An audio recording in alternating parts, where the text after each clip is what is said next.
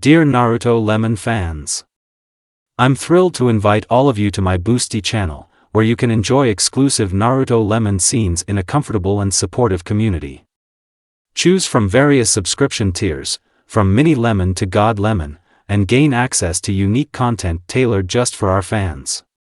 Plus, subscribers to over Naruto Lemon and God Lemon will receive special mentions in my videos. Support my channel and dive deeper into the world of Naruto today. Dare!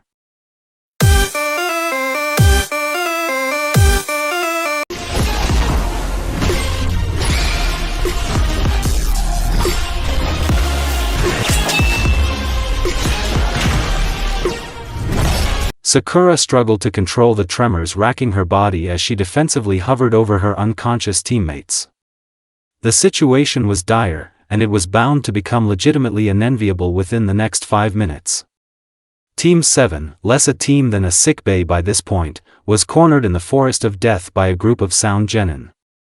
One had a face covered in bandages, was clearly male, and was quite short, and the other two were fairly standard in appearance. I can't stop them. Even one of them would be too much, Sakura lamented as she tightened her grip on the kunai in her left hand. The only female of the opposing team then stepped forward and grinned.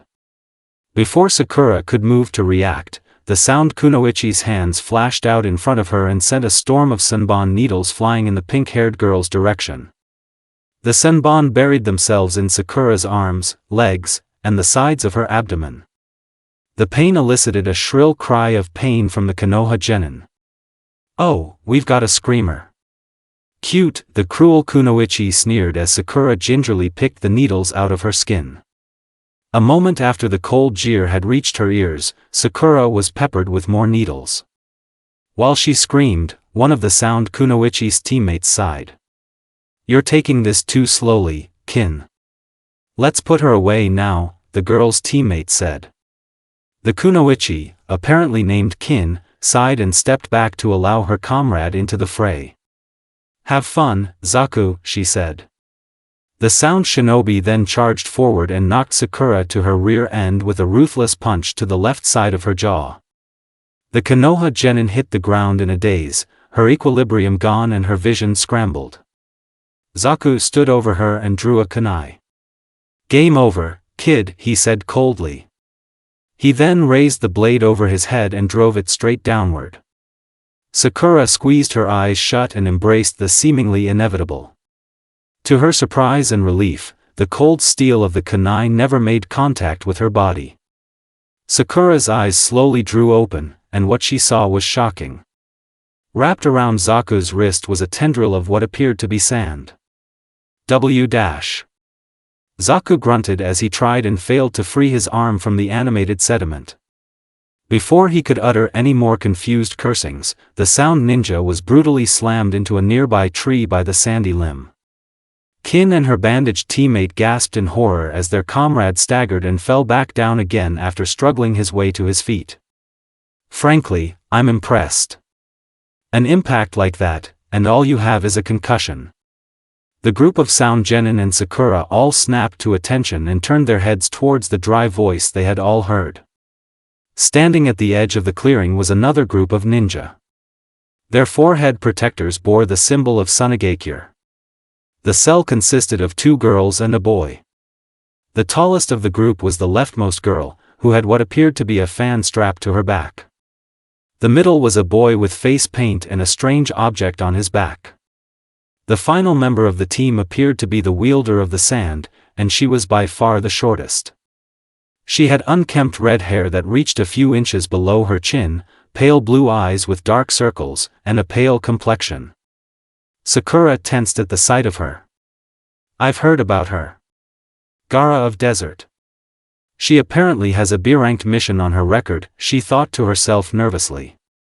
The redhead then took a few slow steps into the clearing, resulting in several respective steps backwards from the ninja occupying it. "Do you want?" Zaku hissed as he attempted to hide his obvious fear. Gaara's blank facial expression remained unchanged as she advanced forward. "I've been following your team for a bit now. Mostly out of curiosity. I'd never even heard of the hidden sound village until recently. I wanted to see if you were worth the trouble, she said eerily, paying his question no heed. Zaku backed up a step, but bumped into the tree he had been launched into. Worth the trouble? What's that supposed to mean? He demanded in a falsely defiant tone. Gaara stopped stalking forward and allowed her first defined expression to form. A dark smirk. The trouble of drawing and quartering, she said in a deadly calm tone. Before the unfortunate sound genin could respond, his neck was seized by another tendril of earth and dust, which was spewing from a gourd on Gaara's back.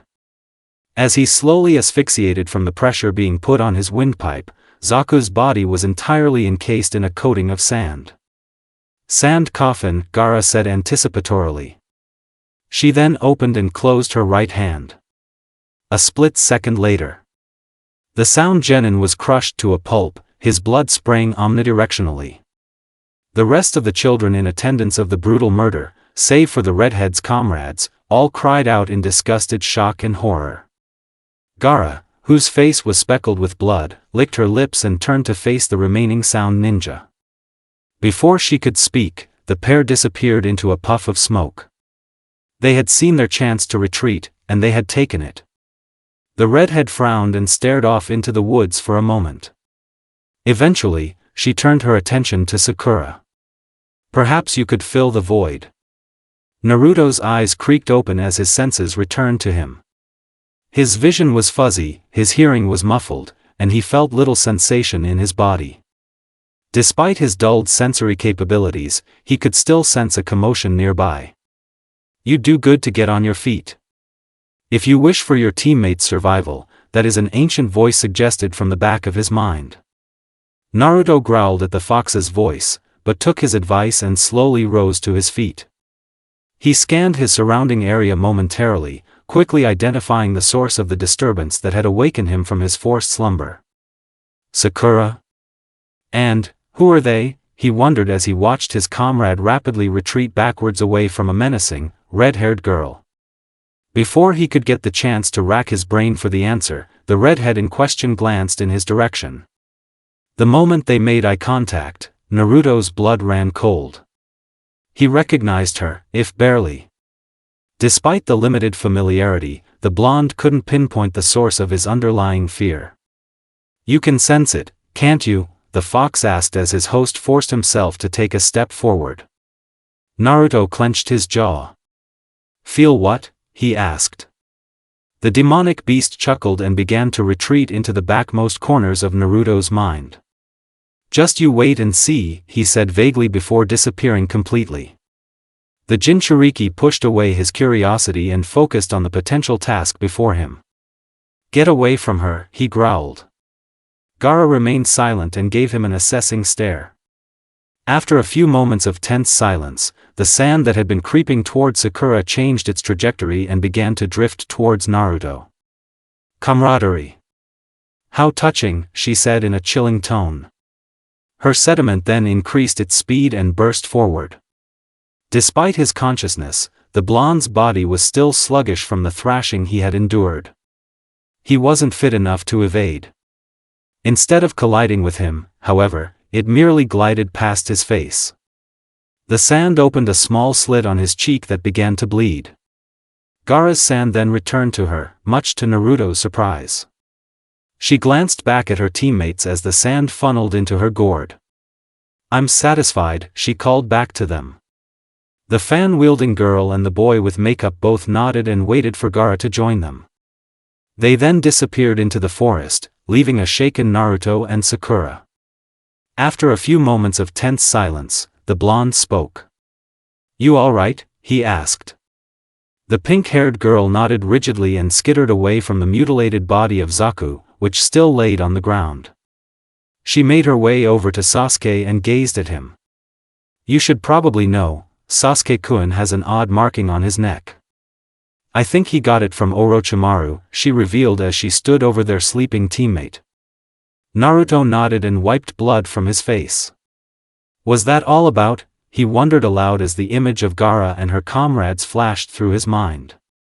Sakura pursed her lips and shook Sasuke a bit to see if she could stir him. From what I was able to gather, they came to kill the Sound Genin. Not sure why, but that's what Gaara suggested, she said in an uncertain tone. The blonde chewed his lip absently and sat down next to Sasuke. If that's the only reason, then that's really screwed up, he said. The teammates then lapsed into silence. For the next 5 minutes or so, nothing was said. The streak of soundlessness was broken by Sasuke, who sat up abruptly. "Where am I?" he asked quickly while his eyes darted in all directions. After a brief explanation of his loss of consciousness, the Uchiha calmed down and took a moment to study the environment more carefully. He quickly caught sight of Zaku's body and scooted back several feet. He quickly calmed himself, but shot his teammates a questioning look. "What on earth happened here?" he asked. Sakura chuckled uncomfortably and attempted to avert her eyes from the corpse. "Where to start?" Kakashi felt a massive weight lift from his shoulders as Team 7 hobbled through the entrance of the tower. They had barely made it, and they looked the part. Naruto's face was crusted with blood from a cut on his cheek, Sasuke looked to be straining against some sort of ailment, and Sakura simply looked exhausted. The Jonin quickly made his way to his team and looked them up and down. As he had previously observed, they were in rough shape. "I already know what happened to you all out in the forest, so don't waste your breath. Get some rest," he ordered them. The children were then directed away by Ibiki, who had been standing nearby. Kakashi watched them walk away intently, catching sight of a strange mark on the back of Sasuke's neck. "Don't waste your energy wondering about it. You definitely need to be worried," Anko, who had suddenly appeared by his side, said bluntly. The silver-haired ninja frowned and eyed the woman, ignoring the fact that she had seemingly read his mind. "You know something?" he asked. Anko nodded and pulled down her shirt to reveal her collarbone, where an identical marking to Sasuke's was. Kakashi's eyes widened. "When and where?" he asked. The enigmatic Kunoichi sighed and stretched her back out to relieve herself of stiffness. "Orochimaru and I have some history that I'd rather not get into. Let's just say that the mark isn't a good thing. Not in the least. If you know anything about Fuinjutsu, you should put it to use and seal that thing," she said. The copy ninja heeded her advice and made a mental note. "What does the mark do?" he asked curiously. Anko took a few seconds to come up with an appropriate explanation. "It acts as a superficial boost in power, a good one in the case of the one Sasuke and I have. Problem is, it kind of drives you insane," she explained. Kakashi furrowed his eyebrows and motioned for her to elaborate further. "It becomes like a drug. The more you use it, the more dependent on it you become. Both mentally and physically. Beyond that, it seems to draw you to the creator of the seal, that being Orochimaru in this case," she said. The silver-haired Jonin pondered the information. "I think I'm going to go ahead and take your advice," he said, beginning to walk away after his team as he spoke. Anko nodded and produced a kunai to file her nails with. "Good plan," she muttered. After a few moments of silent solitude, the proctor launched her kunai into the inner wall of the tower, splitting an unfortunate bug in half in the process.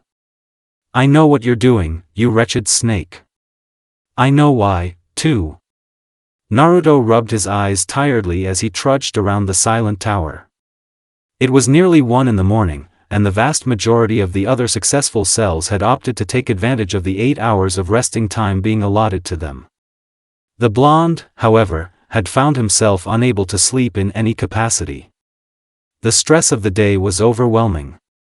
From the encounter with the snake Sannin to strange markings on Sasuke's neck, it all ate away at his composure. And then Kakashi-sensei comes around and snags Sasuke for some reason. So weird, he thought to himself as he rounded a corner. His thoughts then drifted to his sudden awakening during his time in the forest. Multiple things about the scenario had been odd, but none more than the unceremonious manner in which he had been quite clearly spared by Gaara of the desert. Her reasoning for allowing himself and Sakura to live was beyond him. And the answers to those questions seemed utterly unfindable. It doesn't make a lick of sense. We were sitting ducks. Ripe for the picking. What was her deal, he pondered, a bit of frustration creeping into his emotional matrix. Then, as if in direct response to his dumbfounded wonderings, a shifting sound caught his ear. The blonde whirled around to see Gaara, looking as blank-faced as she had while ruthlessly murdering Zaku, sitting on a bench by the wall. Is your problem? Don't sneak up on people, Naruto snapped as he regained his wits. The redhead's reaction was entirely non-existent. She simply stared at him. I've been sitting here for nearly an hour. I did no such thing, she said matter-of-factly. The blonde clenched his jaw and stepped back, fear surging through him despite his best efforts to contain it. You could have at least said something when I walked by, he said defensively. Once again, Gaara gave him no discernible reaction. And why would I be obligated to inform you of my presence? If anything, you are the intruder in this case, she pointed out calmly. Naruto forced himself to calm down. He then took a deep breath and steadied himself. What are you doing awake? It's really late, he asked. Gaara shrugged and gestured to the black circles under her eyes. Sleep has never come easily to me, she explained in a monotone manner. When Naruto didn't immediately respond, the redhead countered his question in kind. What is your excuse? She inquired. The Konoha genin, being quite tired in spite of his inability to sleep, sighed and gave her a hard look. I can't sleep. Thanks in part to you. Seeing a crushed corpse can screw with a guy, you know, he said sarcastically. Gaara tilted her head to one side at the accusation. I thought that killing was relatively clean. I was quite proud of it, actually, she said, sounding almost disappointed by Naruto's description of the corpse. Cleaned my ass. That was brutal. Besides, how can you be proud of killing somebody? Naruto demanded rigidly. The redhead brushed a strand of red hair behind one of her ears. Why wouldn't I be? I got what I came for, which was blood and satisfaction. I got those things without any trouble at all, she asked, seemingly unaware of the disturbing nature of her words. The blonde stared at her silently for a few moments. Satisfaction for what? He asked, fearful of the potential answers he may receive. Gaara's composure, for the briefest of moments, gave way to something else. Mother, she said vaguely, a glint of life flashing in her pale blue eyes for a split second. Correctly deducing that pressing the issue any further was anything but wise, Naruto switched topics. Why did you let us go? He asked abruptly. The redhead shrugged and scratched her cheek. A few reasons. Your female comrade was pathetic to the point of being unworthy of my time, and your awakening came at an opportune time from your perspective. The high was gone at that point. And as I said before, I had gotten what I had come to get. Mother had been appeased, she said. Naruto shuddered at the second appearance of the maternal terminology, but once again chose to ignore it. Thanks, I guess, he muttered, feeling the need to respond in non-antagonizing fashion for the sake of his own safety. Gaara shook her head and shifted her gaze to meet his. It was not a gesture of kindness. You were fortunate, and you would be wise to remember that, she clarified bluntly. Naruto scowled and turned to leave. Yeah, sure.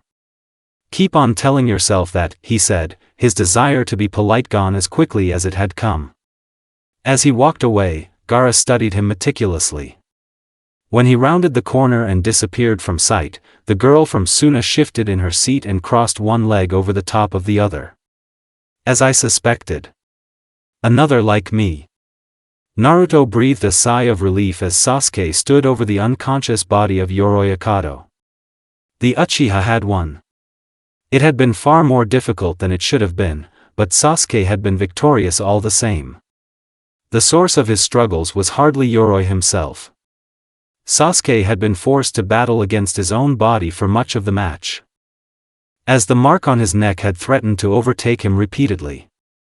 Despite the ailment, he had gutted his way through to a brutal finishing sequence of his foe. Yoraya Kato is unable to continue. The winner is Sasuke Uchiha. Genma announced from the floor of the enormous room. Sakura and Naruto both cheered from the stands as their teammate hobbled towards the stairs. Unfortunately, he collapsed before he could make it even 3 steps up. The instant he fell, Kakashi was there to catch and support him. The pair then disappeared just as they had the previous night. What was all that about? Sakura wondered aloud. Naruto frowned and drummed his fingers on the railing of the observation deck. The mark on his neck. Kakashi-sensei took him away last night to deal with it, but I think Sasuke convinced him to leave it be. Seems like that was a mistake, he hypothesized. There was then a brief intermission as Yoroi's unconscious form was carried from the makeshift battlefield. In that time, Naruto's mind wandered. This whole thing is meant to be stressful, that's the point, but man, this has been brutal. They wake us up at 6 in the morning, drag us in here, and then start drawing names, he thought to himself tiredly. A look at the genin around him revealed a similar sentiment towards the rigorous schedule of the exam. They were all weary, with a variety of cuts and bruises on their faces. Except one. Gaara stood off in the far right corner of the observation deck without a mark on her face, save for the black circles under her eyes. The blonde narrowed his eyes as he studied the redhead. She was certainly disheveled looking, as her hair was unkempt and she wore no makeup, but there was a connectedness about her entire demeanor and appearance. As though everything were in its place. Perhaps it was the easy composure with which she assessed the world around her, or the ruthlessness she was capable of unveiling at the drop of a hat, but Gaara of the desert utterly terrified Naruto. Luckily for the Jinchuriki of Konoha, the intermission ended before he could fall further into the trance of deciphering the puzzle of the sand kunoichi. Listen up, all of you. There's been a change in how these preliminary matches are going to work. For one of you, at least, Genma said loudly, catching the attention of the group of genin in an instant. Once it was clear that he was the center of focus, the proctor elaborated. We've ended up with an odd number of contestants, which means that one of you is left out in the cold without a dance partner. To solve that problem, we've decided that one of you is going to have the privilege of fighting twice, he explained, eliciting an uncomfortable shift from the group of young ninja. Take a look up at the board, Genma ordered. The genin did as they were told and turned their attention to the large randomizer on the wall, which was spinning rapidly. After a few moments, If stopped. Oh God! It! Naruto cursed as his name and picture flashed on the dim screen. Genma chuckled and shot the blonde a look of veiled sympathy. Lucky you, Naruto. You get to fight twice, he announced. The Jinchuriki grumbled a bit before asking a pertinent question. What if I lose my first fight? He asked pointedly. The proctor shrugged his shoulders and yawned. You get another shot in the form of your second fight. That's your incentive for doing this, though there are still risks. If you win both fights, you move on without consequence. If you lose your first and win your second, you still move on. But, if you win your first and lose your second, you don't move on, he explained. The blonde thought for a moment, eventually coming to the conclusion that the terms were reasonable. Fine. Now let's get on with this, he said impatiently. Genma nodded and signaled for the board to randomize itself again. The first pair of names to appear were Kankuro of the desert and Misumi Tsurugi. The match ended fairly quickly, with Kankuro, who was a puppeteer, brutalizing the unfortunate genin with a savage display of puppeting prowess. The next match was a tad more interesting, with Sakura and Ino battering each other to a draw. That was messy, Naruto muttered as both girls were carried up the stairs by medical staff. Neither had sustained major damage, other than a minor concussion in both their cases. Without waiting for either girl to awaken, Genma set the board again. This time, the names that appeared were Temari of the desert and Tenten. She's one of the people who was with Gaara in the forest, Naruto thought to himself as the combatants made their way down the stairs and towards Genma to receive their instructions. The blonde then briefly recalled the brutality with which Kankuro, another member of the Sand Village's cell, ended his foe's prospects of becoming a chunin and shuddered. Before he could ponder the incoming savagery any further, Genma ordered the pair of kunoichi to assume their positions to begin the match. "Now, if you're both ready, you may begin," the proctor yelled. Tenten, being a user of weapons and projectiles, immediately launched a series of kunai and shuriken at Temari. Despite the maelstrom of weaponry flying in her direction, the sand kunoichi did not move from her spot. Instead, she simply flicked open the fan on her back for a split second. Somehow, the subtle movement sent all of the projectiles flying in the opposite direction. Tenten was able to avoid the reflected kunai, but the evasive maneuver had forced her backwards several feet. How's she doing that? Naruto wondered to himself as Temari deflected another barrage of projectiles with one simple twitch of her fan. After another 5 minutes of effortless defensive goading from Temari, Naruto got his answer. Seemingly bored of playing with her food, the fan wielder fully opened her fan for the first time. She then whipped it around and launched a massive wave of serrated wind at her opponent. The miniature hurricane instantly ripped Tenten from the ground and suspended her high up in the air. A collective gasp of awe, and even a bit of horror, was drawn from the observing genin as Temari's wind mercilessly tore into Tenten's body. Cuts were appearing on her body with a quickness as she was strung up in the air against her will, and the wind didn't seem close to subsiding. After an uncomfortable stretch of what essentially amounted to extended torture, Temari's wind jutsu fizzled out. Tenten dropped from the air towards the ground at alarming speed, seemingly bound to be splattered on the stone flooring. She's going to die, Naruto thought urgently. Just as the thought crossed his mind, Tenten was prevented from hitting the floor by Temari, although in incredibly cruel and brutal fashion. Instead of opting to let her foe fall to the ground, the sand kunoichi closed her steel fan and stuck it out in front of her. Tenten then landed on the butt of the metal fan backfirst with a sickening thud. Temari then tossed her unconscious body away. Before the kunoichi's body could hit the floor, she was scooped up by Rock Lee, a teammate of hers. There was a brief trading of verbal barbs between the genin, but they were quickly broken up by Genma. Once the festivities were over, Temari made her way up the stairs and swiftly returned to her team with a smug grin on her face. Naruto's hands curled into fists at the sight of her. Cruel bitch. You'll get yours someday, he thought to himself rigidly. As with his fearful assessment of Gaara, however, the blonde was afforded little time to ponder the ruthlessness of Temari. The next matchup quickly appeared on the board and interrupted his thoughts. Shikamaru Nara will now face Kin Tsuchi. Genma announced loudly. Shikamaru, who was standing a few paces to Naruto's left, sighed heavily and shoved his hands in his pockets. The Nara then plodded dejectedly towards the stairs to participate in his match. Once both he and the sound kunoichi were before Genma, the proctor called for the match to begin. What ensued was a hilariously apathetic and tepid performance from Shikamaru in which he spent nearly 5 full minutes simply plucking needles out of his arms and legs before seeming to consciously decide to win. Once he did so, he linked his shadow to Kin's and forced her to slam the back of her head into the concrete wall of the room.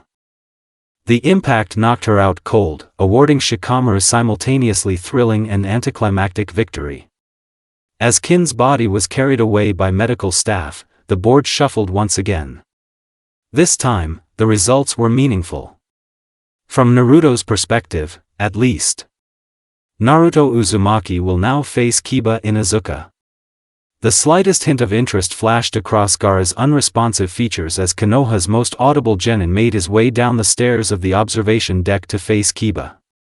The preliminary round had been exceptionally dull, and virtually nothing interesting had occurred. Those who were expected to win won, and those who were expected to lose were defeated.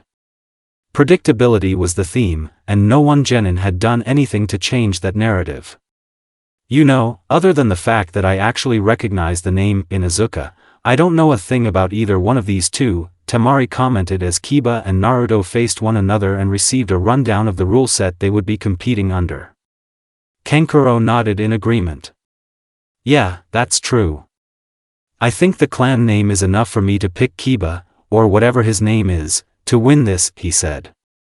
Gaara, much to the surprise of her siblings, spoke up. I'll play devil's advocate.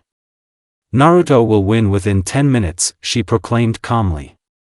Temari raised an eyebrow at the prediction and gave her sister an odd look. What makes you say that? She asked skeptically, conscious of her tone so as to not aggravate the redhead. Gaara rested her elbows on the railing and tucked a strand of crimson hair behind her left ear. Clan recognition or not, Inuzuka-san has no business facing off against a being like Naruto, she said vaguely.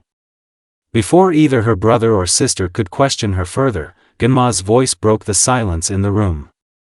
Begin. He ordered Naruto and Kiba.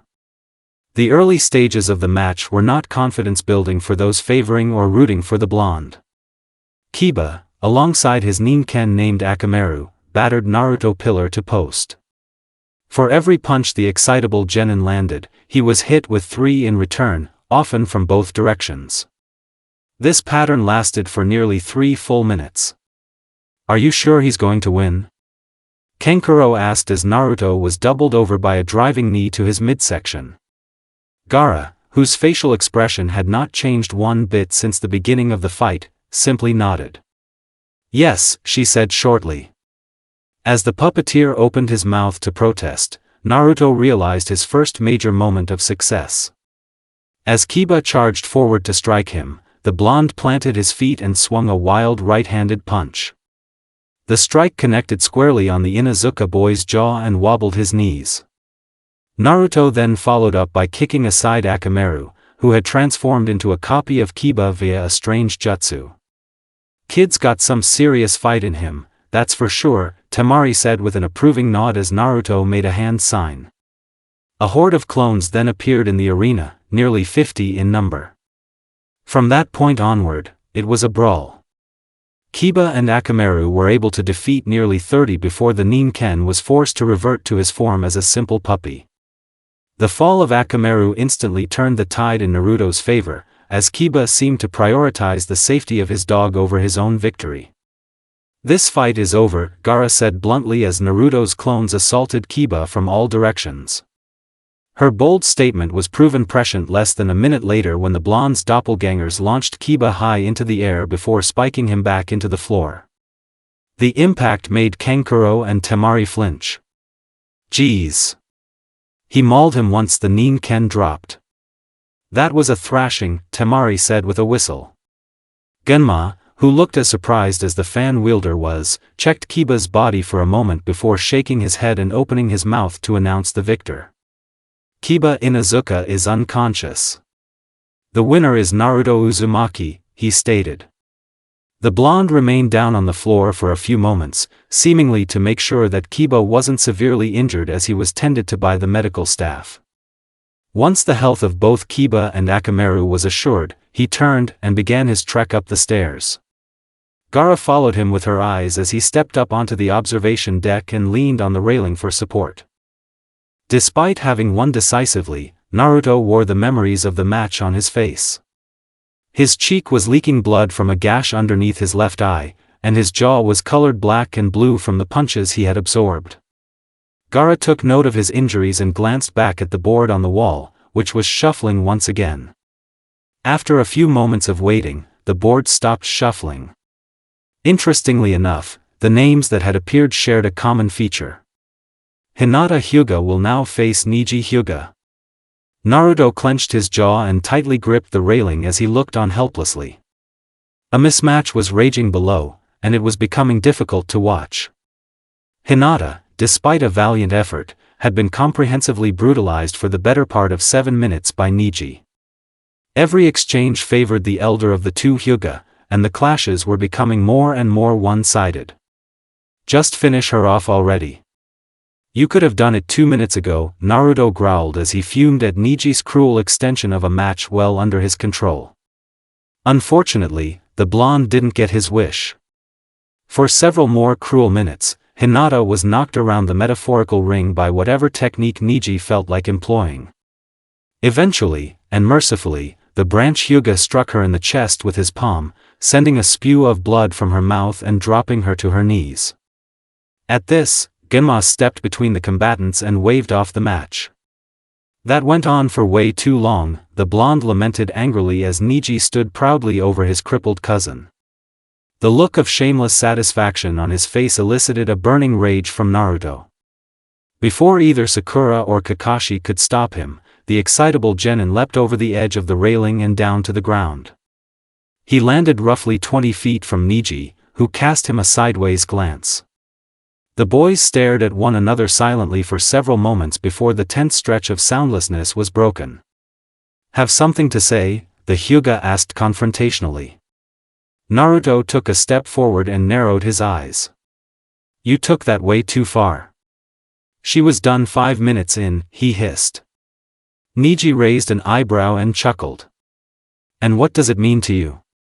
"To my knowledge, the two of you haven't spoken before," he asked.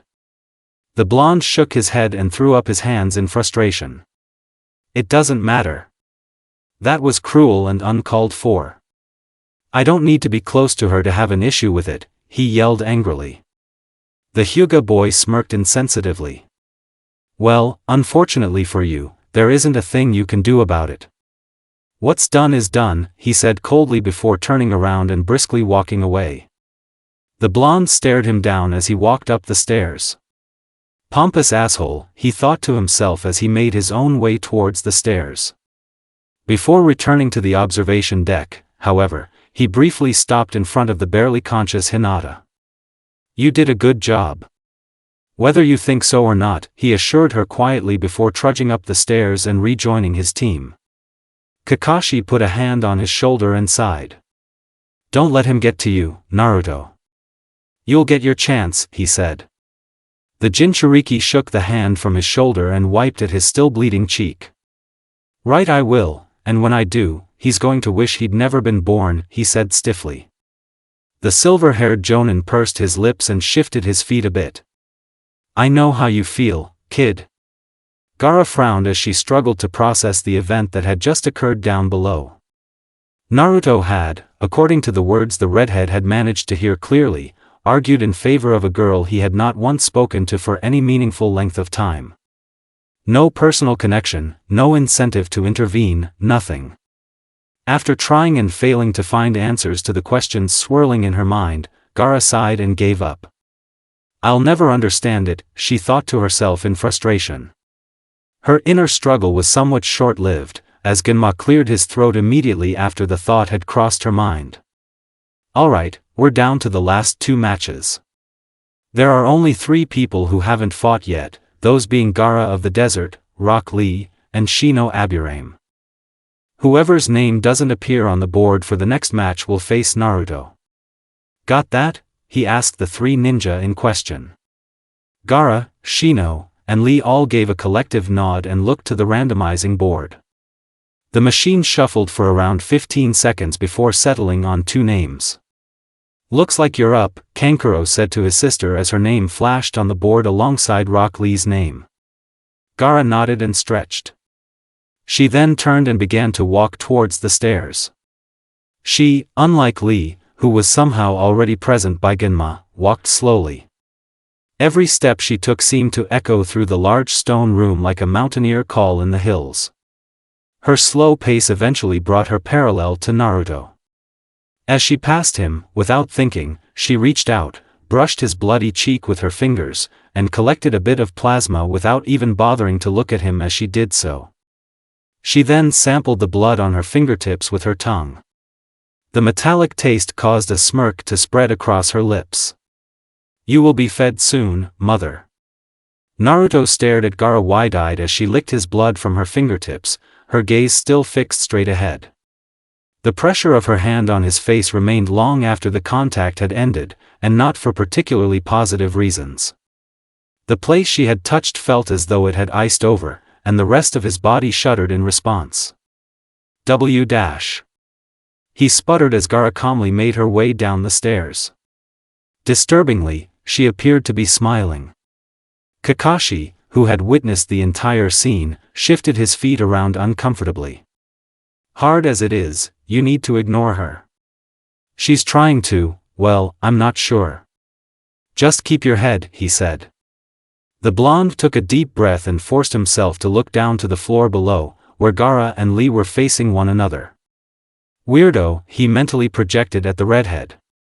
A few moments after the thought had crossed his mind, Genma looked to either combatant and motioned for them to begin fighting.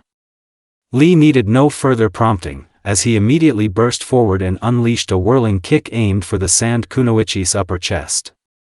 The strike never came close to landing. That sand, it moved on its own, Sakura, who had recently awoken from her concussion-induced slumber, said in awe.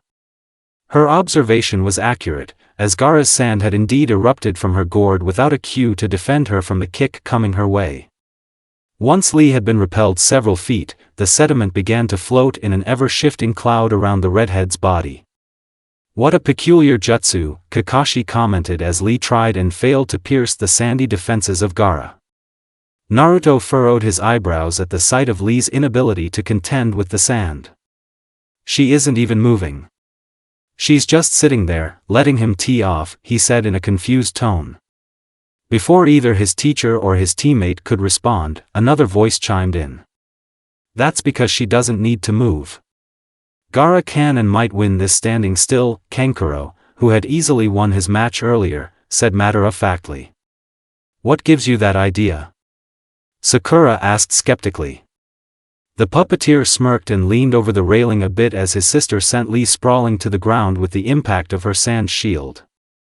I've seen her do it before, to more highly ranked ninja than this Lee guy.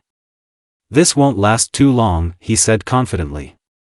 Despite a strong desire to refute the statement, Naruto found that the evidence against such a counter-argument was mounting quickly in the arena below. Lee had absolutely nothing for Gaara. Every tactic, every approach, it was all countered and punished by the sand cloud of animated sand.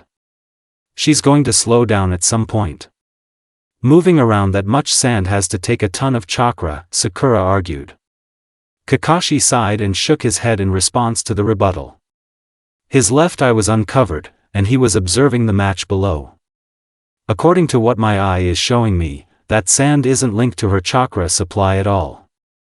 I don't know how that's possible, but there's no disputing it. She won't be slowing down anytime soon, he said grimly. Naruto wrung his hands and looked on helplessly as his fellow Konoha genin was ragdolled by Gaara. Come on, Lee. Find a way, he silently encouraged his comrade. His hopes were further dashed on the craggy shores of Gaara's overwhelming assault a moment later when the redhead flung the jumpsuit-wearing genin into the stone wall with a sickening thud. This may be it, Kakashi lamented as Lee struggled to his feet nursing what appeared to be a broken rib. Little did they know, Lee was far from beaten. Lee grimaced and staggered to his feet. He was tired, sore, and frustration was beginning to creep in. 5 minutes had passed since the commencement of his match with Gaara, and the leaf genin had done absolutely no damage. Every time he stepped forward to attack his foe, a wall of seemingly sentient sand would erect itself and protect the redhead from harm. Even more insultingly, Gaara had not moved from her starting position. She had simply stood in place and watched Lee fail to strike her repeatedly. I cannot hit her with the weights on. That much is clear.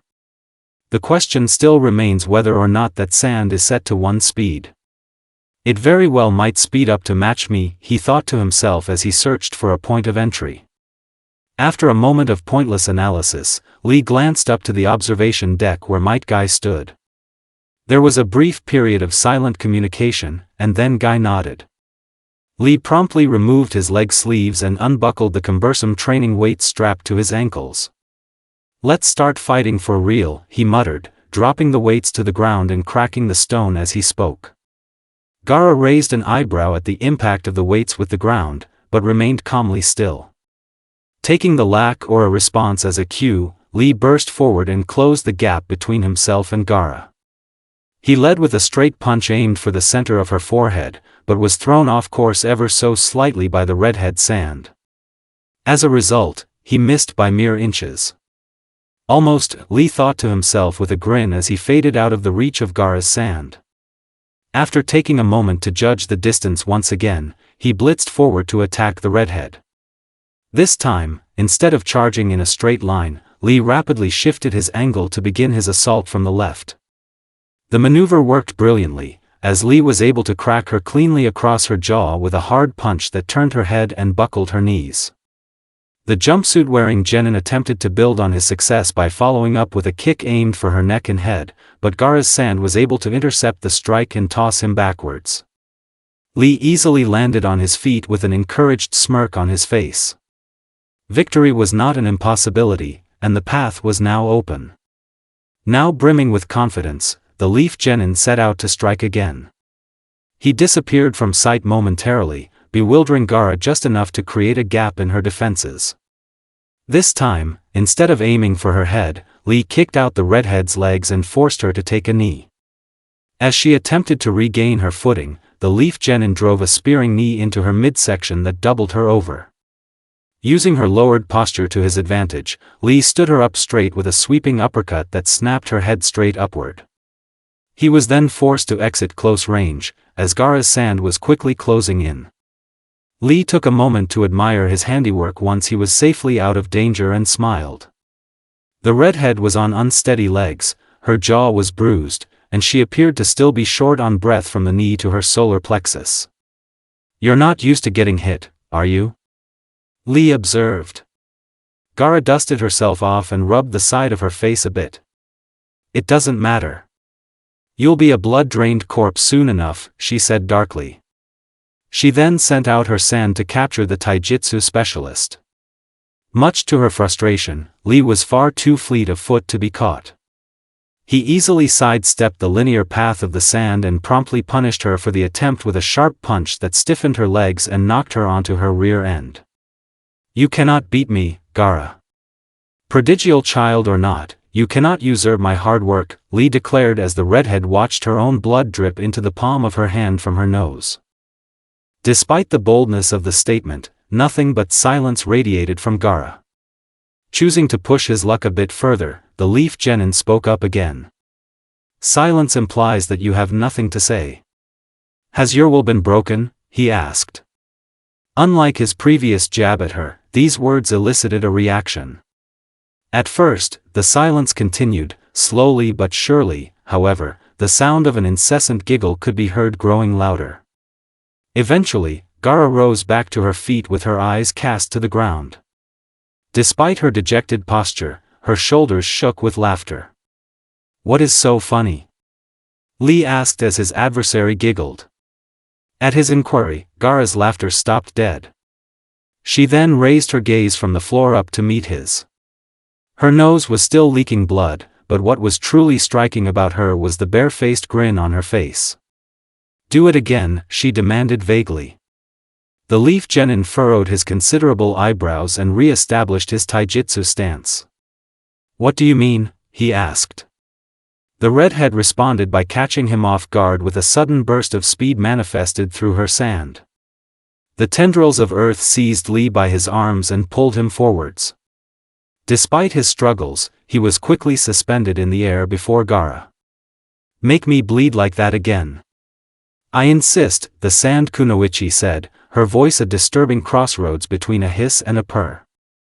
Lee quickly obliged and slammed his knee into the bottom of her chin, forcing her sand to release him from its grasp. The leaf genin rapidly cartwheeled backwards to recreate space, but soon discovered that he was no longer faster than Gaara's sand by any degree. He was easily tripped up by the sediment and sent sprawling to the ground. "Come now, don't shy away. Things are just beginning to get fun," Gaara called out to him as he rose to his feet and backed up to regain his bearings. "I assure you that I'm doing no such thing," Lee growled. He then pushed himself forward with a massive amount of effort, further increasing his speed. Gaara's sand was unable to compensate for the sudden increase, allowing for the leaf genin to launch the redhead backwards into the wall with a hard kick to her chest. The moment her back hit the boundary, Lee charged into range and cracked her across the left side of her jaw with a hooking punch with his right arm. Opting to gamble, Lee planted his feet and ripped two brutal strikes into her ribcage and temple respectively. Much to his dismay, the grin had still yet to leave her face. Good. Now give me more, she whispered in his ear as her sand closed in to crush him. Lee managed to suppress his fear and shock just enough to mobilize himself in time to leap out of the way of the sand. As he landed, he looked back to the wall, where Gaara stood unfazed despite the varied assault her ribs and skull has sustained. Even more eerily, she appeared to be anything but discouraged. She's mad. Completely and utterly insane, the Leaf Genin thought to himself fearfully as his foe calmly strolled towards him. A cut had been opened by Lee's knuckles on the side of her forehead, and the laceration was coloring the left side of her skull to match her crimson hair. I can't beat her this way. I get a strong feeling that she let me land those strikes. I can't hurt her in any meaningful way as I am now, he thought to himself as he circled Gaara. For the second time that day, the Leaf Genin looked to his instructor. And for the second time that day, Guy nodded. Lee then crossed his arms in front of himself. No, it can't be, Kakashi said, his tone radiating shock and disbelief as Rock Lee's chakra became visible around his body. The silver-haired ninja turned his attention to his left, where Guy stood in observance of his student's brutal contest.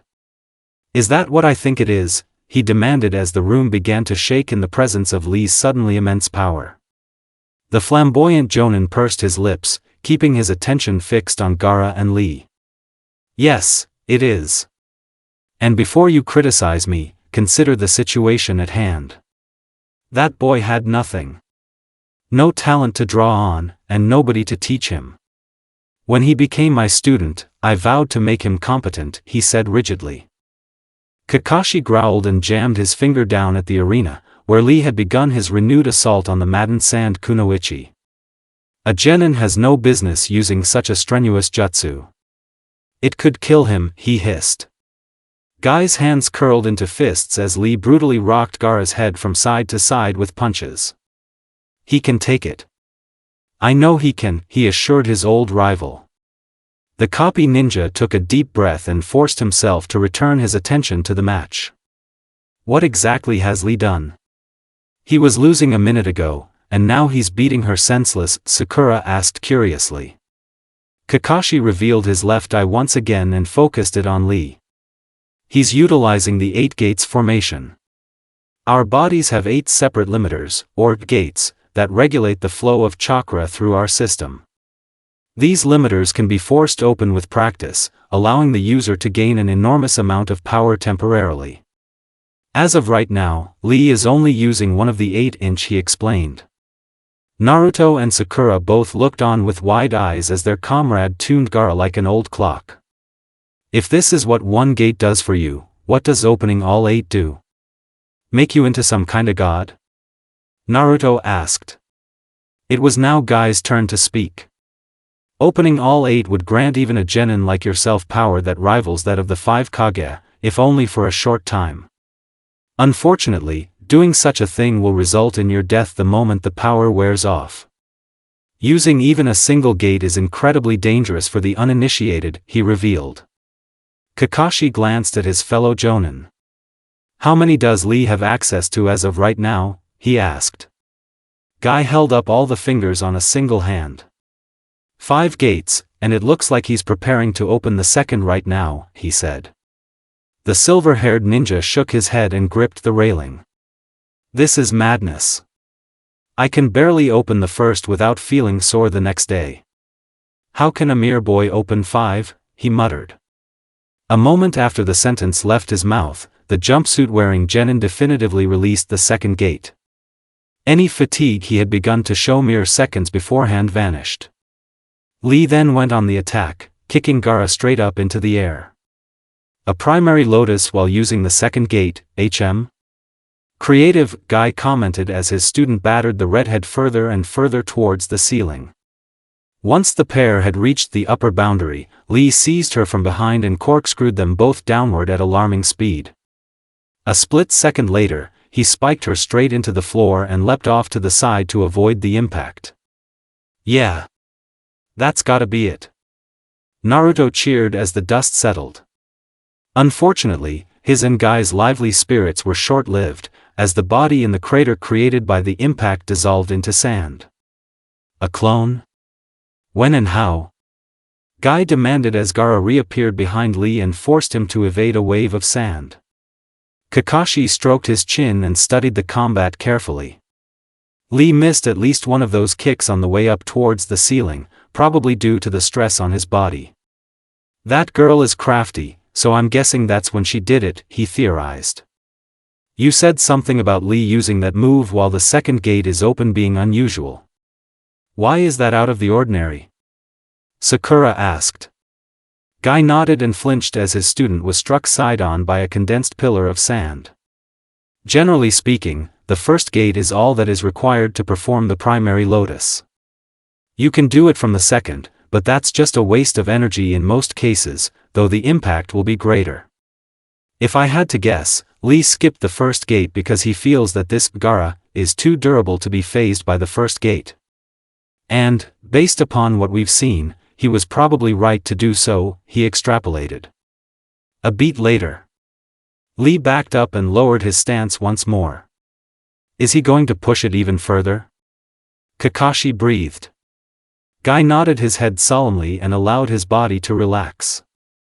Yes, it seems so. I don't know who that girl is, but she certainly isn't a normal genin. Anybody else in this room, even Niji, would be unconscious by now. Either that or dead, he said. Sakura shuddered as she recalled Gaara's brutal and ruthless murder of Zaku. She's anything but normal, she said tensely. A massive pulse of intense chakra then ripped through the room, signifying the conclusion of Lee's ascension. He's at 4 gates, Kakashi reported. Before any of the observers could react, Lee crushed the distance between himself and Gaara in an instant, breaking the sound barrier along the way. The redhead was then launched into the air as she had been once before. Then, an assault of monumental magnitude occurred in the airspace of the stone room.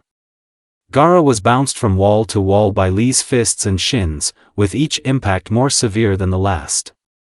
After a 30-second thrashing through the air, Lee released one final expulsion of chakra and prepared his ultimate strike. 5 gates. His body is ripping itself to pieces, Kakashi said with wide eyes. At those words, Lee unleashed the last of his body's tolerance into a violent punch to Gaara's gut. The redhead was sent soaring to the ground as Lee fell from his aerial post. Gaara's body was crushed into the floor and sent up a storm of dust and debris. There was then a stretch of tense silence as the obstructions cleared. What I saw was horrifying. Gaara stared up at the ceiling in a daze. The room was spinning, and her sense of direction was temporarily wrecked. After a few moments of reorientation, the redhead gasped for air and moved each of her limbs to make sure they were still intact. Much to her surprise and relief, none of them appeared to be broken. It took only a brief consideration for the sand kunoichi to decipher. Savior of her life had been. Pressed to her back was the remnants of her gourd, which had melted itself into a cushion of sand. The impact would have killed me, no question. How jarring, she thought apathetically.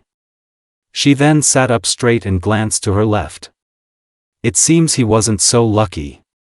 Oh well.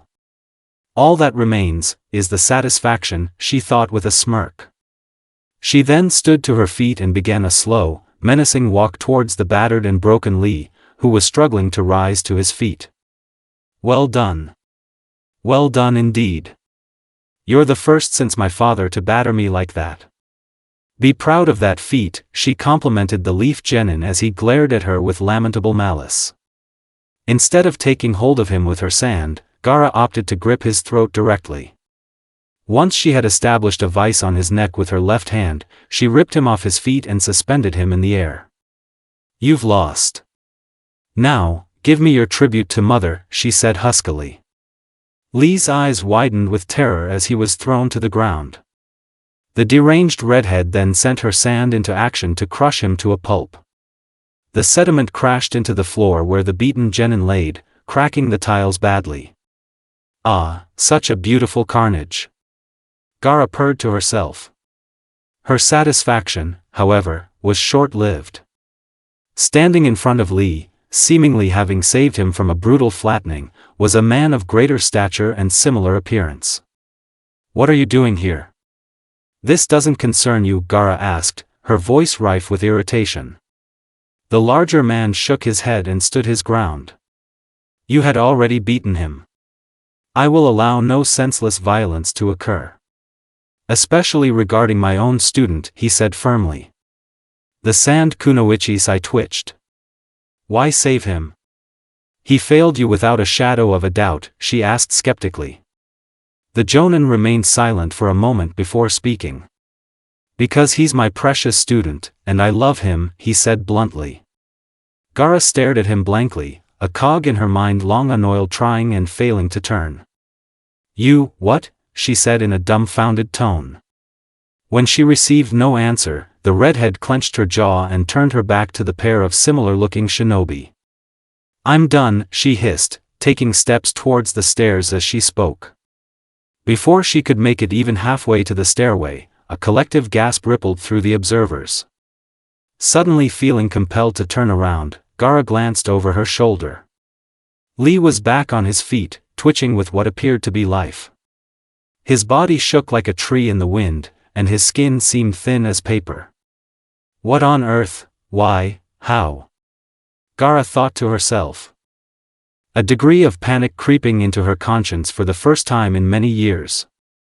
After a few moments of confusion, it was discovered that Lee was, in fact, entirely knocked out despite his erect posture. At the revelation, Gaara relaxed and trudged her way up the stairs. Once she reached the observation deck, she made a slow walk for her siblings. Along the way, she stopped parallel to Naruto, who eyed her with abundantly obvious fear. Instead of reaching for his cheek as she had before, she put a hand on his shoulder and allowed a dark smile to creep across her lips. Thank you for your earlier donation, Naruto. Naruto spit blood out of his mouth as he marched Shino towards the stone wall. His head hurt, his reserves of chakra had been drained, and all he had left was his physical endurance. Shino's bugs, as it turned out, were capable of consuming chakra upon contact, and they had. The blonde nearly dry. The boys were deep into their prearranged match, and despite his compromised state, Naruto was pressing his advantage. Maybe I should have just let Kiba win. I probably wouldn't be as tired, he thought to himself as he snapped Shino's head back with a labored punch. The feeling of exhaustion was far from foreign to the Jinchuriki, meaning that he was more than capable of competing under such conditions. It appeared that Shino couldn't say the same. He's folding. I just need to keep pressuring.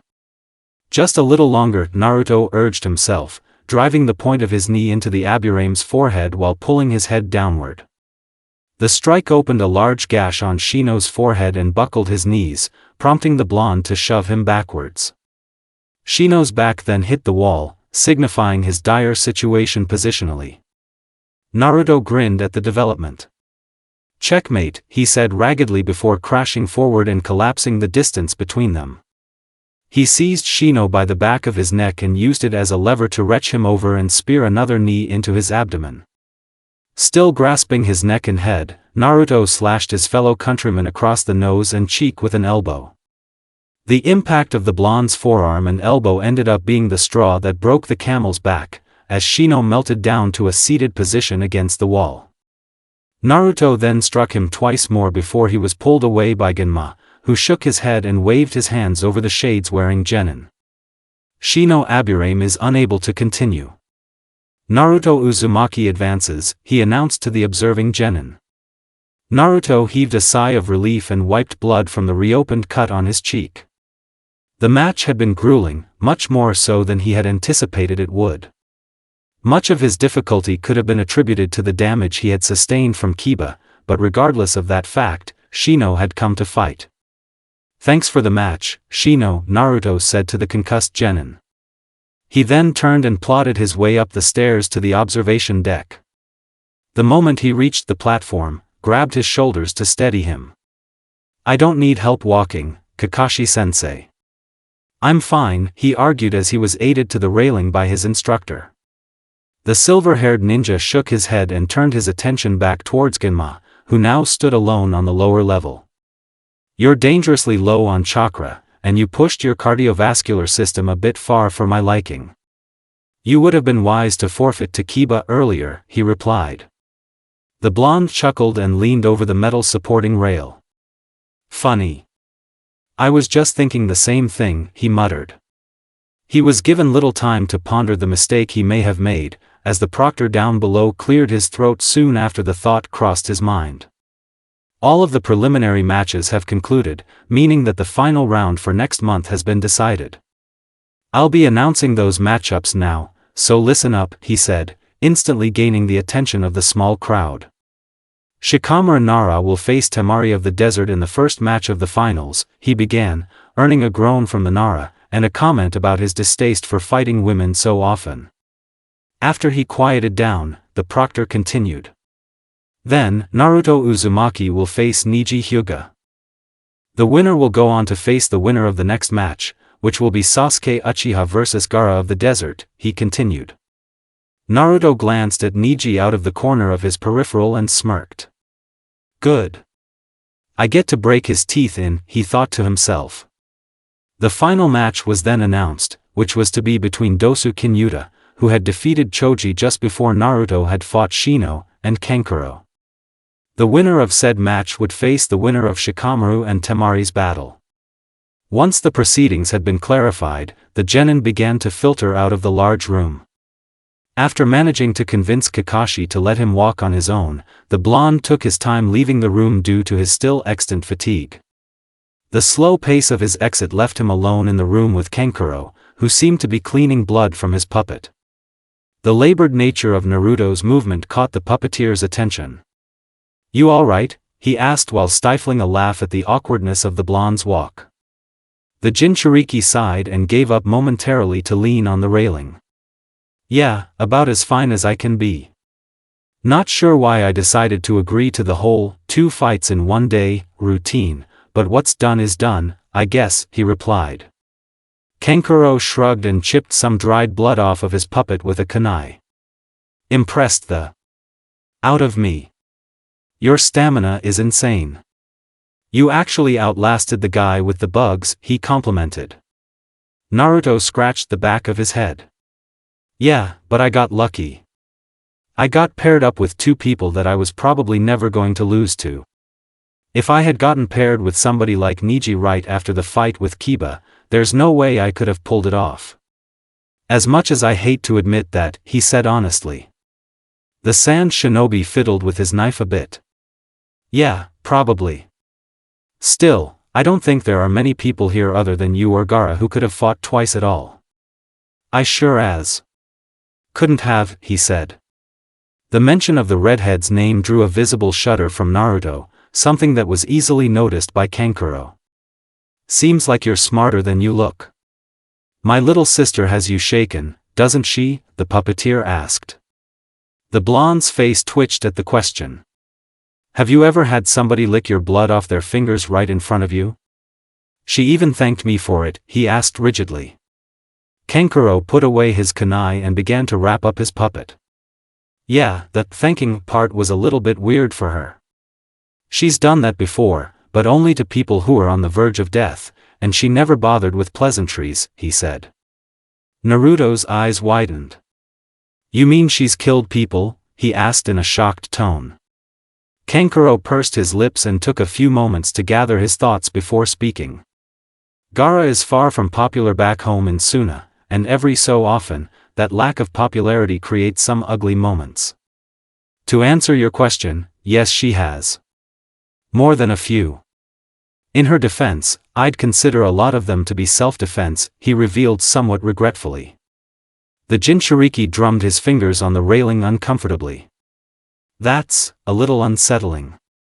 Why isn't she popular? Like, she's weird and creepy, but you make it sound like she's hated, he asked skeptically. Kankuro shook his head and strapped his puppet to his back. Yeah, it is unsettling. Especially from your perspective, given the weird interest she seems to have in you. As for why she isn't popular, that's not something I can tell you. You'll probably find out on your own at some point, he said. Naruto frowned and opened his mouth to press for more details, but by the time the words came out, Kankuro had left the room. Great. A psychotic murderer has an interest in me. As if today couldn't get any more exhausting, he grumbled mentally as he forced himself to separate from the railing and begin his slow trek out of the room.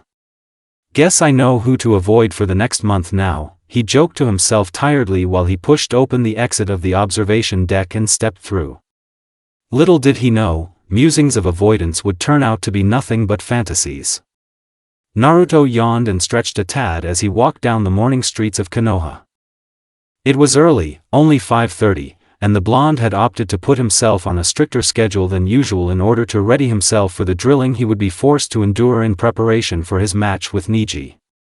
Due to the lack of a properly risen sun, it was fairly cold, meaning that the walkways and streets were more or less unoccupied. It's drizzling. Of course, the blonde thought to himself, a degree of irritation sneaking into his subconscious at the feeling of chilling moisture against his skin. It had been roughly 2 days since the preliminary round of the Chunin exam, and Naruto had thought of little else but Niji Hyuga and what methods he would use to batter him. A smirk spread across the blonde's face as he visualized the arrogant Hyuga falling to his knees in the wake of a vicious and unrelenting defeat. That's gonna be fun, he thought to himself darkly. As he reveled in the potential possibilities, he rounded a corner and began to walk down a more secluded street. Given that it was still dark and rain-induced mist was fairly thick in the air, it took the blonde a bit too long to realize that he wasn't alone on the street. Completely detached from his surroundings for the moments, Naruto accidentally ran into another person, knocking them to the ground unintentionally. Oh geez, sorry about that. Are you Dash? The blonde began as extended a hand down to the person he had bowled over. His words froze in his mouth when he recognized the person he was offering assistance to. Seated on her rear end with a characteristically blank look on her face was Gaara, whose face and hair were soaked with the morning drizzle. Good morning, she greeted simply. Feeling as though it would be rude not to assist her despite his fear, the blonde fully extended his hand down to her. Sorry about that. I wasn't paying attention, he stammered tensely. The redhead studied the hand intently, seemingly trying to decipher the meaning of its position in proximity to her. After a few moments, she stood up on her own unaided. You already apologized to me, she pointed out while dusting herself off. Naruto rapidly searched for an appropriate response, but came up empty-handed. There was then a stretch of silence. Just my luck. First it rains, then I run into her in an empty street, Naruto lamented as Gaara gazed at him apathetically. Eventually, he asked a question. Why are you up and out so early? He asked. The girl from Suna shrugged and slicked her hair back to better manage it. As I already told you, I don't sleep very much, and when I do, it's always short-lived. What about you? Why are you awake at this hour? She inquired. The blonde mentally kicked himself for forgetting their previous encounter in the tower. I'm trying to get into a routine for my match. Only so many hours in a day to use for work, you know, he said.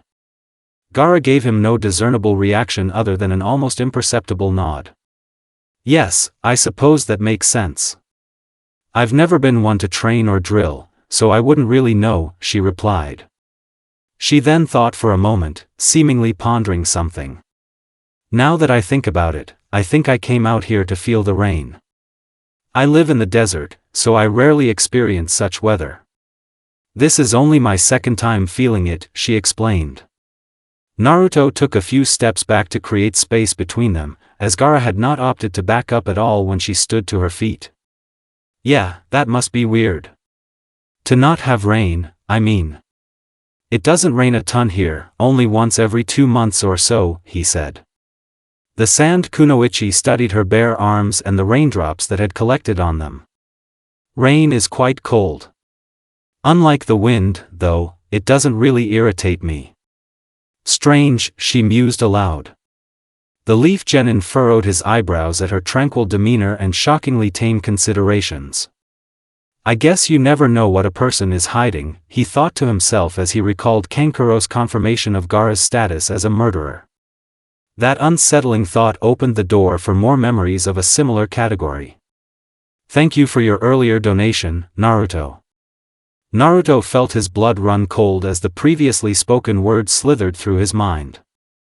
More than fear, however, the blonde felt a wave of curiosity and confusion washing over him as he looked upon the crimson-haired girl before him. How is she so calm? She was screaming for Lee's blood less than 2 days ago, and now she's all starstruck about the rain, he wondered to himself. How long have you been out here? He asked. Gaara turned her attention from the sky above back to him in response to his question. Around 3 hours. I was able to sleep for 30 minutes from about 2 to 2:30 this morning, so I had some extra energy, she said matter-of-factly. Naruto's eyes widened. It's like 40 degrees out, and you're wearing a short-sleeved shirt. Aren't you cold? He asked, dumbfounded by the prospect of a person simply walking about in such conditions with so little covering. The redhead shrugged. Temperature has never bothered me very much. I've lived in heat my whole life, and the cold numbs me, so I don't feel it. Are you bothered by the cold? She asked. Naruto nodded and pulled his jacket more tightly around himself. Yeah, I guess so. Not that I haven't gotten used to spending time in it, though. I get locked out sometimes, he said with a chuckle. The redhead showed a frown for the first time since their meeting that morning. If it's your home, how can you be locked out? Does your family dislike you? She asked. The leaf genin scratched the back of his head uncomfortably. I don't really have one, actually. My door is wonky, and it locks itself sometimes. Weird as that sounds, it's true, he said, trying to mask his discomfort with a humorous tone. For a brief moment, Gaara's face twisted into a defined expression. One of familiarity. It vanished as quickly as it came, hidden well by a flash of morning lightning. Ah, I understand. Perhaps you should replace the door, or fix it, she suggested. Naruto shook his head and patted his pocket symbolically. I'm a little short on money, so that probably won't happen for a while. Not that I mind. It always unlocks eventually, he admitted. Gaara assessed him carefully and stepped forward. You look extremely ragged. Your face is still bruised and cut, and your breathing pattern is erratic and choppy, she observed bluntly. Naruto immediately felt his fear resurface at her sudden interest in his injuries. He shifted his feet uncomfortably and glanced to his left, spotting a corner turning onto another street. Yeah, I guess so. I did fight twice during the prelims, so I don't think it's all that weird. Now, I know this is sudden, but I need to start my training, he said quickly before maneuvering around Gaara and making his way to the previously identified corner, around which he walked to disappear from sight. The girl from Suna watched him leave and tilted her head to one side, causing a strand of damp hair to stray down onto her forehead again. Did I say something unusual?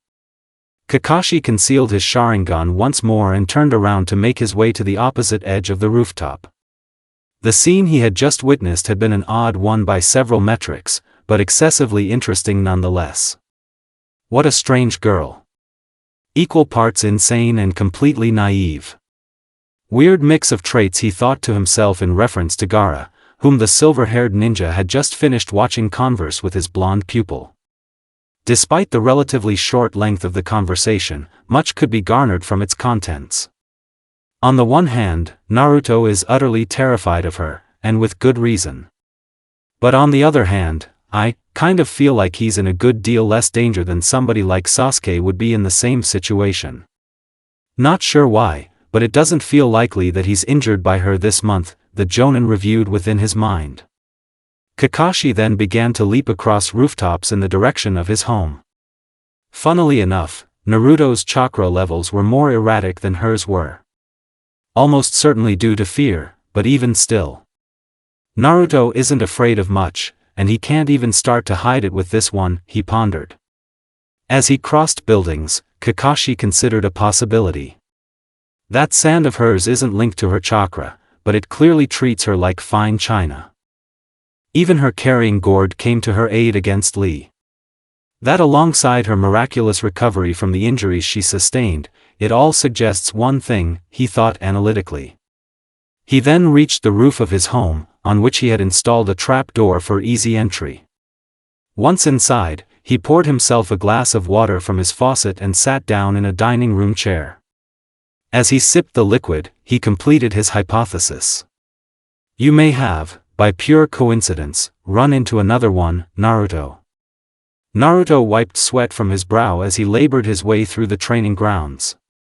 Drilling had been rigorous, and despite his genuinely excellent level of natural conditioning, he was sore and sluggish as a result. After some argument, the blonde had badgered Kakashi into splitting time between himself and Sasuke for instruction.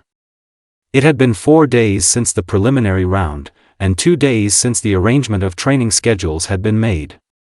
When he wasn't being critiqued and spared by the silver-haired ninja, Naruto was studying a book he had stolen from the library that pertained to the gentle fist.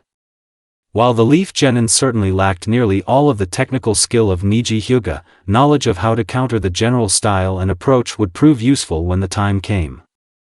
The weather was much more pleasant than it had been the past several days, as the sun was out and the breeze was light. Such weather was to be relished, because the month of October was to begin in 3 days' time. While the winter solstice wasn't set to occur until the 21st of December, winter-esque conditions tended to settle in several months early. I should buy a coat, Naruto thought to himself as he trekked on through the field. He then did a simple modicum of math, sighing at its conclusion. In a month or two, he thought to himself glumly. Quickly pushing away the depressing thoughts of finances, the Jinchuriki picked up the pace at which he was walking and exited the training grounds in their entirety. Despite the transition, there was still a fair distance between himself and his sector of Konoha, roughly 3 miles to be exact. The longer he walked, the more uneasy he began to feel. Eventually, after nearly a half-mile of travel, the blonde stopped in his tracks and glanced over his shoulder. What he saw drew a comical flinch and double-take from Naruto. Standing 10 feet behind him, gourd strapped to her back, was Gaara. The genin engaged in a prolonged staring contest for a stretch of time before Naruto managed to find his voice. "Were you following me?" he asked nervously. The redhead nodded and gestured back towards the now distant training grounds. "Yes, since you exited those fields. I was taking a walk, noticed you leaving, and decided to follow you," she explained in monotone fashion.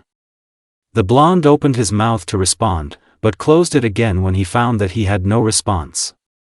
At least she's upfront about it, he thought to himself, unsure of whether to be relieved or stressed to an even higher degree. The Jinchuriki then mustered up enough composure to ask another question. "How did you follow me for so long without me noticing?" he asked. Gaara simply shrugged and began to fiddle with a miniature cloud of sand she had conjured between her thumb and index finger. "I matched my footsteps and breathing pattern to yours and made sure to tread quietly." "That, and you aren't very observant," she said bluntly. Naruto immediately prickled at the jab. "Oh, can it? I'm observant," he snapped defensively. The redhead, completely unfazed by the reply, simply stared at him blankly. "In a sense, yes, but in another, absolutely not," she said vaguely. The blonde furrowed his eyebrows and gave her a questioning look. "Is that supposed to mean?" he demanded. Gaara opted not to answer him immediately, prompting Naruto to sigh heavily and turn his back to her. "God, you're so weird and aggravating. Just leave me alone," he grumbled, walking away as he spoke. He had gone no more than 20 steps before he glanced back over his shoulder again. "I told you to leave me alone," he said, irritation audible in his voice as he glared at the odd girl trailing him. Gaara scratched her cheek boredly and continued walking forward despite Naruto having halted a moment previously. "I know. I just don't care," she replied, stopping parallel to his right shoulder. Naruto glared at her further for a few seconds before conceding and resuming his walk. "If you're going to bug anybody, it should be Sasuke. He's the person you're fighting," he pointed out tiredly. His unwanted companion shrugged her shoulders once again. Sasuke Uchiha is of no threat to me. I have no reason to waste my energy on somebody so pedestrian, she said. The Leaf Genin raised an eyebrow at the declaration and scoffed. You're gonna regret thinking that way when the finals roll around. He'll make you eat those words, he assured her confidently. Gaara's mouth twisted into a smirk at his retort. I certainly hope he can be as invigorating as Rock Lee was, she said with a dark chuckle. Naruto tensed at the sudden emergence of the very same tone that the redhead had used while sampling his blood. Why yeah. He'll do what Lee couldn't. He'll put you down, he said a touch less firmly. Gaara eyed him, the grin slowly straightening back into a look of apathy and boredom. You don't believe that. Besides, I don't think you want to face your own teammate in the semi-final round, she said. Naruto's eye twitched a bit. I'd do it if I had to, he said somewhat uncomfortably. The redhead turned her gaze back to the terrain ahead of them. Don't worry, Naruto. I'll free your conscience of that burden. I will be your opponent, and no matter how much you deny it, you know it to be true, she said, her tone making it clear that the topic was not up for discussion. Naruto kicked up some dust as he walked. You seem pretty committed to that idea. Fighting me, I mean. Why is that? He asked. Gaara remained silent at first, but eventually responded. Because no other person in this exam is entitled to your injury. That honor is mine, and I will not be challenged on that front, she said, her eyes narrowing a tad while she spoke. Naruto instinctively stepped to his left to create a bit more space between them at her words. Keep on telling yourself that, he muttered in a falsely defiant tone that comically failed to mask his discomfort and lack of any real response. The pair then lapsed into a long and, in the Leaf Genin's case, uncomfortable silence. The stretch of soundlessness was inevitably broken 10 minutes later upon their entry into a more populous sector of Konoha. They're glaring at you, Gaara stated as she and Naruto waded through a crowd of villagers, many of whom were casting antagonizing looks in the blonde's direction. Got any other news? Naruto asked sarcastically. The redhead, not catching on to his tone in any way at all, nodded. Yes. Beyond the glares from the strangers, a teammate of yours is also observing us from a distance, she revealed, catching Naruto's attention immediately. The Leaf Genin glanced in all directions for several moments before spotting the person in question. Sakura was standing off by a nearby shop, and her facial expression was one of confusion and fear.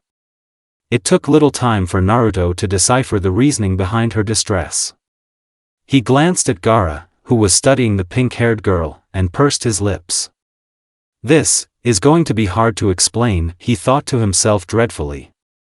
He was given no further time to ponder his potential responses, as Sakura then sprinted from her previous position toward them. She stopped a healthy distance of 10 feet from the pair. And Naruto, what are you doing with her? She stammered, memories of the forest clearly ravaging her mind as she asked her question. Naruto scratched the back of his head and glanced at his unwanted companion. Ask her. I was just going about my day, and then she decided to start following me around, he said. Sakura then forced herself to meet the blank stare of Gaara. Why are you following my teammate? What do you want from him? She asked fearfully. The redhead thought for a moment. I'm not entirely sure, now that I think about it. Perhaps I'm simply bored. Yes, that must be it, she said, seemingly thinking out loud. Sakura scowled. That can't be it. You have an ulterior motive, she pressed. As his teammate laid into Gaara, Naruto slowly began to step backwards to blend into the crowd. Once he was roughly 5 feet back, he took off in the opposite direction, seemingly unnoticed by both girls. I'll just take the long way home, I guess. Gaara fought the urge to yawn as Sakura piled up accusations against her. The leaf kunoichi had not stopped snapping at her for nearly a full minute, and it was growing tiresome. Just as the redhead was about to find a place to slide in a comment of her own, Sakura ran out of breath, seemingly having exhausted her own supply of oxygen with her angry rant. Gaara then responded for the first time. As I said before, I don't entirely know why I opted to follow him. But, I can assure you I did not mean to harm him, she said as the pink-haired girl glared at her. Sakura prepared to retort, but stopped mid-beat and frowned further. Where's Naruto? She asked. Gaara snapped out of her half-attentive trance and looked to her right, finding no sign of the blonde. After scanning her surroundings for a moment, Gaara's face fell just a tad, almost appearing to be disappointed. Oh, you drove him away, she muttered quietly. The leaf kunoichi shook her head rapidly and jammed a finger at the girl from Suna. Don't put this on me. You were the one stalking him, she said defensively. The redhead sighed and closed her eyes. She then focused her senses for a few seconds. As wonderful as this has been, I'll be on my way now, she said shortly as she turned to follow after the chakra signature of Naruto. Before Sakura could protest, Gaara stepped into the crowd and began walking away from the leaf kunoichi. As she maneuvered her way through the cluster of villagers, the redhead focused her ears to listen to the mumblings of the people around her, mostly out of boredom. The more she listened, the clearer it became that Naruto may have left for more reasons than social discomfort. Little wretch. Glad he's gone. I might pay him a visit, if you know what I mean. Those girls should have thrashed him. For reasons unknown even to Gaara herself, a scowl formed on her face. As she pondered her own emotions regarding the cruel commentary surrounding her, an unwelcome voice split through her mind. Sounds familiar, doesn't it? An ancient voice mused in reference to the harsh words of the villagers. Gaara's left eye twitched at the sound of the voice. After she refused to respond, the voice returned once again. Tell me, why is it that you're dedicating your time to the fox brat? He's of no use to you. None at all, the demon asked. Despite knowing better, Gaara couldn't help but snap back. As I told he and his teammate, I'm bored. I need something to do, and Naruto is the most interesting thing this settlement has to offer, she replied. The ancient voice chuckled maliciously within her mind. If you're really so starved for entertainment, then why don't you make use of him? He's weaker than you are. It would be easy pickings, the dark being suggested. Gaara pushed her way out of the crowd and fought to control her urge to crush them all to paste. Leave me alone, Shikaku. I don't feel like discussing this, she snapped rigidly. The presence of the demon grew stronger at her words. I think you're forgetting who's in control. Need I remind you? Shikaku asked menacingly as Gaara's eyes involuntarily shifted to a golden color.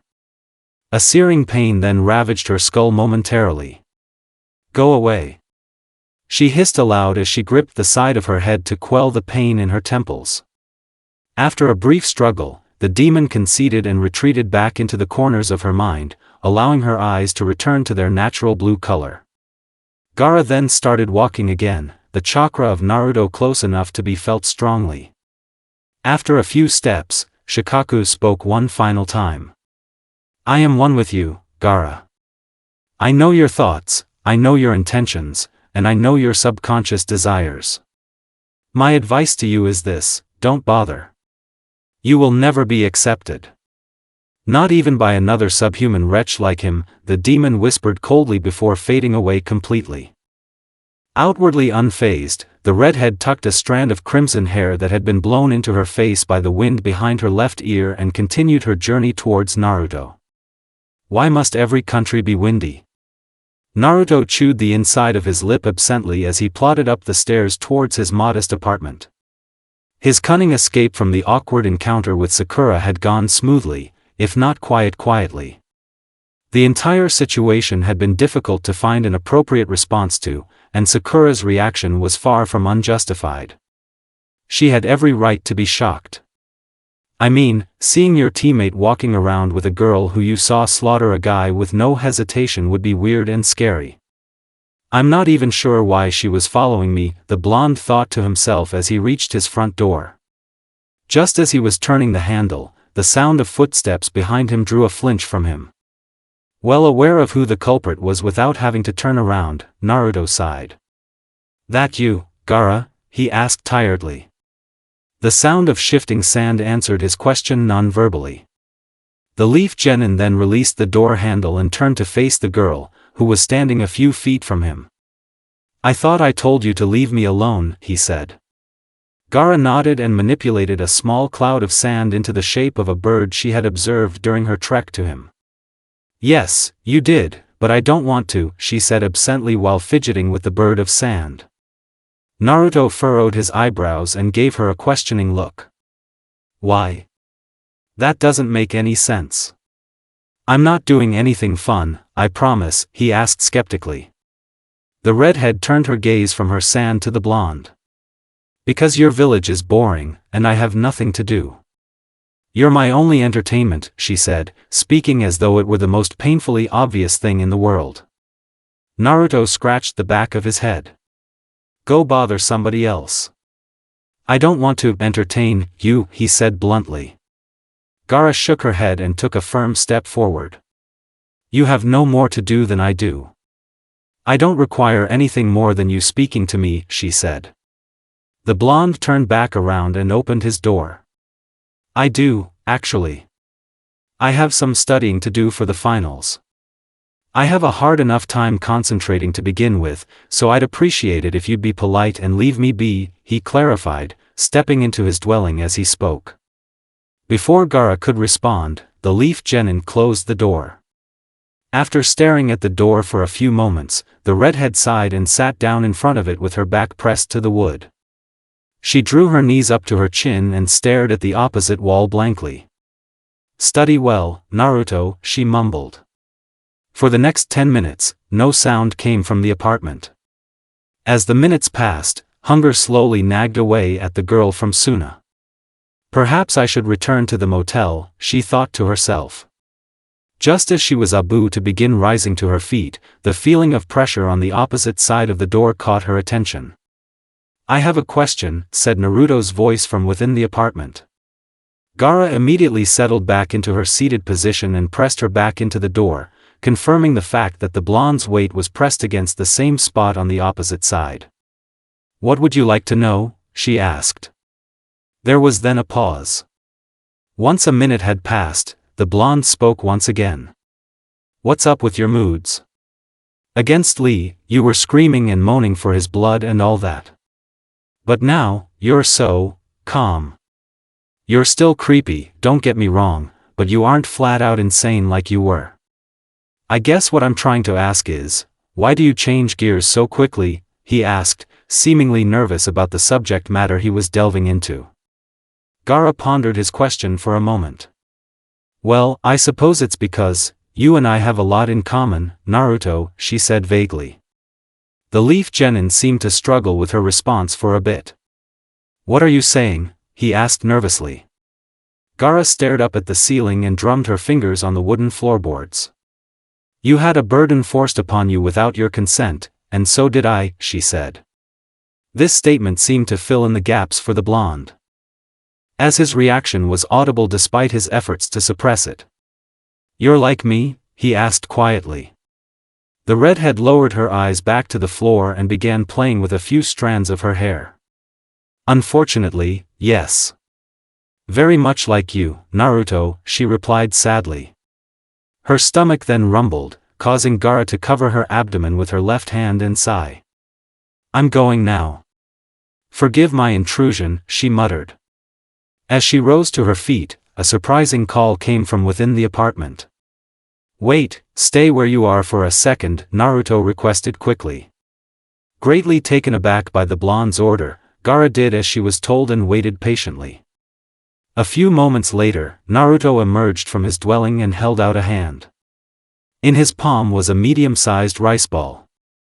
"You sounded hungry," he said awkwardly. The redhead stared at the morsel of food wide-eyed for a stretch before gingerly taking hold of it with both hands. Naruto then backed up a step and reached for his door handle. "I still can't talk to you. I have to read some stuff for my fight, so I'll see you later," he said in a rushed tone before closing the door, leaving Gaara alone in the hall for the second time. Gaara's eyes remained fixed on the door for a lengthy period of time before she took a small bite of the now cold rice ball. "Thank you." Gaara pushed a strand of damp hair out of her eyes as she nibbled on a rice ball. It was raining for the second time in the 2 weeks that had passed since the preliminary round, and the redhead found herself enjoying it once again.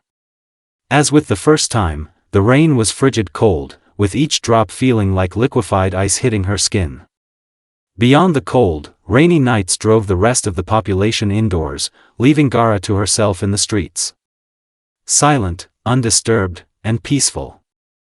The redhead sighed in disappointment as she swallowed the final bite of her rice ball. It had been 4 days since Naruto had introduced her to the food, and she had developed a craving. Luckily, food was fairly cheap in Konoha, meaning that Gaara could easily acquire what she desired without exhausting the travel funds that had been provided to her by Suna. As the remnants of the food's flavor lingered on her tongue, the redhead's mind wandered back to her previous encounter with Naruto. "You sounded hungry." The sentence had rattled around in her skull countless times since the evening on which she had heard it, and its implication still baffled Gaara greatly. Words of that nature had not been spoken to her in many, many years. Why would he offer me food? He has little himself, from what I've gathered, she wondered to herself. After pondering the question to little productivity, she changed her focus to another aspect of the conversation, one that had directly preceded the offer of sustenance. Naruto's reaction to the revelation that Gaara also bore the weight of being a Jinchuriki appeared to have altered his demeanor somewhat. Before the information had become known to him, the blonde had been openly fearful and wary Gaara, but upon learning of her status, he had taken a step to be something similar to kind. How puzzling. He feared me less after learning of my true nature. Although, familiarity can be a comfort in situations like ours, she pondered quizzically. Lightning then flashed across the night sky, drawing Gaara's eyes up to the moon, which was peeking through the rain clouds. The lunar celestial body shined brightly down on the sand kunoichi. The light caused her to squint and lower her eyes to the ground at her feet to avoid the brightness. It's been a few days since then. No contact whatsoever. Not that I haven't kept watch regardless, she reviewed mentally. For the next 5 minutes, Gaara sat in silence, her mind drawing a blank as she attempted to regain her usual apathy. Try as she might to purge it, a nagging feeling of attachment remained in the corners of her mind. Eventually, she gave up, allowing the feeling to take root. It was then that she began to shiver. Despite enjoying the low temperature of the rain, her body disagreed with her mind. It was icy, and her nervous system was making its displeasure known. Just as the Jinchuriki was preparing to rise to her feet from the bench and begin the long trek back to the hotel, the feeling of raindrops striking her skin ceased, causing her to frown and glance up from the damp ground. "You really need to quit sitting in the rain. You'll get sick," Naruto, who was holding an umbrella over her head, said with a tired sigh. Gaara studied him with a puzzled look on her face. "Given that I am set to face your teammate, shouldn't you be doing everything you can to facilitate my sickness?" she asked. Naruto wiped rainwater out of his eyes and shrugged. "Yeah, maybe, but even Sasuke would want it to be fair," he explained matter-of-factly. The redhead chuckled a bit at the response. "Both you and he will come to regret that sentiment, but oh well. I am quite cold right now, so thank you," she said, eliciting an uncomfortable shift from Naruto with her underlying tone. Before he could respond, Gaara stood up from the bench, not bothering to wait for Naruto to step back while she did so. The result was the spacing between them being no more than 6 inches once Gaara had drawn herself up to her full height. The proximity caused Naruto to flinch and stumble backwards. He tripped over his own feet and fell to his rear end, umbrella and all. "You could have warned me," he complained as he glared up at his fellow Jinchuriki. Gaara, for the first time in many years, cracked a non-threatening smile. "I suppose this makes us even, doesn't it? You knocked me down in the rain once before, and now here you are, soaking on the ground. I didn't even have to touch you," she said with an uncharacteristic giggle. The blonde stared at her silently, dumbfounded by her sudden girlishness. "So that was on purpose?" he asked, a hint of irritation in his voice. Gaara shook her head and fiddled with a strand of her hair. No, that was entirely your blunder. Your balance is quite poor, apparently, she said blankly. The leaf genin frowned, climbed back to his feet, and wiped the umbrella dry with his sleeve before opening it again. My balance isn't bad, you just don't have any idea what personal space is, he corrected bluntly. The girl from Suna tilted her head to one side and quit fidgeting with her hair. I didn't touch you, so I don't quite understand. Issue was, she said, blatantly unaware of the concept being referenced. Naruto, completely taken aback by her social naivete, took a moment to gather himself before speaking again. Well, you just aren't supposed to stand super close to people. It's weird, he explained. Gaara furrowed her eyebrows and returned her head to an upright position. As I understand it, human beings are social creatures. Why would close contact be looked down upon? She asked skeptically. Naruto scratched the back of his head. You say it like you aren't a person too. But the point is that people don't like to be crowded. Do you understand? He asked, feeling as though he was educating a toddler.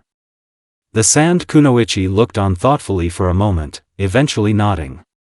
So, in other words. She began, taking a sudden step forward as she spoke to close the gap between them. This is too close, she inquired. The forward step had taken her right into Naruto's personal space, with her chest a mere 3 inches from his own. The blonde flinched, but was able to remain upright this time. He then nodded. Why yeah. It is. Way too close, he said awkwardly, greatly uncomfortable with the feeling of Gaara's breath on his face. The redhead then stepped back a few feet and frowned in irritation as a raindrop caught her in the eye. Beyond your foolish concern for my health, what brings you to me at this hour?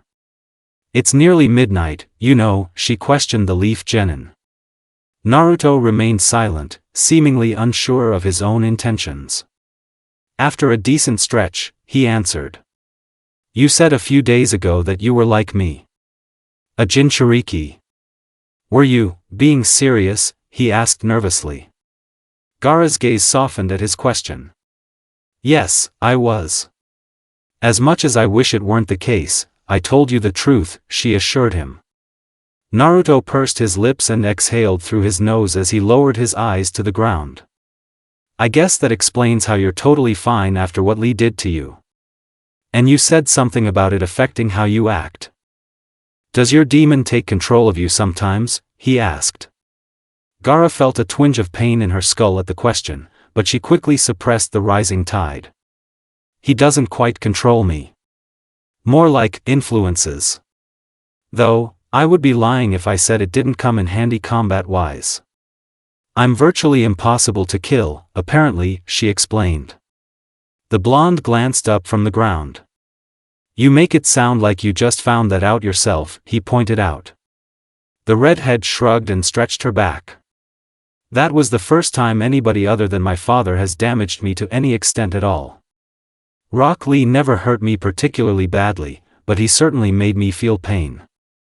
A new and welcome experience for me, she revealed.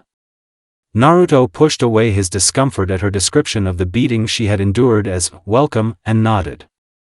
That makes sense, I guess. Unlike you, I got used to taking damage at an early age, if you know what I mean, he said with a laugh to hide the underlying pain in his voice. Gaara easily sussed out the veiled emotion. So, they came for you too. I'm not alone in that regard, then. How depressingly comforting, she deadpanned with a sideways glance to a still-lit window of a nearby home. Naruto sighed and forced himself to look at her. They beat you up too, huh? People suck, don't they? He said with a sad chuckle. The girl from Suna shook her head and shook from the cold. They certainly tried. Though all of them failed for one reason or another. Be it because they bailed at the last moment out of fear, or because they were unfortunate enough to catch me in a bad mood. I almost began to feel sorry for them at one point. Just mere ants nibbling away at a bear, she said darkly. Her fellow Jinchuriki felt himself tense with apprehension and wariness, but held his footing. Killing them isn't the answer. They'll never stop hating you if you do that, he said shakily. Gaara gazed at him curiously. They brand you with their hate and you still choose to show them mercy. How pure of you. Unfortunately, I was not born with the same inclination for patience. I give them all a chance to run away, and I don't pursue them if they take it. If they don't, I follow through. I'm not heartless. They all make the choice themselves, she said cynically. Naruto flinched at the sound of crashing thunder. It still isn't right. They're still people, and people make mistakes, he argued. The redhead turned her eyes up to the raging storm above and let water soak her face further. Maybe so, but what I have done to you and I isn't right either. Two wrongs don't necessarily make a right, but they can set an example for why right is the wiser choice, she replied. The blonde opened his mouth to respond, but found that he had nothing to say. After a moment of silence, Gaara looked to him once more. She then reached forward and laid a hand on his cheek, which she then used to brush back a section of his damp bangs. You fascinate me, Naruto. You've suffered as I have, and yet here you are, fighting a good fight as best you can. In a sense, you're my better half. Bent, but not quite broken yet, she said, a distant smile on her face. Naruto froze in place at the sudden contact. Realizing the effect she was having, Gaara instantly pulled her hand back and let it drop to her side. Forgive my ramblings. I was thinking out loud, she said. Naruto quickly regained his bearings and touched the side of his face where her hand had been. Somehow, it was even colder than it had been before. I still don't think killing people is okay. Even if your point about it being an example is maybe a little true, you can't just end lives, he said, his expression a bit sadder than it had been previously. The sand kunoichi chewed the inside of her lip pensively. But I do, and I'll likely end countless more in my lifetime. Some for my own sake, some not. Whether or not you approve is of no consequence in the long run, she said, her tone oddly conflicted. Naruto maintained flimsy eye contact with his fellow Jinchuriki. I'm not afraid of a whole lot anymore, but I think I'm afraid of you, he said. Gaara smiled again and lowered her gaze to the ground. You aren't the first, and you won't be the last. It says nothing poor about your bravery, she assured him. Another period of silence then reigned over the pair. After an uncomfortable stretch, Naruto held out the umbrella to her. I've gotta get some sleep. I'll, see you some other time, he said in a rushed, awkward tone as Gaara wordlessly took hold of the umbrella with a nod, her eyes not leaving the ground. As Naruto walked away, Gaara opened the umbrella and held it over her head to shield herself from the rain. Despite the cover, water still dripped down Gaara's cheeks. Unlike before, however, it came not from the sky, but from her eyes. Kakashi rubbed his eyes tiredly as he knocked on the door of the Hokage's office. It was late, nearly 2 in the morning, and the likelihood of the elderly Kage being conscious at such an hour was less than excellent. Despite the odds, the silver-haired ninja had opted to visit regardless. After another 10 seconds of knocking, a call came from within the room that permitted Kakashi to enter. Taking the prompt, the Jonin pushed the door open and stepped inside, closing the door behind him once he had fully entered. Thank you for having me, Hokage-sama, he said with a respectful bow as Hiruzen eyed him. Once his respects had been paid, Kakashi made his way to the old man's desk. I'm assuming you've a topic you'd like to discuss, the Hokage asked, gesturing for Kakashi to sit down in a chair near the desk. The Jonin quickly seated himself and nodded in confirmation. Yes, I do. It involves Naruto, he said, expecting to catch his superior's attention instantly. Defying his expectations, Hiruzen simply nodded and glanced at his crystal ball, which was sitting on the edge of his desk. How coincidental. I was observing him several minutes before you began to knock, he said. Kakashi leaned back in his chair and stretched. So I guess that means you know why I'm here. Quite a fascinating scene, wasn't it? He asked. The old man nodded in agreement and folded his hands atop his desk. Indeed it was. Though, I think concerning would be a more fitting adjective for what we just witnessed. That girl is greatly unsettling to me, he corrected. His subordinate drummed his fingers on his leg as he reviewed his knowledge of the foreign kunoichi. I can see why. Erratic mood swings, freakish power, and an odd fascination with Naruto. Sounds like a recipe to stress you the out, he joked dryly. Hiruzen managed a smile, but quickly replaced it with a frown. Two of those aspects can be explained by her status as a Jinchuriki, but the third is what I'm struggling to grasp. Her fixation is difficult to ascertain the origin of, he pondered. Kakashi shrugged and adjusted his forehead protector. Seems pretty straightforward to me, honestly. She isn't used to people not running on sight, and Naruto is too naturally attuned to walking into the fire to back off when he should. She's captivated by his gall, he hypothesized. Hiruzen stroked his bearded chin and furrowed his eyebrows. A sound theory, but one that this most recent interaction very much puts on ice. This crystal ball cannot grant me the privilege of hearing conversations, but body language can tell you quite a lot. There was absolutely no aggression to be found in her. A bit of curiosity, which would support your statement, but as it all dragged on, she slowly became more and more reactive to his words and actions, he said analytically. The silver-haired ninja shifted a bit in his seat. That implies that what he was saying and doing was having a direct effect on her mood and temperament. Which could mean a myriad of different things, only some of which are good, he said. The Hokage sighed and stood up from his seat. He then turned around and looked out of the window behind his desk. I'm assuming you left before the conclusion of their encounter, correct? He asked. The Jonin nodded and motioned for his leader to continue. At one point during their final exchange, she reached out and touched the side of Naruto's face. She then said a few words and let her arm drop, he revealed. The Jonin scowled. It's possible she threatened him, he said. Hiruzen shook his head firmly and turned to face Kakashi before returning to his post behind his desk. No, I highly doubt it. I say that because just before he left, Naruto gave her his umbrella. If he had been threatened, he would have either ran or attacked her, not given her a gift, he said. The copy ninja produced a kunai and twirled it on his index finger. So, after seeing all of that, do you plan to take any action? He asked curiously. The Hokage chuckled and set his kage hat aside. No, not yet at least. It would be disingenuous of me to say that I'm not fascinated by it all to some degree. It's not often you have two Jinchuriki in one village simultaneously. Perhaps I'm cruel for wishing for it, but a battle between them in the final round would be an excellent way to unravel the deeper psychology at play, he said. Kakashi smirked and smoothly distributed his blade back into its pouch. If all goes well, Sasuke will prevent that from happening altogether.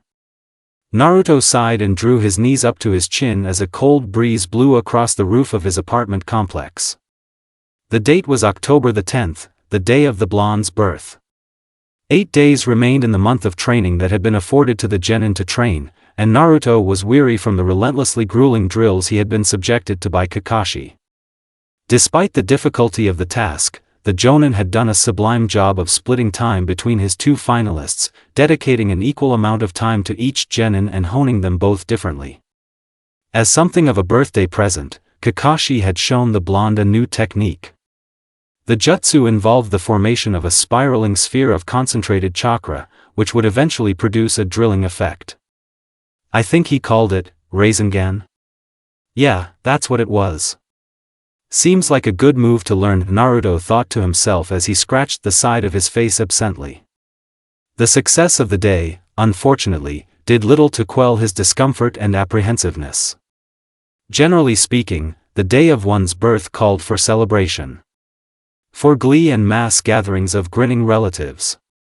Naruto's birthday brought about none of those things. October 10th was a day of mourning, sadness, and regret. For it was the date on which the nine-tailed fox had razed the majority of Konoha to the ground. Thousands had died, and even more had been injured.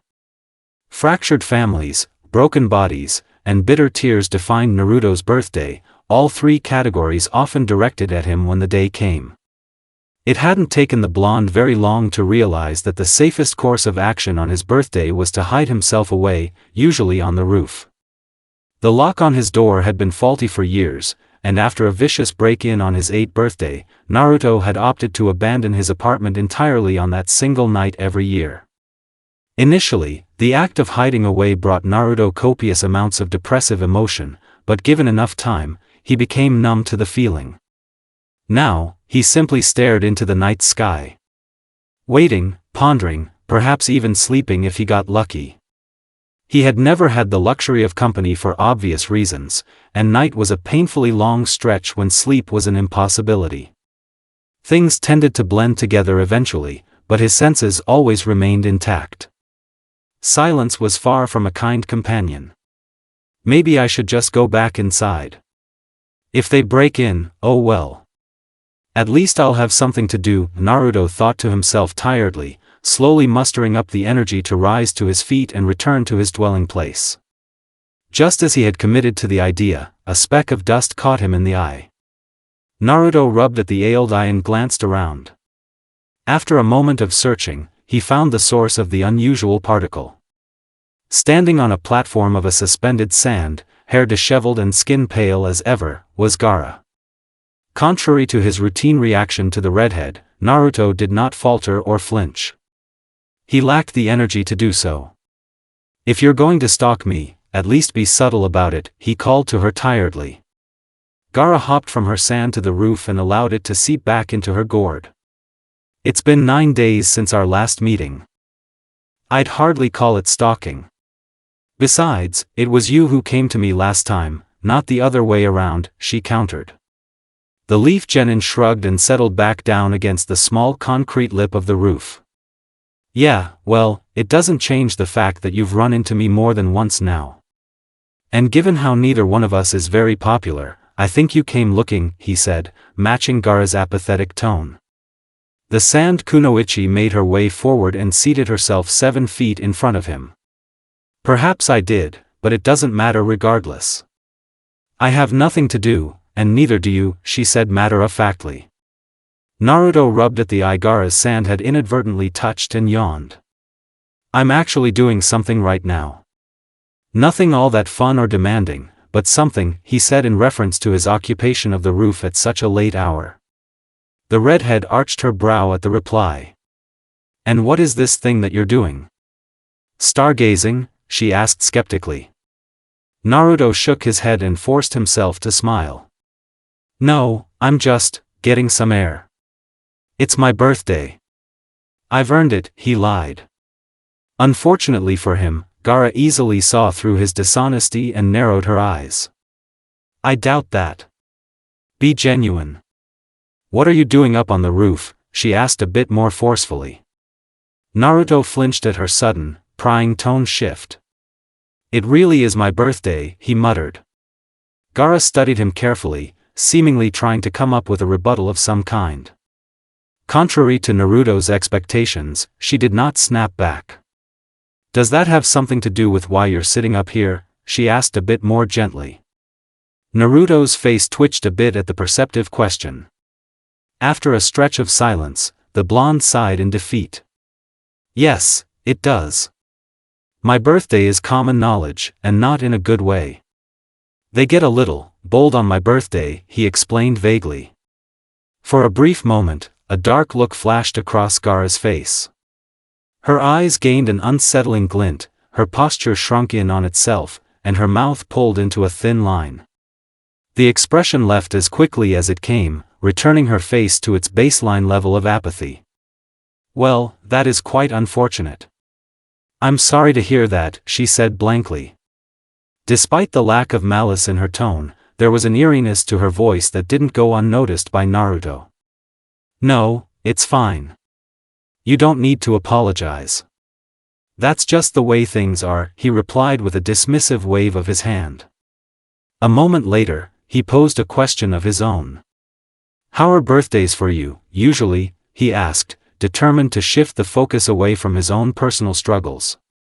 Gaara thought for a moment. Well, Temari tends to buy a large quantity of food on her birthdays. Kankuro does similar things, though with different foods, she recalled. Naruto frowned. I was asking about your birthdays, actually, he clarified.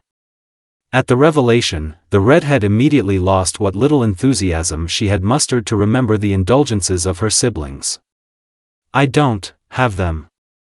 I don't know the day I was born, she said disappointedly. The Leaf Genin scowled at the notion and sat up straight. How do you not know your own birthday? That's kind of basic information, he asked, somewhat dumbfounded by the information. Gaara shrugged and tucked a strand of hair behind her left ear. Maybe it is, but my father never saw fit to tell me, and my siblings don't seem to know either.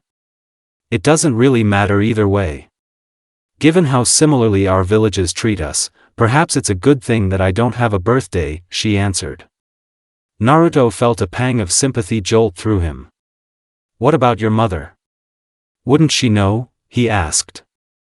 The moment the sentence left his mouth, Naruto mentally kicked himself for the blunder.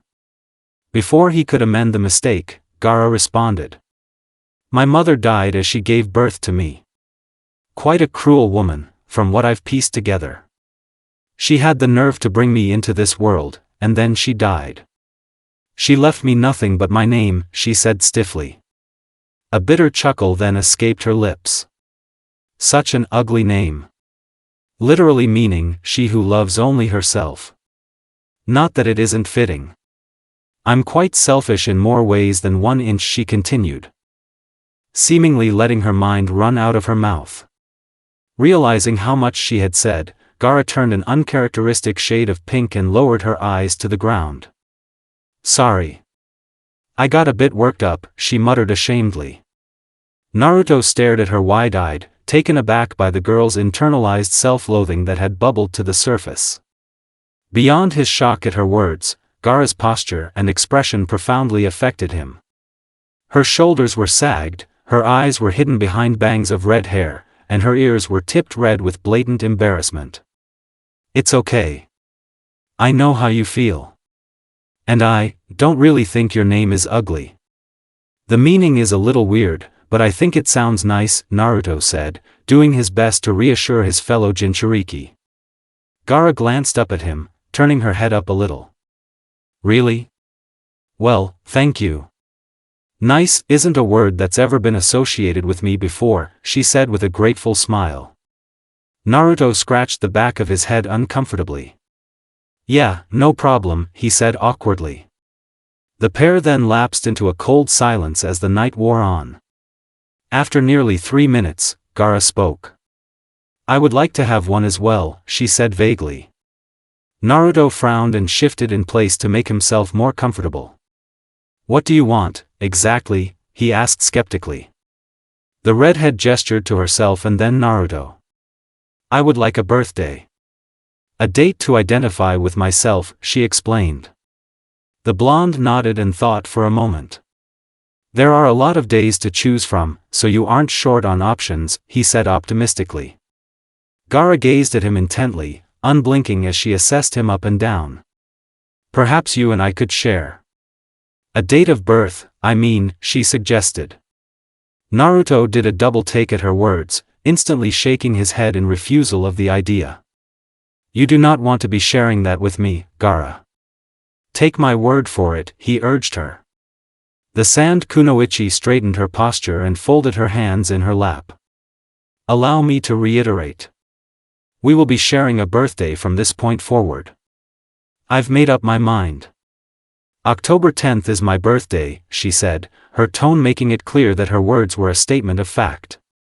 Naruto looked on in confusion as he struggled to process. People died that day, and a village was almost destroyed, he pointed out. Gaara scooted a foot closer.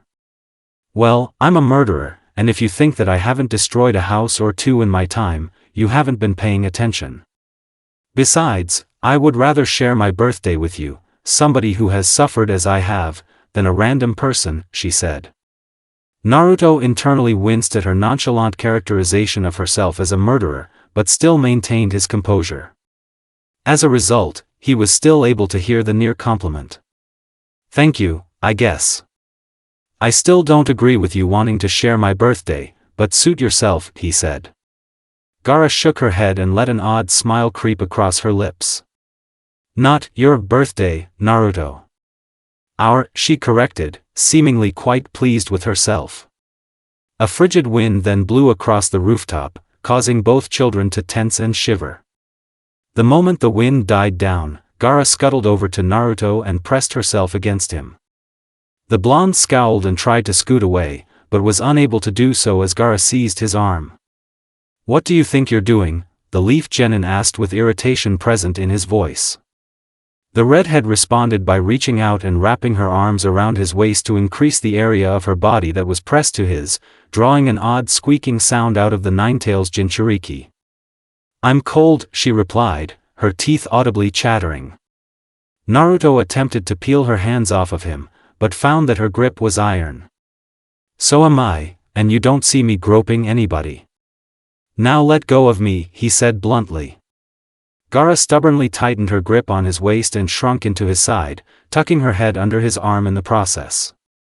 "No, I won't. I'm shivering, and your body heat is helping. I'm holding on till I'm warm again," she said defiantly. Naruto growled a bit. "Give me one good reason I shouldn't toss you off the roof right now," he challenged. Gaara slid her head out from under his arm and looked up at him, leaving her left ear pressed to his right shoulder. "Because it's my birthday," she replied. Naruto stared at her silently for a few moments, a range of expressions crossing his face. Eventually, he sighed and shook his head. "Fine, but if you touch me weird, I'm launching you," he grumbled. The girl from Suna nodded and softened her vice grip around him, settling down to better fit herself to his form. "Thank you, Naruto," she said softly. She then nuzzled her face into the side of his upper rib cage and relaxed completely. Naruto stared up into the sky and rubbed his eyes. "Man, years just keep getting weirder. Last year, my house got egged instead of vandalized for some reason, and this year I'm being cuddled by a weird murderer from Suna," he thought to himself, a humorous chuckle nearly breaking free. He then glanced at Gaara, who happened to be gazing up at him. "Why do you stay up on the roof on our birthday?" she asked skeptically. Naruto felt himself redden a bit at her use of the word our, but still opted to answer. "It isn't a good idea for me to be indoors or on the street. Indoors, I'm cornered. In the streets, I'm easy pickings. Trust me, I've tried both. Neither one ends well," he explained in a pained tone. At his words, Gaara's grip around him tightened once again. Alongside the increase in physical pressure, her facial expression, which had been serene by her standards, had become contorted into the same look that had momentarily occupied her features once before. "Is that so?" "Duly noted," she muttered. Naruto, who had not heard her clearly, opened his mouth to request a repeat of the sentence, but was not afforded the opportunity. Gaara carefully removed herself from the blonde's body and straightened her shirt and brushed some hair out of her face. "Thank you for letting me use you as a hot pad. I appreciate it, Naruto," she said, her face tinted bright pink as a smile formed on her face. She then picked up her gourd, which he had discarded from her back, and strapped it on. "I'm going to go retrieve some food. I may bring you some as well," she said before stepping over the edge of the roof opposite Naruto and disappearing.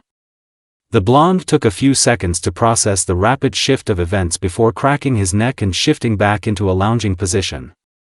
"Just my luck. First time a cutish girl wanted to touch me, it just had to be a psycho," he thought to himself as his eyelids suddenly began to grow heavy. "Happy birthday to us, I guess." Gaara smirked as the sound of footsteps echoed through the hallway.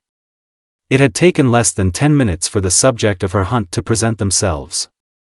The redhead was situated to the right of Naruto's front door, and had been for only a short time. Soon enough, the creaking of floorboards became audible enough for the location of the culprit to be clear and obvious. A second or two later, a figure rounded the corner. "Who the are you?" a tall man asked in a confused tone as he looked upon Gaara. The redhead absently drummed her fingers on the wall and studied the man. "I'm under no obligation to tell you that." "It's no concern of yours," she replied, quick as a whip. The tall man prickled abruptly, but scrambled to gather himself. "Yeah, fair enough. Why are you here, though?" "For the fox brat, I would assume," he asked. The derogatory term for her fellow Jinchuriki lit an angry fire in Gaara's chest, but she forcibly suppressed her outward emotions and nodded. "I suppose that would be an apt choice of words. Especially on this night." "His birthday," she replied, well aware that she had said exactly. Man had wanted to hear. "Ah, so we're here for the same thing. Have you had any luck with the door?" "I want to break in quietly so I can make him pay slowly," the cruel villager said viciously. Gaara shook her head and gestured to the doorknob. "His lock is a bit faulty." "I was thinking the same thing you are," she said dishonestly. The tall man perked up at the mention of a lock. "A lock, huh? I can pick those." "Here, let me take a look," he offered. The redhead stepped aside and gestured to the doorknob. "It's all yours. Open it up so we can begin," she said. The man then knelt down in front of the door and went to work with a bobby pin he had been storing in his pocket. Gaara silently chuckled as she stepped around behind him. "Blind fool," she thought to herself while a deadly cloud of sand leaked from her gourd. A moment later, Gaara sent her dusty earth into action. A limb of sand wrapped around the tall man's neck from behind and suspended him in the air, crushing into his windpipe. "What are you?" he demanded as he choked and sputtered. The sand kunoichi let out a disturbing giggle and turned the villager around to face her. "Scum like you are exactly what drives me to spill blood. You feel weak, so you prey on the unfortunate. Up to today, you've been lucky. Nobody had the ability to make you pay. But I do," she said darkly as the sand tightened around his neck. The man's response came out as nothing more than strangled sounds of anguish. "You really don't understand what kind of fire you and your contemporaries have been playing with for all these years. Naruto could have killed you all had he so chosen, but he has a conscience, so he refuses." "I'm not so merciful," Gaara hissed.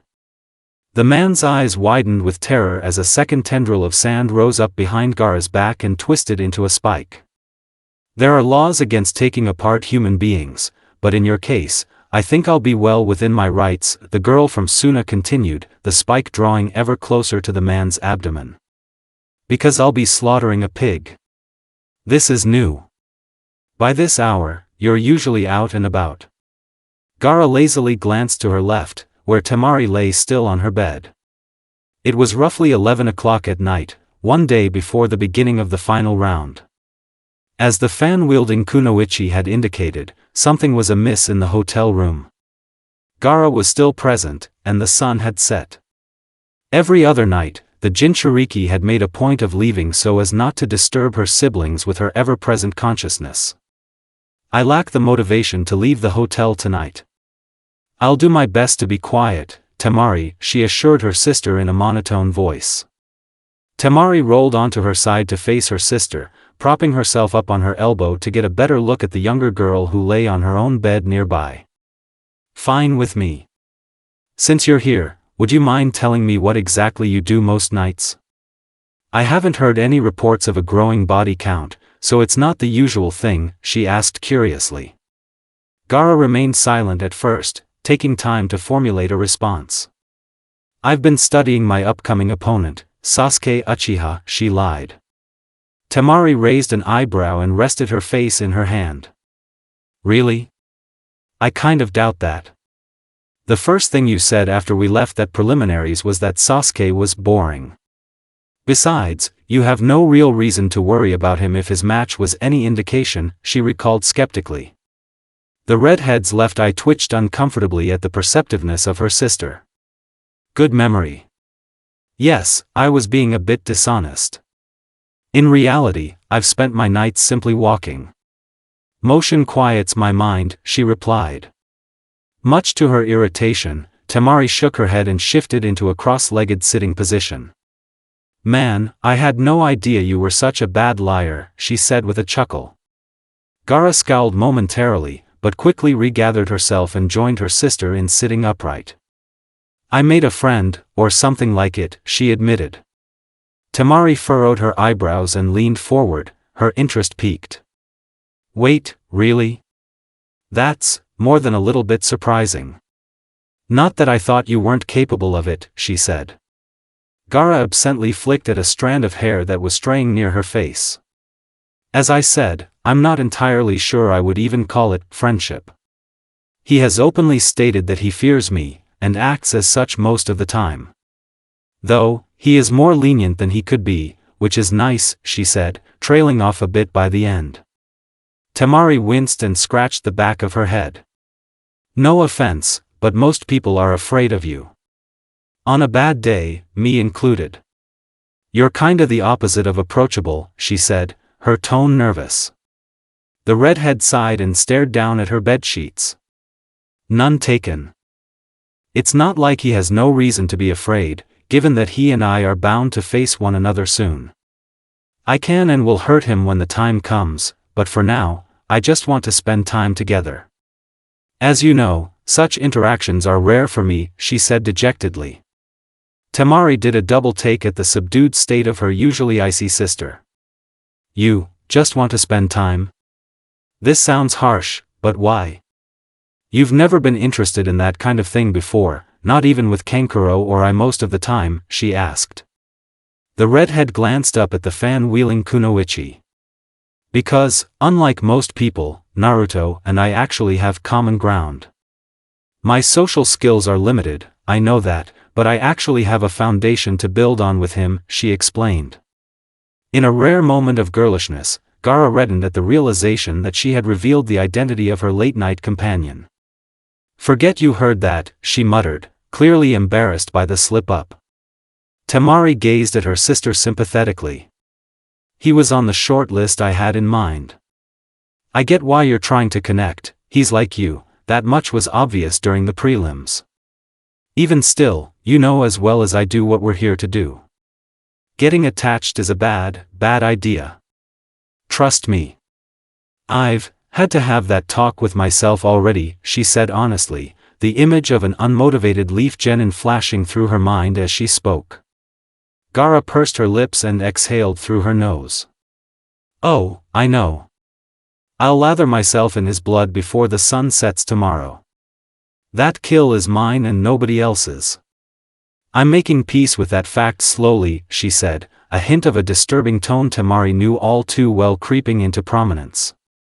The elder sand kunoichi suppressed a shudder and straightened her posture again. You don't have to kill him, Gaara. You can just knock him out and hide the body so he survives. That's what I'm going to do to solve my problem, she urged her sister. Gaara shook her head and allowed her facial expression to soften. No, he's been left alone far too many times. I want to put him out of his misery. He had parents at some point, so hopefully he can meet them in the afterlife. Simply turning on him and then abandoning him is crueler than I'm willing to be with Naruto. He deserves better, she said.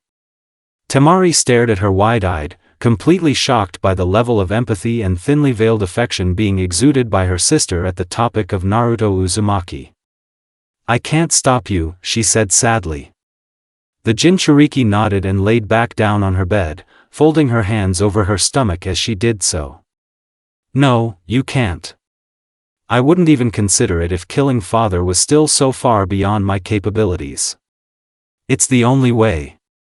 I don't want to kill him, but if anybody has to do it, it's going to be me. His life is in my hands, she said numbly. Finding that she had nothing more to say, Temari sighed and slotted herself underneath her covers. I hope you change your mind, but if you don't, I'll help you recover from it. I haven't helped you enough since you were born, she said awkwardly. Gaara threw her legs over the opposite side of her bed and stretched. Don't guilt yourself. You're no different from the others. Nobody is to blame, she assured her sister, who nodded dejectedly and closed her eyes. The redhead then rummaged through her carrying case that was laying on the floor. After a few moments, she produced what she had been looking for. A white nightgown. She then changed into the nightwear and flopped back down onto her bed. Send me all the nightmares you want, Shikaku. I'm sleeping tonight, she challenged her inner demon. When she received no immediate response, Gaara let her mind begin to wander. In particular, the redhead found herself recalling the encounter she had had with Naruto on the roof on what was now their shared date of birth. At the thought, Gaara smiled softly and adjusted her nightgown. Perhaps it was selfish of me to demand such a thing, but I meant what I said. There is no other person I would be willing to share that day with. Nobody, she thought to herself as the whole scene replayed in her head. Another aspect of the meeting then came to the forefront of her mind. It was frigid that night. Likely less than 40 degrees. At least Naruto's internal body temperature is feverish, she joked mentally. The feeling of being pressed to his body quickly returned to her, causing her cheeks to grow warm. The redhead then pulled the far pillow on her bed into herself and squeezed it. Finding that it was not the same, Gaara sighed in disappointment. Irreplicable. Such bliss would be, I suppose, she thought to herself.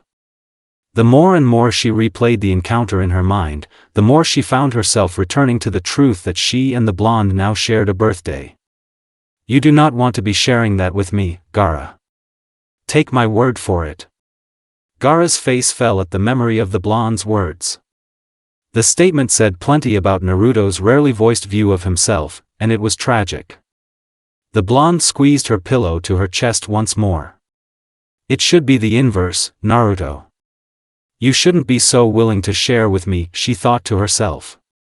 A series of images then flashed through her mind, most of which involving a mutilated corpse of some kind. Gaara tightened her grip on the pillow. How little your people know, Naruto. They accuse you of being a killer, and yet you've never harmed a fly, she thought to herself, contempt for the people of Konoha bubbling up within her. Had they seen me clinging to you on the roof, they would have attacked you to save me. Idiotic fools. If anything, you need to be saved from me, she lamented silently. The redhead then rolled onto her back and stared up at the ceiling of the hotel room. How cruel you are, silent god. Does my happiness mean nothing to you? She bitterly demanded in a hushed tone. For the second time in a single month, a tear trickled down Gaara's face. Who am I kidding? There is no God. If there were, I'd have died a long time ago, she concluded depressingly. As her vision blurred from the moisture in her eyes, Gaara lifted the pillow up and stared at it, imagining her fellow Jinchuriki's face. At the thought, a ghost of a smile crept across her quivering lips. Perhaps I'll join you in the afterlife once we're finished, my sweet friend. Not that I'd expect you to be happy to see me. Naruto took a deep breath and wiped sweat from his brow as Kakashi motioned for him to finally take a rest. Once he had settled himself on the ground, Kakashi did the same. Decent work, Naruto. Sharper than ever, he complimented his student. The blonde nodded and rubbed his sore neck. The night air was cold, but body heat was at a high after having exercised so intensely. Thanks. Working with you one-on-one has been helpful. Even more than I was thinking it would be, Naruto admitted with a tired chuckle. Kakashi smiled beneath his mask and settled down completely. I'm a decent instructor when I want to be. Both you and Sasuke have seen massive growth in the last month. We'll see just how much tomorrow, he replied. The Jinchuriki fiddled around with a kunai he had plucked out of the ground. Yeah, true, I might even end up fighting Sasuke himself. You wouldn't be allowed to coach during that match, he pointed out. The silver-haired ninja shrugged and took in the midnight oxygen. I'm perfectly comfortable with the idea of watching the two of you eat each other senseless as an unbiased third party. No issues there. The problem is going to be getting to that fight in the first place. Neither one of you drew an easy opponent, especially not Sasuke, he said. Naruto pursed his lips at the indirect reference to Gaara. Absolutely. I think I can beat Niji without much of a struggle, but who knows? Maybe he'll kick my ass a little before I break him. As for Sasuke, I don't even know if I'm picking him to win that fight, he said honestly. Kakashi sighed and nodded once again. I'm much more confident in your chances against Niji than I am in Sasuke's against Gaara. Niji is sharper than Gaara, but he's weaker by orders of magnitude from what I can tell, he pondered. Naruto frowned at one particular detail of the statement. I don't think she's that much stronger than Niji. A little bit? Sure. A lot? I don't buy it, he questioned. Kakashi raised an eyebrow and gave his pupil a strange look. Given how much you've been exposed to her and the chakra she exudes, I'd have thought that you'd be more convinced than I am, he said. Naruto flinched a bit. So you know about all of that? He asked quietly. The copy ninja gave a gesture of confirmation and continued to assess his weary genin. I've seen almost all of it. There are some things I don't quite understand, but I get the gist of what's going on. The point is, she's of a lot stronger than the fight with Lee made her seem. With those gates open, Lee briefly began to rival me in terms of raw power. The fact that she survived and overwhelmed him is an unbelievable feat. Beyond that, I'm not entirely sure she was trying all that hard, he explained. Naruto drummed his fingers on the ground pensively. She definitely didn't seem to be taking him all that seriously. Most of that fight was Gaara screwing around and moaning about how much she loved blood and all that. It's totally possible that she held back to draw it out, he said thoughtfully. A silence then overtook the teacher and student pair. After a few quiet moments, Naruto spoke once more. Do you want me to explain what's been happening at night between her and I? I've got time, he asked. Kakashi perked up at the opportunity and nodded. Please do.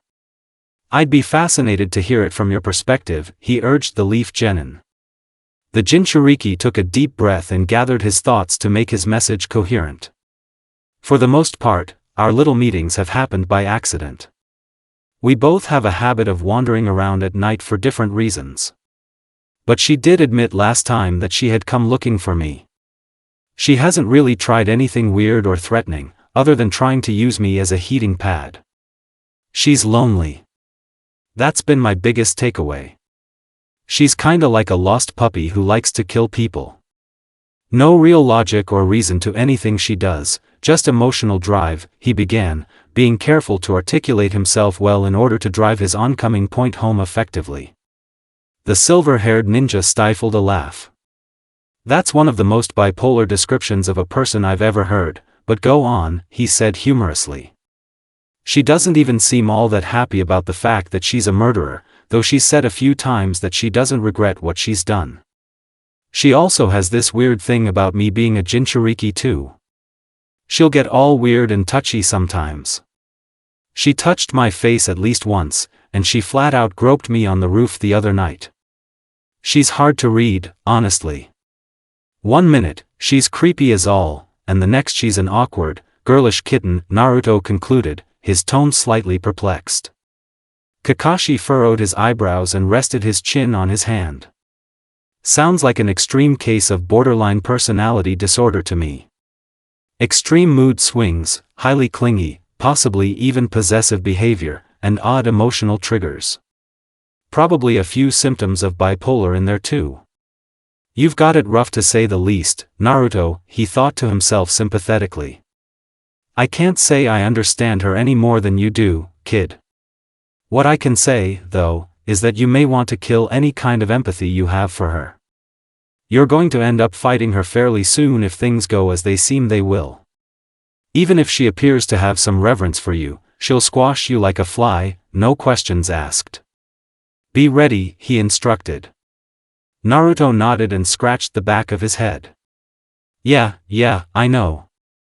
It was just, kinda comforting to know that somebody else was going through the same stuff as me, you know? To finally know for sure that I'm not all alone, he said dejectedly. Kakashi reached forward and put a hand on his shoulder. And your life isn't going to get any easier from here. If you get that promotion, life as a ninja is ish, especially when you have people biased against you. I know you can get through it, you're more than tough enough, he said encouragingly.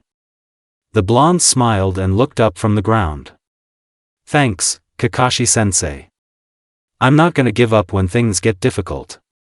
I never have, and I never will. And hey, maybe I don't get promoted and life just goes on like before, he said gratefully. The Jonin nodded and stood up to his feet. You'll be just fine regardless. Well, as nice as this has been, I need to head back home to at least try for some sleep. You should do the same, he said, turning his back and walking away as he spoke. Before the blonde could reply, the silver-haired ninja disappeared into a puff of smoke, leaving Naruto to himself in the small clearing they had been occupying. Man, this whole month has been weird. Not sure if that's a good thing or a bad thing, he mused to himself. He then rose to his feet and turned towards home to begin his trek. Naruto made it home in uneventful fashion, with no encounters involving his red-headed fellow Jinchuriki. Much to his own surprise, Naruto found that he was almost disappointed. Naruto yawned as he awaited the arrival of his bowl of noodles. A month had finally passed since the preliminary round of the exams, and the final round was to begin within hours. Finding himself completely unable to sleep the night beforehand, the blonde had opted to take to the one provider of food he could rely on consistently, that being Ichiraku's ramen stand. It was the break of dawn, only a few minutes after the notoriously early opening of the stand, and the cold of the night hadn't yet left the streets of Konoha. Feels like it's been of a lot longer than a month, he thought to himself as Ayam slid a bowl down the counter to him. Naruto absently caught the bowl and silently twirled his still-packaged chopsticks in his fingers. It would be less than 12 hours until he would face Niji Hyuga, prodigal child of the Hyuga branch family. While the Jinchuriki did not fear the arrogant genin, he did find himself apprehensive of the potential repercussions for losing the match. Ridicule was far from foreign to Naruto Uzumaki, but failure to follow through was. Win, lose, or draw, I'm making him taste his own blood, Naruto assured himself as he sampled his noodles. As he continued to tread through his worries and stresses, another person silently entered the stand and took a seat next to him. You look brooding. Sasuke, who had just sat down next to him, greeted bluntly. The blonde glanced at him through his peripheral and shrugged his shoulders. No, I'm just getting into the right headspace for this whole fiasco. A lot to think about, he clarified as he fiddled with his chopsticks. Sasuke nodded and ordered himself a bowl of a similar type of ramen. I understand the feeling. It could be argued that you and I drew the two most daunting opponents we possibly could have. Not that I'm complaining. It's more interesting this way, he replied. After a minute or two, Sasuke's ramen arrived. You drew the shorter straw between the two of us, I'd say. At least I've got a handle on what Niji can do. We really don't know a whole lot about Gaara's abilities, Naruto said ponderously. The Uchiha nodded in agreement and sampled his food carefully to avoid burning his tongue. Sounds like you picked up on it too. How she held back against Lee, he said through a mouthful of noodles. Naruto finished the last of his bowl and requested another before responding. I'm not even sure if she was holding back on purpose, honestly. From the sounds of it, that was the first time she'd be hit clean in a long while. I think Lee burned himself out before she got a chance to show anything other than some freakish durability, he said, seeming to be thinking aloud as he spoke. Sasuke raised an eyebrow at the specificity of the information being presented. What would you know about her combative history, he questioned, his tone still nonchalant despite the harshness of his wording. Finding himself surprisingly able to keep calm, Naruto shrugged once again. Just look at the way she reacted to Lee cracking her on the chin. She stumbled back like she'd never even been punched before. It was pretty obvious to me that she isn't used to being pushed, he said. His teammate eyed him for a moment, but chose to accept the explanation.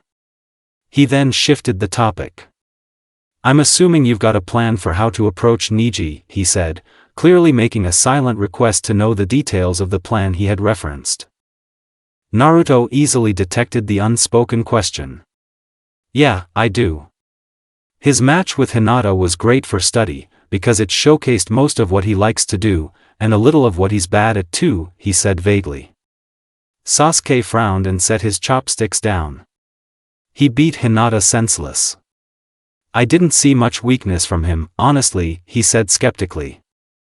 Naruto sipped from his yet untouched glass of water. That's what I thought at first, but then I went back and replayed the fight in my head. Every time Hinata managed to get him moving backwards and forced the issue, she had success. The difference in power was just way too much for her. She was never winning that fight, sad as that is, he said thoughtfully. The Uchiha considered the analysis. So, what you're saying is that Neji isn't comfortable moving backwards, even against somebody as comparatively weak as Hinata, he inquired. Naruto nodded. More than being pushed back, he doesn't like being forced into longer exchanges. Hinata got clobbered for it in the end, but she figured that out about halfway through. She started forcing him to fire back more than he wanted to, which gave her chances to counter. If she were stronger, she may have been able to claw her way to a win that way, he continued. Sasuke stared at him for a few moments, his eyes a bit wide with surprise.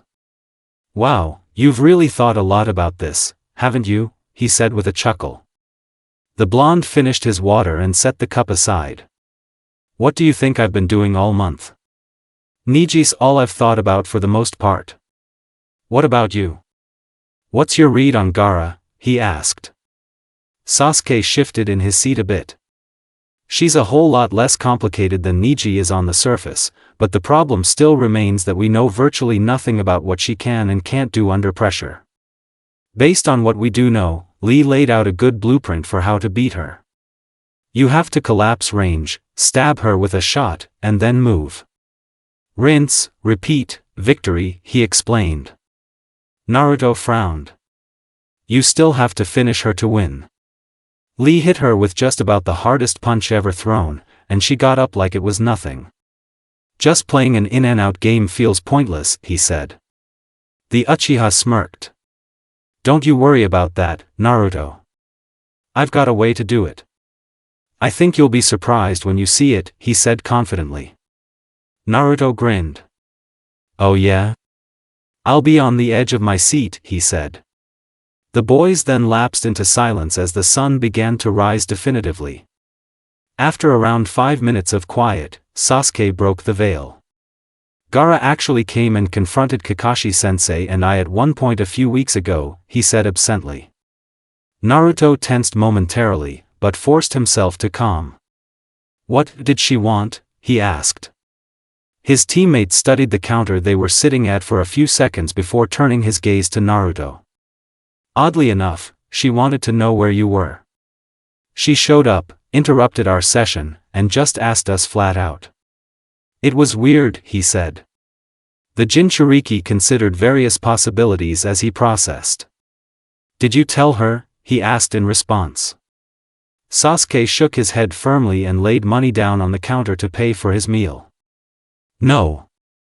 She was probably just trying to find you to squeeze information out of you about me. Besides, it was your birthday, and, well, we both know why you like to be left alone on that day, he said a tad awkwardly. Naruto fought the urge to shudder as pieces fell into place regarding the strange night on the roof he and Gaara had spent together. Maybe that's why she showed up so late at night. It took her that long to find me. I was hiding my chakra, so that would make sense, he thought to himself. Thanks for keeping quiet about that. And hey, if she had found me, I wouldn't have told her a thing, he assured the Uchiha. Sasuke gave a rare laugh and stood up to leave the ramen stand.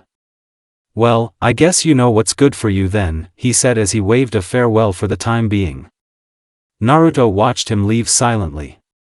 See you around, he muttered long after his teammate had left. He then followed his example and paid for his food before exiting the stand. Moving pieces. I guess. Gaara tapped her foot impatiently as she sat alone in the entry hall of the stadium in which she would soon be competing in. The time read 7:45 in the morning, and she was as of yet the only participant to have arrived in the building. Despite not particularly wanting to participate, she knew she had little choice in what was to come. I would rather this be over quickly. I don't want to think about it, she thought to herself. The silence that permeated the hall she was sitting in was quite unusual when put into context. The stadium was far from small, and it wasn't so early that people weren't out and about. The matches were set to begin at 9:30, and nobody had arrived as of yet. This fact did not go unnoticed by the Jinchuriki, who pondered the miniature mystery silently to divert her mind from darker places. For nearly 5 minutes, the peaceful lack of sound dragged on. Once that stretch of time had passed, footsteps became audible to Gaara for the first time since her arrival 1 hour previously. The footsteps were somewhat odd in pattern, almost staggered in nature. The out-of-the-ordinary noise drew Gaara's eyes away from the floor and to her left, the direction from which the echoes were emanating. Standing a few feet inside the entrance was a shinobi in crutches. It took little time for the redhead to identify him. "Perhaps I've lost my touch," she said just loud enough for Rock Lee, who had hobbled his way within earshot, to hear. The Leaf Genin remained silent and made his way over to a bench on the opposite wall of the corridor. Once he was situated, he turned his attention to his former opponent. "I wouldn't say that.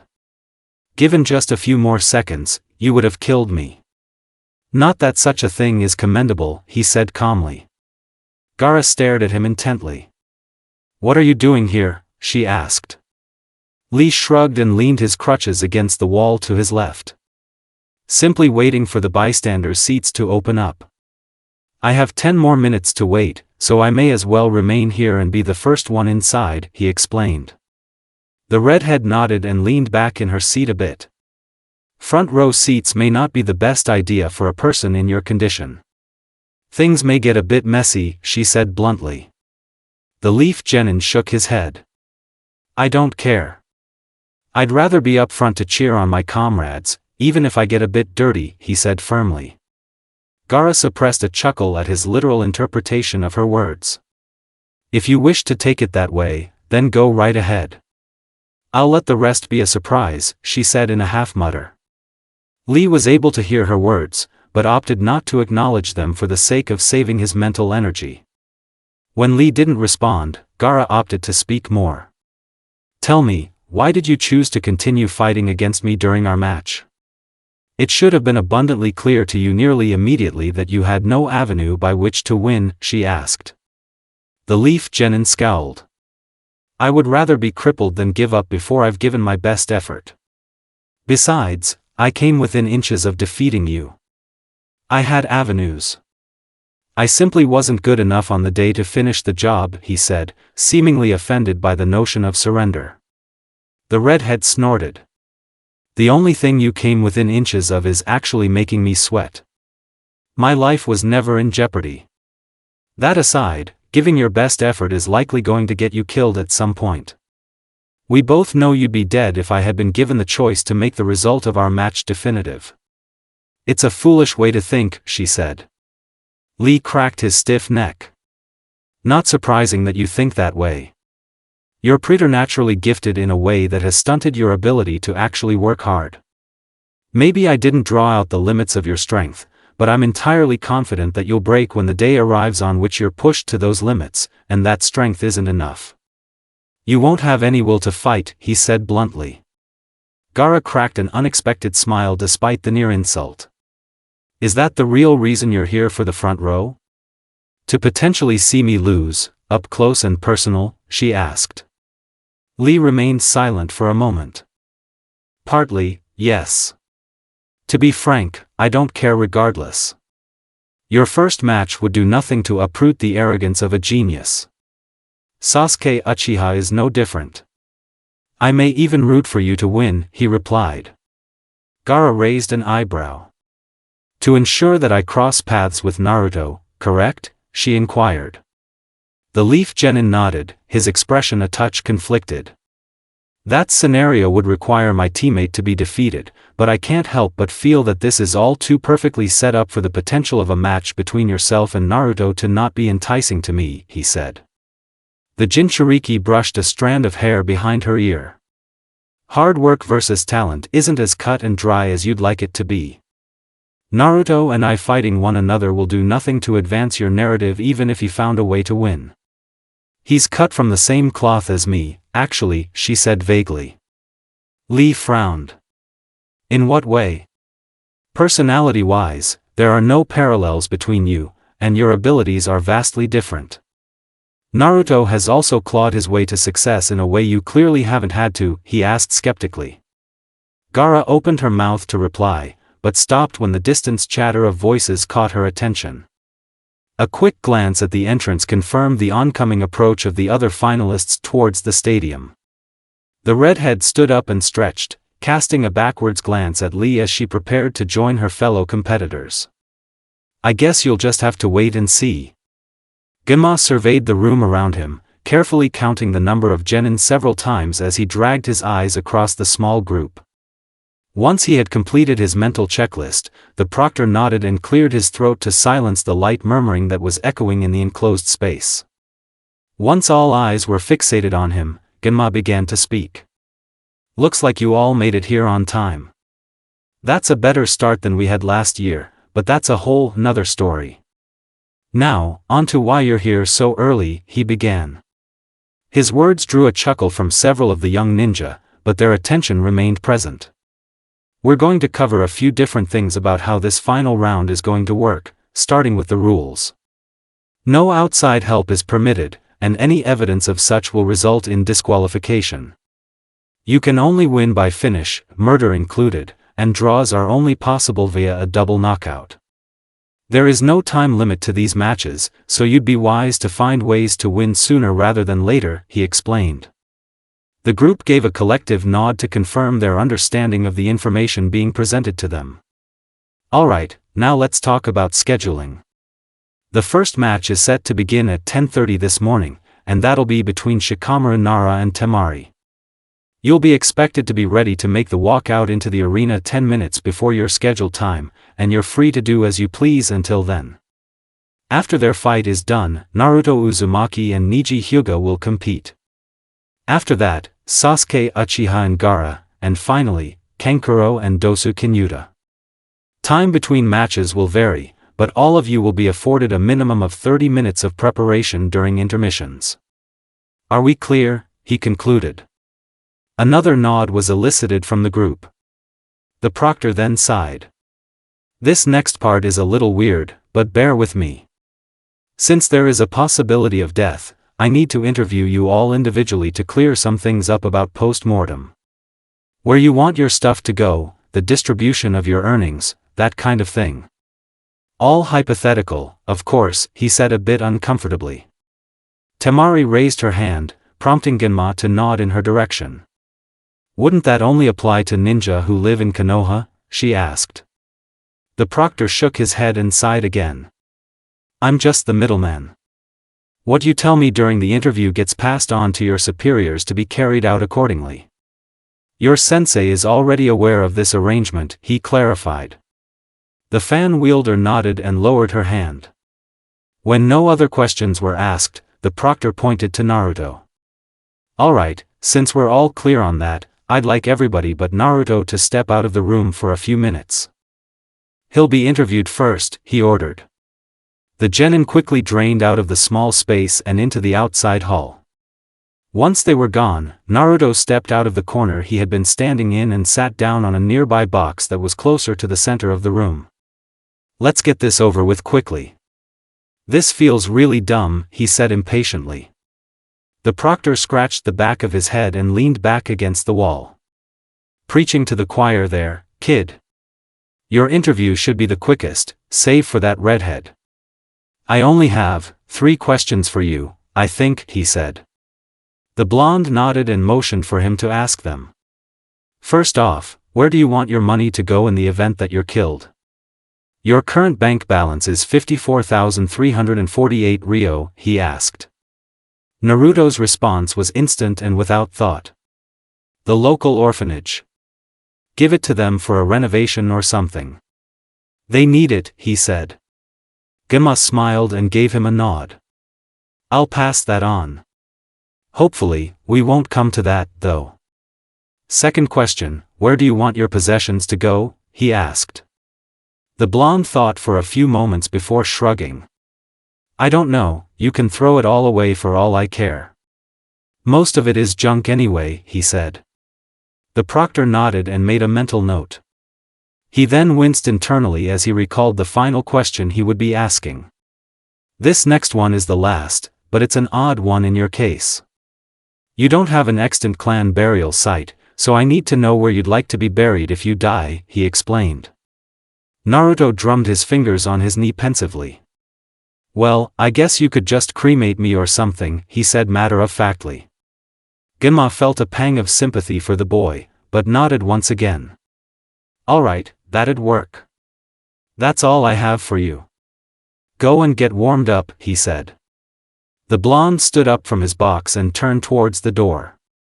Just before he could open it, however, Genma called out to him. I probably shouldn't say this, but could you do me a favor and at least give Niji a black eye? I haven't interviewed him yet, but it won't be fun. That much I know, he requested. Naruto grinned and gave him a thumbs up. Already planning on it. An irritated murmur rippled through the recently formed audience. It was 10:35, and Shikamaru Nara had yet to make his way into the lower area of the stadium where his match was scheduled to take place. The rumblings were more akin to shouts in one particular area of the arena, however. This was due to the fact that the absent Nara happened to be inhabiting the northernmost stands of the seating. Worse yet, he was hardly responding to the jeers and complaints of the people around him. Instead, he was simply leaning on the railing with a classically bored expression plastered on his face. Just get down there already. They'll shut up if you do, Naruto, who was sitting a few feet to his left, urged him. The shadow user sighed and glanced down into the arena, where Temari and Genma impatiently awaited him. He then scratched the side of his face pensively. I really don't feel like doing this, he muttered dejectedly. Before he could think any further, he was hoisted off his feet from behind by Naruto. As he was suspended in the air, Shikamaru kicked around to no effect. Are you doing? He demanded, his eyes widening as Naruto dangled him over the edge of the railing by the back of his collar. The crowd behind the two boys voiced their approval loudly as the blonde slowly loosened his grip on his comrade's shirt. Making you participate. I'm sick of all this yelling. Have fun, buddy, Naruto replied as he released his hold on Shikamaru before any further protest could escape the Nara's mouth. A surprisingly feminine screech tore from Shikamaru's throat as he plummeted down towards the ground below. Naruto stifled a laugh as his comrade hit the dirt with a thud. Don't you think that was a little harsh? The blonde glanced over his shoulder to face the familiar voice that had just interjected. The owner of said voice was Kakashi, who had just arrived in the stands of the stadium. Naruto shrugged and turned his attention back to the floor of the arena. There'd have been a riot if I hadn't given him some encouragement, he justified nonchalantly. The jonin sighed and sat down next to his brash student. I'd hardly call that encouragement. More like assault, he said as he made himself comfortable in the average seating of the commoners section. Before either one of them could comment on the match that was set to begin, a crashing sound came from down below. After a moment of confusion, what had occurred became clear. Seemingly having been pushed beyond the limits of her patience, Temari had unleashed a blast of chakra-infused wind with a swipe of her fan. A large cloud of dust had been thrown up into the air by the attack. Wait, is that legal? I don't think that match has started yet, Naruto asked as the crowd looked on in anticipation. Kakashi dusted off the front of his flak jacket. It should be, but I don't think Genma cares all that much. He'd like nothing more than these fights to end as quickly as possible. Refereeing sucks. Trust me, he replied. Naruto gave him a puzzled look. What makes you say that? He asked skeptically. His sensei gestured down towards the arena, where the dust had begun to clear away. The proctor had stepped away from the center of the stadium, and was now observing the two genin from afar. So he's just letting that go? Seems unfair to me, Naruto grumbled as Shikamaru sprinted to his left to avoid being shredded by another blast of wind. Kakashi winced as the unmotivated genin tripped and fell onto his side hard. He was late to the match, so I guess this is his punishment. Not that it changes things all that much. This is how this fight was always going to look from the outset, he said. Naruto frowned at the latter half of the statement. What? He can totally win this, he said. The silver-haired ninja nodded in agreement and shifted in his seat to better view the fight that was suddenly raging in the lower arena. I never said he couldn't win. He definitely can. What I meant was that he's a pathologically slow starter. It's just who he is. Asuma's told me stories about just how long it takes him to get going during drills. This Temari girl is nothing if not willing. She's initiative personified, he explained. Before the genin could respond, Temari leapt backwards suddenly. Once she landed, she backpedaled quickly. She was avoiding something. After focusing his vision on the girl, he noticed a strand of what appeared to be a shadow chasing after her. So, she knows what she needs to avoid. Looks like she's done her homework, Kakashi commented as the participants assessed one another from a long, comfortable distance. Is that good or bad? Naruto asked. The Jonin studied the battlefield below and pondered the outwardly simple question, considering the numerous facets it contained. Could be either, depending on how they each adjust. On the one hand, Shikamaru now knows he can move her around the arena just by sticking his shadow out at her, but on the other, Temari will become more and more sure of his range the more he does it. Both need to tread carefully, he replied. The next 3 minutes were fairly uneventful, but the exact pattern Kakashi had predicted became a reality. With gaps in between, Shikamaru would probe at Temari's location with his extended shadow. Each time he did so, the fan wielder would retreat a few feet. Interestingly, Temari ceased her ranged assault on the Nara during this lull in action. One of two things is happening right now. Either Shikamaru is playing her, or she's tricked him into thinking that he is, Kakashi said vaguely as he and his student observed the metaphorical chess match. Naruto frowned at the statement. What do you mean? He asked skeptically. The Jonin pointed to the space between the two participants, prompting Naruto to focus on it. Distance is absolutely everything right now. Temari needs to maintain a distance that allows her to both be beyond his range, but still close enough for her wind to reach him when she attacks. Shikamaru needs to find a way to corner her by the wall to slow her retreat to the point that he can link their shadows, he explained. The blonde nodded. Yeah, I know that. That still doesn't explain what you said about one of two things happening, he pointed out. The silver-haired ninja took a moment to configure a concise way to define the meaning of his previous declaration. Shikamaru is running her around the arena with no resistance every time his shadow moves, which either means that she's terrified of it to the extent that she's willing to sacrifice her position to avoid it, or she's letting him move her to figure out his maximum range, he said. Naruto considered the explanation and assessed the match taking place before him. Kind of a weird fight, honestly. Not a ton of real action, but it sounds like there's a lot going on underneath it all, he pondered.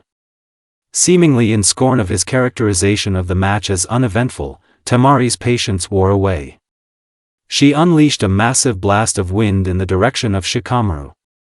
Unfortunately for the viewers of the exam, the effects of the assault were obstructed by the massive dust cloud the jutsu had created. Once it cleared, however, the crowd was rewarded with a shocking sight. In the middle of the chaos induced by Temari's wind, Shikamaru's shadow had somehow found its way to within inches of his opponent's.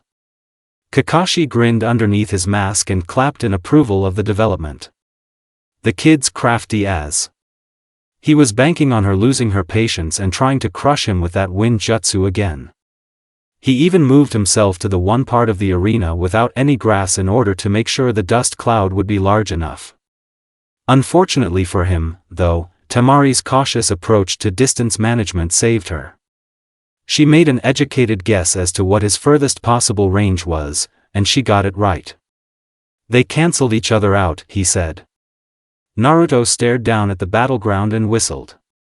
That close, huh? 6 more inches and he's got her snared. He'll get her next time, he said confidently. His teacher stroked his chin and lost himself in thought for a moment. Maybe, but she also knows that her guess was exactly correct. She can still hit him from that distance. Shikamaru has avenues to win this, but he'll need to willingly walk into that hurricane to do it. He's not fast enough to blindside her. Temari's power advantage is a major hurdle, he said analytically. As the coming battle would prove, the Jonansai for tactics was far from inaccurate. This is getting a little dicey. She can't afford to just waste chakra trying to blow him away, Kankuro said somewhat nervously as Shikamaru emerged from behind a tree with little visible injury. The shadow user had proven nearly impossible for Temari to directly strike with her jutsu despite his outward lack of immense speed or power. He was slippery, and he was frustrating. This may take a while, Gaara, who was leaning her weight on the railing, said blankly. Kankuro groaned and slumped into his seat. Ignoring her brother's frustrations, the redhead narrowed her eyes and assessed her sister's situation. Distance is no longer an issue, it seems. He has no way to get closer to her, and every time he tries, Temari nearly kills him. Still, though, I can't help but wonder how long this stalemate lasts. He outfoxed her last time, and nearly won the match all at once. She's still in tremendous danger, she pondered. Just as the thought had crossed her mind, Shikamaru made his move. Seemingly for no reason other than a lack of patience, he extended his shadow forward in Temari's direction. Given her prior knowledge of his jutsu's limited range, the fan wielder remained stationary with a smirk on her face. Once the tip of the elongated shadow reached the marking that represented Shikamaru's supposed boundary, however, it simply kept advancing. This development forced the sand kunoichi to rapidly retreat back towards the wall. The shadow ceased its forward movement just shy of the wall being cast by the wall that was now to Temari's back. She had been exceptionally lucky, but she had avoided capture once again. Gaara shook her head and allowed a ghost of a smile to form on her face. You've met your match, elder sister. He's your worst nightmare, she mused humorously. Kankuro was far less amused by the near checkmate. He just keeps getting lucky. He can't run forever. She'll carve him up eventually, he said tensely. Gaara shook her head, much to his irritation. I doubt it, unfortunately. None of what he's done has been luck-based. He threw her woefully out of position the first time he attacked, and this most recent scheme revolved around waiting just long enough for the sun to move into the proper position for the wall's shadow to lengthen. He's very smart. Smarter than she is, I'd venture, she said bluntly. The puppeteer clenched his jaw and stood up to join his sister at the railing. He doesn't have much to work with. The longer this goes, the worse it gets for him, he said. Gaara nodded in agreement and studied the lazy genin below. True enough, but his options aren't exhausted yet. There are still things he can exploit, she said. Kankuro snorted. Whose side are you on, anyways? He asked sarcastically. The Jinchuriki shrugged her shoulders and brushed back her bangs. If she can't find a way to win, then that's her fault. I'm unbiased. Whoever wins is entirely inconsequential, she said. Her eyes then shifted from the arena to her scowling brother. Because we're not here in the spirit of competition. Or do you need to be reminded of that fact? She asked, a low undertone of menace audible in her voice. Kankuro shook his head and sighed. No, I get it. I just want her to win.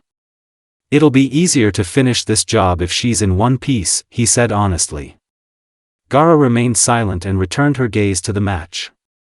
Temari had carefully circled herself away from the wall, and was now within striking distance once again. Unfortunately, Shikamaru had occupied himself in an area devoid of vegetation once again. Another dust cloud would be formed, shadow and all, if she chose to attack him. Incurring another such incident would be metaphorical suicide. What happened next was shocking. Breaking the rhythm of the methodical battle entirely, Shikamaru sprinted from his position towards Temari. Predictably, the fan wielder took action to intercept him with her fan. The blast of wind slammed into Shikamaru's chest and launched him backwards in brutal fashion, but not before he tossed something straight up into the air. It was small and cylindrical, and it had a tag wrapped around it. Realizing what it was just in time, Gaara turned away from the arena.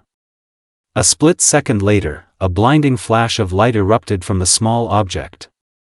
The bright light was accompanied by a high-pitched screeching sound that was utterly deafening. After a moment, Gaara turned back towards the arena to view the effects of the diversion. What she saw drew a sigh from her lips. Shikamaru's shadow was now attached to Temari's. Temari's vision slowly cleared as the world around her ceased spinning. Her senses were a mess, and her body was numb. Once her ears had stopped ringing, she attempted to sit up.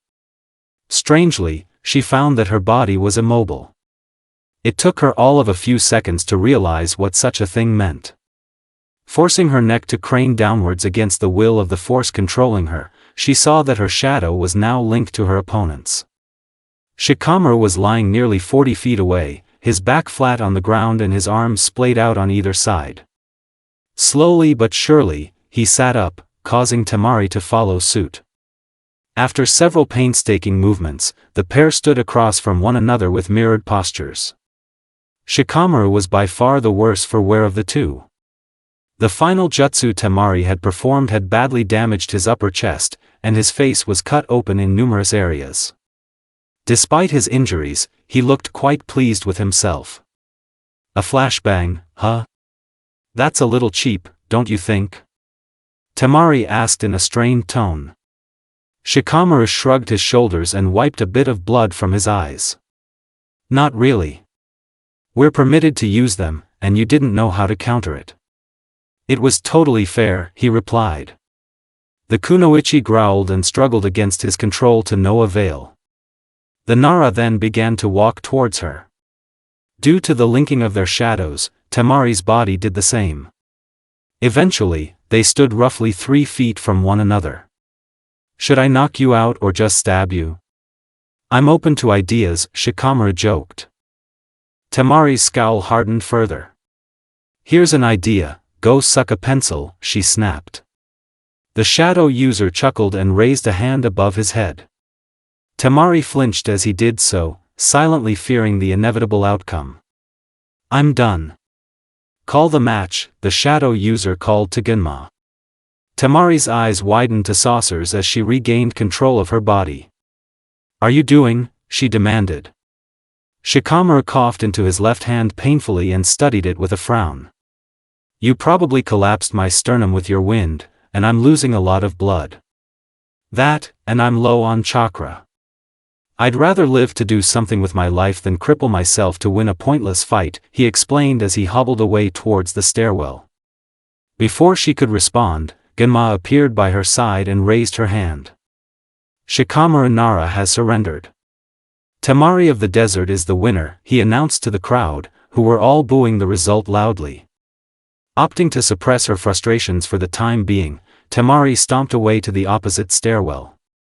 Waiting for her at the entrance was Gaara, who wore a blank facial expression. Well fought, Temari, she complimented as the fan wielder stomped up the stairs as quickly as she possibly could. Like it was. He caught me the dumbest way he could have. With a god. Flashbang, she grumbled. The redhead followed after her and put a hand on her shoulder, using it to turn her around.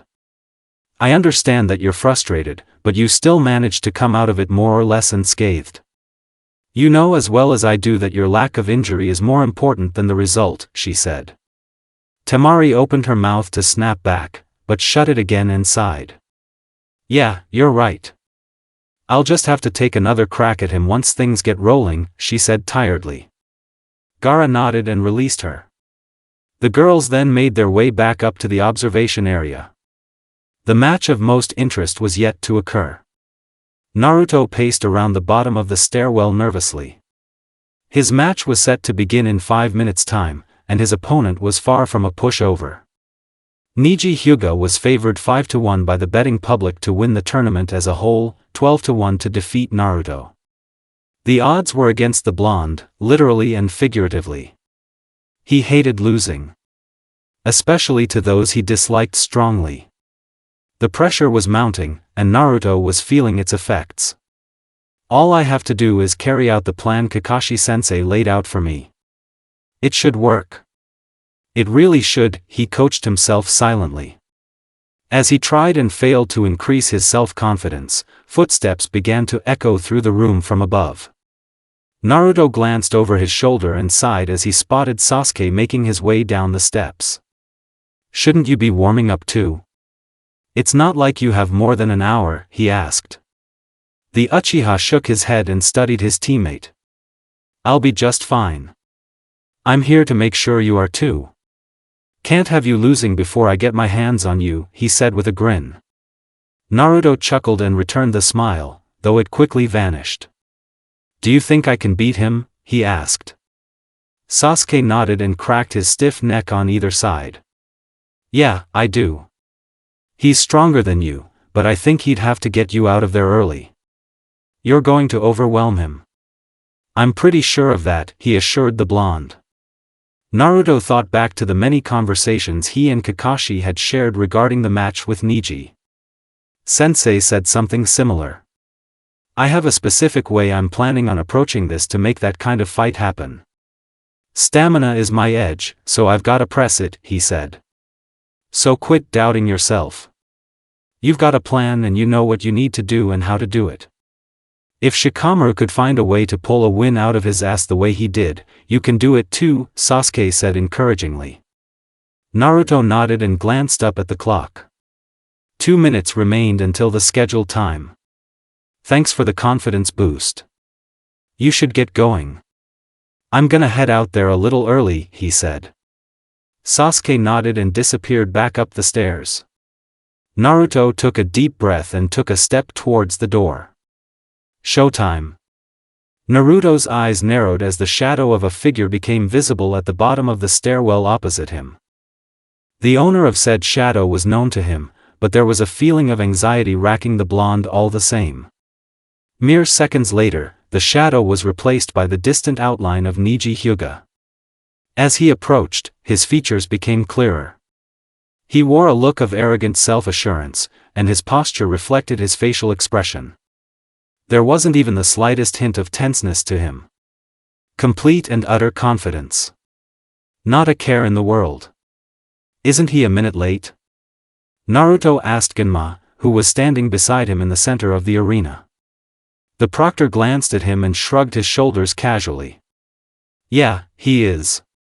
Honestly, I don't care as long as they show up within 10 minutes of the scheduled time. We have wiggle room, he explained tiredly. The Jinchuriki grumbled something unintelligible to himself and straightened his posture as Niji came within spitting distance. He stopped advancing 5 feet from Naruto. The boys maintained eye contact sternly, prompting Genma to clear his throat. Alright, you both know what I expect. This'll be a clean, fair fight. No outside help of any kind is permitted, and any such occurrences will result in instant disqualification. These fights aren't scored, so you'd be wise to work to finish, he relayed as though he were reading from a script, which he likely was in some way. Concise as his words were, neither genin had heard an ounce of it. Recognizing this fact quickly, Genma retreated a few feet and raised his arm above his head symbolically. Since you both appear to be ready, take 10 steps back so we can get this rolling, he ordered the boys. They each obliged and moved back the appropriate distance before settling into their respective stances. The proctor then chopped his arm downward. Begin, he yelled, disappearing into a puff of smoke a split second after the word had left his mouth. Naruto wasted no time. He rushed across the space between them and slung an overhand punch with his right hand at Niji's jaw. Predictably, he missed by a mile. The Hyuga easily and smoothly drifted backwards out of range. Despite the fact that he had missed his supposed target entirely, a grin appeared on Naruto's face as he rebalanced himself and returned to pressuring forward. Let's try that again, he thought to himself. He then surged forward again and launched the same punch at his opponent. As expected, he paid for it this time. Instead of simply retreating, Niji pulled his head back with his feet firmly rooted. Naruto's punch sailed by an inch from his nose, and as the blonde fell forward due to his own momentum, Niji drove his left knee upward into his ribs. The Jinchuriki, much to Niji's surprise, simply absorbed the strike and took the opportunity to seize his leg. The Hyuga grunted and tried to pull his leg free, a forceful request that Naruto willingly granted. As Niji attempted to reposition his feet, he was cracked across the right side of his jaw by a hooking punch from the blonde. Partially due to an already existent lack of balance, Niji dropped to his rear end. He popped back to his feet immediately, but the crowd reacted strongly nonetheless. A low growl escaped from his chest as he narrowed his eyes and assessed his more competent than expected foe. "First blood is yours, Naruto." "Well done," he admitted to calm himself. Naruto raised an eyebrow and prepared to engage once more. "Didn't think I'd ever get a compliment out of you," he remarked. Niji scowled and blitzed forward to meet his advance. Unlike the previous exchange, the Hyuga led the metaphorical dance. He intercepted Naruto's linear charge by slamming his left palm into the bottom of his chin and snapping his head back. "And it's the last you'll get," he sneered before kicking Naruto's left leg inward into his stance and off-balancing him. The blonde stumbled away and fumbled for his positioning, but Niji pursued him before he could regain his stability. The Hyuga jabbed him 6 times. Twice on either side of his chest and twice on each arm. His upper body instantly numbed. Finishing the combination dramatically, Niji kicked Naruto in the stomach and launched him backwards to the ground forcefully. The Jinchuriki grunted and forced himself to stand shockingly quickly. Drawing a smirk from Niji. "You're durable as they come. Most are finished after having the feeling in their upper body cut off," he said as Naruto rolled his shoulders to regain some semblance of control. The blonde then cracked his neck and stepped back into his stance. In a flash, he disappeared. A split second later, his fist was buried in Niji's stomach. The arrogant genin coughed painfully and gripped his foe's wrist to remove it from his abdomen. After a brief struggle, he managed to make space and retreat to attempt to catch his wind. Shunshin, also known as the body flicker. Commonly used, but almost never for combat. "He's certainly resourceful," he thought to himself as Naruto forcibly pressured him into another exchange of blows. Niji decisively won the first clash. He pivoted off of Naruto's centerline and checked him with a short hook to the right side of his jaw, but the second layer of the firefight was far less clean. In spite of the dominant angle Niji had taken, Naruto shifted his stance so that his left side was in position to be fired with force. The improvisation provided a clear target, that being the center of Niji's forehead.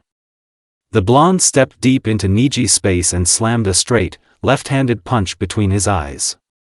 The Hyuga flinched and skittered back to recreate distance, but Naruto followed him out of range with a kick across the right side of his ribcage. Niji took a deep breath to collect himself, but his regathering was interrupted by the feeling of a hard surface touching his back. Taking a brief risk to glance behind him, the Hyuga clenched his jaw. Naruto had forced him backwards to the wall. A two-pronged tactic. Extend exchanges to increase his chances of landing strikes, and move me to the boundary in order to decrease my space to move. Sharp decision-making, he thought to himself. A sigh then escaped his lips as the veins on the side of his head became visible. A moment later, his purple, pupilless eyes flared. Naruto's eyes widened almost imperceptibly at the development, but he remained poised. Niji widened his stance and fixed his now active dojutsu on the Jinchuriki. "You've earned my intrigue. Now I'm going to make you regret being so interesting." Kakashi drummed his fingers nervously as Naruto narrowly avoided having his head removed by Niji's shinbone. The approach he had given his student to work with was being well executed, but the preemptive risk still remained. The gap in technical depth in terms of taijutsu was large, particularly in the defensive realm. Niji was hardly hit clean when he was hit at all, but Naruto was being forced to endure viciously crisp return fire from his adversary every time he engaged. At the present moment, the fight was trending in the desired direction positionally speaking.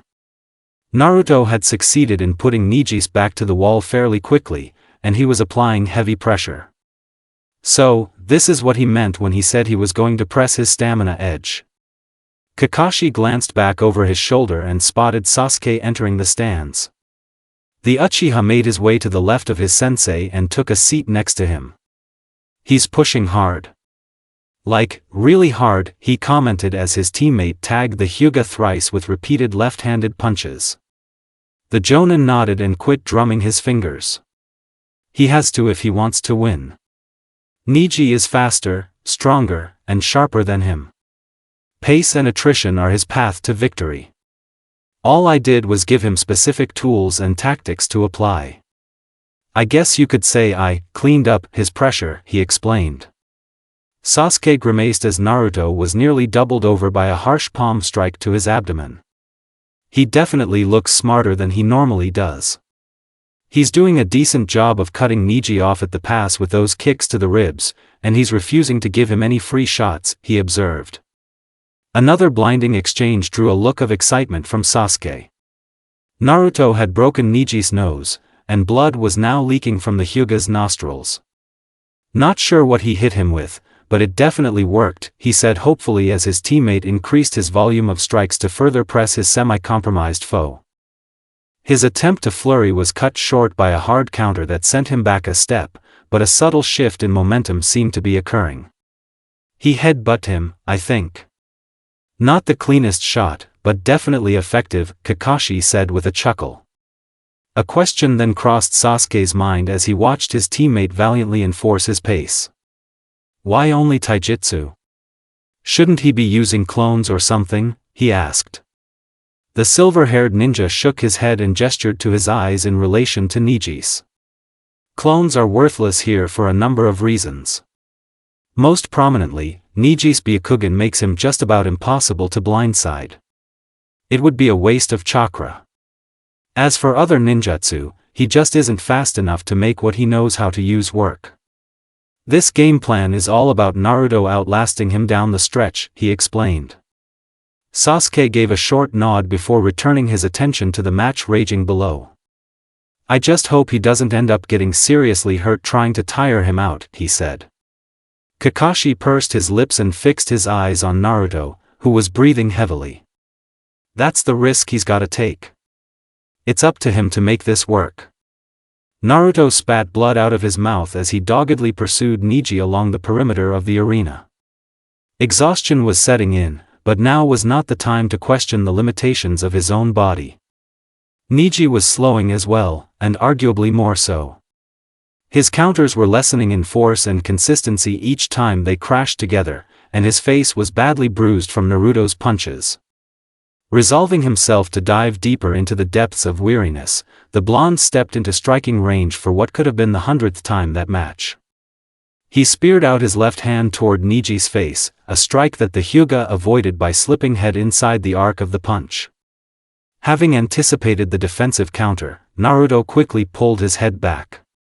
Niji's returning strike was a wide, right-handed punch that whizzed by the Jinchuriki's head, and as his arm dropped as a result of his lack of connection, Naruto drilled his temple with a punch of his own off of his rear right hand. The impact momentarily buckled the Hyuga's knees and caused him to lean against the wall for support. The blonde grinned and stepped in further until they were practically forehead to forehead. "Not used to a dogfight, are you?" he asked as he ripped two punches into either side of his foe's ribcage. Niji responded to the cruel attack on his abdomen with a cleaving elbow to the left side of Naruto's forehead that split his skin and drew blood. What he did next was far more extreme. Taking advantage of the close proximity both he and the blonde were now operating at, the Hyuga made a sharp turn on the ball of his foot to create momentum. "Rotation," yelled as he spun around rapidly at point-blank range. Before Naruto could react, a wall of chakra slammed into his chest and launched him nearly 20 feet in the opposite direction. He hit the hard ground with a loud thud that knocked every ounce of air from his lungs. His ears were ringing loudly as he sat up in a daze. The front of his jacket had been shredded and burned by Niji's chakra, and his skin was singed. He promptly removed his jacket and tossed it aside, leaving only his charred undershirt. Niji had made his way back to the center of the arena as well, and he looked no better off. While he had been the one inflicting damage, the chakra he had expended was clearly taking its toll on him. The end was near, and both knew it.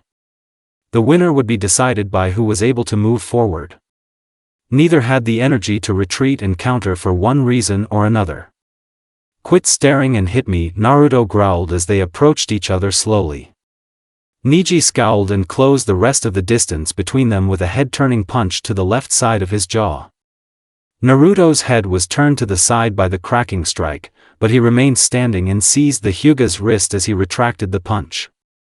Using the grip to his advantage, the blonde yanked Niji forward and ran him into a short uppercut that snapped his head upward.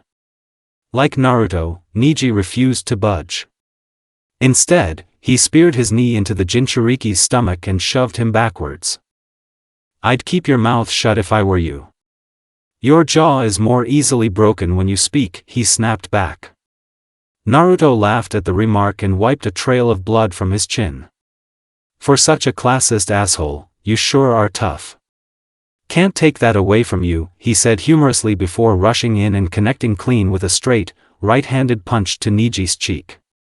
The Hyuga retaliated with a forceful palm strike to his chest that elicited a painful sputter of red phlegm from Naruto. "You're grittier than you are skilled. Take that as you will," Niji breathed. The Jinchuriki heaved a deep breath and prepared to attack once more. As he approached, Niji caught a glimpse of what looked to a shade of red flashing across Naruto's eyes. Kankuro watched his sister intently as she kept her eyes glued to the arena below. Generally speaking, the girl was far from reactive. In fact, she was quite the opposite. She hardly reacted to any social or situational cues. Be them major or minor, her expressions and body language always remained static and stoic. Currently, however, that trend was being broken. Numerous times throughout the encounter between Niji Hyuga and Naruto Uzumaki, Gaara had visibly flinched. In fact, when Niji had brutally floored Naruto with his violent rotation technique, she had looked visibly horrified. At the present, she was far more difficult to read. The exchanges between the warring genin were close to even, and one could argue that the blonde was landing the more eye-catching strikes. If anything, Naruto looked to somehow be gaining steam. If charted on a graph, his volume of strikes would have shown a clear trend upward before a steep decline. Now, that decline was being defied. It was subtle, but his vitality was returning to him. As Kankuro pondered as to why this was, Gaara spoke for the first time in nearly 10 minutes. "Naruto has won. This fight is effectively over," she said confidently as Naruto kicked out one of Niji's legs. Kankuro was forced to nod in agreement as the blonde began to wear down his foe with increasing tenacity. "Yeah, looks that way. How, though? He was sucking wind a minute ago," he asked. Gaara smirked and folded her arms in front of her chest. "He finally ran out of chakra. It's clear as day that he has no real control over his demon, but its chakra involuntarily seeps into his body when he's out of energy. He had a backup, Niji didn't," she explained as the boy she clearly favored staggered his foe with a counter. Kankuro then took a risky bet. "What's the point in rooting for him? You're going to kill him in, like, an hour. Why are you so invested?" he asked. Gaara instantly darkened and tensed. Her grip on the rail tightened, her eyes lowered, and her shoulders bunched together. "Am I not entitled to enjoying him a bit more before I snuff him out?" she muttered. Kankuro instantly felt a pang of sympathy for his sister, though it came alongside a strong feeling of unease. Openness was a rarity on Gaara's part, but when it did occur, it tended to be somewhat morbid. "Why yeah, that's fine. I was just making sure," he said awkwardly as the redhead sulked. After a few moments of tense silence, Gaara sighed and glanced back at her brother. "I'm aware of what must be done, Kankuro. When the time comes, I'll bury him. That time has yet to come, though. For now, he's still a joy of mine, she said. The puppeteer's face softened at her words. Gaara. He lamented within his mind. Choosing to think of less depressing topics, he returned his eyes to the battle. From the looks of things, it was well on its way to being finished. Looks like you might be fighting soon. You might want to start warming up, he said to his sister. The redhead nodded, but remained fixated on the arena. I prefer to let my opponents warm me up. Not that they ever do much more than that. Neji grimaced as his abdomen was assaulted by the fists of Naruto Uzumaki. Over and over, his knuckles ripped into his ribs and stomach. There was no end to the barrage. There were breaks, there were pauses, but never a conclusion. Even after having appeared to be exhausted minutes earlier, Naruto had come surging back with renewed fury to batter the Hyuga pillar to post. His stamina was inhuman, his durability nonsensical, and his will unbreakable. He was technically outclassed as well as being the naturally weaker of the two, but he had weaponized his pace brilliantly. Give him an inch and he'll take it a mile.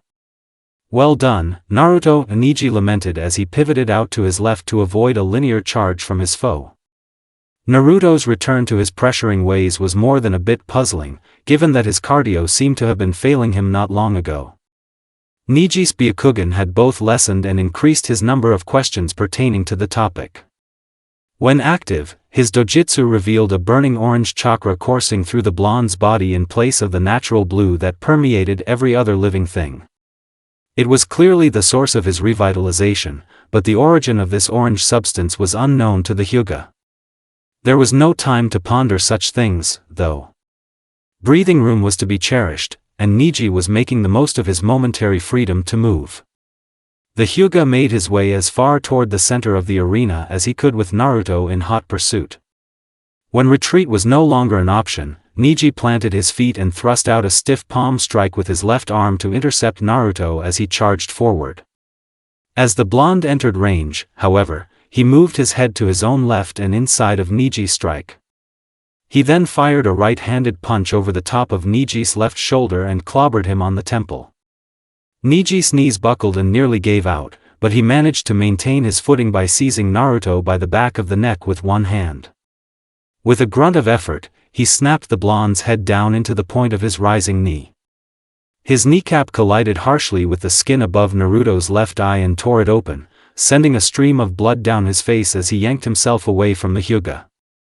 For a brief moment, he wiped blood from his forehead and winced. The plasma was dripping into his eye. Realizing that an opportunity had presented itself, Neji steeled himself and took a deep breath. 8 trigrams, 64 palms, he yelled. It would be his final push, and he knew it. Naruto's eyes widened as Neji's stance lowered and dojutsu flared. A moment later, the Hyuga vanished from sight. When he reappeared, he began a horrific flurry of strikes. First, he struck the blonde twice. Then 4 times, then 8, then 16, and finally a massive barrage of 32 consecutive palm strikes aimed at every target available on the human frame. Every single strike landed squarely, and the 64th strike sent Naruto sailing backwards to the ground with a forceful thud. His impact with the hard sediment elicited a painful, bloody cough from the Jinchuriki. As he twitched on the ground, Neji looked to the distant Genma. I'd start to think about stopping this if I were you. I doubt he's getting up again, he called breathlessly. For a brief moment, it seemed that the proctor was going to oblige. He took steps to approach the genin, but stopped nearly immediately. Realizing that it would be wise to view his foe once more, Neji slowly turned his head towards Naruto. The unpopular genin had somehow made his way to his knees, and he was attempting to rise to his feet. Through what appeared to be a Herculean effort, he made his way to an upright posture. What truly caught Neji's attention, however, was the now visible outline of red that encompassed his body. His eyes were blood red, and his pupils were slitted. He had changed. Rather than react with shock and awe as his instincts told him to, Niji simply allowed his body to relax. His arms fell to his sides, his taijutsu stance evaporated, and he simply marveled at the boy before him. After a second or two, he sighed and shook his head. "What on earth are you, Naruto? Or do you not even know yourself?" he asked. The Jinchuriki remained silent initially, but soon responded in shockingly calm fashion. "A bit of both. I know what this chakra is, but I don't know how to use it or even how to access it. I got lucky," he began. Before Niji could reply, a horrific punch clattered the left side of his jaw. He was unconscious before he hit the ground. Naruto, who had crossed the distance between them in the blink of an eye, watched the Hyuga crumple into a heap at his feet. "And you didn't," he concluded. Genma was between them instantly, and he waved his hands over Niji's limp form symbolically. "Niji Hyuga is unconscious. Naruto Uzumaki is the winner," he announced to the crowd, who promptly let out a roar of approval at the massive upset that had just occurred. Realizing that he could finally relax, Naruto let out a heavy sigh and allowed the demonic chakra to drain away. He then took a moment to survey the cheering crowd. Each and every person he focused his vision on was clapping, and many of them were smiling. A grin slowly spread across his face as the reality of his victory became clear to him. He had defeated the majority favorite to win the exams as a whole, and he had done so in fairly definitive fashion. "So, this is what it feels like," he mused to himself quietly as he took in the approval of those around him. In his heart of hearts, he knew it to be temporary, but he was in no position to be picky. As he enjoyed his moment of triumph, however, the adrenaline circulating through his body waned away. The moment it was gone, his strength left him entirely. He dropped down to one knee and coughed raggedly into his hand. When the wheezing finally subsided, he glanced down at his palm. It was stained dark red. It. He muttered. Just as he began to panic, he was hoisted to his feet by an unknown figure.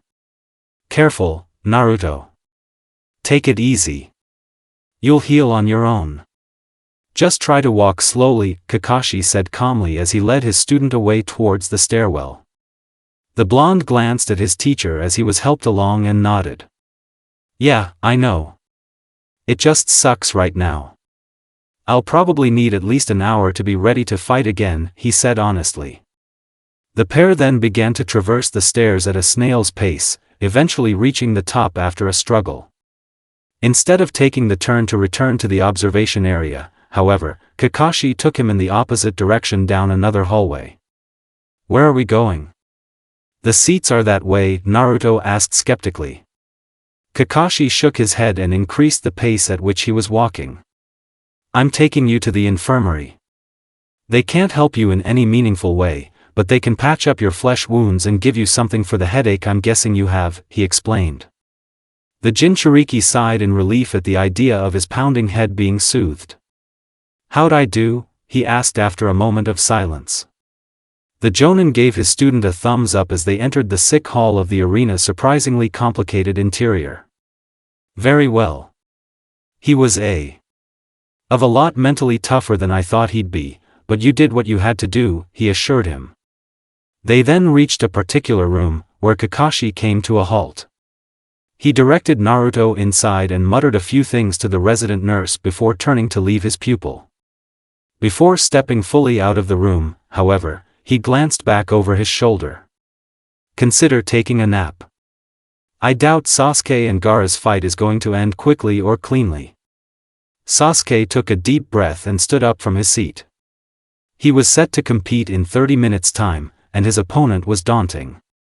Plenty of careful preparation had been performed during the month between the preliminary and final rounds, but despite it, the Uchiha felt stress creeping into his subconscious. In spite of his careful studying and meticulous attention to detail, he knew very little of his opponent past the established facts revealed by her match with Lee. She was fairly slow-moving, more or less entirely stationary in combat, and when she was hit, she tended to be hit cleanly. Those were the weaknesses Rock Lee had exploited to the best of his ability during his futile effort against the redhead. It was plenty to work with, broadly speaking.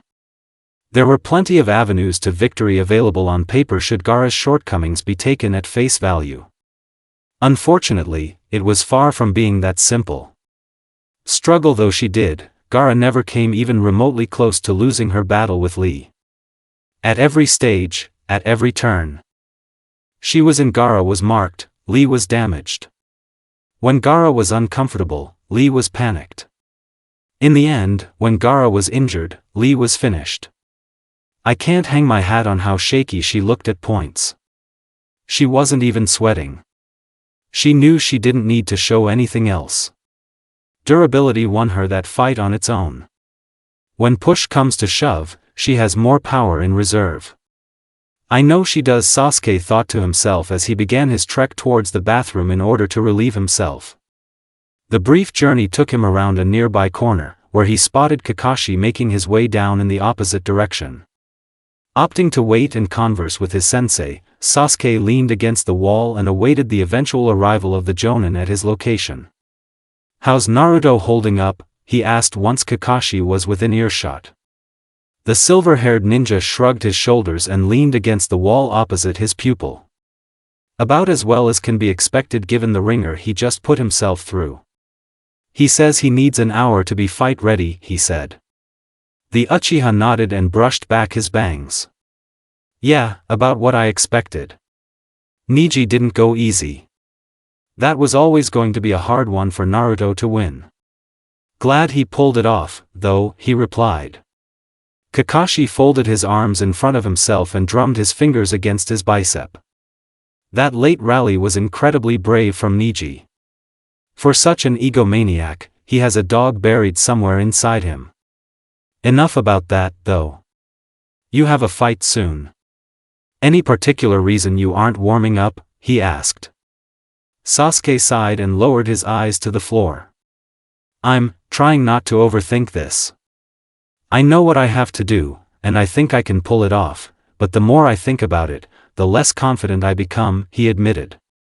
The Jonin raised an eyebrow at his explanation.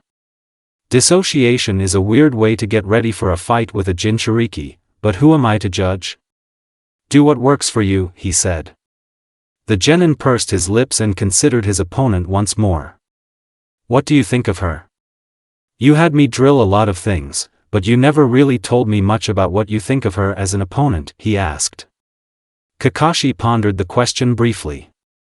I think the best way to put it is that she's a wind-up toy, he said vaguely.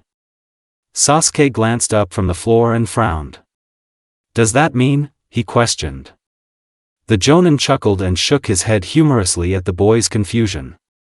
Just a metaphor. What I mean by that is that she's reactive. She doesn't like to initiate all that much from what I can tell. She's defensive 90% of the time, and the other 10% is really just posturing, he clarified. After taking a moment to better understand the meaning behind his teacher's words, the Uchiha nodded reluctantly. Yeah, that makes sense. Don't you think that she's hiding power, though? I think it's likely, he said. Kakashi shrugged his shoulders. Probably, but you have an equalizer. I taught you Chidori for a reason, kid, he replied. The Uchiha shuddered as he recalled the many days of numbness his arm had experienced during the learning process. That's true, I guess. If I can run her through early, then whatever she's hiding doesn't matter, he said thoughtfully. Kakashi eyed him intently. Don't try to force that opening. It will present itself, but you have to be patient. Remember, you only have 2 shots with that thing before you're crippled, he reminded his young pupil. Yeah, I get it. I just want this to be shorter rather than longer, you know? Sasuke said. Kakashi nodded and gestured to his forehead protector. Quick and clean is the motto of covert operations, so if that's your mentality, then maybe you've got an umbu career ahead of you, he joked. An awkward silence then crept into the hall they were occupying. Sorry. That was a little insensitive, the Jonin apologized. The Uchiha waved a dismissive hand and peeled himself off of the wall he was leaning on. No, you're fine. You didn't mean it that way. I'm gonna head out for a walk. I'll be back in time. Don't worry, he said as he disappeared around the corner from whence he had come. Once he was gone, Kakashi sighed. Great. I made him uncomfortable, he scolded himself. He chose not to dwell on it. Instead, he glanced up at the clock and prepared himself for a walk of his own. Despite being the voice of reason, Kakashi needed to calm his nerves. Genma was snapped from his semi-conscious stupor by the cheers of the crowd. As proctor, he was not allowed to exit the arena under any circumstances during the exams, and it was a relentless grind. Mindless instructions, predictable matches, and merciful stoppages had a way of eating away at a man's sanity.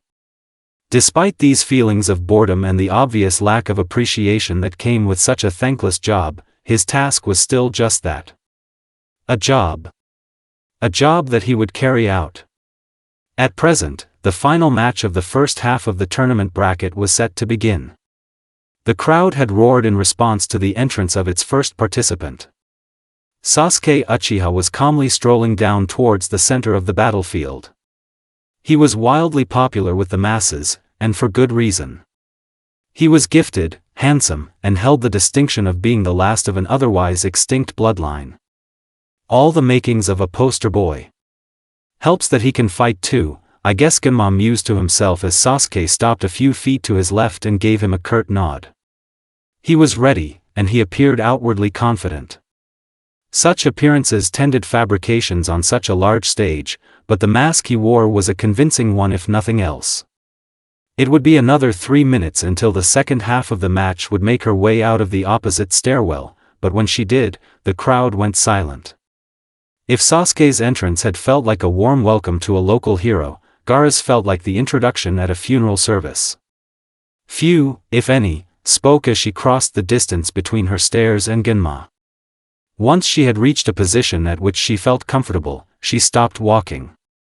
She had halted roughly double the distance Sasuke had from the proctor. In more ways than one, the two combatants felt like polar opposites. Gaara was short, no taller than 5 feet, and Sasuke was fairly tall for his age, as he stood 7 inches taller than the redhead. Sasuke was traditionally handsome, and Gaara was much more of a blank slate. Genma suppressed a chuckle as he watched them assess one another. They both need to smile more. Especially Shorty, he joked within his mind. Once he had purged himself of all humorous thoughts, he cleared his throat and glanced at both genin. Alright, normally I'd skip right through this, because you've heard this spiel before. But, I think there are a few things I need to clarify for the two of you, he said somewhat sternly. Both Gaara and Sasuke furrowed their eyebrows and awaited elaboration. First, turning to Sasuke, Genma began speaking. When performing fire-style jutsu, make sure you aim your shot carefully. The seating area is packed and flammable, he said. The Uchiha nodded wordlessly and turned his attention back to his opponent. Satisfied by his understanding, the proctor moved on to the second half of the match.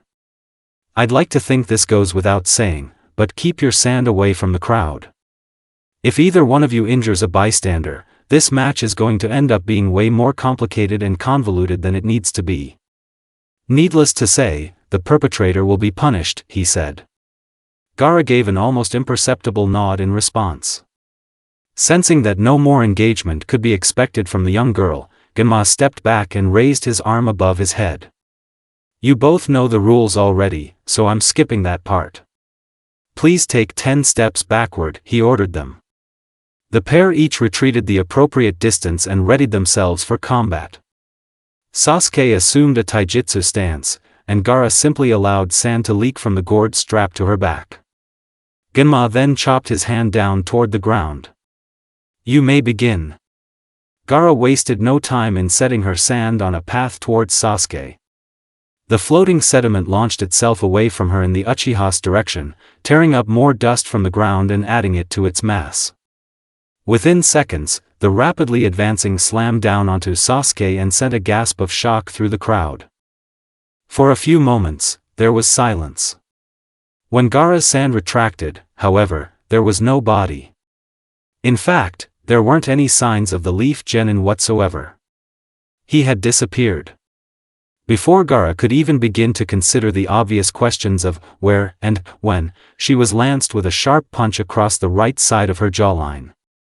Despite her substantial durability, the shock of the impact still buckled her knees and stunned her momentarily. "You're even slower than I figured you'd be." The redhead rubbed the side of her face and glanced to her left, where Sasuke now stood with a confident smirk on his face. More striking than his sudden change in position was the stance he had adopted. One arm was tucked behind his back, and the other was outstretched with the palm facing upwards. It was identical to the posture of Rock Lee. Gaara turned fully to face him directly. "I don't quite understand the point of this little stylistic shift," she said monotonously. Sasuke raised an eyebrow and shifted his feet.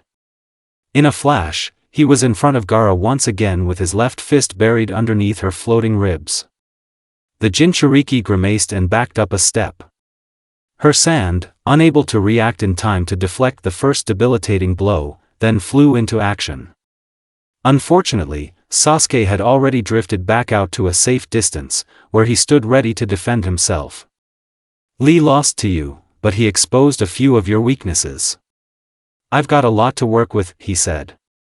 Gaara's expression remained unchanged at his declaration, but the pain in her ribs had yet to subside. More sand slowly trickled out from her gourd and meshed itself together with the already present material. Sasuke then twitched, prompting Gaara to react. Predicting his inevitable charge, the redhead erected a wall of sand to her left. Her anticipation proved to be correct, as Sasuke's shin slammed hard into the barrier. The Jinchuriki's sand immediately wrapped around his leg and hoisted him up into the air. "And I have plenty to counter," she replied as her sand whipped him around in circles above her head. Once she had spun him in nearly 20 consecutive circles, Gaara sent the Uchiha flying towards the far wall. As he sailed away, Sasuke was able to somewhat regain his bearings. Once he did, he weaved a series of hand seals and reared his head back. "Fire style, fireball jutsu," he yelled. A blast of searing fire then erupted from his mouth and scorched towards Gaara. The redhead sand instantly enveloped her and backed itself densely. The burning fire crashed into the S, and superheated the outer layer to the point of crystallization. The jutsu had propelled Sasuke backwards at high speed, causing him to slam into the wall he was already headed towards with an increased impact. Despite the forceful collision, the Uchiha was unfazed as he rose to his feet to admire his handiwork. Gaara was still fully visible, but through a veil of fresh glass. Said veil then began to shake. After a moment of low humming, the glass shattered into an uncountable number of pieces that mixed back into her hoard of sand. "I put a lot of chakra into that. She's a tough nut to crack." Not even a singed hair, Sasuke thought to himself as he assessed the ever-calm Jinchuriki. Her composure was unnerving. Even under the most severe of duress, she hardly blinked. The speed advantage decisively belonged to Sasuke, as did the advantage in technical skill in most areas, and it was up to him to leverage those edges. "Let's get busy," he encouraged himself before setting his feet and blitzing towards his stationary foe. Predictably, Gaara's sand came out to meet him. Taking a sharp angle off to his right to avoid the obstruction, Sasuke increased his speed further to take advantage of the massive opening the redhead had left him. Once the necessary distance had been crossed, Sasuke planted his feet in front of Gaara and went on the attack. First, he snapped her head back with a sharp, left-handed punch, after which he spun her jaw with a fully extended punch with his right hand. Much to his surprise, Gaara did not budge. She simply returned to her same upright posture and looked to back away. Opting to push his luck a bit more, Sasuke kicked her knee inwards and swept her off her feet before leaping out of the wake of her furious sand. Taking a deep breath as he landed on his feet 25 feet away, the Uchiha allowed a smile to form on his face. He was landing at will, and Gaara appeared to lack the wherewithal to stop him. He was winning, and quite easily at that. "We've still only been fighting for less than 5 minutes. She's not done yet. I can't do anything wild yet, Sasuke thought to himself. As the sentiment crossed his mind, Gaara decided to take initiative. She sent out a spear of condensed sand whistling towards him at a speed Sasuke had not thought possible for the sediment. Forced to rely on his reflexes, Sasuke bent over backwards at the waist and narrowly avoided being impaled through the skull by the sandy spike. It missed his nose by mere inches as it sailed by his face and shattered on the wall behind him. Quickly rebounding to an erect posture, Sasuke's eyes widened as he saw another spike flying towards him. He was once again saved by his reflexive speed, as he moved his head off to the left to barely avoid another decapitation. Figuring that another was on its way towards him, Sasuke performed another series of hand seals, one far different from those required for the fireball jutsu. Earth style, mud wall, he yelled, slamming his palms down onto the ground in front of him as he bellowed. A barrier of solid earth then rose up from the dirt and deflected the third spike that Sasuke had correctly predicted would come. The Uchiha took a deep breath and made another hand seal. Shadow clone jutsu, he muttered as quietly as he could. An exact copy of himself then appeared next to him. Already equipped with the knowledge of his task, the doppelganger drew a kunai and stepped out from behind the wall. He took no more than 10 steps forward before he was skewered by a sand spear. Despite the quick and concise destruction of his clone, the puff of smoke that followed as a result provided all the cover the Uchiha needed. Emerging from the artificial obstruction with the same blinding speed as before with a pair of kunai drawn, Sasuke easily bypassed the comparatively sluggish cloud of sand surrounding Gaara and slashed at her face with both blades. The redhead flinched and leaned back, managing to avoid one of the kunai. Unfortunately for her, the knife held in Sasuke's left hand was able to cut across her right cheek. A small spray of blood spurted out from her face as she reeled backwards. While she recovered from the laceration of her cheek, Sasuke stepped forward and kicked straight up with his right leg, planting the ball of his foot underneath her head and snapping her head back harshly. The strike caused the Jinchuriki's legs to give out and send her down onto her back. Sasuke suppressed his urge to follow her down to the ground and leapt away to avoid the oncoming sand as Gaara laid flat on the ground. Once he was safely out of range, the Uchiha watched the girl intently. For a time, she was still. Eventually, however, her left hand twitched. After that, she sat up slowly with her eyes downcast and blood dripping from her face wound. Not used to getting hit, are you? Sasuke goaded as the Jinchuriki stood to her feet slowly. It was then that Gaara turned her face up to look at the Uchiha. The gash Sasuke had opened up on her cheek was deep and profusely bloody, and her eyes had narrowed to angry slits as she stared at him. You're like a housefly. Relatively harmless, but oh so irritating.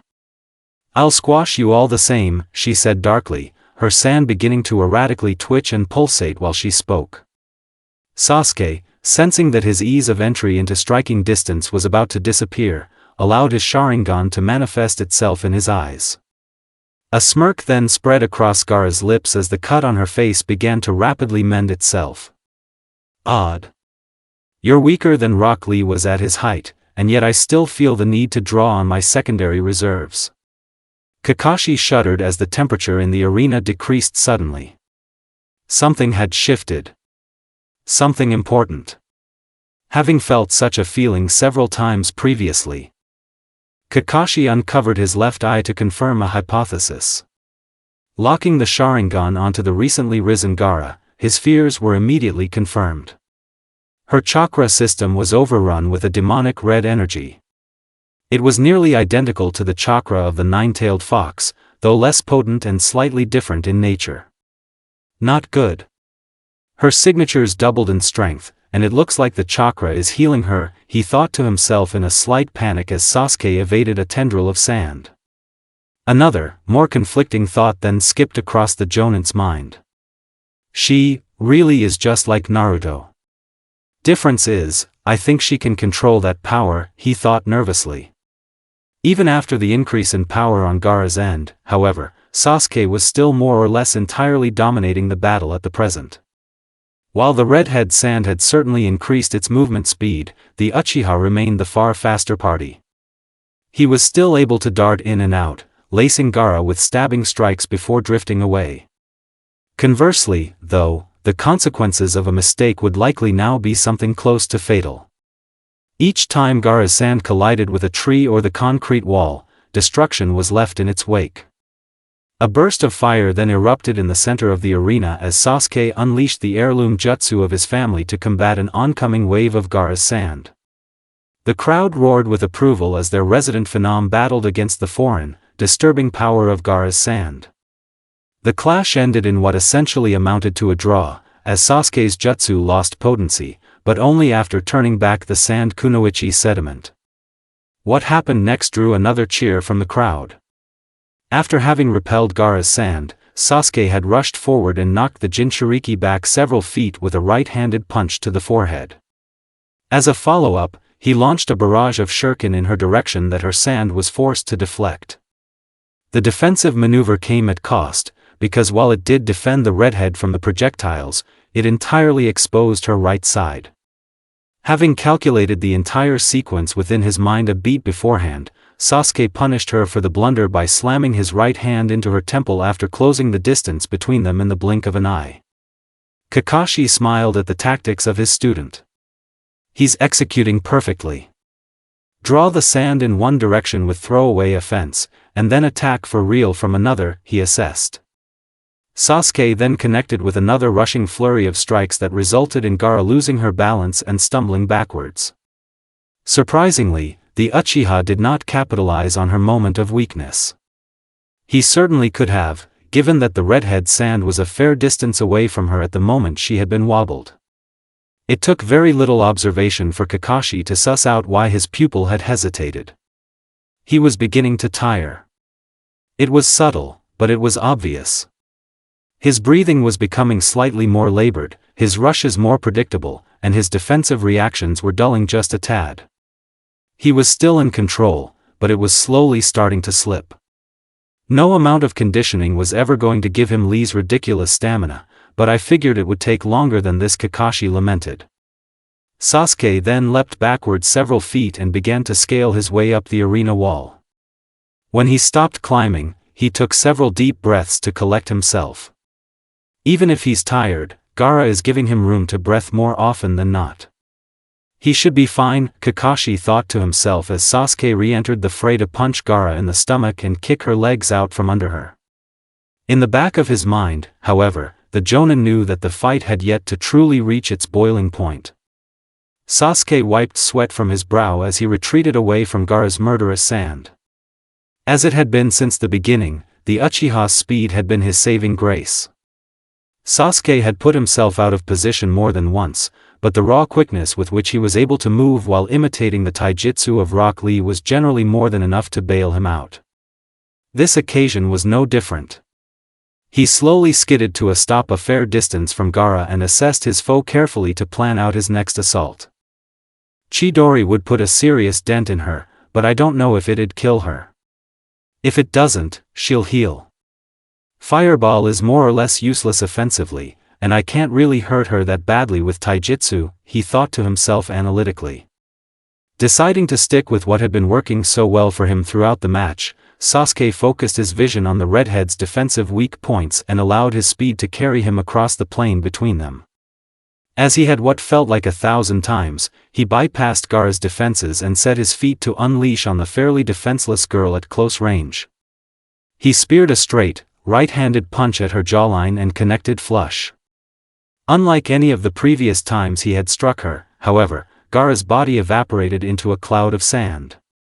Instantly realizing his mistake, Sasuke made a panicked rush to escape the storm of sand he was in the eye of. Before he could move far enough, he was tripped by a limb of sand. He immediately scrambled to his feet, but was once again knocked to the ground by a mass of sand. Gaara herself then appeared from a shifting cloud of sand. I'm not entirely sure why that worked. You've defused my sand clones more than once already, she said, seizing Sasuke by the front of his shirt and hoisting him to his feet with a shocking degree of ease despite her small stature. When the Uchiha didn't respond immediately, Gaara raised an eyebrow. Did you really forget to check whether or not I was real? Or, Is your energy really running so low that you can't? She asked.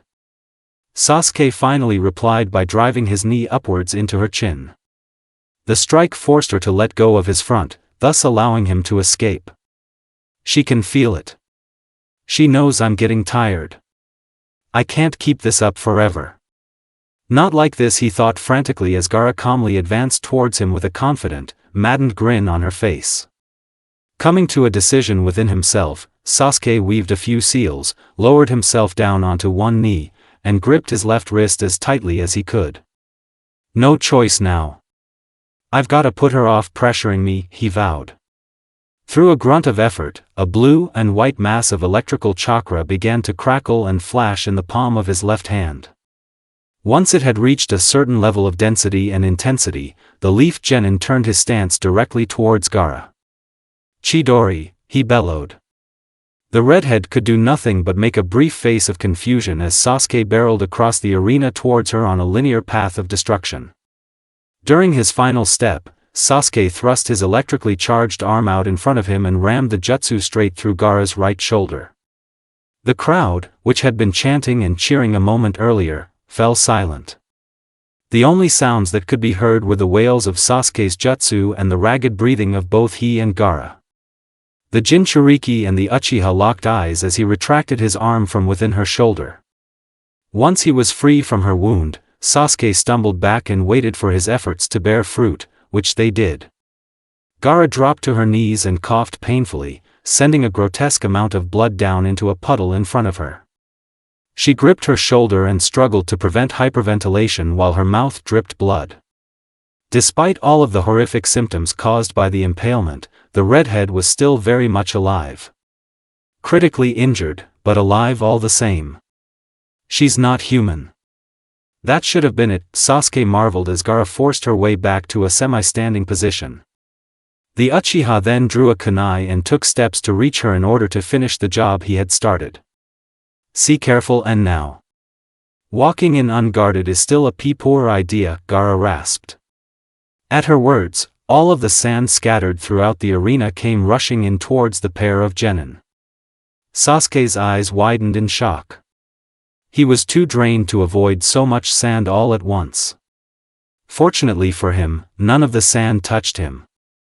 Instead, it weaved around his body and swirled in a circle around its controller, slowly but surely building up a dome-like S. Unable to stop whatever was occurring, the Uchiha simply looked on in awe as Gaara disappeared from view behind a structure of sand. Once all of the sand had gathered and shaped itself, there was stillness. Though stagnant, the arena was not silent. Indeed, there was a detectable sound one could hear should they focus their senses. From within the S of sand, a low, dark growl could be heard. Kankuro shuddered at the all-too-familiar sight. Any semblance of calm he had been clinging to vanished in an instant. There was no stability now. The moment Sasuke had impaled Gaara, the fragile illusion of peace had been shattered. The redhead's composure had snapped in two, and chaos was bound to ensue within several minutes. Taking a glance at Temari, who stood to his left, the puppeteer pursed his lips. "Should we get this whole thing over with?" he asked quietly. The fan wielder kept her eyes glued on the sand down below and shook her head firmly. "No, not quite yet. We need to see how this plays out first. There aren't any guarantees yet," she said. Kankuro sighed and looked to Sasuke sympathetically. "He's as good as dead, Temari. If Gaara is doing what I think she is, he won't survive. Nobody's ever seen that form and come out alive," he reminded his sister. A surge of chakra then washed over the stadium, eliciting a collective gasp of confusion from the crowd. Despite their past experiences, neither sibling could suppress the icy feeling that was creeping into their subconscious. They knew what was coming, but they were unprepared all the same. "How long until the S breaks?" Kankuro asked. Temari studied the state of the sand dome that hid her sister from view carefully. "Probably a minute or two. Attacking it is pointless, and Sasuke seems aware. The real question is how long he lasts once Gaara is finished," she replied. Kankuro shifted uncomfortably at the thought. "What's your guess on that?" he asked. Temari's response was fairly instant given the potential nuance of his question, which made it all the more bleak. "Not long. Maybe 5 minutes if he tries to stay away from her for the most part. 2 if he's feeling brave," she said bluntly.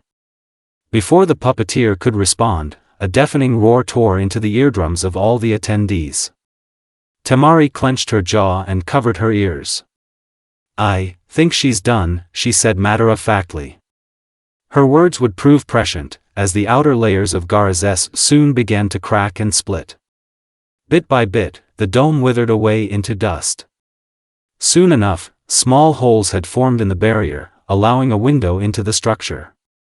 The darkness within the S still sheltered the more specific details of the girl it contained, but her outline could now be made out with relative ease. Even just a glimpse of Ir sister had become was enough to freeze the blood of Kenkuro and Temari in their veins. The darkest of memories were flooding back into their minds with the same fear attached. Although it had been several years since the redhead had transformed in such a way, it felt as though no time at all had passed. Then, as if in scorn of the siblings' discomfort, the S shattered completely. Sasuke swallowed nervously as his foe stood menacingly before him in a shower of shimmering sand. It was quite a sight, to say the least. In terms of shape, Gaara was more or less unchanged. She was still diminutive, and her posture was upright with an air of silent smugness to it, but the specific details of her appearance had been massively overhauled. Her right arm, which had been severely injured by Sasuke's most recent jutsu, was encased in a form-fitting armor of sand that reached the base of her neck on the same side. The sand was also covered in a pattern of tattoos that reached up onto the redhead's face, covering most of her right cheek and seeming to feed into her eye on the same side. There was an odd asymmetry to her appearance post-transformation. One arm was armored while the other was bare, and only half of her face was tattooed. The only consistency was her eyes, which both possessed a deep, golden iris with a diamond-shaped pupil. After a lengthy silence, Sasuke spoke. "With all that noise you were making, I figured you'd grow an inch or two," he joked, his grip tightening around the kunai he was holding as he spoke. Gaara grinned and chuckled a bit, revealing a pair of fangs within her mouth. "I think you'll find that my size is less a burden and more a boon," she assured him. Sasuke was not afforded the chance to answer. In a maneuver reminiscent of the countless he himself had performed, Gaara suddenly disappeared from sight in a blinding display of speed. The location of her reappearance was unknown to the Uchiha until he was tapped on the shoulder. As he whirled around to face his adversary, however, he was nailed on the side of his chin with a punch from the redhead's armored right hand. He kept himself from falling over, but he was still sent stumbling away by the forceful blow. Was that? She was stuck in the mud a minute ago, he thought frantically as Gaara casually strolled towards him with her hands at her waist. Sensing his shock with ease, the Jinchuriki once again closed him down with alarming speed. This time, she seized his wrist and clamped down on it. "You were quite confident in your speed only a few minutes ago. Where's that swagger gone, she asked, spinning around behind him and twisting his arm against his back as she mocked him. The Leaf Genin grimaced and struggled against her grip, but found it to be ironclad. As his shoulder joint was strained, the pain increased exponentially.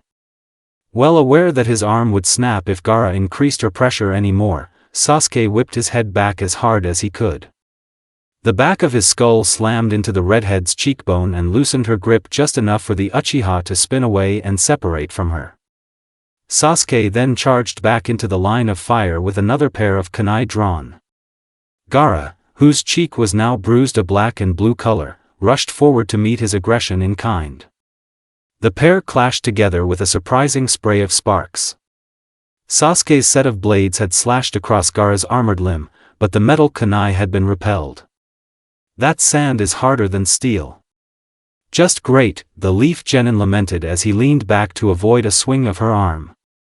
As Gaara overextended from her lack of connection, Sasuke snapped back at her with a stinging counter to the right side of her jawline. Despite landing flush, the strike had no effect on the demonic girl aside from momentarily turning her head to the side. When he retracted his punch, Sasuke winced. Her skin felt like metal. Unfortunately, the lapse in concentration would cost him, as Gaara hadn't been stunned in the slightest. She took advantage of his lowered defenses by landing a harsh, right-handed punch to his unprotected stomach. The blow practically folded Sasuke in half at the waist as he dropped to his knees. Gaara's assault was then viciously concluded by a swift kick to his downcast face that sent him tumbling away. By now, the crowd had grown silent as their native son was battered. The turnaround had been so stark and sudden that they had likely been shocked into their lack of chatter. "It seems they've given up on you, Sasuke." "How disloyal of them," Gaara jeered in reference to said crowd. The Uchiha groaned and rolled onto his hands and knees. "She's not even using her sand and she's kicking me around. She's too fast for my eyes to track, and she hits harder than me." What happened to her? He pondered through his pain. It took him all of 15 seconds to find the obvious answer. "Odd. You're weaker than Rock Lee was at his height, and yet I still feel the need to draw on my secondary reserves. Why am I always the one who gets the unfair matchups? First Haku, then Orochimaru, and now a Jinchuriki," he silently complained. A sigh then escaped his lips as he stood to his feet to continue fighting. "Then again, I think Sensei mentioned it a few times during training," he admitted. He then quickly formulated a plan within his mind. Reaching into the supply pack strapped to his left leg, Sasuke produced a line of wire and drew it out a foot. Then, he ran at his highest possible speed towards his foe. Gaara took the bait. She swung her sand-clad arm at his head as he approached, which Sasuke proactively ducked underneath. Once he was past her, the Uchiha pivoted around Gaara and leapt back to the place from which he had started. When the redhead moved to pursue him, she found that she was ensnared in a tangle of wire. Sasuke then bit down on the end of the wire and performed a series of hand seals. "Fire style, dragon flame jutsu," he yelled through clenched teeth. A stream of flames then cascaded down the wire and engulfed the Jinchuriki entirely. Despite the flames ravaging her body, Gaara stalked forward relentlessly. Somehow, she was still unfazed. Realizing that continuing the jutsu would be perilous, Sasuke released the wire from his mouth and stopped the stream of flames. He then leapt upwards onto the wall to his back, taking his eyes off of Gaara for a split second. The moment his feet touched the side of the arena, he was seized by the neck. The demonic girl had jumped up after him during his moment of minuscule distraction. Using her grip to rip him off the wall, Gaara allowed gravity to take both she and the Uchiha down towards the ground below. Sasuke was promptly slammed into the dirt by his throat. On top of this, Gaara had also used him as a landing pad, with her knee driving into his solar plexus. Blood flew from the leaf genin's mouth as the Jinchuriki cruelly squeezed his windpipe and pressed her shockingly significant weight down on his chest. "I figured you'd be able to make me work a little harder than this, but alas. I suppose I shouldn't have expected much more than a dying gasp after you expended so much chakra trying to punch a hole in me," Gaara said as she slowly drained the life out of her unfortunate victim. Sasuke bared his teeth and tried to forcibly sit up, but found himself physically outmatched. "Don't bother struggling. You're weaker than I am by orders of magnitude," she said as she tried to crush his throat. Emptying most of what remained of his reserves, Sasuke gripped her wrist and injected a surge of electrical chakra into her body. The pulse knocked Gaara off of him and gave him the space to raggedly scramble to his feet. The redhead, who was seated on her rear end, growled and rose to meet him. Her body was occasionally twitching from the shock, and her face was the picture of irritation. "Why won't you just roll over?" she hissed. The Uchiha wiped blood from the corner of his mouth and settled in a fragile taijutsu stance. "Because it clearly bothers you," he said with a weak smile. Gaara momentarily looked ready to scream at him, but opted to take a deep breath instead. Once she had cycled through her oxygen several times, her expression smoothed out. "I'm not even here for you, and yet you've made me want to kill you. Congratulations. You've signed your own death certificate," she said eerily. Sasuke frowned. Is that supposed to mean? Not here for me? I've been your opponent from day one, he questioned. Gaara glanced up into a certain sector of the crowd briefly, seemingly searching for something. Once she was apparently satisfied, she returned her glare to the Uchiha. Oh, you'll learn soon enough. Well, actually, you won't. You'll die before you find out, she vowed. She promptly charged forward with renewed fury with Sasuke in her sights. The Leaf Genin scowled defiantly and drew a kunai. From there, a beating ensued. The Chunin exams had seen one-sided spectacles before. They were fairly commonplace, if anything. Every single year, two combatants were matched together whose skill set simply favored one genin far more than the other. Despite the commonality of such contests, what was occurring at present was extreme by any standard. Sasuke, for all the success he had been having not too long ago, was being comprehensively thrashed. It was hardly a fight anymore. Every tactic he tried, he was punished for. Every wayward strike he landed was shrugged off. He was completely outclassed. More depressing than the simple reality of his slim chances, however, was the fact that he was still the far more skilled combatant of the two. Every time Gaara attacked him, he would lace her with a counter and attempt to pivot around her to end the exchange right then and there. The issue was that the redhead could afford to simply absorb the punishment and follow him as he retreated. Coupled with her blistering speed, Gaara's aggression was Sasuke's undoing. This is going nowhere. She'll kill him if he stops being defensive. He's fighting to survive, Kakashi, who continued to watch despite the savagery, thought to himself. Gaara then brutally knocked Sasuke down, drawing a flinch from the Jonin. You don't have to keep watching, you know. The silver-haired ninja turned and glanced behind him, spotting Guy approaching him from the leftmost entrance of his seating section. I owe it to him to at least watch. He deserves that respect, Kakashi said solemnly. Guy took a seat beside him and studied the hopeless battle. For as badly as he's losing, your boy is clearly well drilled. He's doing the right things, but this Gaara is far too much for him physically, he commented. Kakashi sighed and shook his head. I should have expected that. I knew she was a Jinchuriki, and I still ignored the possibility that she had a transformation in her back pocket, he said ashamedly. Guy put a hand on his shoulder. There was nothing you could have done to prepare him. This is a matter of strength, not preparation. Frustrating as it is, Sasuke simply isn't strong enough. And we shouldn't expect him to be. He's battling a tailed beast, he assured his comrade. Kakashi nodded and pursed his lips underneath his mask. Now that I think about it, Naruto would have had a much better chance against her, even as she is now. Unlike Sasuke, he has the raw power to contend with her when backed into a corner, he said thoughtfully. Guy chuckled. As much as it pains me to admit it, Sasuke likely would have beaten Neji as well.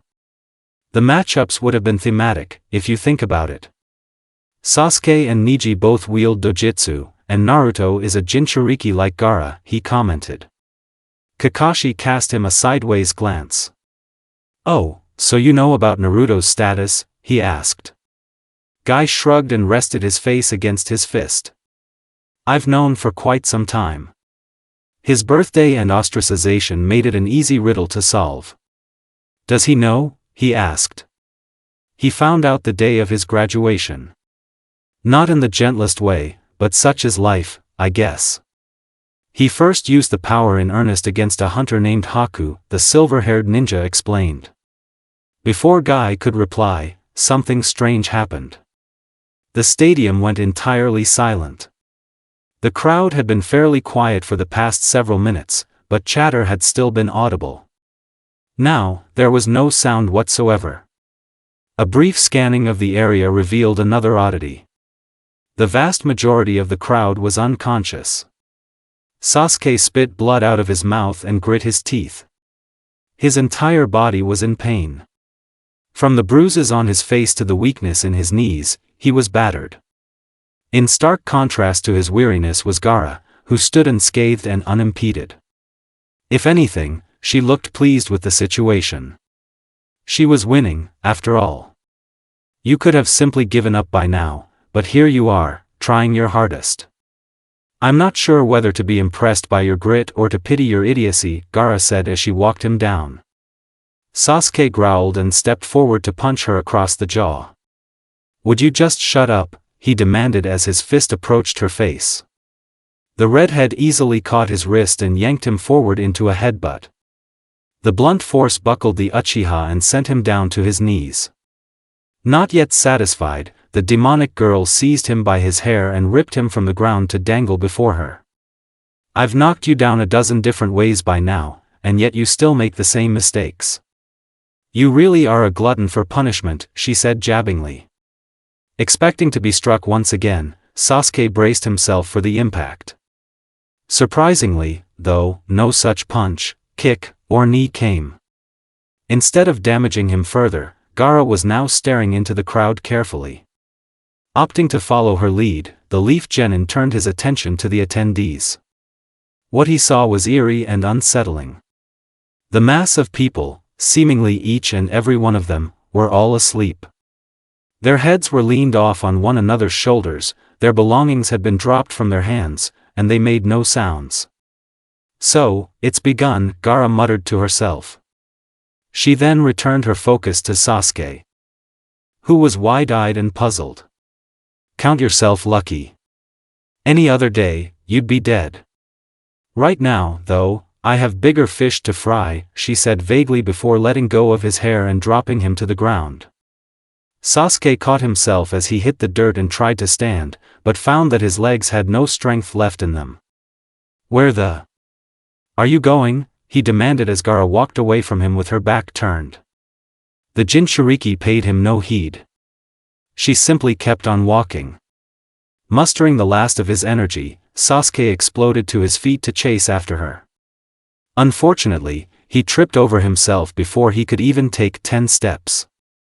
Despite his failure to close the gap, his effort did earn him acknowledgement. You remind me more of Naruto than I thought you would.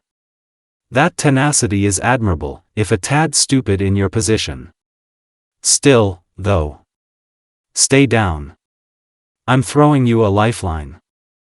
I suggest you take it, Gaara said before disappearing up the stairwell she had been approaching. Frustrated, bloodied, and beaten, Sasuke sighed heavily and laid flat on his stomach with his head turned to the side. Exhausted as his body was, his mind still remained active. The final words Gaara had uttered to him before leaving him to lament his defeat had created a question in his mind. Would she know about Naruto? This is going to take a ridiculous amount of time. Kakashi glanced to his left and shrugged his shoulders in response to his flamboyant comrade's complaint. There was work to be done, and dwelling on it was a pointless endeavor to partake in at the moment. Awakening the substantial crowd in attendance would certainly be a task, but it was a necessity. No helping it. We need to get started.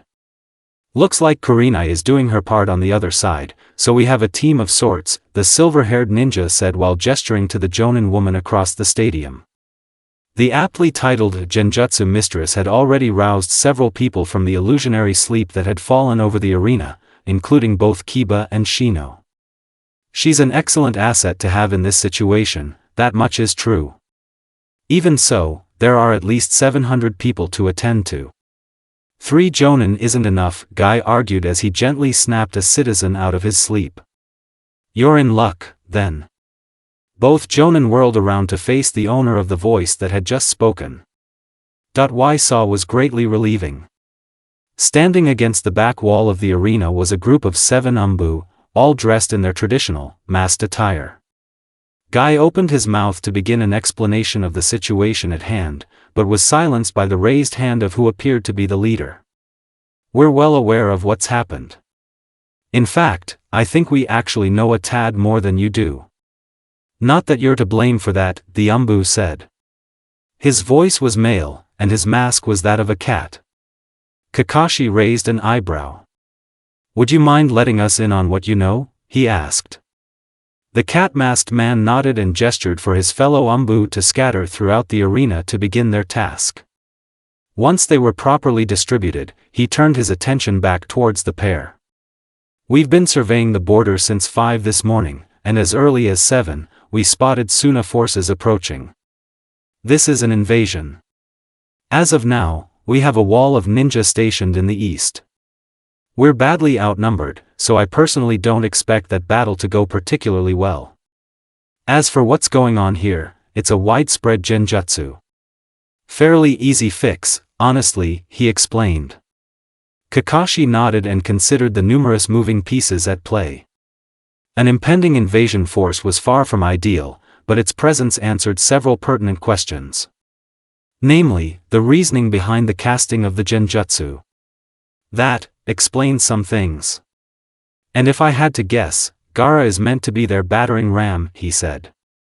Guy then peered past him down to the arena battlegrounds. Speaking of which, I think she's done with Sasuke, he said. The silver-haired ninja immediately turned back around and looked to the pair of genin. As Guy had said, the battle appeared to be over. Sasuke was face down on the ground and appeared to be unconscious, and Gaara was walking away from him towards the staircase. Kakashi instantly leapt down from the seating area and performed a forward roll to decrease the impact of his feet against the ground. Please don't be dead, the Jonin silently begged as he ran towards his fallen student. By the time he had reached Sasuke, Gaara had already vanished up the stairwell, much to the frustration of Kakashi. Despite the loss of his planned target, there was a silver lining. Sasuke was still breathing. Furthermore, he wasn't unconscious. I see couldn't beat her. Sorry about that. He said raggedly as he tried and failed to pick himself up.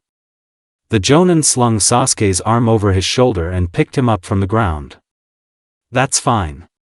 Don't beat yourself up. She was stronger than we ever could have anticipated, he assured the Uchiha. Within moments, the pair had returned to the observation deck of the stadium, and once they were there, Kakashi laid Sasuke down. Do we have a medic on hand? He asked the cat-masked man. The Umbu nodded his head and disappeared into a puff of smoke. A few seconds later, he returned with a monkey-masked Umbu next to him who quickly made their way to the genin side.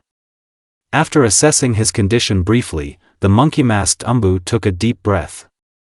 He's badly injured. Shattered ribs, a dislocated shoulder, and internal bleeding.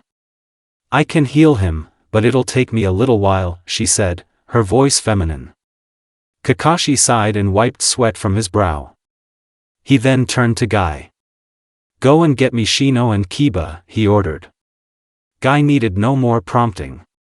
He immediately rushed across the seating at a speed only possessed by himself and, to a lesser extent, Rock Lee. What do you plan to do? The cat-masked man asked skeptically. Kakashi remained silent for a moment as his mind returned to the brief glimpse of Gaara he had caught as she had exited the arena. I had the chance to pursue Gaara when she left Sasuke for dead, but I didn't take it quickly enough, he began. Before he could finish, Guy returned with Kiba and Shino in tow. Here they are. I explained things as best I could before bringing them, so skip the backstory, the flamboyant Jonin said. The silver-haired ninja looked to both boys, who each gave a curt nod. Gaara is likely in the internal hallway system of the stadium as we speak, and I think I know where, he said. Shino frowned at the statement and raised his hand. If I may interject, I find it to be strange for a member of an invading force to strike out on her own during a siege. Have you any clue why she's taking such a route? He asked. Kakashi responded by closing his eyes and focusing his senses. After searching the general area, he found what he had been anticipating. Given her location, I think it's fair to say she's hunting for Naruto. And before you ask, I honestly have no clue why. The reason I called you both here is because I need the two of you to slow her down. She's nearing the sick hall on the 3rd level, he explained. Shouldn't we just try to slip past her and get Naruto out of there? That sounds safer to me, Kiba suggested. Kakashi shook his head. She'd see you coming a mile away. A fight is going to break out regardless, so I'd prefer if you entered the fray in the right mindset. Besides, you won't be fighting her for very long. Sasuke will join you once he's done healing, he replied. Not to disparage your plan, but Sasuke is far more powerful than either one of us, and Gaara mauled him easily. Even if Kiba and I were to survive and combine forces with Sasuke, our chances of bringing her down would still be slim to none, the bug genin pointed out. Once again, the silver-haired ninja shook his head. You three aren't going to be the ones to beat her. That's where Naruto comes in. For reasons I don't have the time to explain, he's the only one among you with the raw power to contend with her. As we speak, he's passively healing his body. By my estimation, he'll be done in 12 minutes. If Gaara reaches him before then, though, he's as good as dead. Do you understand? He asked. The boys lapsed into silence momentarily, but eventually gave a thumbs up. Yeah, got it. Third level, sick hall, right? Kiba asked. After gaining confirmation of Gaara's location, Kiba and Shino set out for the entrance to the hallway system. Once they were gone, Kakashi made his way over to Sasuke and knelt down by his side. I'm sorry to ask this of you, but you're going to be fighting her again soon, he informed his student. The Uchiha coughed a bit as the Umbu woman mended his wounds. Fine by me. I'd rather do something than lay around feeling useless. The silver-haired ninja laid a hand on his shoulder. Keep in mind, you're still going to be low on chakra. She can heal your physical injuries, but your gas tank has to replenish itself. We don't have the luxury to share right now, unfortunately, he said. Sasuke rubbed one of his eyes. I've still got enough chakra left for a Chidori if push comes to shove, but I'll keep that in mind, he said. He then looked to his sensei directly. What are you going to do? He asked. Kakashi looked back to the Umbu leader and then back to the injured genin. I'm going to go to the front lines. Kiba shivered slightly as he and Shino trekked their way through the surprisingly complex maze of winding halls and different entrances contained within the underbelly of the exam arena. It was eerily silent, and the temperature seemed lower than was natural. All of this was compounded by the undeniable tension hanging in the musty air. How close are we? The Inuzuka heir asked somewhat vaguely. Shino shrugged, increased his already brisk pace to something more akin to a mediating jog. To Gaara? We're on course to intercept her. To Naruto's room? Quite a ways, he said professionally.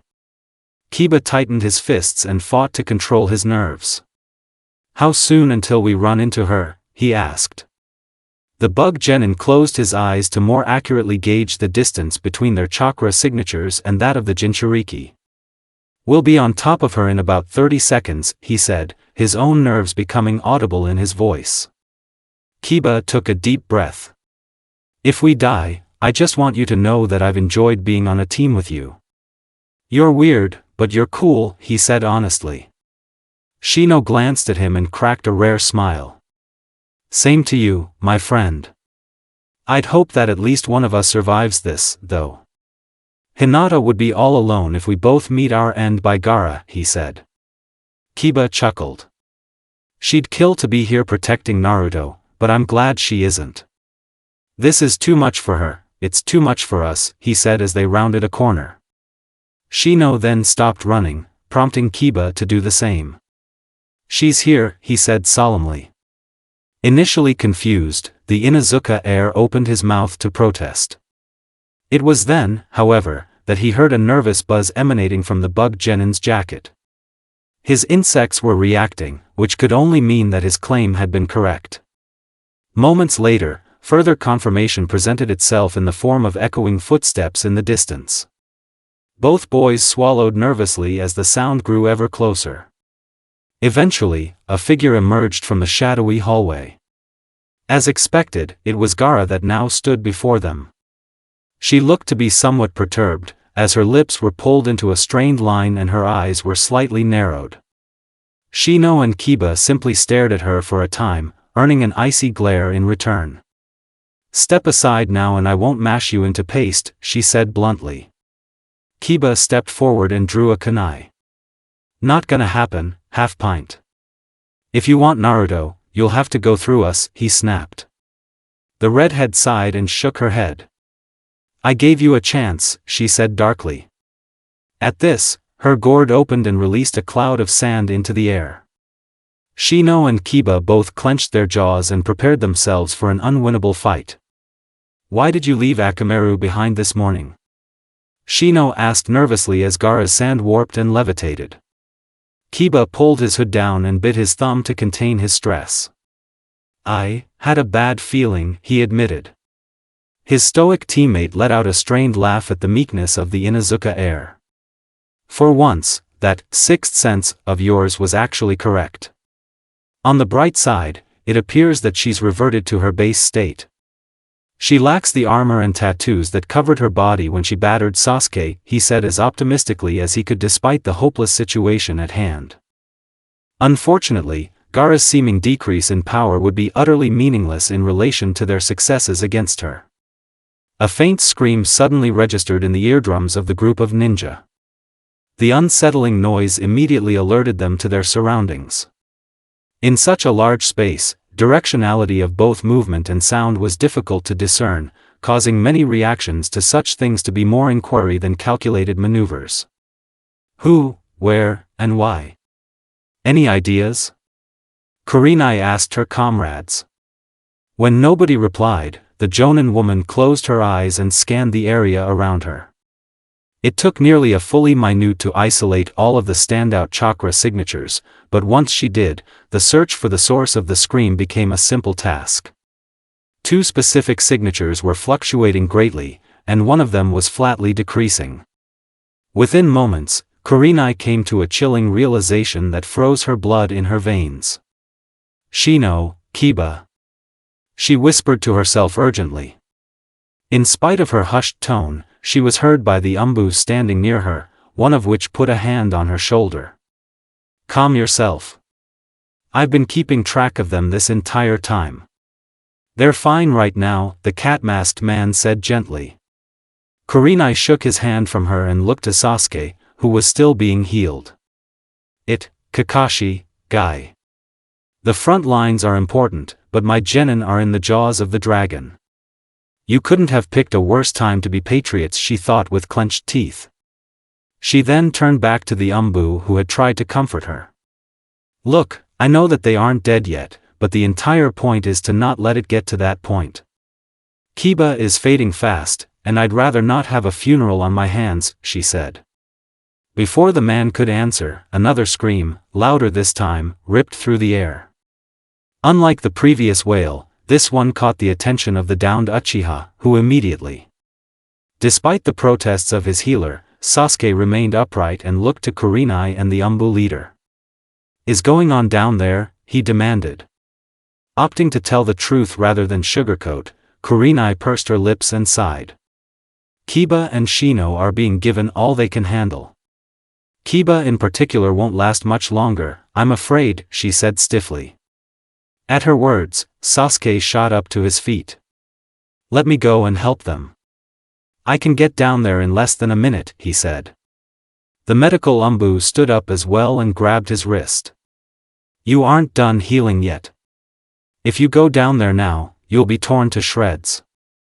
Your ribs are still broken, and you're still dangerously low on blood, she said in an attempt to reason with the young genin. Sasuke furiously shook his head. I'm weaker than her anyway, and remember, all we're trying to do is buy time for Naruto. I can at least let them get out of there. She can't kill me easily. Even if I'm still drained, I can at least make her work for it, he reasoned. When the woman didn't respond, he yanked his wrist free and began to run towards the entrance to the hallway system. Before he could reach it, he was seized once again, but by Kurenai this time. Let me go, Kurenai-sensei, he urged her. The Jonin firmly refused and tightened her grip around his arm. Let me go instead. They're my genin, and I'm responsible for them. This is my fight, not yours, she said firmly. Unfortunately, we need you to stay, Kurenai-san. We still don't know the effects that this genjutsu has on the mind with prolonged exposure, and you're the only person here with the expertise to defuse it on a large scale," the cat-masked man interjected. After a few tense moments of silence, Kurenai relented and released Sasuke from her grip. "Try not to get yourself killed. If you do, Kakashi will have my head," she said defeatedly. The Uchiha nodded and took off running down the entrance. The collective group watched him disappear around the first corner before turning to one another. "What are his chances?" "Be blunt," Kurenai asked. The medical umbu adjusted her mask and sat down in one of the available chairs. "I was hardly more than half done healing him. As he is now, he'll die of overexertion long before that psychotic girl kills him." Gaara's eyes shifted from side to side as she stalked her way through the weathered halls. It was nearly silent, but not quite. There were sounds. Slight sounds. Sounds that only the most trained of ears could detect. Ears such as Gaara's. The sounds in question were those of ragged breathing and dripping blood. The sounds of prey. Weak, helpless prey. Fitting with the theme, the past several minutes had been a hunt. Shino and Kiba had initially attempted to push her backwards, but upon facing the harsh reality of their situation, they resigned to a glorified game of hide and seek. The hunt's dynamic was simple. Gaara was the hawk, and the boys were the rodents. Each time she located them, they scrambled. Occasionally, one or both of them would attempt to strike her in retaliation, but for the most part, they were limited to brief, fleeting moments of engagement. During one such scuffle, Gaara had badly broken Kiba's left arm, and during another, she had opened a horrific gash on Shino's forehead with a spike of sand. It was only a matter of time until she well and truly cornered them. "You may as well expose yourselves. You can't run from me forever, and even if you simply keep retreating, I'll eventually reach Naruto. Your mission will be for nothing," she called out to the hidden genin. When she received no response, Gaara sighed and closed her eyes. "I wanted to draw this out, but oh well. I'll be seeing you sooner than expected, Naruto," she thought to herself as she broadened her sensory capabilities. Within seconds, she pinpointed the location of Shino and Kiba. Stepping as lightly as she could, Gaara traversed the route she had laid out in her mind until she reached her destination. When she did, she stepped around a corner and stopped. Becoming stationary targets was a poor choice, if I'm to be honest, she said. Sitting against the wall was both Shino and Kiba. The former was applying an ointment to his facial wound, and the latter was cradling his broken arm. Their injuries were vastly different, but the looks of fear they wore were identical, as would be their fate. "How did you locate us?" Shino asked rigidly. The redhead smirked at his question and knelt down in front of him to lower herself to his eye level. She then tapped her forehead. "Something I failed to mention earlier. I'm a sensor type.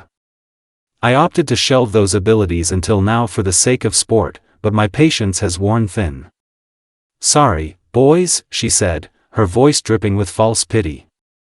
In a final act of defiance, Kiba pushed off from his sitting position and cracked Gaara across the left side of her jaw with his unbroken right hand. The strike did nothing but draw a dark laugh out of the redhead. "Idiotic to the bitter end. You've just earned yourself a broken neck," she said as sand leaked from her gourd and snatched Kiba by the wrist. Within seconds, he was pinned to the wall by both of his arms. The Inuzuka heir let out a cry of pain as his injured left arm was strained.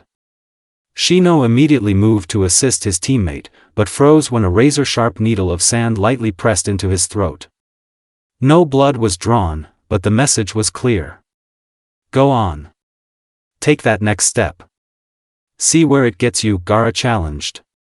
Against everything he desired to do, Shino slowly settled back down and lowered his eyes to the floor. With her only remaining opponent suppressed, the Jinchuriki turned her attention back to Kiba. "I'll make this quick for you," she assured him coldly. A tendril of sand then wrapped itself around his neck and clamped down. Just as the redhead was about to clench her fist to end Kiba's life, a piercing yell echoed through the hall. "Gaara!" Gaara craned her neck to glance back over her shoulder. Standing at the opposite end of the hallway was a familiar face. Sasuke stood ready with his Sharingan active and flaring. His face was still bruised, his posture was somewhat awkward, and his breathing was staggered, but he appeared ready to fight. Fully turning her attention to him, Gaara folded her arms across her chest and scowled. "How on earth are you still on your feet? Either you were playing possum earlier, or I've lost my touch," she said. The Uchiha returned the glare and stepped forward. "Let them go. They aren't a threat to you. Killing them is pointless," he demanded. The redhead barked a short laugh and tucked a strand of hair behind her left ear. "Are you really any more of a concern? I beat you within an inch of your life less than 20 minutes ago. And, from the looks of it, you're still feeling the effects," she said with a dark smirk. Sasuke then gripped his wrist and dropped down to one knee. "Let's find out, then," he said menacingly. Recognizing the position instantly, the slightest signs discomfort graced Gaara's features. In such a confined space, and with so little time to return to her demonic state, a blow from the Uchiha's Chidori had the potential to be fatal. Deciding to avoid such a risky gamble, the redhead released Kiba from her grip and retracted her sand needle from Shino's throat. Neither boy wasted any time in scampering over to Sasuke, who was still down on a knee. "Get out of here. Help Kurenai-sensei or go to the front lines. I don't care which. This is my fight," the Uchiha instructed them without taking his eyes off of Gaara. "And, might I remind you, one that you've already lost. Don't be a fool. Let us help you," Shino said. Sasuke shot him a sharp look. "Don't make me say it again. I'm throwing you a lifeline, and I think you'd be smart to take it," he said sternly. Before Shino could protest, Kiba nodded and took his friend by the arm. "Stay safe, man. Come back to us in one piece," he said as he led his teammate away. A few moments later, they had vanished from the hallway entirely. Once they were gone, Gaara raised an eyebrow. "That was my line you just used. Any particular reason you felt the need to plagiarize?" she asked. Sasuke stood up from his kneeling position and settled into a taijutsu stance. "Not really. I just like the way it sounds. Especially when it isn't coming out of a lunatic's mouth," he said. Any trace of humor that had been present on the redhead's face vanished in a flash. Her sand reacted in kind by flaring outward in aggressive fashion. "I've never been all that fond of jokes, and you aren't very funny," she said in a tone akin to a growl. Sasuke smirked. "Come and punish me for it. You know you want to," he goaded. Gaara's eyes then gained a golden hue. "Gladly." Sasuke wasted little time in enforcing his sole advantage of speed. Shocking Gaara with a sudden blitz, the Leaf Genin crossed the hall with surprising ease despite his diminished state. Though somewhat overplayed generally, the element of surprise served the Uchiha well. Once he was in front of his red-headed foe, Sasuke landed an upward-arching punch underneath the right side of Gaara's ribs. The strike was identical to the Uchiha's leading offensive maneuver during his and the Jinchuriki's first encounter. As it did the previous time, the punch winded Gaara and forced her backwards a step. Unlike the first time, however, Sasuke capitalized on the moment of weakness not with another kick or punch, but by leaping past the girl. Once he was assuredly beyond the reach of her most potent sand on the opposite side, Sasuke set his feet and waited for her to turn to face him. After taking a moment to catch her breath, Gaara slowly rotated 180 degrees and set her glare on him once again. Both were aware of the implications of Sasuke's success in reversing their positions. The Uchiha now stood between Gaara and the entrance to the sick hall. He represented a literal and metaphorical wall between the sand kunoichi and her true target. The new development caused Gaara's face to twist into a look of irritation. "You looked quite pleased with yourself," she said. Sasuke remained stoic and responding by sending a volley of shuriken her way. The barrage of projectiles was easily deflected by the redhead sand, but their trajectory had opened a massive hole in her defenses. Sasuke had deliberately aimed the flurry as a split directed at both sides of Gaara. Her sand had parted down the middle to cover her right and left. Before the Jinchuriki could correct her mistake, her head was turned to the side by a lunging, straight punch from Sasuke's right hand. The leaf genin then flipped backwards to avoid being crushed by Gaara's murderous sediment. "And you look pissed," he finally replied once he had returned to a static position several meters away from her. The redhead rubbed the side of her head and inhaled deeply through her nose to calm herself. Her patience was reaching its limit, and maintaining composure appeared to require a fair amount of effort. "I think I said this before, but you're like a housefly. You can't hurt me reliably, but you're quick and irritating. Rock Lee at least made me feel something. He hit quite hard. You, though. You just make me tighten up and flinch. It irritates me to no end," she hissed. Sasuke gave her a grin. "I'll take that as a compliment," he said. A moment later, he rushed Gaara once again. This time, something surprising occurred. While the Uchiha was once again able to easily bypass her comparatively sluggish defenses, when he went to strike the redhead, she ducked down underneath his attempted swing at her temple. As he overextended and fell forward from his own momentum, Gaara snapped her head back up. The back of her skull collided with Sasuke's jaw and turned his legs to rubber. As he staggered to regain his equilibrium, Gaara's sand seized him by the wrist and ripped him off his feet. He was promptly slammed into both walls and tossed the floor down the hall. The successive impacts initially appeared to have done little more than momentarily the leaf genin, but when he stood to his feet, he buckled and took a knee once again. He was seeing double, occasionally triple. He had suffered a concussion, and a fairly severe one at that. "I'd begun to notice a slight dip in your speed earlier, but it took a nosedive the last time you struck me. I had been wondering how it was that you had recovered from the thrashing I gave you earlier, but it appears that you actually haven't. You're simply a very good actor," Gaara said as she began to slowly stalk towards him. "You let me hit you last time," Sasuke said, feeling foolish to have not caught on sooner. The redhead smirked and knocked him backwards with a wall of sand that sent him tumbling. "You're still quicker than I am, but where you stand now is a far cry from how screamingly fast you were during the early stages of our first battle. I had no way to time your entries or your attacks. Now, you're just slow enough for me to pattern," she explained as the Uchiha dragged himself to an upright position with the accidents of the wall. His strength was waning quickly, and he knew it. Despite his weakness, the words of his teacher echoed through his mind as he stared into Gaara's cold eyes defiantly. "By my estimation, he'll be done in 12 minutes. It's been at least 9 minutes since then. I've got to last for 3 more minutes.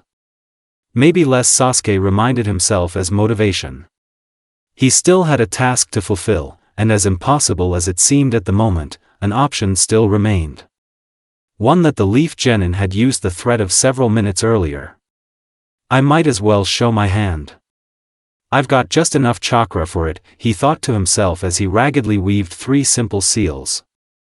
Not bothering to grip his wrist, the Uchiha began to convert every last drop of his chakra into a current of electricity concentrated in his right hand. H then felt a sharp pain on the right side of his neck. The seal placed around his curse mark by Kakashi had broken. The tattoo rapidly spread across his body and linked to his chakra system. The invasion of the foreign power source resulted in Sasuke's jutsu changing from blue to purple in color. As this series of events unfolded, Gaara clenched her jaw and readied her sand for a collision with the monstrously powerful strike that was bound to come her way. "See Chidori!" Sasuke yelled as he forced his body to move forward. As was standard for the jutsu, the leaf genin exploded forward in a straight line at a blistering speed that the vast majority of ninja were unable to evade. Having anticipated this, Gaara had condensed all of the sand in her gourd into an incredibly compact wall in front of herself. In an instant, Sasuke slammed his supercharged right arm into the barrier with all of the force he could muster. It was a Herculean struggle. The wall proved to be mighty and sturdy. It was more akin to diamond than it was to sandstone or even steel. In the end, it was still no match for the cutting power of the Uchiha's Chidori. It broke through the wall of sand and plunged past it. For a moment, there was no sound other than the sparking crackle of the thunderous jutsu. Eventually, the wall of sand melted away to reveal the result of the clash. "You've got to be ing kidding," Sasuke rasped in a frustrated, exhausted tone. While his face was alight with resigned indignation in the face of a final gambit gone wrong, Gaara was paralyzed with fear. Sasuke's right arm had missed her head by mere centimeters. In reality, it hadn't even missed entirely. It had indeed grazed the red-headed Jinchuriki's face, as evidenced by the horrifying, bloody gash that had been opened on her right cheek. Unfortunately for Sasuke, his jutsu fizzled out quickly, and his remaining bodily strength went with it. With his legs gone and his lungs empty, Sasuke stumbled forward past Gaara and fell to the floor. For several moments, he and Gaara simply existed irrespective of one another. After a time, however, the Jinchuriki shakily turned her head and glanced back at him. "Why, you would have decapitated me. I would have died. I would have." She stammered, trailing off numerous times throughout the shattered sentence. Sasuke tried to flip himself onto his back, but found that he was entirely paralyzed by the curse mark. "You sound surprised. This your first time on the chopping block?" he asked breathlessly. Gaara responded by reaching down and picking him up by the collar of his shirt. Her hands shook as she suspended him in the air in front of herself. "I'm going to kill you now. You've lived long enough," she said. Her voice contained traces of several different emotions. Namely, and strangely, confusion was arguably the most prominent. Almost as though the prospect of meeting her end was a foreign concept to the Jinchuriki. She then released his collar with her left hand, still holding him up with her right. Her now free left arm was then encased in a mass of sand that formed itself into a spear-like object. Once the makeshift weapon was complete, she reared back her arm and prepared to drive it through Sasuke's chest. The Uchiha closed his eyes and sighed. "This is it, I guess. I did what I could," he thought to himself solemnly. Then, Gaara stopped. Slowly but surely, Sasuke reopened his eyes. The redhead had turned her face away from him and appeared to be listening for something. Straining his ears as well, the Uchiha's eyes widened at the sound of footsteps growing ever closer. Soon enough, the maker of the echoing sound became visible, and when he did, Sasuke breathed a sigh of relief. "I guess my math was off," he said aloud as his teammate, friend, and present savior entered the hall. "Drop him, Gaara," Naruto said calmly. Initially, the sand kunoichi ignored the order and tightened her grip on Sasuke's shirt. At this, the blonde's eyes narrowed. "Don't make me say it again." "Put him down," he growled. Much to the Uchiha's surprise, Gaara did as she was told and let him drop to the ground in front of her. She then kicked him in the ribs forcefully. The impact sent Sasuke sliding across the floor until he skidded to a stop at Naruto's feet. "Took you long enough," the Uchiha coughed through a wince. The blonde knelt down by his side and gently moved him to the wall. After propping his friend up in a seated position, he spoke. "I would have come sooner, but I just woke up." "I'm sorry you had to take a beating," he said regretfully. Sasuke frowned. "What do you mean you were sleeping? The last half an hour's been loud as. Especially down here," he questioned. Naruto cast a sideways glance at Gaara, who was watching them both intently. "Kakashi-sensei put me in a genjutsu, I think. One that knocked me out.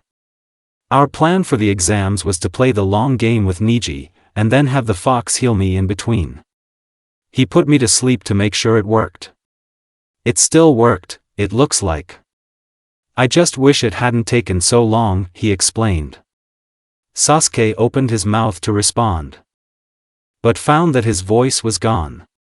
Exhaustion and paralysis were taking their toll. Easily recognizing his friend's condition, Naruto manually closed Sasuke's eyes. "Take a page out of my book and sleep for a bit. I'll handle her," he said.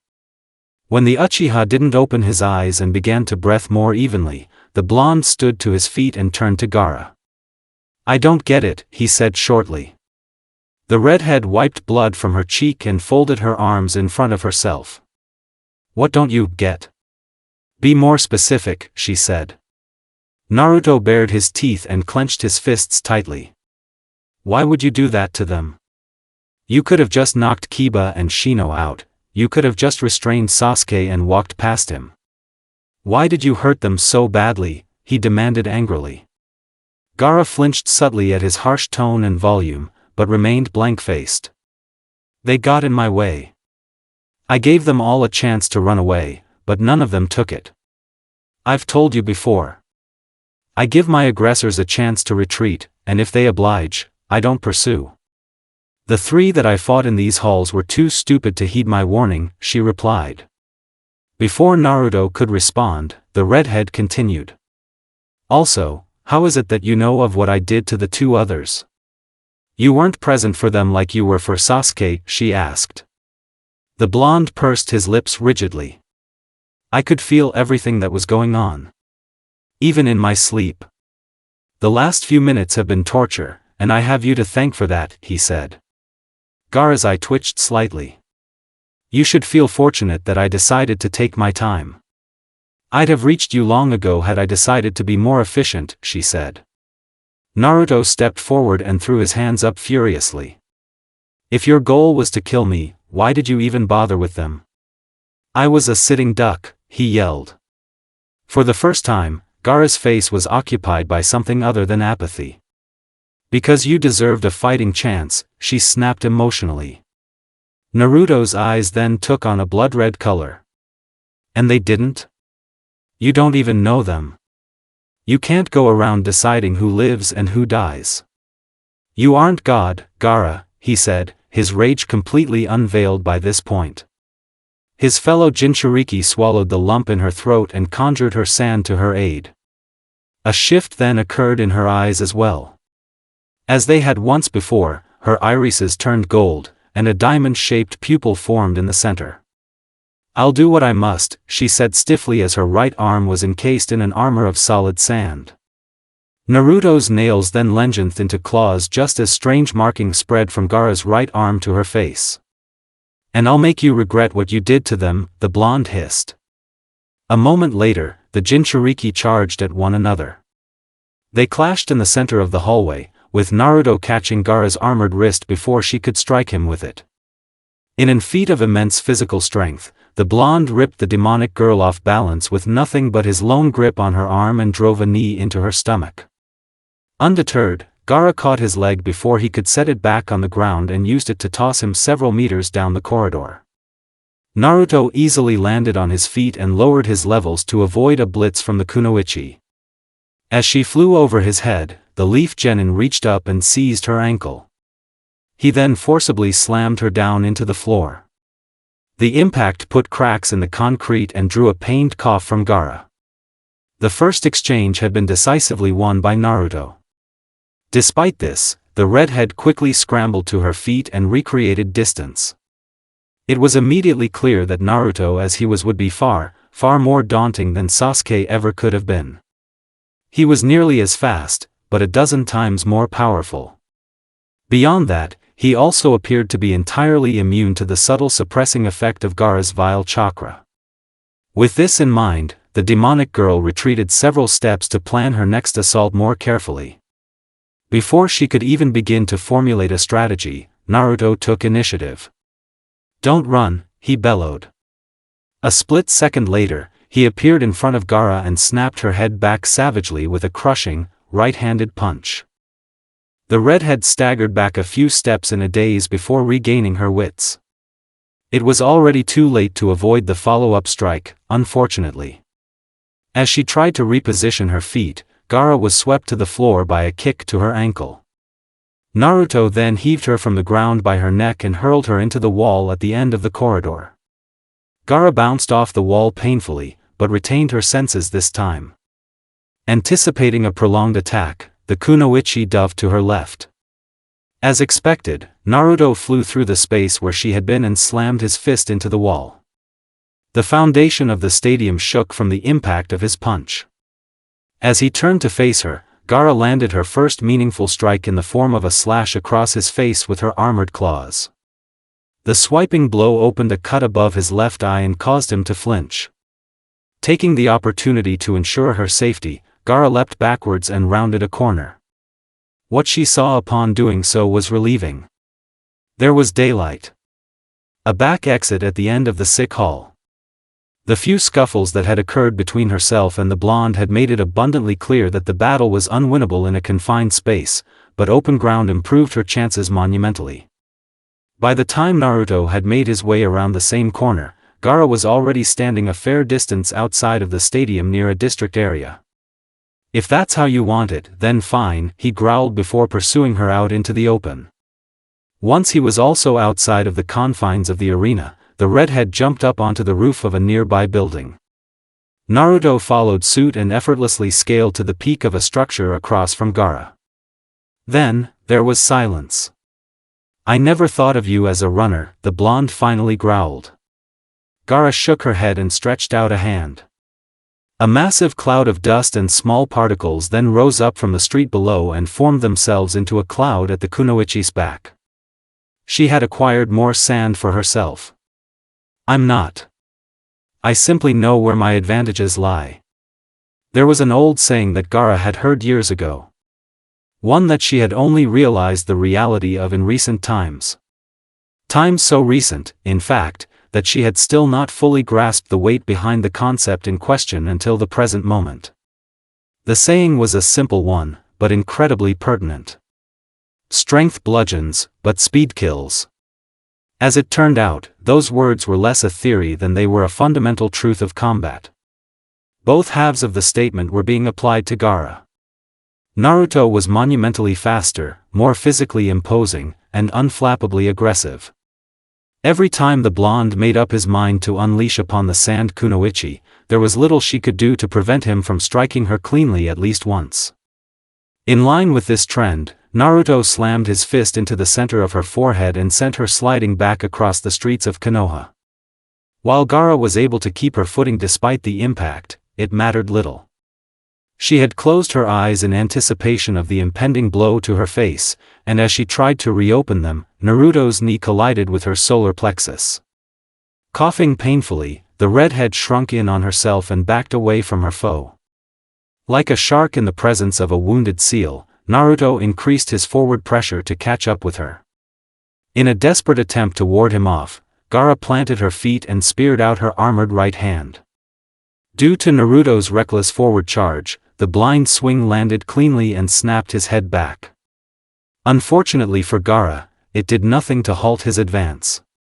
A moment after having been hit, the blonde stepped into her space and unreeled a long, left-handed punch that connected behind Gaara's right ear. The odd placement of the strike caused the demonic girl to stumble forward. She caught herself with her hands before she could faceplant, but was met with a knee to the bottom of her chin for her troubles. The strike stood her up straight and returned her to Naruto's line of fire. As such, she was promptly clattered by 2 punches to both sides of her jaw. The short combination sent her reeling backwards down onto her rear end. Gaara glared up at Naruto as he walked towards her. As she looked upon his face, she was struck by how unhappy he looked. She had fully expected to see a slew of negative emotions, but something more akin to simple vengefulness was far closer to what she had had in mind. Instead, the Leaf Genin wore a look of restrained discomfort. He looked unsure, if only slightly. It was greatly confusing. He was winning, and rather easily at that. The list of reasons he could have for being uncomfortable was short, and the only plausible answers felt unlikely. Now was not the time to be pondering such things. Gaara was in dire straits. She was outsped, outgunned, and outslicked. She had indeed anticipated, and to some extent, planned one-inging her fellow Jinchuriki in combat at some point during the invasion of the Leaf, but she had not known how hopeless an endeavor it truly was. The redhead had used Sasuke Uchiha as an analog for how powerful Naruto likely was, but she had failed to consider the possibility that the upper limits of his tailed beast were far beyond those of her own. "How wonderfully brutal you are, Naruto. Full of surprises, as always, Gaara thought to herself fondly as she rose to her feet and made several hand seals. The motion made Naruto hesitate momentarily, which afforded the redhead enough time to unleash one of the few jutsu she had ever bothered learning. Wind style, great breach, she yelled. She then released a massive blast of concentrated wind that ripped Naruto off his feet and sent him sailing backwards rapidly. Alongside launching the blonde backwards, the jutsu also destroyed the vast majority of the street the Jinchuriki had been fighting on for the past 8 minutes. The asphalt was torn from the ground and thrown in every direction, the fronts of the businesses and residences were shattered and ripped, and citizens that had retreated into said buildings were now panicking. Few, if any, were genuinely injured, but hysteria was setting in. As they all screamed and ran for cover, Naruto picked himself up from the hole his body had punched in a local store. His face and arms were now covered in cuts, because the surface he had crashed through had been a glass viewing window. While he was superficially damaged, he appeared to have suffered no ill effects from the jutsu in spite of the tight quarters in which it had been performed. After waiting for the civilians to retreat from the premises, he walked his way back into the earshot of Gaara. For the first time since the beginning of their violent encounter, there was a lull. Previous engagements suggested that it may have been at the behest of Naruto, given his extreme advantage in closing speed. A lonely gust blew through the area between them. "You're comically difficult to get rid of. At point-blank range, Great Breach should have at least broken your sternum," Gaara said after a few moments of silence. Naruto wiped a drop of blood from one of his insignificant cuts and flicked the plasma to the ground at his feet. "In more ways than one. I've had to be tough." "You know why," he said. The redhead tilted her head to one side and folded her arms in front of herself. "I do, and equipped with that knowledge, I feel like I'm more qualified than the rest of those wretches to finally put you out of your misery," she replied. Naruto's pre-existing scowl strengthened. "That's just weak. Why would I ever want to be put out of my misery? That's the same as giving up," he said. His fellow Jinchuriki arched her brow and let her arms drop back to her sides. "You consider death a form of submission? How interesting. I suppose that means I've broken the wills of many people in my day," she said morbidly. Naruto's face took a surprising shift towards a look of depressiveness at her words. "You know, I told you that your name didn't make you ugly a few weeks ago, and I meant it. But now, I think I might have been wrong. At least, as you are now," he said, his tone slightly more subdued than his red eyes and fangs would suggest he was capable of being. "Sweet as you were that night, you never changed my mind, Naruto. I'm vile and detestable. A murderer, a liar, and a freak. And you, my unfortunate friend, are going to drown in my pain," Gaara snarled back at him with a sudden degree of aggression. At this, her body gained a red outline and her pale gold eyes flashed. In a burst of speed unlike anything she had shown beforehand, she closed the distance between herself and Naruto. Once she was in front of him, she stung him with a committed punch to the left side of his jaw. Due to her use of her armored side for the blow, Naruto's knees buckled upon impact. Taking full advantage of her first moment of real success, Gaara followed up by conjuring a mass of sand from the surrounding rubble and converting it into a tendril that wrapped around the blonde's neck. Naruto was then hoisted into the air and flung backwards harshly. Though he was able to land on his feet, his neck was still snared, and when he braced himself for what he expected to be an attempted strangling, he was ripped back towards Gaara mean-spiritedly. He was promptly run into Gaara's armored fist, which she buried in his stomach. The blonde winced at the pain, but remained poised. Taking advantage of the fact that he and the demonic girl were now in close quarters, Naruto reached forward and seized her right wrist and began to pry her hand from his abdomen. After a brief struggle, he was able to pull her arm off to the side. From there, the Jinchuriki engaged in a contest of physicality. Despite having won such clashes easily in previous scuffles, Naruto was immediately struck by the large increase in strength Gaara had experienced. "You're still weaker than me," he growled. Before the redhead could respond, a visible aura of burning chakra flared out from Naruto's body. He then stepped into the girl and locked a vice grip around her waist. He picked her up off the ground and rotated her over his hip, slamming her brutally into the asphalt ground. Gaara hacked up a bit of blood as her back hit the solid surface, and unlike before, she didn't immediately scramble to her feet. Naruto capitalized on this by establishing control over her and kneeling down on her stomach. "I'm not drowning yet," he growled. Gaara glared up at him and struggled against his weight for several moments before seeming to give up. Oddly, her hard stare then softened to a gaze. "Are you going to kill me, Naruto?" she asked simply. The question was a straightforward one. It required only a one-word answer.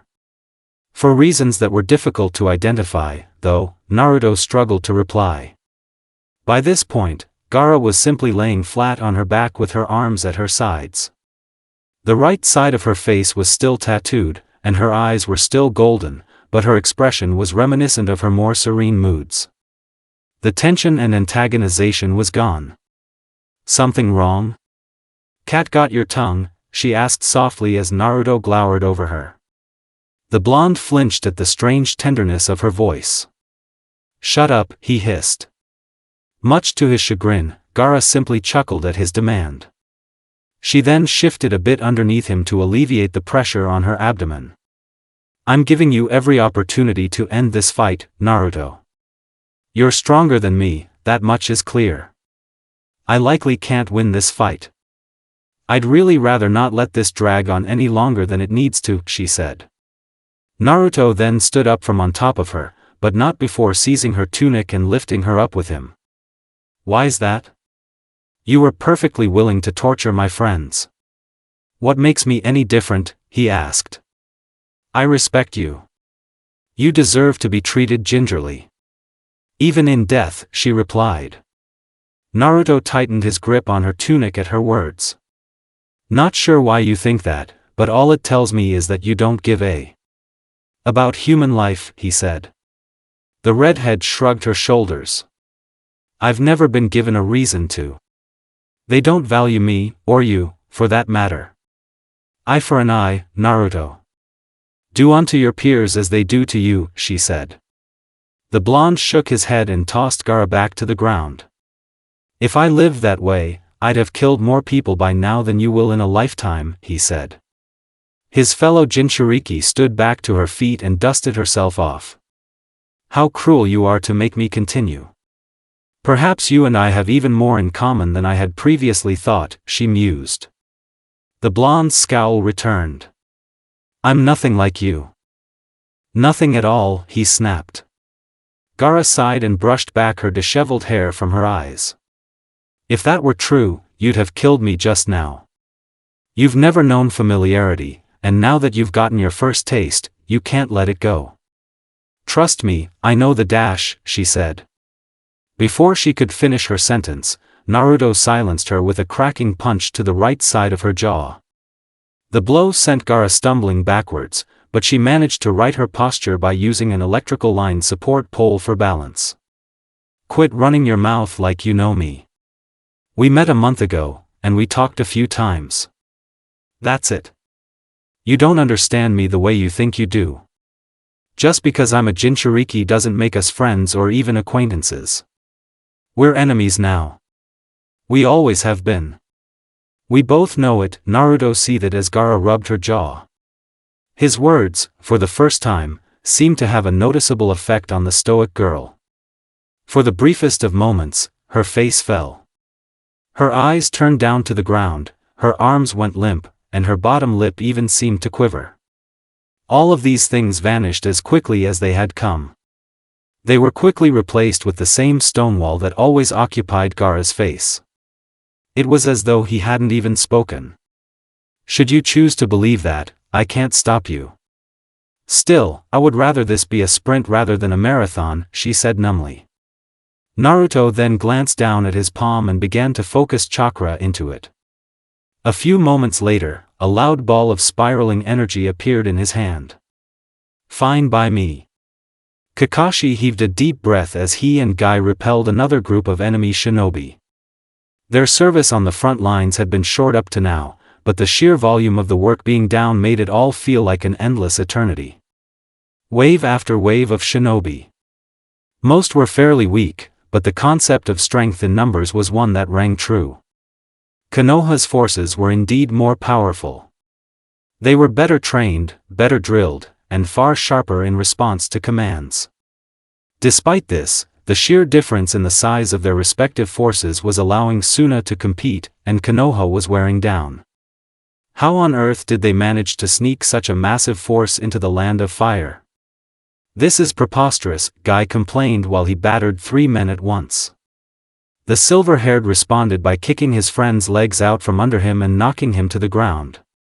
The lowering of Guy's levels saved his life, as an enormous shuriken ripped through the space where his neck had been.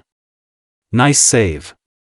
Thank you, Kakashi, he said gratefully, springing back to his feet as he spoke. Kakashi nodded and launched a volley of kunai at an approaching platoon to repel them. Yeah, no problem. As for how they got an army this size past the border, I've got no idea. The daimyo would usually catch that kind of thing. Bribery, maybe, he said. Guy shook his head and broke a man's jaw with a crushing punch. I'd certainly hope not. Political treachery is a headache for us jonin. So many escort missions. The Third World War was awful for its violence, but it was made even more tedious by the pettiness of it all, he said in a disgusted tone. The silver-haired ninja thought back to the time and cracked a reminiscing smile. We weren't much older than our genin are now back then. They aren't jonin, or even chunin, but they've still got a lot on their plate, he said. Guy nodded in agreement and pivoted around a charging kunoichi. How do you think they're doing? Niji is currently being treated in the hospital for a broken jaw, and Lee is somewhere among this chaos with Tenten. Your team, though. They have quite a task, he asked. Kakashi exhaled through his nose and drew a kunai that he then used to impale a pair of ninja. Sakura is holed up in a shelter with her parents, so she's safe, but Naruto and Sasuke are a question mark. Either Naruto is dead, and by extension, so is Sasuke, or Sasuke bought him enough time. If it's the latter, Sasuke may still be dead, or at least injured, but Naruto is almost certainly engaging Gaara as we speak, he explained. Guy gave his comrade a look of sympathy. Quite a stressful thing to have on your mind during combat, he pointed out. The copy ninja pursed his lips and disarmed a soldier that appeared to be a child, letting the young one go after the fact. If I'm being optimistic here, which is probably best for my health, then I probably don't have a ton to worry about. I doubt Gaara can beat Naruto. He's absolutely monstrous when angered, for obvious reasons. And if he's alive, he probably knows what Gaara inevitably did to Sasuke, he said, speaking more to himself than Guy. Optimism is good, but realism is better. What do you think is going on back there? Do you believe your boys are alive? His flamboyant friend asked. Kakashi glanced at him for a moment. Yeah, I do. Call it blind faith, or maybe even arrogance, but I doubt she made quick work of Sasuke, and if she didn't, Naruto is. On wheels, he said confidently. Guy smiled and slapped him on the back. That's the spirit. Now then, let's clean up the rest of the trash, he encouraged. The pair then charged forward to engage what looked to be the last of Suna's forces. Within minutes, they reduced the group of enemies to a pile of unconscious bodies and corpses. Once the work was seemingly done, they both took a knee and attempted to catch their breath. That wasn't very fun past the first 5 minutes, Kakashi wheezed. Guy, who was renowned for his endurance, nodded in agreement. Yes, that was most unpleasant. I wouldn't wish it on my worst enemy, he said in a breathless voice. Before the copy ninja could reply, another voice chimed in. I think another wave is coming. Both jonin looked to their left, where they spotted an exhausted-looking Asuma pointing north. Sighing heavily, they looked in the direction their shinobi was pointing. Indeed, there was a distant group of ninja approaching rapidly. They'll be on us in 2 minutes or so, Kakashi calculated aloud. Guy leapt back to his feet as energetically as he could. Consider it a challenge, boys. We have more cleanup to do, he announced to what remained of the front line. A collective groan radiated through the fighting force. Kakashi stood to his feet and cracked his neck. You're such a great motivator, Guy. You do realize just how much you're leaving behind, don't you, sensei? Hiruzen scowled at the question and maintained his control over Orochimaru. He and his former pupil had been tearing away at one another for nearly a half an hour by this point, and such banter had been commonplace from the Snake Sannin. The vast majority of his quips had been meaningless, unsuccessful attempts to get under the old man's skin, and many of them had been harshly countered by Hiruzen's surprisingly sharp tongue. The battle had been fought on both the mental and physical planes. Unfortunately, Orochimaru's most recent jabbing comment was far less empty than his previous ones had been. At present, the battle was drawing rapidly towards its conclusion. In a desperate bid to finish his pupil off, the elderly Kage had unleashed a technique that had been forbidden since its inception. It was known as the Reaper Death Seal. It was a gambit of the highest order, though with a singularly guaranteed outcome. The user would die, and their soul would be consumed by the Reaper they had summoned to perform the jutsu. At present, Hiruzen had his former underling ensnared in the metaphorical jaws of the Reaper, who had taken hold of the vile Sannin's soul. Despite having successfully initiated the technique, Hiruzen's job was far from done. He would still have to forcefully rip Orochimaru's essence from his being, a process that required a tremendous amount of will and exertion. As it stood, Hiruzen was struggling to complete the task. His advanced age was rearing its head, and his body wasn't what it once was. I'm leaving behind a legacy I'm well proud of.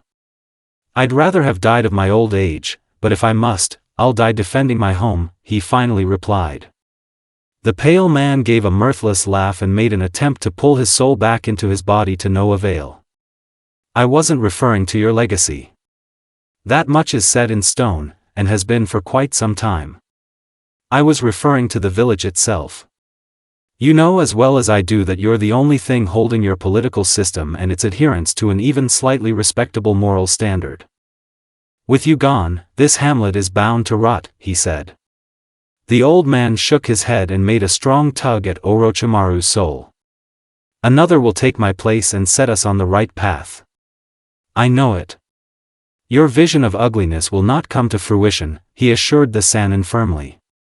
Orochimaru grunted and clenched his jaw to prevent his demise. And who will that be? Jiraiya is off in the middle of who knows where, Tsunade is as far from mentally present as you can be, and the fox brat is both too young and too stupid. Your options are limited, sensei, he asked. Hiruzen coughed painfully as his stamina neared its breaking point. It was unlikely that he would be able to fully remove his former student's soul from his body. There are others, you blind fool. Good exists in more places than you believe. I tried to instill that lesson into you, but clearly, I failed. I'm sorry for that, the Hokage said raggedly. Orochimaru's smirk deepened into a resentful sneer. I've never been one to buy into false propaganda. Even as a child. If anybody deserves pity, it's you. You were fool enough to believe in human decency. Just look at what your citizens have done to Naruto Uzumaki. They've torn him to shreds from the inside out to the point that he bonded with a psychotic headcase out of loneliness. Spout that nonsense all you like. The history books won't agree with you, he said harshly. When Hiruzen didn't instantly respond, he opened his mouth to continue. When he began to speak, though, he suddenly found that he had no control over his tongue. You'll corrupt no one else with that vile tongue of yours. I'll also be taking your arms. You won't harm a human being ever again. Hiruzen growled as the Reaper pulled out the souls of both the Sannin's arms and his tongue. The ghostly demon then raised its blade over its head and chopped it down on the sections of essence that Hiruzen had selected. Once they were severed, the Reaper consumed them and disappeared to whence it came. Unfortunately, it had also taken its payment from the elderly Hokage. The price of such a powerful jutsu was a steep one, the soul of the caster. And so, there was silence on the roof on which the great battle had taken place. The third Hokage, Hiruzen Sarutobi, laid dead as Orochimaru the Snake Sannin tried and failed to make sounds that were not animalistic grunts and wails. In a sense, the battle had ended in a draw. The victor would have been Orochimaru in technical terms, but he was now utterly crippled. Silently coming to this conclusion, the Snake Sannin clenched his jaw and turned his back to the body of his former teacher. He then retreated, much like a dog with its tail between its legs. Perhaps Hiruzen had won in the end, but only in an immediate sense. For his death would send another ninja spiraling from his predestined path. Temari breathed heavily as she and Shikamaru carefully maneuvered their way around one another from a distance. Extended mental battles were their own brand of exhausting. Physical taxation was generally limited, but the cognitive energy put into each step, each decision, was unbelievable. There was effectively no rest.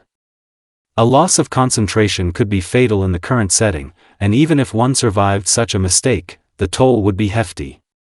Temari had learned this lesson the hard way with the loss of her vision in her right eye by a kunai Shikamaru had thrown her way amidst a lull. While her eye had not been hit directly, a massive cut had been opened on the eyebrow above it, causing copious amounts of blood to leak into it. Her depth perception was now halved, and the constant annoyance of the blood was distracting. If you weren't so squirmy, I'd have killed you by now. Even while you're half dead, you're a thorn in my side, the blonde kunoichi thought to herself as Shikamaru patiently eyed her from across the rubble-ridden street. The shadow user's injuries from their exam match had never been healed or mended in the slightest, but he had not made any attempt to retreat upon being sought out by Temari. He had been ready to fight once again.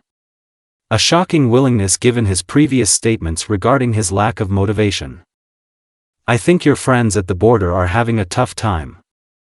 I don't hear as much commotion. Shikamaru said with a smirk. The girl responded by swinging her fan in his direction and forcing him to dive into an alley to protect himself. As had been the case numerous times before, he emerged from the assault more or less unscathed beyond a few minor scratches. Doesn't mean a thing. For all you know, that means they've run your forces ragged and passed them. Stealth is a virtue in military strategy, she replied as her foe dusted himself off. The Nara shook his head and smirked. I'm the censor type here. I know what I feel. You guys are at a loss, he said confidently before throwing several shuriken Temari's way. She easily deflected them with her fan and leapt backwards a few feet. You've hit your head enough times for me to think your brain's loose, she snapped back at him. The fan wielder then prepared to unleash another blast of serrated wind upon Shikamaru, but was stopped by the sound of a voice calling out to her. Temari. Both she and the Nara glanced southeast to where the call had come from, and what I saw was surprising. Kenkuro was sprinting towards them with no weapon drawn. After stumbling over himself several times in his bid to reach his sister, the puppeteer stopped running roughly 20 feet from the pair of warring genin. We've got trouble. Our forces are pulling back, and the people we managed to sneak into the village are pretty much all corpses. Baki-sensei has ordered us to retreat, he explained in a rushed tone. The blonde kunoichi's eyes widened at the revelation. Shikamaru laughed out loud and leaned back against the wall of the shop he was positioned in front of. What did I tell you? He said humorously. Temari shot him a sharp look that tamed him before turning her attention back to her brother. Retreating won't be that easy. They won't just let us out of here. No way in, she pointed out. Much to her surprise, Shikamaru was the one that responded. Go to the southern border and take the forest path. As far as I know, they won't have anybody posted there that you can't deal with, he suggested. Both Temari and Kenkuro stared at him silently for a few moments. What's in it for you to tell us that? Kenkuro asked skeptically. The Nara shrugged his shoulders and wiped a trail of blood from his chin. You seem like decent enough people outside of a war zone, so I don't really think you deserve to die. Now, you don't have to take my advice if you don't want to. You could always take your chances at the Northern Front. They've got Jonin there, though, he replied. Choosing not to provoke him as a form of gratitude, the siblings nodded.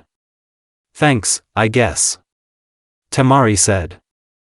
A sudden thought then crossed her mind that brought her great stress and fear. Where's Gaara? She asked frantically. Kankuro pursed his lips and pointed east, where the sounds of distant roars and crashes could be heard.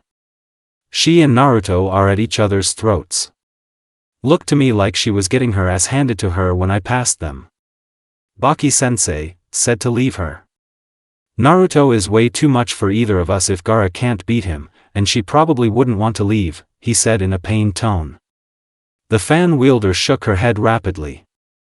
No, we can't just leave her. She's our sister, she said urgently. Her brother looked east again and exhaled through his nose nervously. Do you really want to take your chances with Naruto?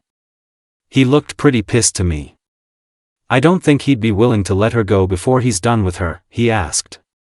Though her initial instinct was to nod her head, her logical side battled back against her emotions.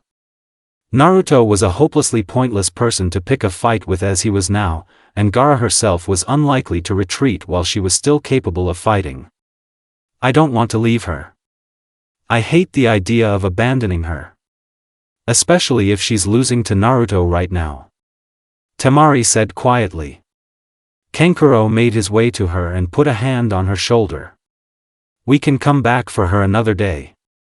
Unless Konoha breaks international law, she won't be executed, and we aren't even here on the orders of the real Kazekage. We'll have a strong case to bring her home, he said gently. After wrestling with the issue for nearly a full minute, Temari nodded defeatedly. Fine. I still hate it, but fine, she muttered. She and her brother then began to run away towards the southern border. Before they could go any considerable distance, however, Temari stopped running and turned back to Shikamaru. Thank you. Really, you didn't have to help us. I'll repay you someday. I promise I will, she said softly, her tone grateful and honest. The shadow user shook his head and made a motion so as to shoo them away. Don't get all sentimental on me right now. Your window is small at best, non-existent at worst. Get moving. And hey, I'll come up with some form of payment. Don't you worry, he said with a ghost of a smile. At this, Temari and Kankuro disappeared into a puff of smoke. Naruto burst forward with his left arm extended in front of him. He was moving to end the conflict. Gaara was weakened, and a direct hit from the Rasengan was bound to be fatal, or at least close to it. Seemingly aware of this fact, Gaara moved to defend herself by covering her chest with her sand-plated right arm. A split second later, Naruto slammed his rotating orb of chakra into Gaara's defensively positioned arm. The impact initially resulted in a stalemate as the Rasengan drilled into the sandy armor, but it took little time for the force of the jutsu to overwhelm Gaara. The spiraling ball burst into a pulse of raw chakra that sent her flying backwards across the street. She crashed to the ground nearly 30 feet away and slid a small distance through the asphalt before skidding to a stop in a heap. Sensing that the battle may be over, Naruto took a deep breath and began a slow walk over to her body. He was tired, both mentally and physically. Despite having dominated most of the fight, the fox's chakra had gradually worn on his body and weakened him. He was hardly 2/3 of what he had been at the beginning of the encounter. Luckily for him, his strength advantage over Gaara had been monumental. The slow decrease in power he had experienced had been a non-factor. He was relatively undamaged compared to the beating he had taken on his way to knocking out Niji, though he had finished the Hyuga instantly upon revealing the fox's power laid in their clash. He was still in pain throughout his body, from his face to his feet.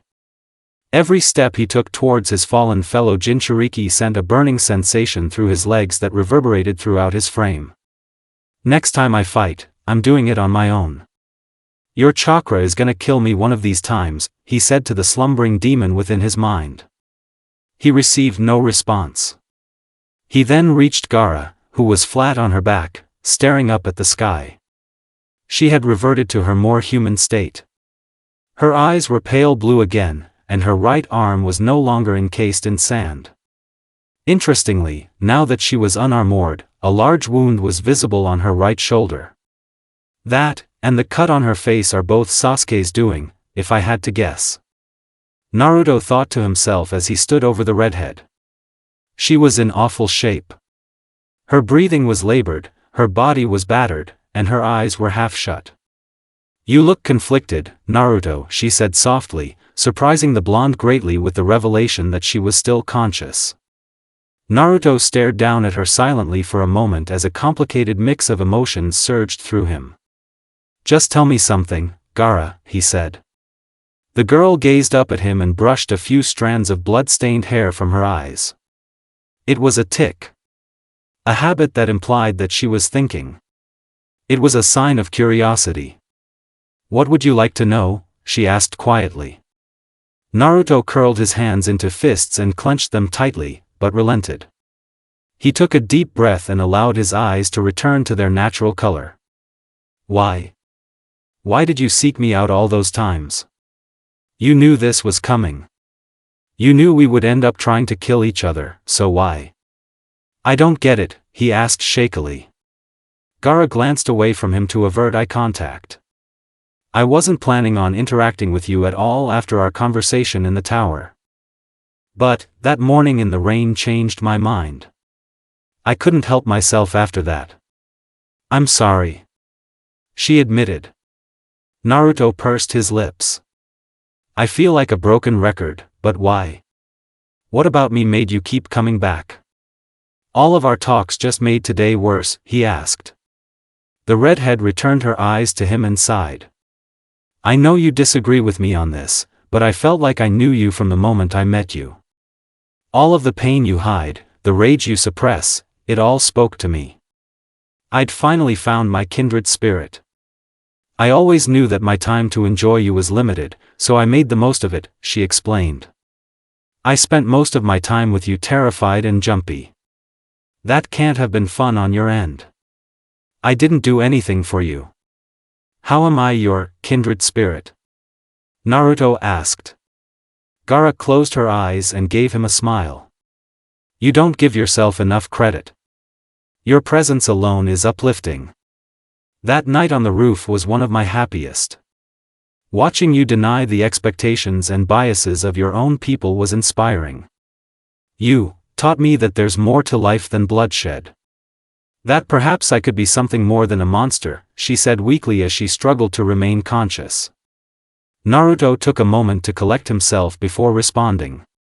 You aren't a monster. You never were. You've done some awful things. Things I can't forgive you for, but I never thought you were a monster. You never got what you deserved or wanted, so you pushed back. I get it. Believe me, I do, he said as gently as he could. Gaara opened her eyes and retained her smile. Thank you, she said, her voice brittle. Naruto took a deep breath and turned his back to the injured Jinchuriki. I'm not going to kill you. You'll be captured, but they won't execute you. I hope they let you out sooner rather than later, he said numbly as he took steps to leave her behind. Before he could take 10 steps, she called out to him. Goodbye, Naruto, she said as loudly as her body would allow. Her voice stopped him in his tracks.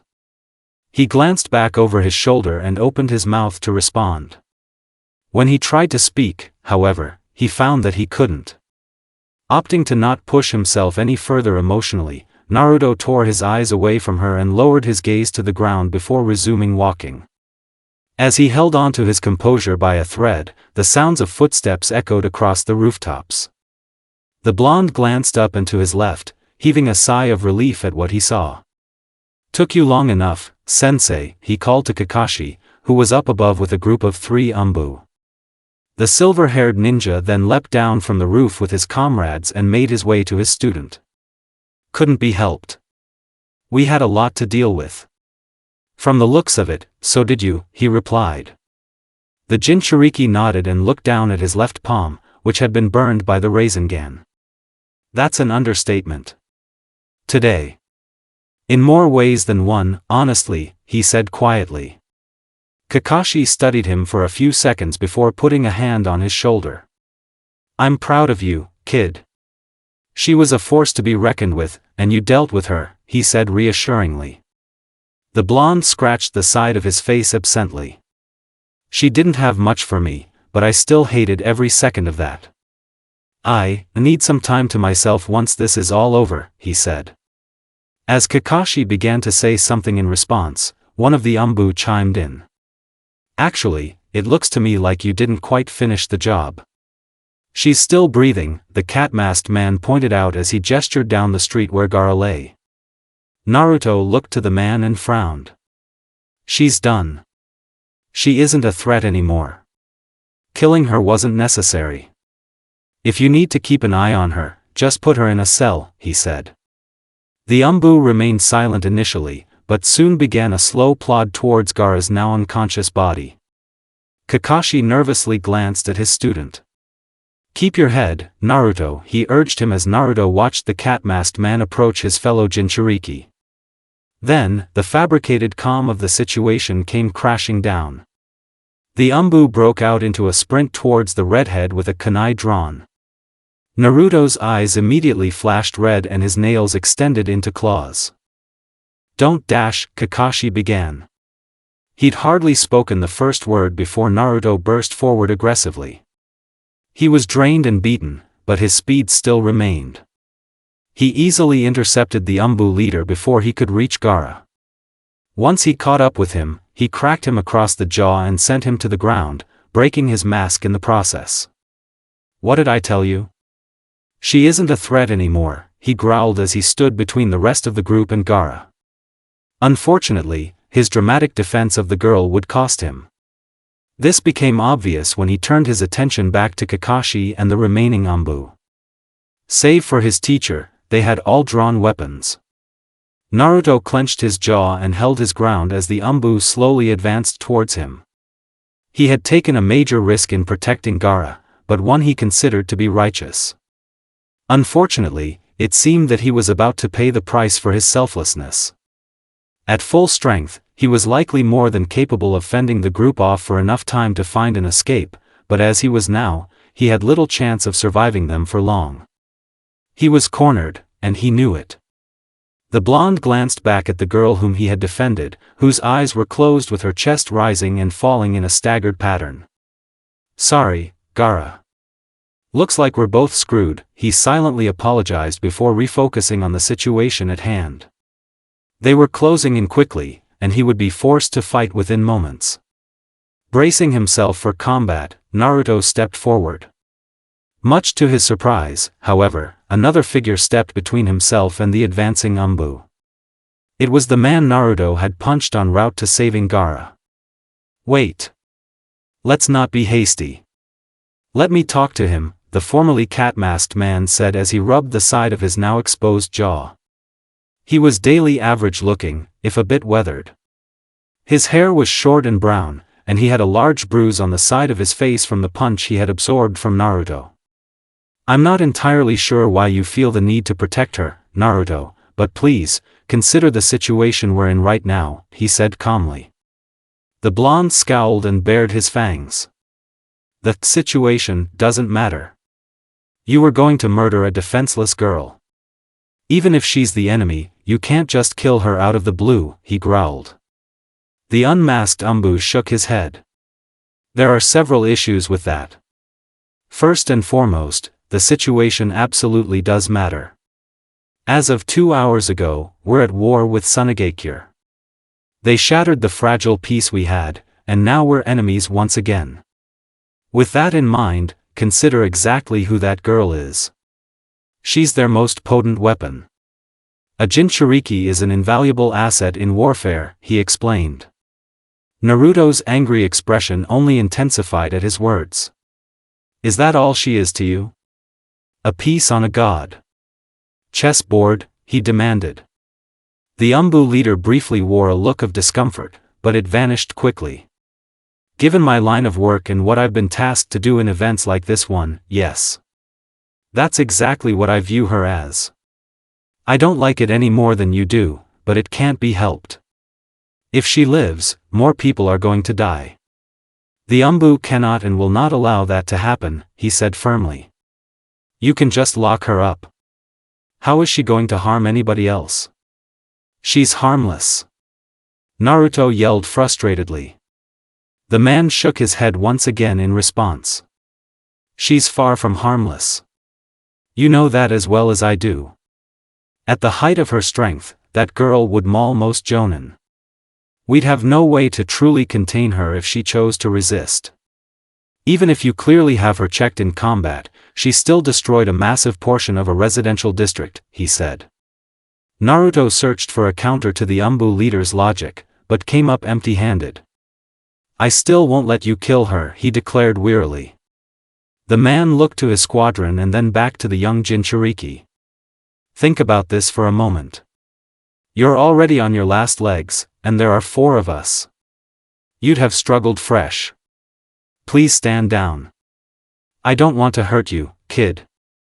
None of us do, he urged the genin. Naruto's response was both predictable and saddening. Come and hurt me, then, he challenged. The Umbu leader sighed heavily and gave a signal to his squadron of fellow Umbu. They immediately rushed to surround the blonde and Gaara. Naruto gave a look to his instructor, who was simply staring at him with an unreadable expression. There was an odd eeriness to him. The young Jinchuriki steeled himself and turned back to the Umbu leader. I gave you every chance I could.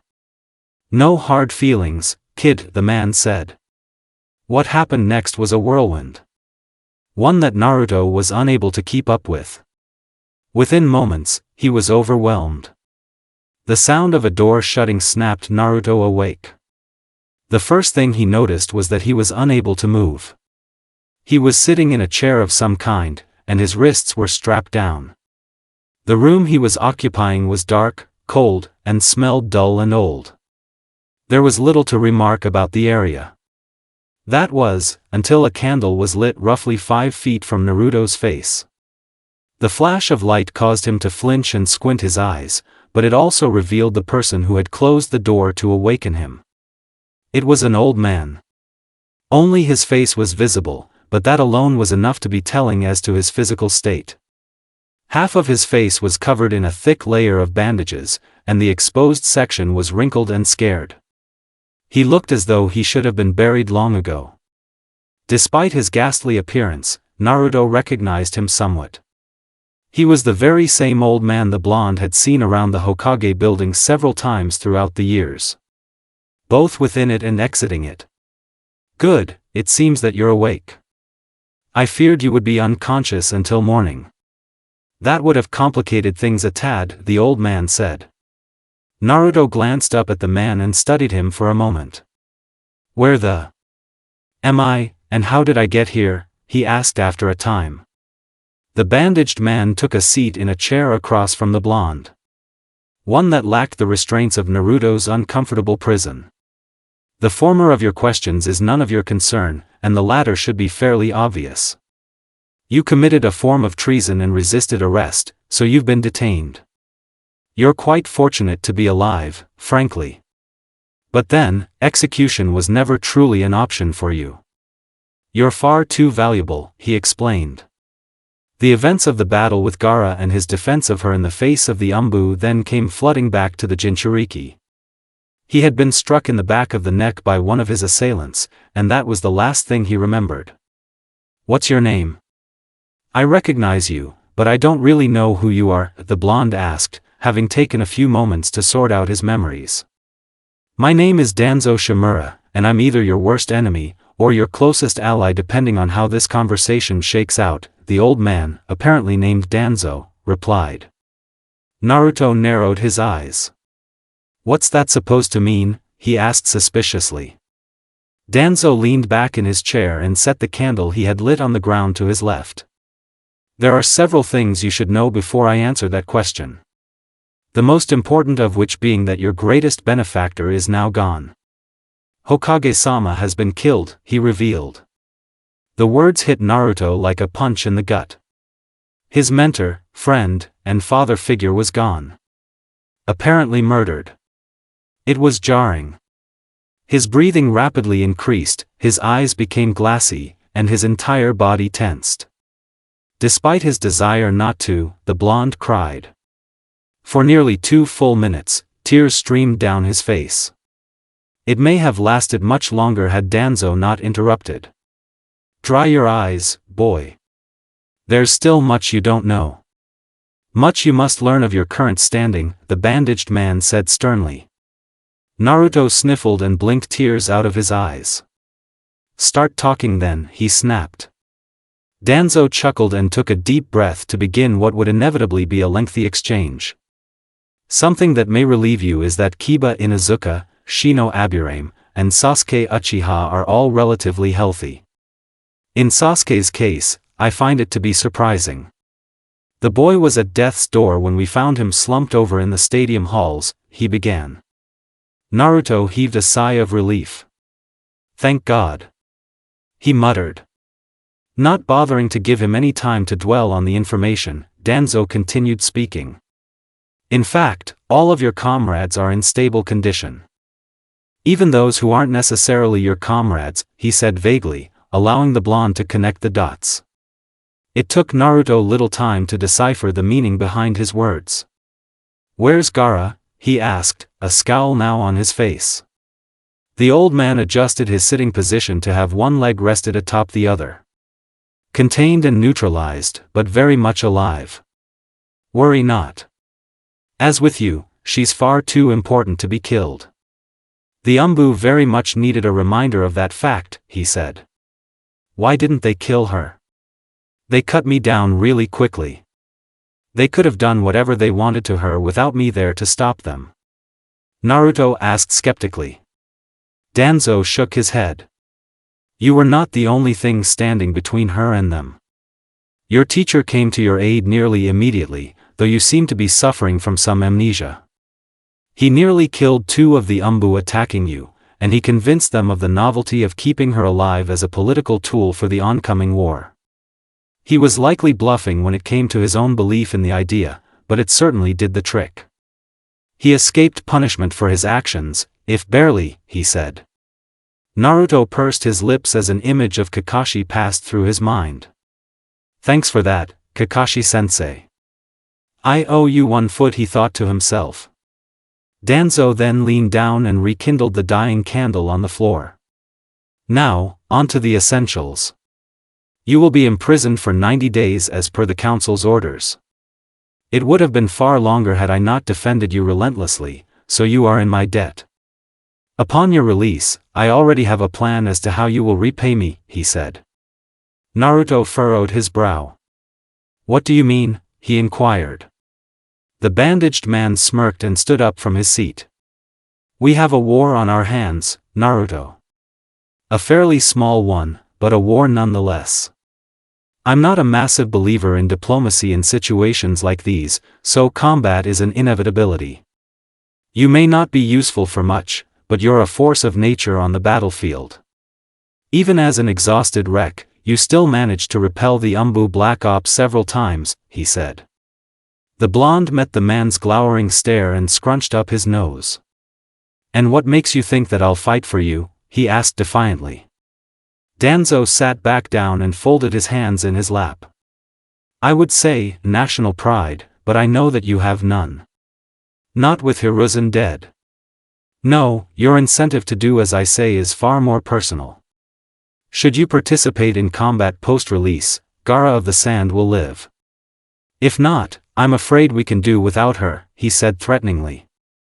Naruto's blood ran cold. It was a threat he had somewhat expected, but one that he had not been fully ready for. His feelings regarding the redhead were convoluted and mixed, but her death was still something he strongly opposed. You're a monster, he growled. Danzo raised an eyebrow and leaned in closer to the restrained boy. Am I really? Consider just how much smoother this war will go with you present and active.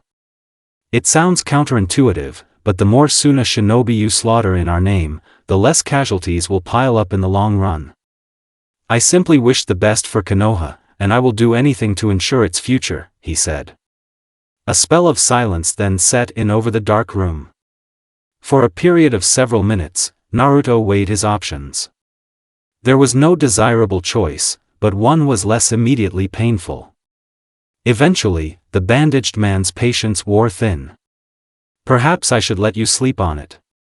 But not here. No, I think it's high time you be transferred to your cell. Danzo said. Before Naruto could respond, the old man produced a syringe from his robes and positioned it by the genin's neck. This will only hurt for a moment, he assured the boy.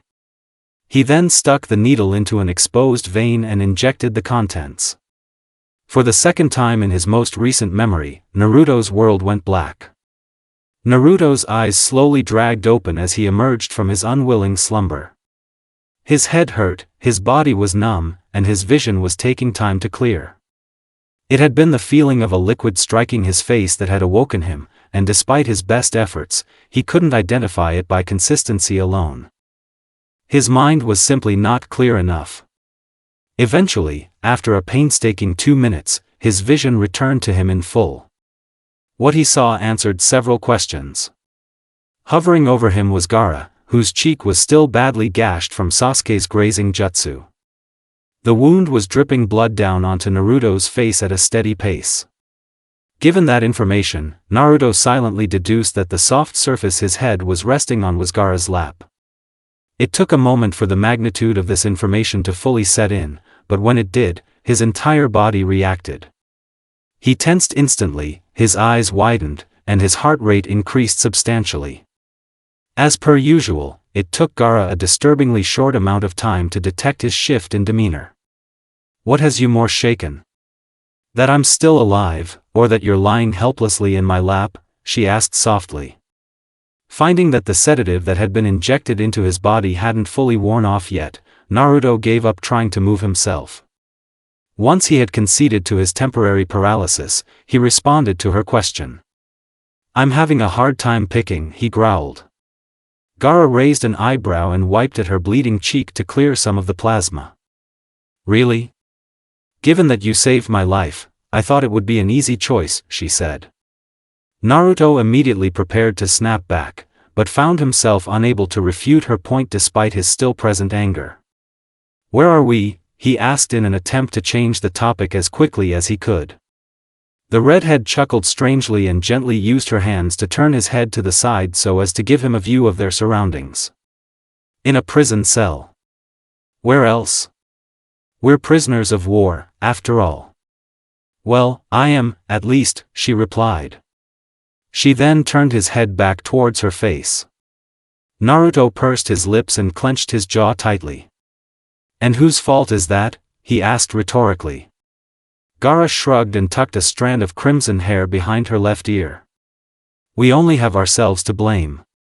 I chose to stay behind rather than escape, and you chose to defend me from your own comrades. If you didn't want to be stuck in here with me, you should have let me die, she said bluntly. The leaf Jinchuriki made another attempt to move, but to no avail. Yeah, maybe, but if you hadn't attacked us in the first place this wouldn't have even been possible. It's your fault in the end, he said. If his words had affected Gaara in the least, she was doing an excellent job of concealing it, as her facial expression remained tranquil. Perhaps, but I was acting on orders I had no way to realistically refuse. And before you ask, no, I will not be explaining why that is, she said. The pair then lapsed into silence for a stretch. The scene was a depressing one. Two Jinchuriki, both injured, one paralyzed by sedative, and the other suffering from a severe facial laceration. Sasuke appeared to have struck a blood vessel if the amount of blood Gaara had spilled was any indication. The stream finally slowed after a point, but her face was still tattered under her right eye. How long has it been since the fighting ended? Naruto asked quietly, breaking the silence between them. Gaara thought for a moment. 8 hours, just about. Why do you ask? She inquired. The blonde shrugged as best he could and sighed, seemingly sobered by the points Gaara had raised. No reason, honestly. I'm just trying to process. I'm in prison, with you for God knows what reason, and I got here by my own actions, he said. Gaara gazed down at him and shook her head. No matter how much you try to hurt my feelings or antagonize me, I won't hurt you. I know what you're doing. You're trying to get us separated into different cells. It won't work. I have no desire at all to harm you, she said firmly. Naruto's right eye twitched with irritation, but he maintained his composure. Why? You were totally willing to hurt me a few hours ago, he asked skeptically. Gaara gave him an odd smile, one that made him greatly uncomfortable for difficult to discern reasons. Because I no longer have any reason to hurt you. I was under obligation to kill you before, both from my demon and my military superiors. Now I have no such commitments. Besides, I've had my fill of you for now, she explained. Naruto snorted. Oh, so you'll be ready to take a crack at me again someday? He asked sarcastically. The redhead's smile then changed in nature, her demeanor less aimless than it had been. If that's the way you want to take that statement, be my guest, she said vaguely. Finding himself at a loss for an obvious response, Naruto lapsed into another silence. After a shorter stretch than before, Gaara broke the streak. I know this is a bit late, but, thank you for saving me, Naruto, she said quietly. The blonde averted his eyes away from her and gave an almost imperceptible nod. The redhead then reached down and brushed away a speck of her blood from his cheek. The contact caused him to visibly flinch. Gaara instantly pulled her hand away and retracted it to her side. Do you hate me, Naruto? She asked out of the blue. Naruto slowly returned his line of sight to her face, which was unreadable. After a few seconds of thought, he responded. I really want to. You're a murderer, you got me arrested, you almost killed Sasuke, and put Kiba and Shino in the hospital. I've got every reason to, but... he said, trailing off by the end.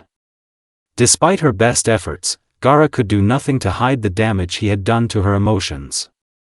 Her eyes were painfully watery, and lines had appeared on her face. Go on, she urged him. Naruto fumbled for a proper combination of words to convey himself with for an uncomfortably long time before finally finding himself. I don't hate you. I just don't. Today should have pushed me over the edge, but I just can't do it. Even after what's happened, he admitted reluctantly. Gaara took a deep breath and managed to relax herself a tad. I'm glad. So very glad, she said in a tone barely above a whisper. Her voice was hushed, but Naruto's ears were sharp. He had heard her. Let me ask you a question, then. How do you feel about me? I've tried to figure it out a million times, but you just don't make any sense, he asked. The girl from Suna sighed and traced a finger along one of his whisker markings. How should I know? You're the first person I've ever felt anything for in any capacity beyond my siblings. I'll tell you when I figure it out myself, she said. Naruto muttered a response, but the redhead simply ignored him and gently brushed her fingers over his eyes to close them. At that, Gaara leaned her head back against the wall. Sleep, Naruto. The days will pass quicker if you do, she ordered him gently. To her surprise, the blonde did not retort. Instead, he mustered what strength he could to turn onto his side with his head remaining in her lap. The difference being that his face was now lightly pressed to her stomach. Gaara reddened at the likely accidental development, but found herself no less comfortable. Good night, Naruto. Kakashi lightly tapped his foot on the ground as he leaned against the base of the Hokage monument. It was nearing sunset, and the air was beginning to chill.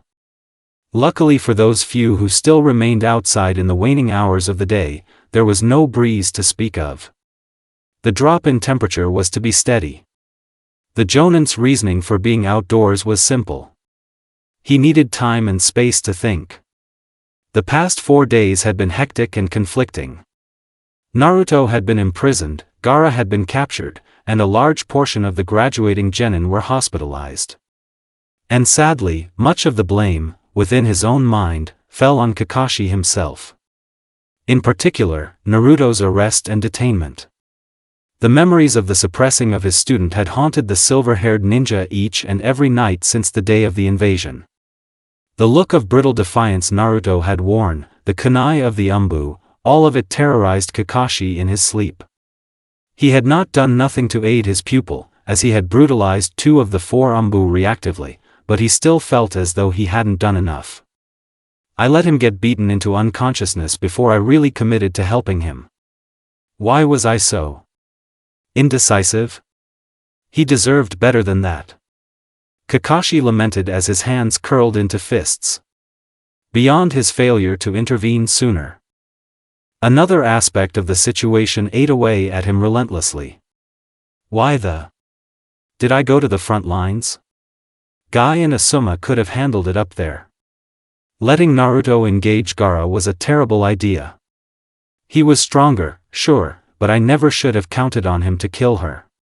Not after all that he told me. Even if it's subconscious, her life still means something to him, whether it should or not. Kakashi thought to himself as he recalled Naruto's violent reaction to the prospect of his fellow Jinchuriki being killed. As he pondered it all, another piece of information crossed his mind. From what I've heard, he got shoved in a cell with Gaara, too. That could be good or bad depending on how seriously I take Sasuke's claims about her psyche. If I ignore them, then Naruto having something resembling a friend in there with him is probably beneficial, but if Sasuke isn't exaggerating, then he'll either end up maimed or raped inside of a month. My guess is that Danzo is flipping that coin on purpose, he reviewed silently. At the thought of the bandaged old man, Kakashi's eyes narrowed angrily. The vile man had been under suspicion for a number of things for years, but had never been outright investigated. Now, with the 3rd Hokage gone, he was suddenly an active presence. He was a snake.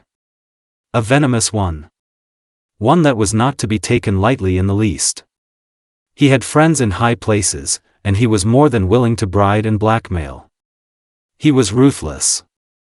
Past experiences had taught Kakashi that lesson more than once. Even more concerningly, Danzo's strength was a frightening beast to contend with should one choose to defy him, both politically and literally. With Hiruzen deceased, Danzo's influence within the council was increased many times over. He was effectively in control. Naruto's trial had exemplified this fact. Under most circumstances, an act akin to assaulting one's superior would result in prison time ranging anywhere from 6 to 18 months, but at Danzo's behest, the blonde sentence was lightened to 3 months. It was blatantly obvious that his helping Naruto was all a ploy for something greater. He spoke with Naruto right before locking him up with Gaara. If I had to guess, he probably told him that he was the one that shortened his sentence. It's a good leverage to have. Naruto is tough to silence, but the threat of his imprisonment being lengthened would definitely do the trick. Kakashi thought to himself. Like Naruto, Gaara had been interrogated and spoken to before being contained, though in much shorter order. Ibiki Marino had carried out the questioning, and he had revealed an interesting bit of information to the silver-haired ninja. She's a tough nut to crack. Extremely calm under pressure, a moral blank slate, and I'm convinced she doesn't feel pain. The only thing I was able to draw out of her is that, for one reason or another, she's tied herself to Naruto. She didn't even say it out loud, either. I had to infer it from her body language. 90% of the time, she's tense and coiled, but his name relaxes her. I don't know. 2 of you did during that month, but it seems like you've tamed a monster. Somewhat, at least. She's still a loose cannon left to herself. Kakashi pondered. As he considered the variables of the situation at hand, the sun finally hid itself fully behind the monument, causing the village to go dark. The Jonin sighed and took steps to walk away from the monument. As he trekked away, he cast a look towards the prison facility that sat at the base of the cliffside. Keep your head up, kid. Things are only going to get harder from here. Naruto exhaled through his nose as he leaned back against the cold stone wall. The cell was cold, dark, and fairly damp. Try as he might, no positives could be found to describe his current, if temporary, living quarters. Included among these non-positives was his cellmate. Gaara sat across from him against the opposite wall with her knees drawn up to her chin. He and the redhead had been detained for nearly 4 whole days by this point, and meals had been scarce and consistently disgusting. There was little entertainment. Especially for Naruto. Gaara, on the other hand, had a way to retain her sanity. Despite having been robbed of her gourd by the guards immediately upon the pair's admittance into the lockdown block, she had managed to gather enough sediment from the dirty floor to fiddle with it. So, does it need to be a certain type of sand for you to be able to control it? Naruto asked curiously. The redhead peeked at him over her knees and let the floating dust drop. It only needs to be made of some kind of earth. The dust on the floor is mostly ground down stone, she explained as she traced her finger along the cold flooring. After a moment's silence, she spoke again. I wish we weren't stuck in a cold cell. If I had my gourd, those guards would be gone in an instant, she said casually. Naruto snorted and gave her a bored look. We're in here because of you, so I wouldn't complain, he replied bluntly. Gaara shook her head and studied the blonde. In what way is this my fault, Naruto? We both contributed, she asked skeptically. Naruto shifted a bit in place. We already talked about this. Even if you were under orders to do what you did, you still could have held back and retreated. You didn't, though, he said. The redhead tilted face to one side and stared at him further. True enough, but had you run from me for long enough, I'd have been far less destructive. I only destroyed infrastructure in my attempts to hurt you. Everything and everybody else was just collateral damage, she said with a matter-of-fact shrug. Naruto internally shuddered at his cellmate's words. Growing accustomed to her morbid musings would certainly take time. Especially for those pertaining to human life. You admitted halfway through the fight that I was stronger than you, so you destroying stuff to get to me isn't something you can justify. You knew you couldn't win. You didn't have to harm so many people, he countered. The sand kunoichi frowned and narrowed her eyes. I feel like I've asked you this before, but why would you want to avoid hurting those people? They've been far from kind to you. Awful would be the word I'd use, she asked, seemingly unable to understand the sentiment of mercy. Naruto pursed his lips and took a few seconds to consider his answer. Because they're still people. They don't deserve to die. Like you said at the end of our fight, there's more to life than blood, he said, his voice a bit shaky. Gaara easily sensed his uncertainty and settled into a more open posture with her legs crossed. You hardly believe your own words. When I said there was more to life than blood, I only meant it pertaining to those who have proven themselves to be kind and gentle. The rest can burn for all I care, she said, her tone colder and drier than the desert wind. The blonde tensed. How can you say that? Everybody deserves a chance. People can change, he asked rigidly. His fellow Jinchuriki scooted herself away from the wall and stretched her back. Once she had relieved herself of stiffness, she eyed Naruto intently. Given that our lives seem to mean nothing to such people, why should we be inclined to give them quarter? I've had my teeth kicked in more than enough, and so have you, she said. The blonde's hands curled into fists.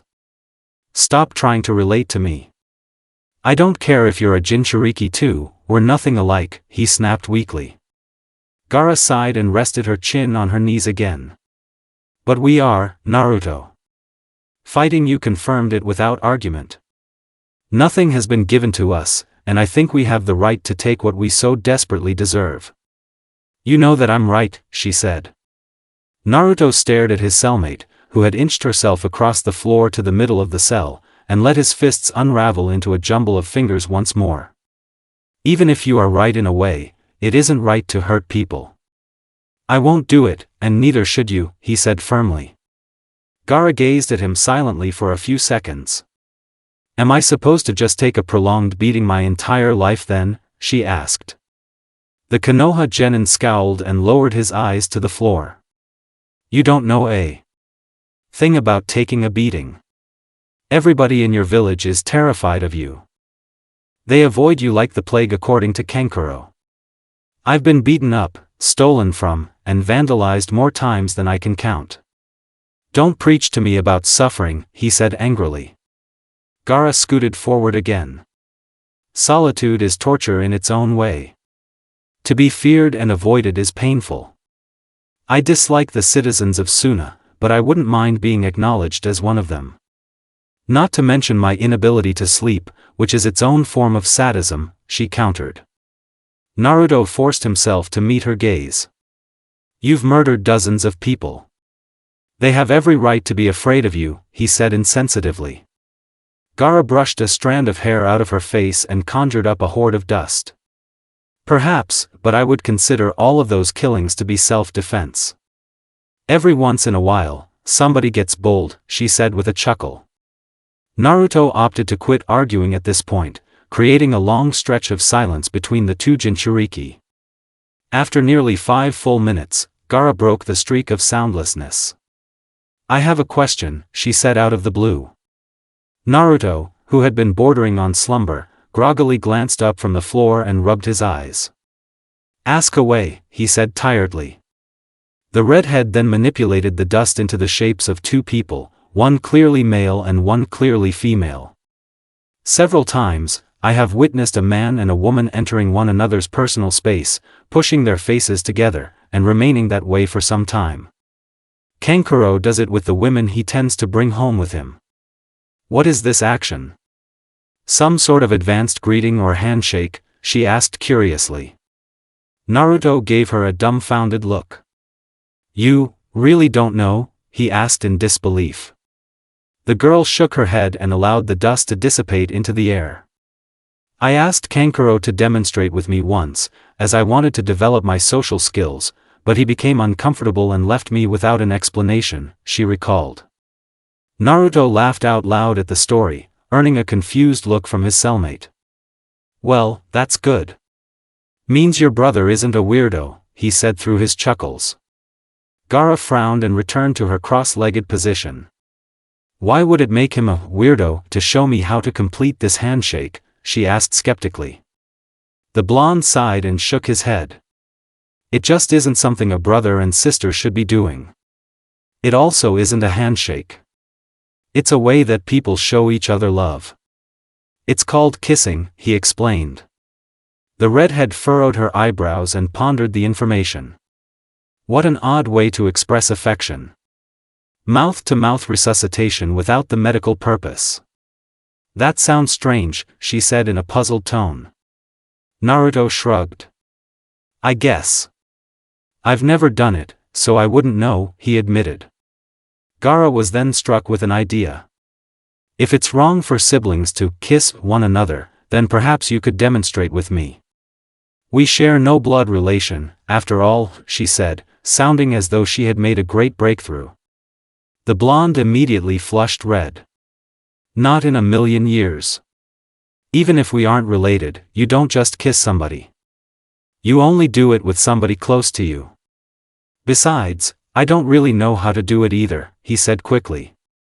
Gaara then crawled forward, prompting Naruto to flatten himself against the cell wall. We may not be traditionally romantic, but we share a rare distinction as Jinchuriki. That's a form of intimacy, don't you think? She asked as she invaded his personal space. The Konoha genin glanced to either side in search of an escape, but found no such thing. I don't really want to kiss you, he said bluntly. Gaara paid his declaration no heed and reached out for his hands.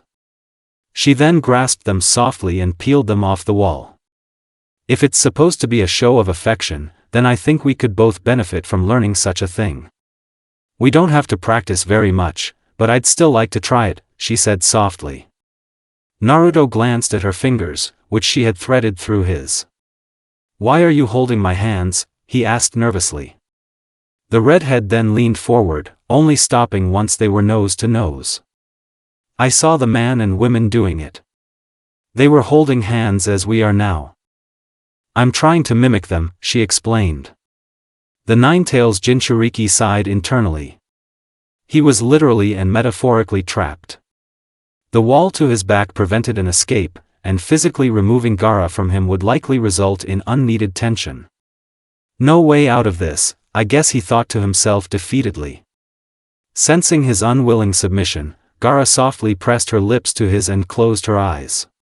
For a full minute, she fiddled around with the position of her mouth in alignment with his, finally settling 10 seconds before the conclusion of the lip lock. After that time had elapsed, she removed her mouth from his and gave him a bit of space to breathe. "Did I do it correctly?" she asked hopefully. Naruto, who was bright red and stuttering, tripped over himself several times before answering. "I mean, I've never done it with anybody else, but it didn't feel wrong to me, I guess," he said awkwardly. Gaara thought for a moment before coming to a conclusion.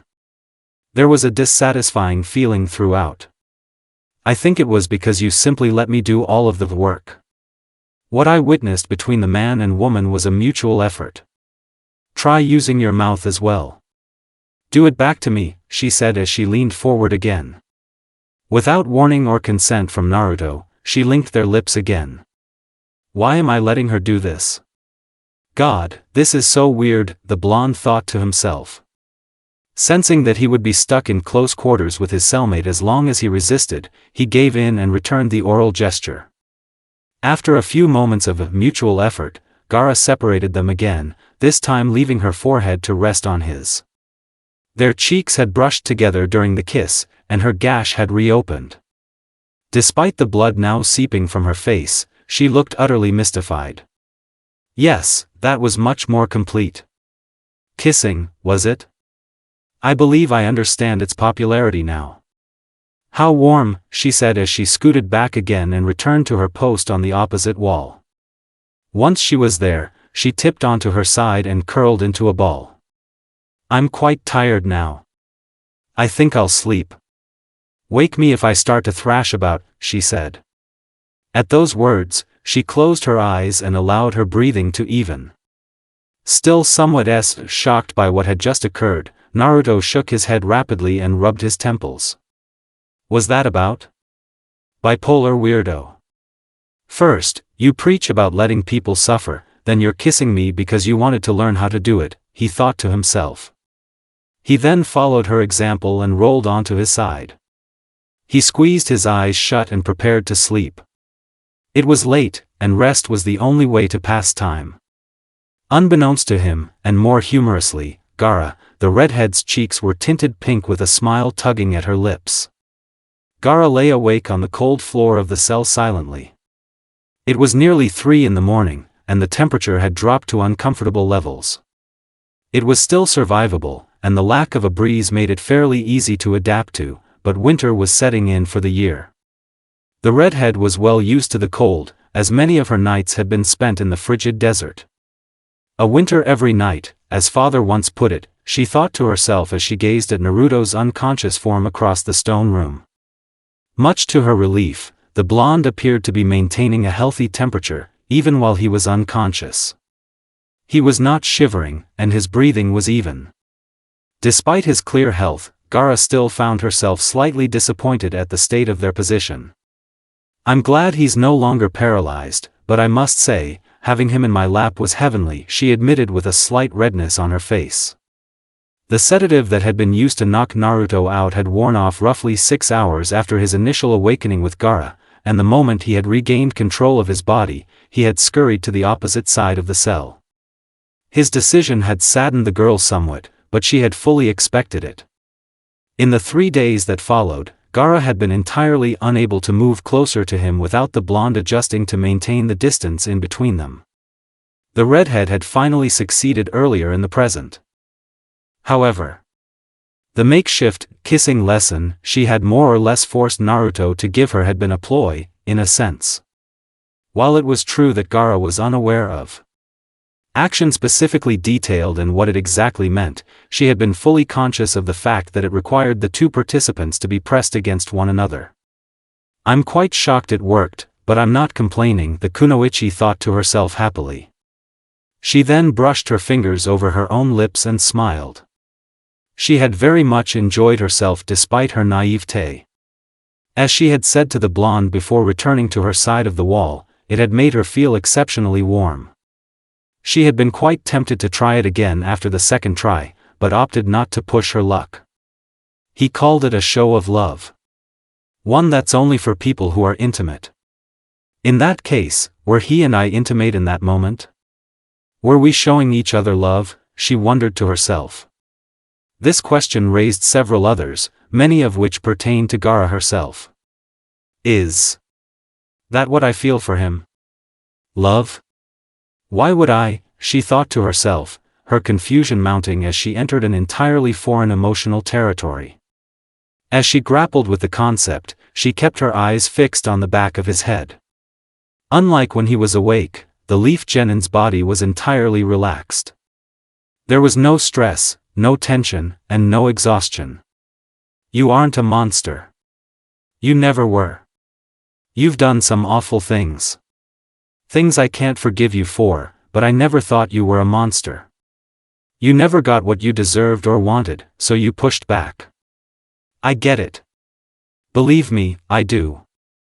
I never knew what I wanted before, Naruto, but I did get what I deserved. I made my own bed, so I had to sleep in it.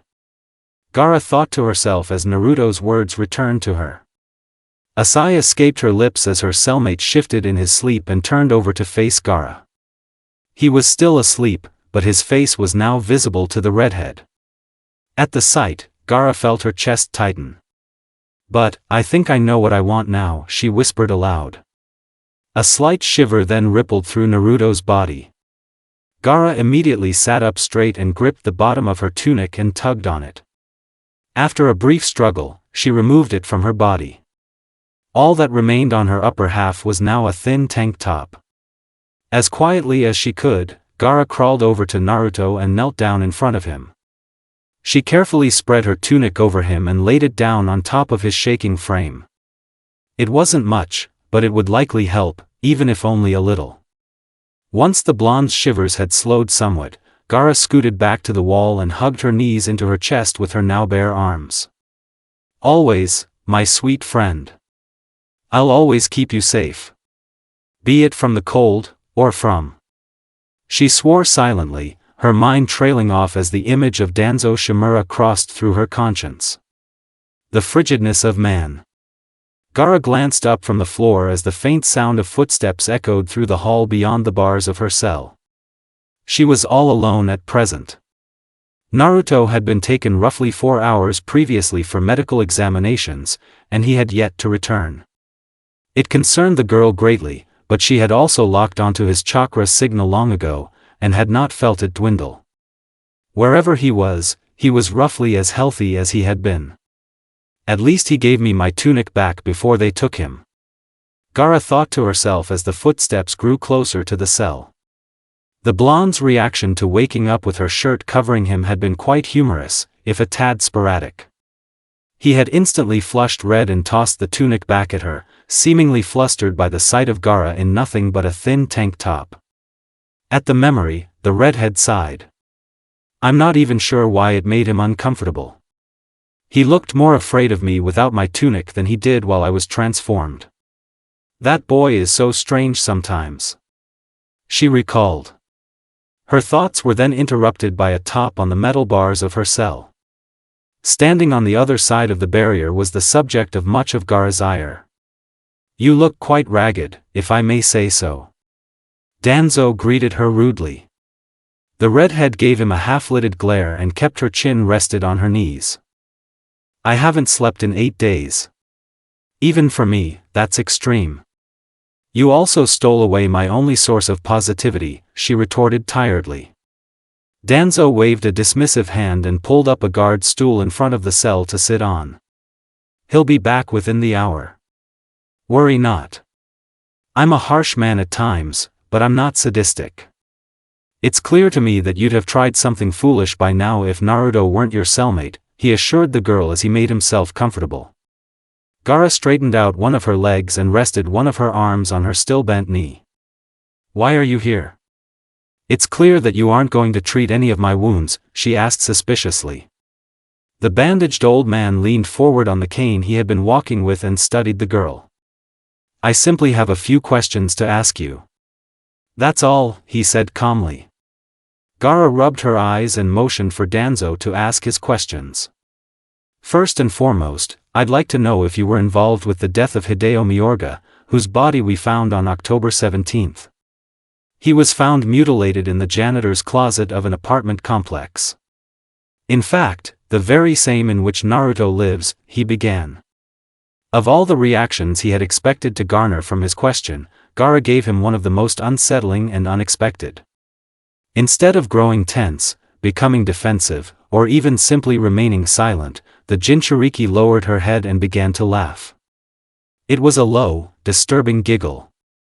One that almost seemed to contain self-awareness.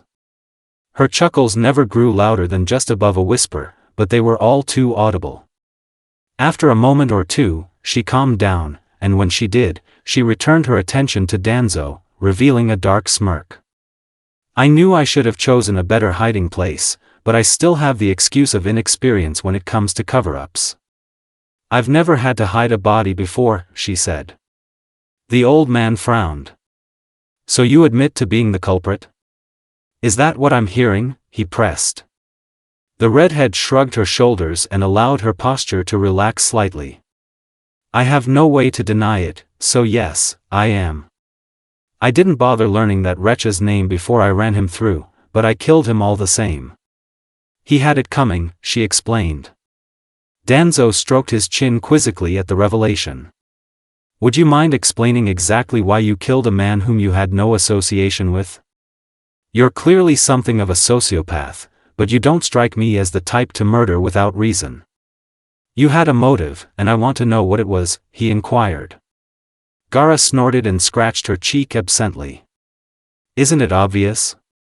He had the nerve to try and harm Naruto. He planned to cause him pain. People like him deserve a shallow grave, and I gladly dug it for him, she said bluntly. The old man nodded and leaned back in his chair. That leads us smoothly into my second question. Why, pray tell, are you so fixated on that boy? To my knowledge, you have no history with him before the month that led up to the final round of the Chunin exam. What could possibly drive you to defend him so fiercely? He asked. Gaara opened her mouth to retort, but was cut off by Danzo adding on to his initial question. Before you answer that, may I try my hand at inference? He requested. After a moment of hesitancy, the Jinchuriki nodded in confirmation. At this, Danzo took a deep breath. I'm going to make the educated guess that your childhood has been as tumultuous, if not more so, than Naruto's. Your experience with unbiased and accepting people is limited, and you have no real perception of what it means to have empathy. At least, not in a fully developed sense. You're capable of connecting to those with shared experiences, but the number of people currently living who can claim to have those experiences is exceptionally small, he began. Gaara's frown strengthened into a scowl as the old man spoke. And as such, you've lived most of your life in self-induced isolation. You mentioned earlier that you'd never had to hide a body before, which implies that you've killed a number of people in the past. My guess would be that you killed them in response to their attempts to hold you accountable for your antisocial behavior. At first, at least. Past the first few killings, they became acts of self-defense. Danzo continued. Gaara clenched her jaw. Get to the point, she growled. Taking a great degree of pleasure in the young Jinchuriki's discomfort at the subject matter, the old man suppressed a short laugh. Upon meeting Naruto for the first time, you were struck by how similar he was to you. Similar, yet different. Similar, yet better. He hadn't yet been broken by the hardships of life the way you had. He was a beacon. Something to strive for. Touching, really. The mind of a child is incredibly adaptable. You were lost, so you found something to hold strong to. It was less about him than it was about your own stability, he concluded. Gaara stared at him silently, a look of thinly veiled hate on her face. You say all of that like you've known about my presence for quite some time, she said. Danzo nodded and leaned his cane against the wall. I knew what you were the moment you set foot in this village. Even before you met Naruto. Your chakra was so noticeably different from your peers that I couldn't help but take an interest. Back on topic, though. Was any of what I said incorrect? He asked. Gaara averted eye contact, her face twitching periodically. Perhaps it was about myself initially, but not anymore. I could care less what happens to me now as long as he's safe and healthy. And it's not as though it wasn't fitting for my interest in him to be born of selfishness at first. It is my namesake, after all, she said. Danzo gave a false smile. I suppose you're right. Expecting a girl like you to concern herself with the ethics of manipulation is a bit much.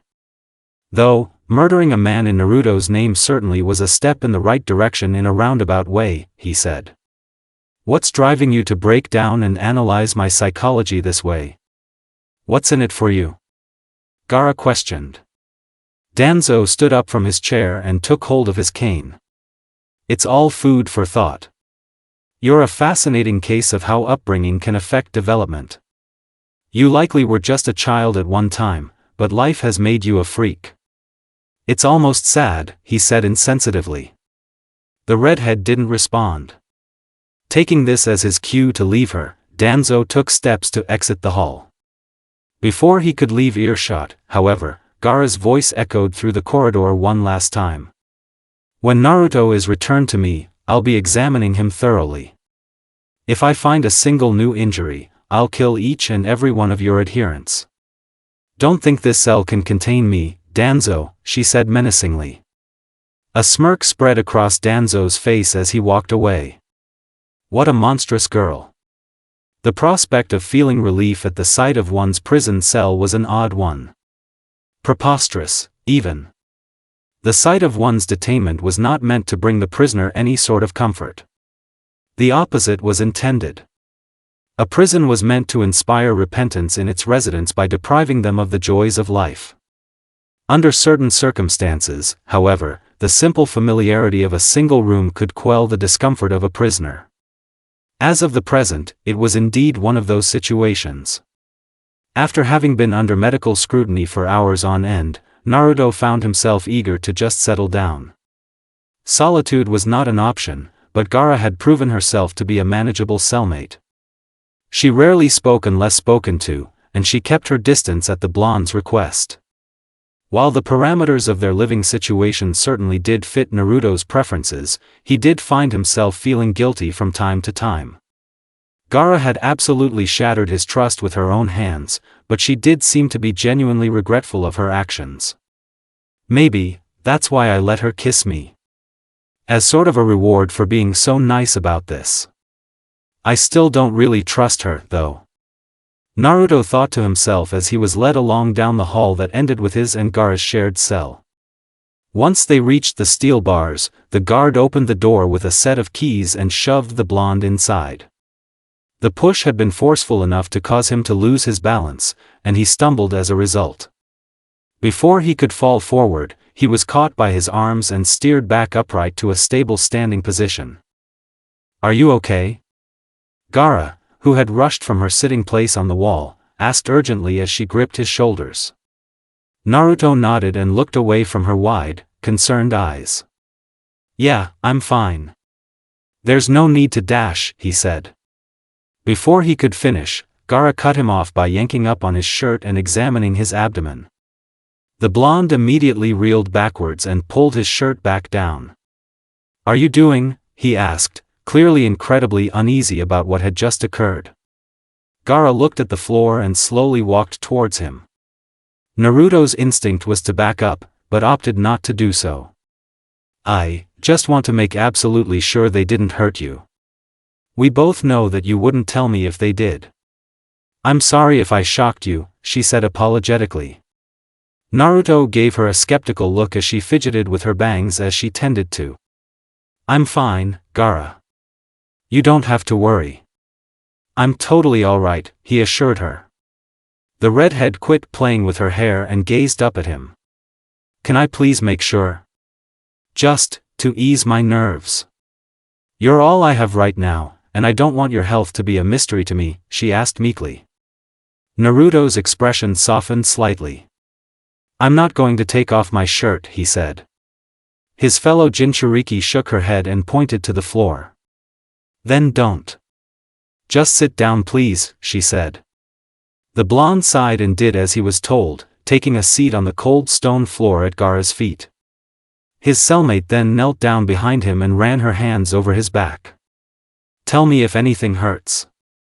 Don't hide anything, she said softly. For the first 30 seconds, no reaction came from Naruto. Once Gaara reached his ribcage, however, he visibly flinched. They told me 3 are broken. They said a cast isn't possible, he said in a pained tone as Gaara gently felt his injured midriff. After a time, the redhead spoke. It was from when I knocked you backwards with great breach, wasn't it? She asked quietly. Naruto gave a reluctant nod. Gaara bit her lip and moved her hands forward to graze his stomach. I'm sorry for that, she muttered. She then ran her hands up his front until she reached his shoulders, at which point she tugged on him to turn around. Naruto slowly obliged, eventually rotating fully to face her. Once they were face to face, Gaara looked over his face and frowned. There was a cut on the bridge of his nose. One that had not been there before his departure for examination. So, they did hurt you. She muttered, her eyes seeming to glaze over for a moment as her expression darkened. Sensing her spiraling emotional state, Naruto tensed. It was my fault. I lashed out at one of the guards, so he hit me. It was my doing, he said frantically as Gaara turned around and stood to her feet. The blonde immediately shot up and grabbed her around the waist from behind. Please don't.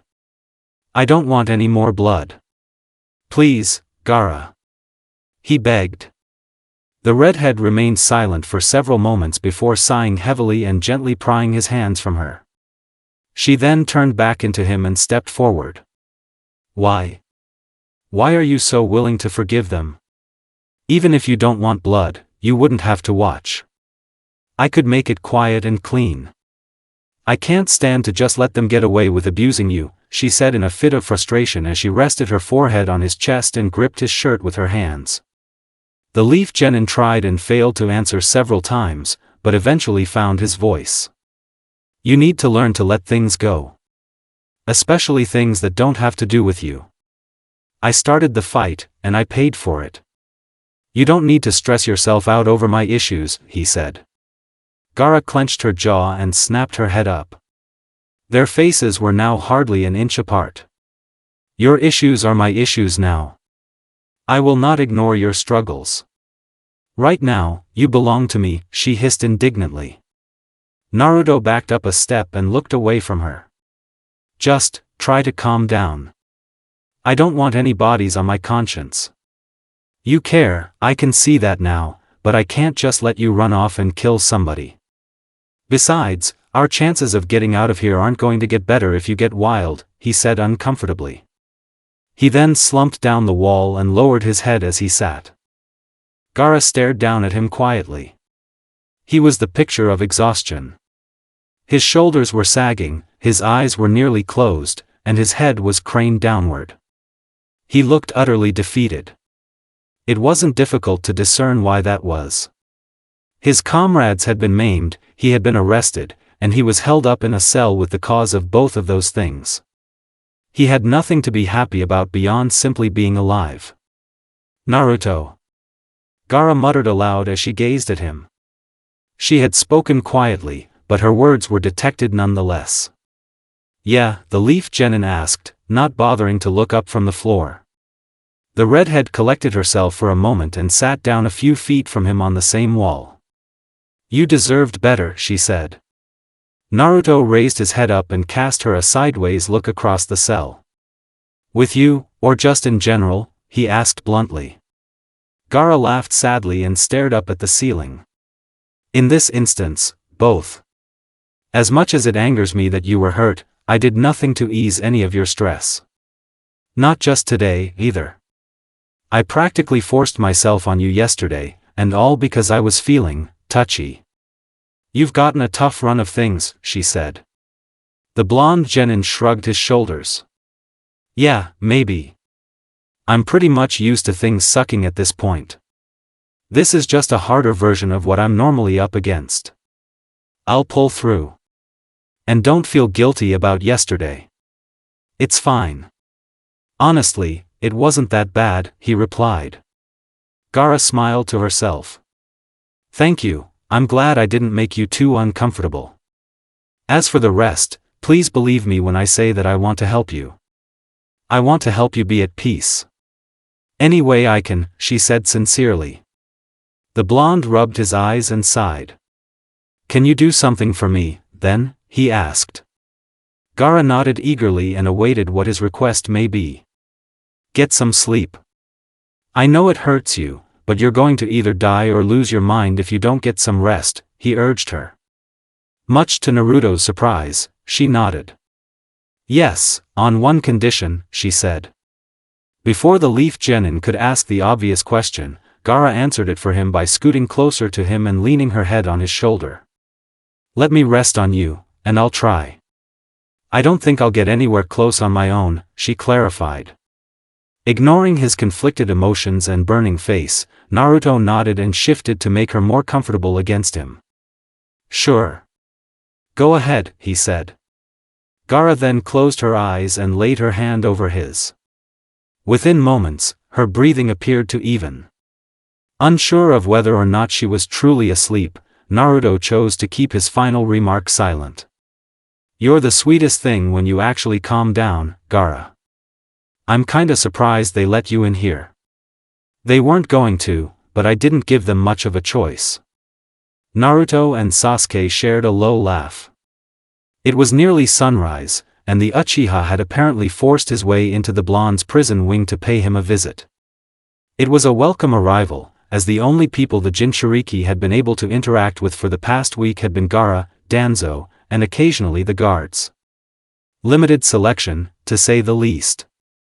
Sasuke had arrived only moments earlier, but the blonde's mood had already lifted somewhat. Glad you forced your way through. How've you been since the invasion? Naruto asked his friend in a hushed tone. Sasuke, who had not bothered to look closely at his teammate until the present moment, frowned. Other than the hospital time, I've been more or less fine. But, what's that about? He asked, pointing to Gaara as he spoke. Quickly realizing what he was referring to, Naruto sighed.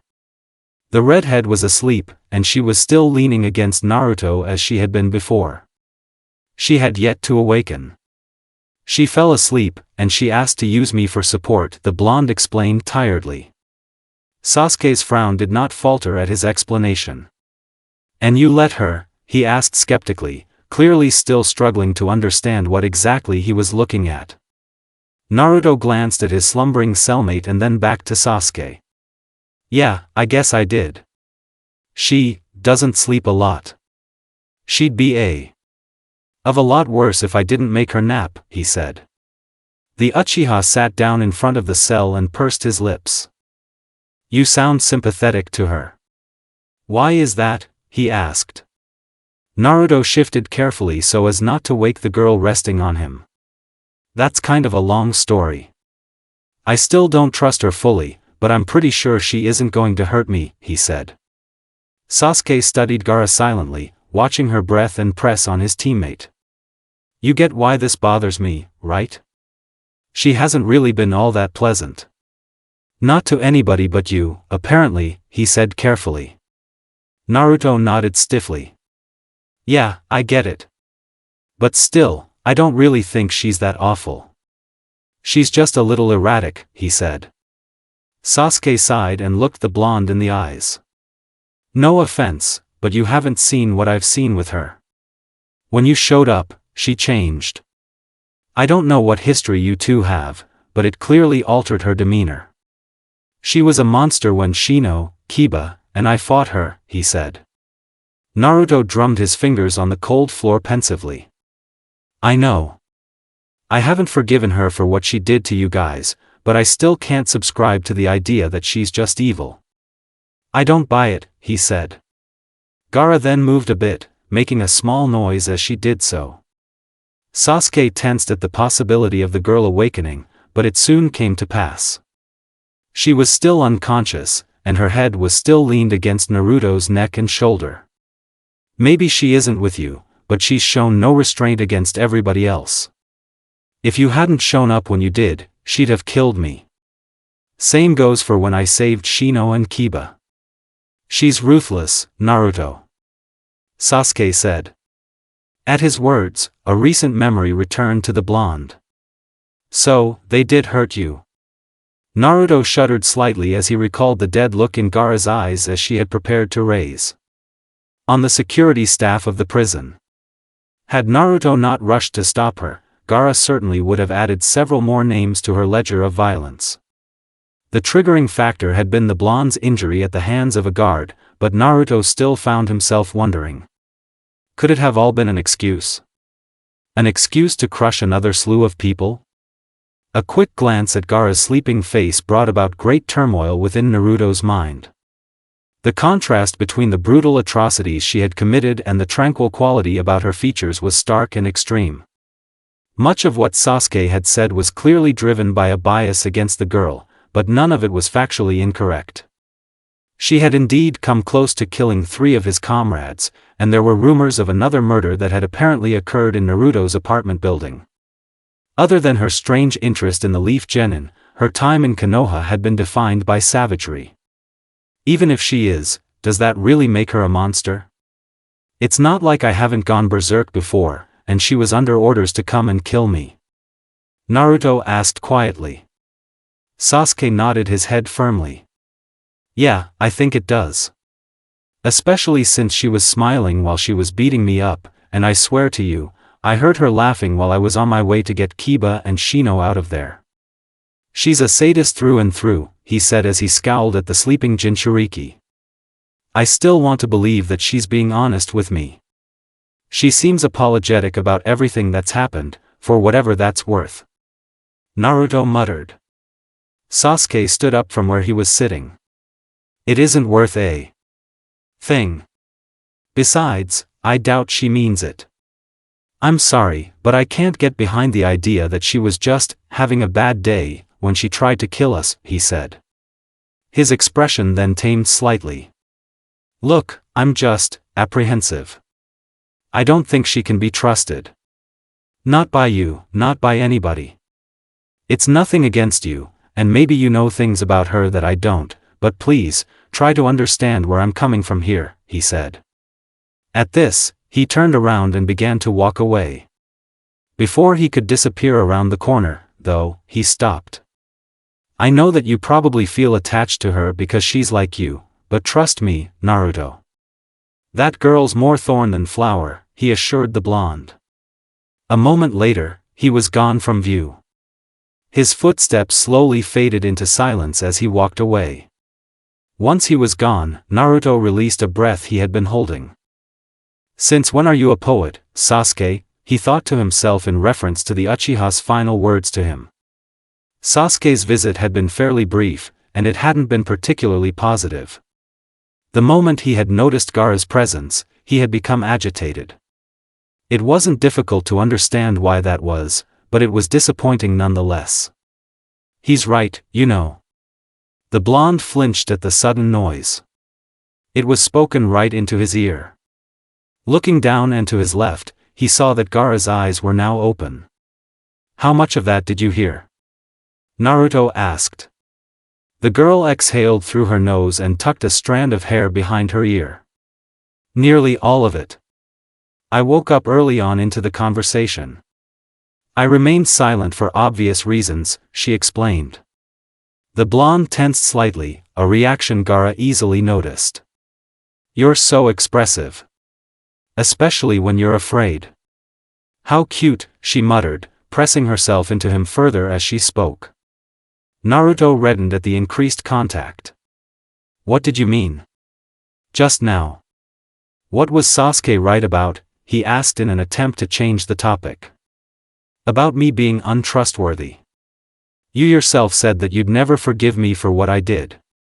I despise Sasuke Uchiha for a variety of reasons, but I agree with him on this one thing. You trusting me is foolish, the redhead replied. Naruto frowned and glanced down at her, causing his ear to brush through her hair. What's gotten into you? Yesterday, you were almost begging me to trust you.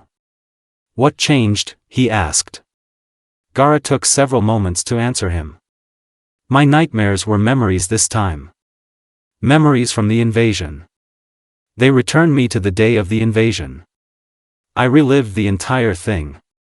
From my encounter with Shino Aburame and Kiba Inuzuka to my battle against you. I could see everything. I swear I felt it all again.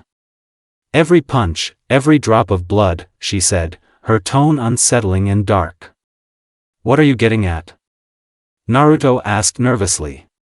Gaara wrapped herself around his arm and clamped down on it.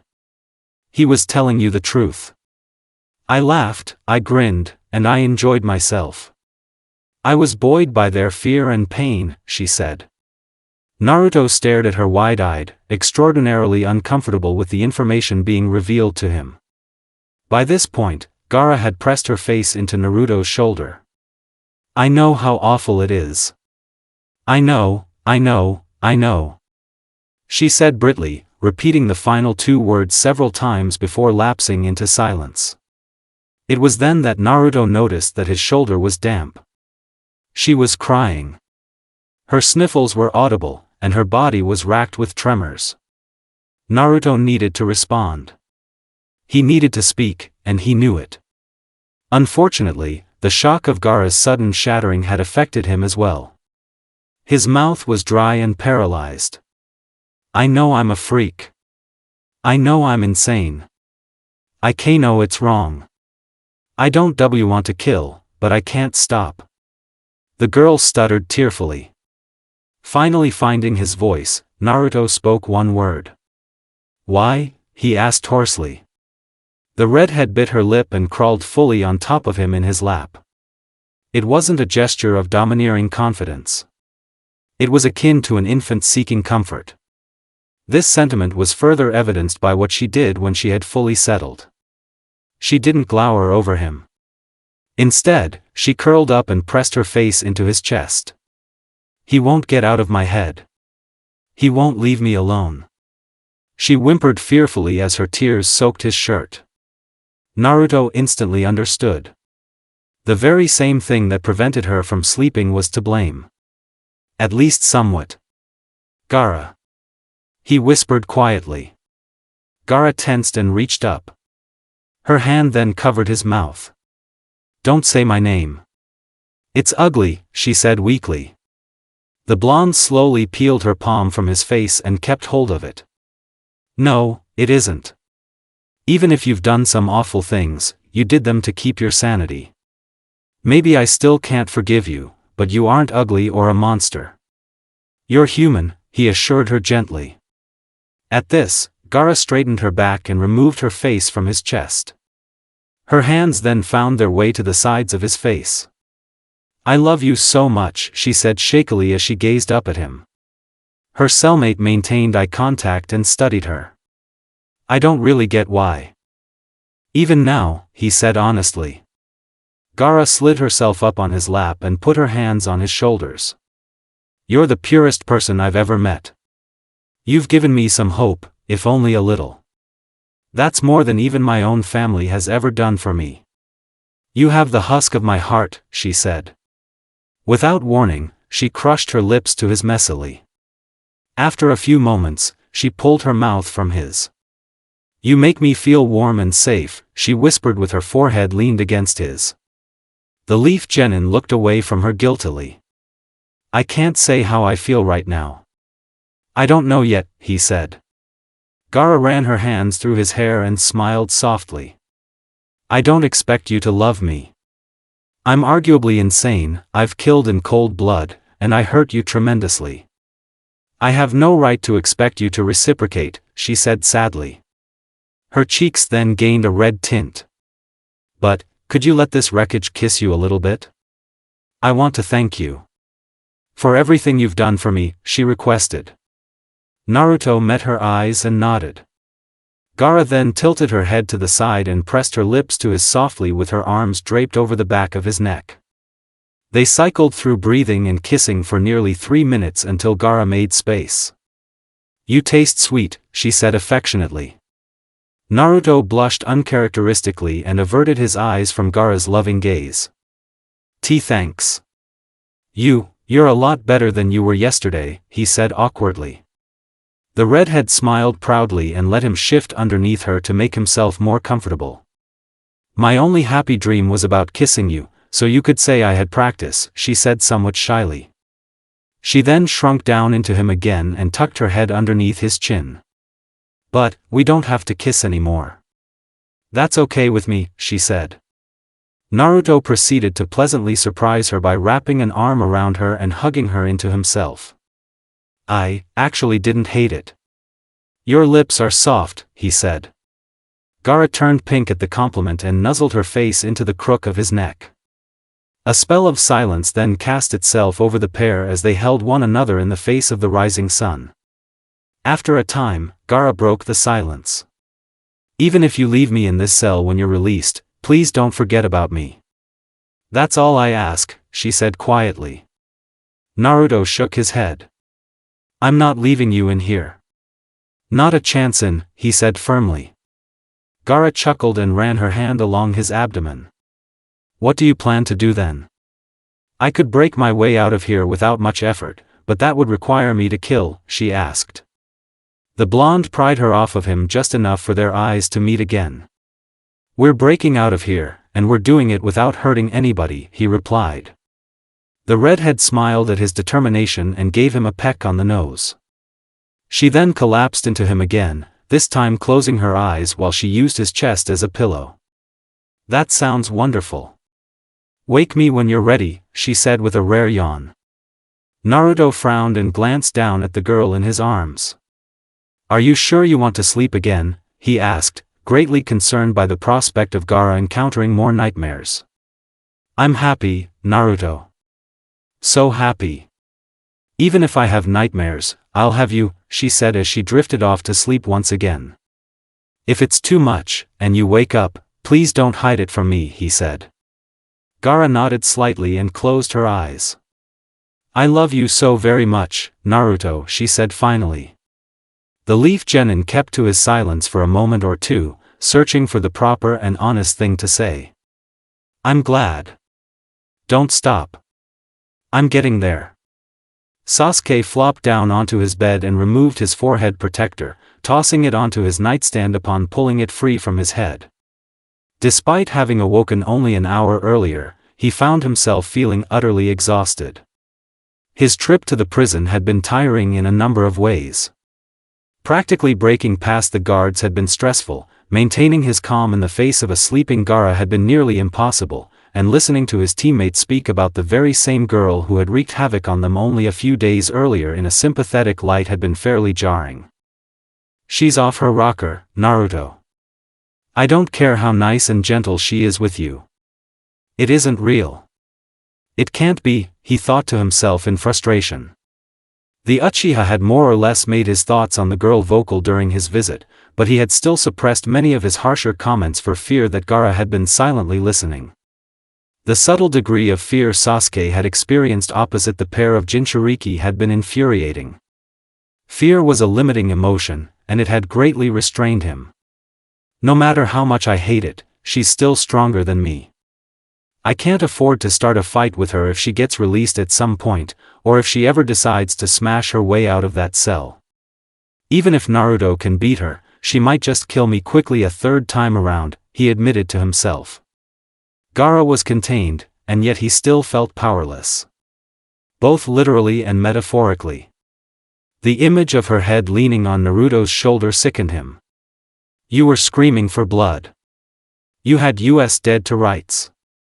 You'd have taken your time killing us if you weren't operating on limited time, and you still have the nerve to get touchy with Naruto. You're a sadistic whore." Sasuke growled within his mind. His jaw was clenched, his hands were curled into fists, and his eyes were narrowed. He hated the situation. He hated it strongly. Above all else, he despised Gaara. She was an enemy, but more than that, she was a parasite. One that ate away at a person. Before he could fall too far into his darker thoughts, Sasuke let out a sigh. It was pointless to mull over things he couldn't control. If bygone history was any indication, he would get his chance. To do what, he did not know, but a chance would present itself. An opportunity to right the wrongs of the present situation. In the back of his mind, though, there was a sinking feeling. A feeling that things would not be resolved easily. There would be tremendous struggle. Perhaps against an unexpected foe. It was an off-putting feeling, and it drew a shudder from the Uchiha. I'll just play this by ear. No point in letting it distract me from everyday life. Naruto will be released in early February, so it won't be too long until he's away from her. Yeah, this will just sort itself out, he assured himself with a deep breath. It was possible that he was convincing himself of a false reality, but it mattered not. He needed to remain calm and focused. Life would not cease. Especially not with a war on the horizon. If anything, his attention would be required more than usual. Strange times. Not particularly good ones, but strange all the same. Gaara's eyes slowly fluttered open as she was gently shaken awake. The first thing she saw was the face of Naruto, who was cradling her head and upper back. She was still on top of him as she had been that morning, and based upon the state of her body temperature, they had not separated once during the hours of her slumber. These realizations brought a smile to her face. Good morning, she greeted him sleepily. Nightmares had been a predictable issue, but they had also been far less prevalent than they usually were. For the first time in an immeasurably long time, Gaara felt well rested. Good night, actually. You slept all day. Naruto corrected. The redhead's eyes drifted toward the singular window their cell harbored. It was indeed still dark, and the temperature of their cell was frigid. With all of this in mind, she turned her gaze back towards him and nestled into him a bit more. Did I? I'm sorry for the trouble. You made me very warm, so I got a little too comfortable, it seems, she said through a yawn. Naruto shook his head and brushed a bit of hair out of her eyes, causing Gaara to curl up against him a bit more. No, you're fine. You didn't move a ton, so holding you wasn't bad at all, he assured her. Gaara then recalled what she had said to her fellow Jinchuriki just before drifting off to sleep. Since you woke me up, does this mean that you wish to escape, Naruto? She asked. The blonde nodded stiffly and sighed nervously. Why yeah. I think I'm ready. Let's break out of here, he said. Gaara studied him for a moment and then reached up to turn his face back towards her. We can't stay in Konoha for obvious reasons, so tell me, where are you planning on going? I'll follow you no matter where it is, but I'd like to know ahead of time, she asked. Naruto remained silent for several moments, seemingly struggling with something. We're going to the coast. I think I know a place to regroup. Somewhere I read about a while ago, he explained. The redhead shifted in his arms and maintained her gaze. It sounds to me like you aren't entirely willing to stay away, she said curiously. Naruto's expression darkened slightly at her words.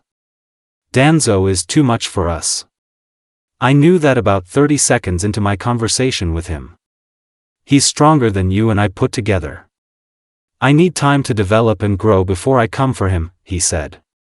Gaara tilted her head off to one side. Oh. This is a new melody from you. I never took you as the type to hold grudges, she said. The blonde shook his head and relaxed slightly. I'm not usually, but he crossed every line. He wants to make me a weapon, and he used you as a bargaining chip. I can't forgive that. I'll make him pay for it in blood, he said.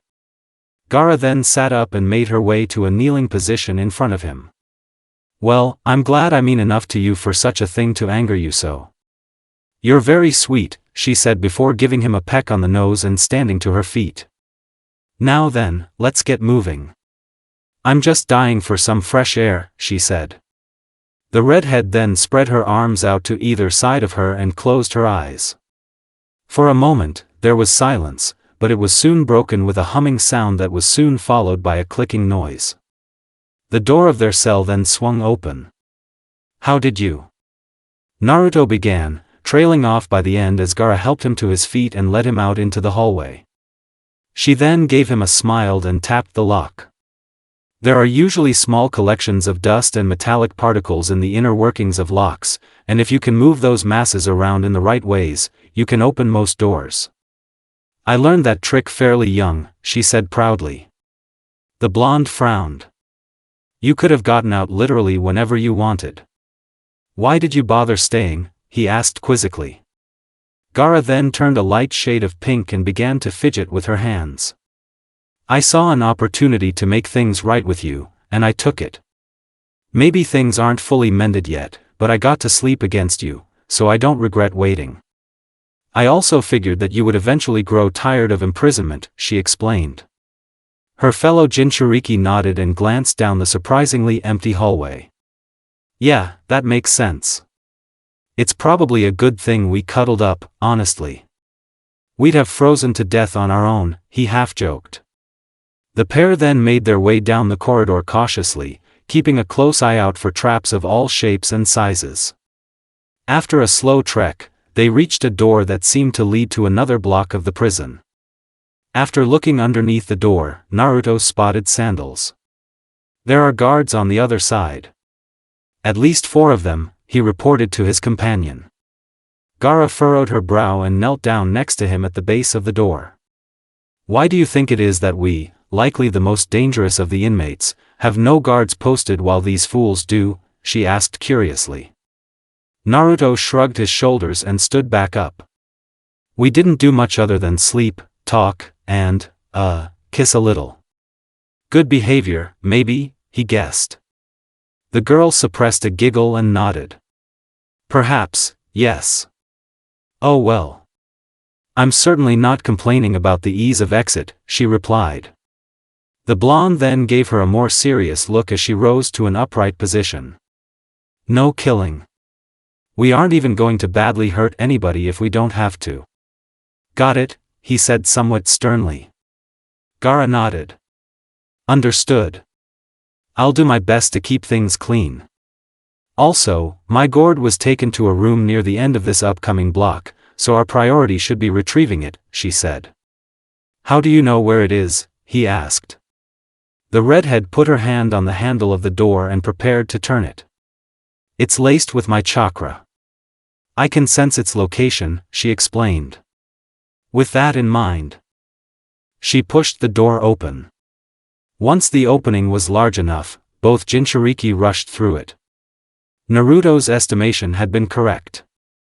There were 4 guards stationed in the area, and they immediately took action to stop the escapees. Unfortunately for them, their efforts were in vain. The first of the guards was doubled over by a blow to his stomach by Naruto, and the following 2 were rendered unconscious by forceful strikes to their jaws by the blonde. That left only one shinobi in their path, who attempted to run in the opposite direction to escape them. Before he could reach the end of the hall, he was chased down and knocked out by a strike to the back of his head with the blunt end of a kunai from Gaara. "Good, now my gourd should be in that room," the redhead said with a finger pointed at a door on the left wall of the block. It was diagonal to what appeared to be the exit of the section. After a brief jog, the pair reached the door and threw it open. Sure enough, Gaara's gourd laid in the far right corner. "Pity. I've grown used to feeling lightweight," Gaara muttered as she strapped it over her shoulder and stretched her back. Naruto chuckled. "That thing's about 2/3 the size of you, so I'll bet it's rough to carry," he said humorously as his companion joined him at the exit of the hall. "I can't help that I'm small," she huffed. A moment later, they crashed through the next hall. It was much the same as the first, though with 3 extra guards to contend. Despite the ease with which they were passing through the facility, Naruto still found himself growing ever more nervous. Up to now, Gaara had kept her promise to be non-fatal, but each and every time she neutralized a guard, there was a pause before she would leave them be. She was visibly struggling. "You okay?" he asked after the final guard had been disarmed and knocked out. Gaara didn't immediately respond, prompting Naruto to put a hand on her shoulder. The contact drew a flinch from the girl. She then turned to look at him. One of her eyes was golden and sporting a diamond-shaped pupil. The pair stared at each other for several moments before the blonde took hold of her hand and led her off towards the next door. "How about I handle the next hall? It's the last one, I think," he suggested. Gaara nodded stiffly and tightened her grip on his hand. "Why yes. I think that would be wise," she said, her voice strained. Upon entering the fourth, and assumedly final, hall, they were met with a surprising sight. Area was entirely empty.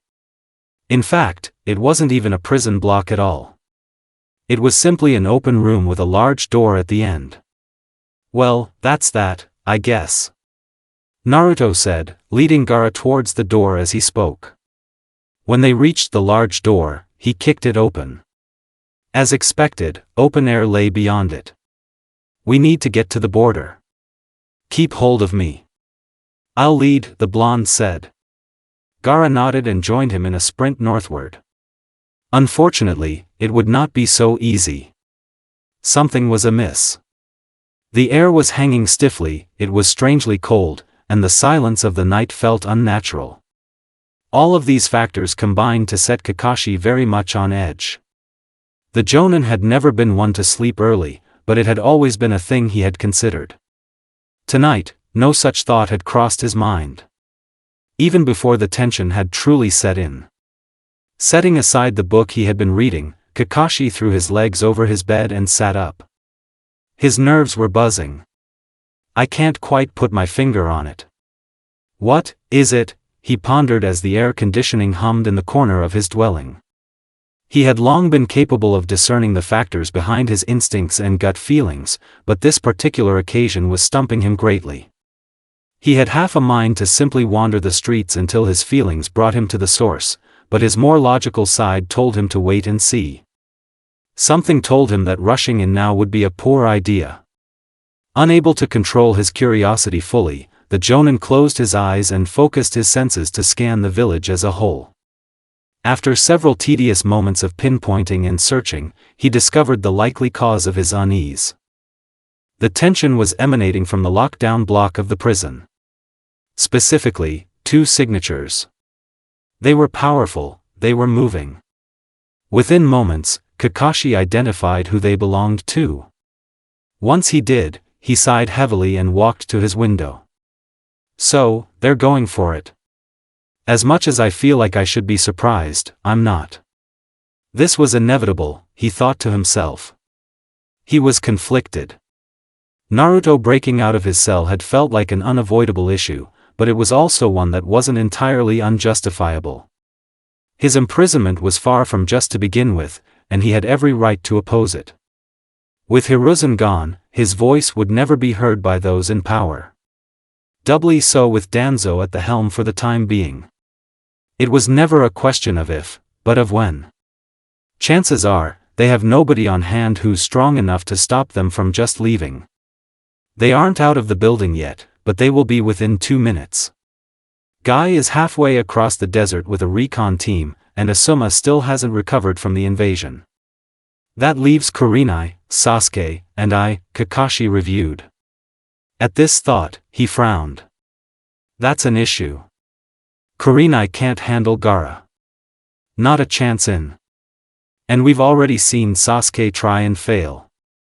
Naruto is a question mark when it comes to willingness to fight, but if he resists, he's even stronger than Gaara, he thought somewhat nervously. Jonin were bound to be deployed, but few were capable enough. Sasuke was almost certainly going to catch wind of what was going on fairly soon, and once he did, he would come running. I need to get there first. This'll get ugly if I don't, the silver-haired ninja concluded with a nod to himself. After putting on his forehead protector, covering his left eye, and throwing on his flak jacket loosely, Kakashi opened up his window and leapt down to the street below.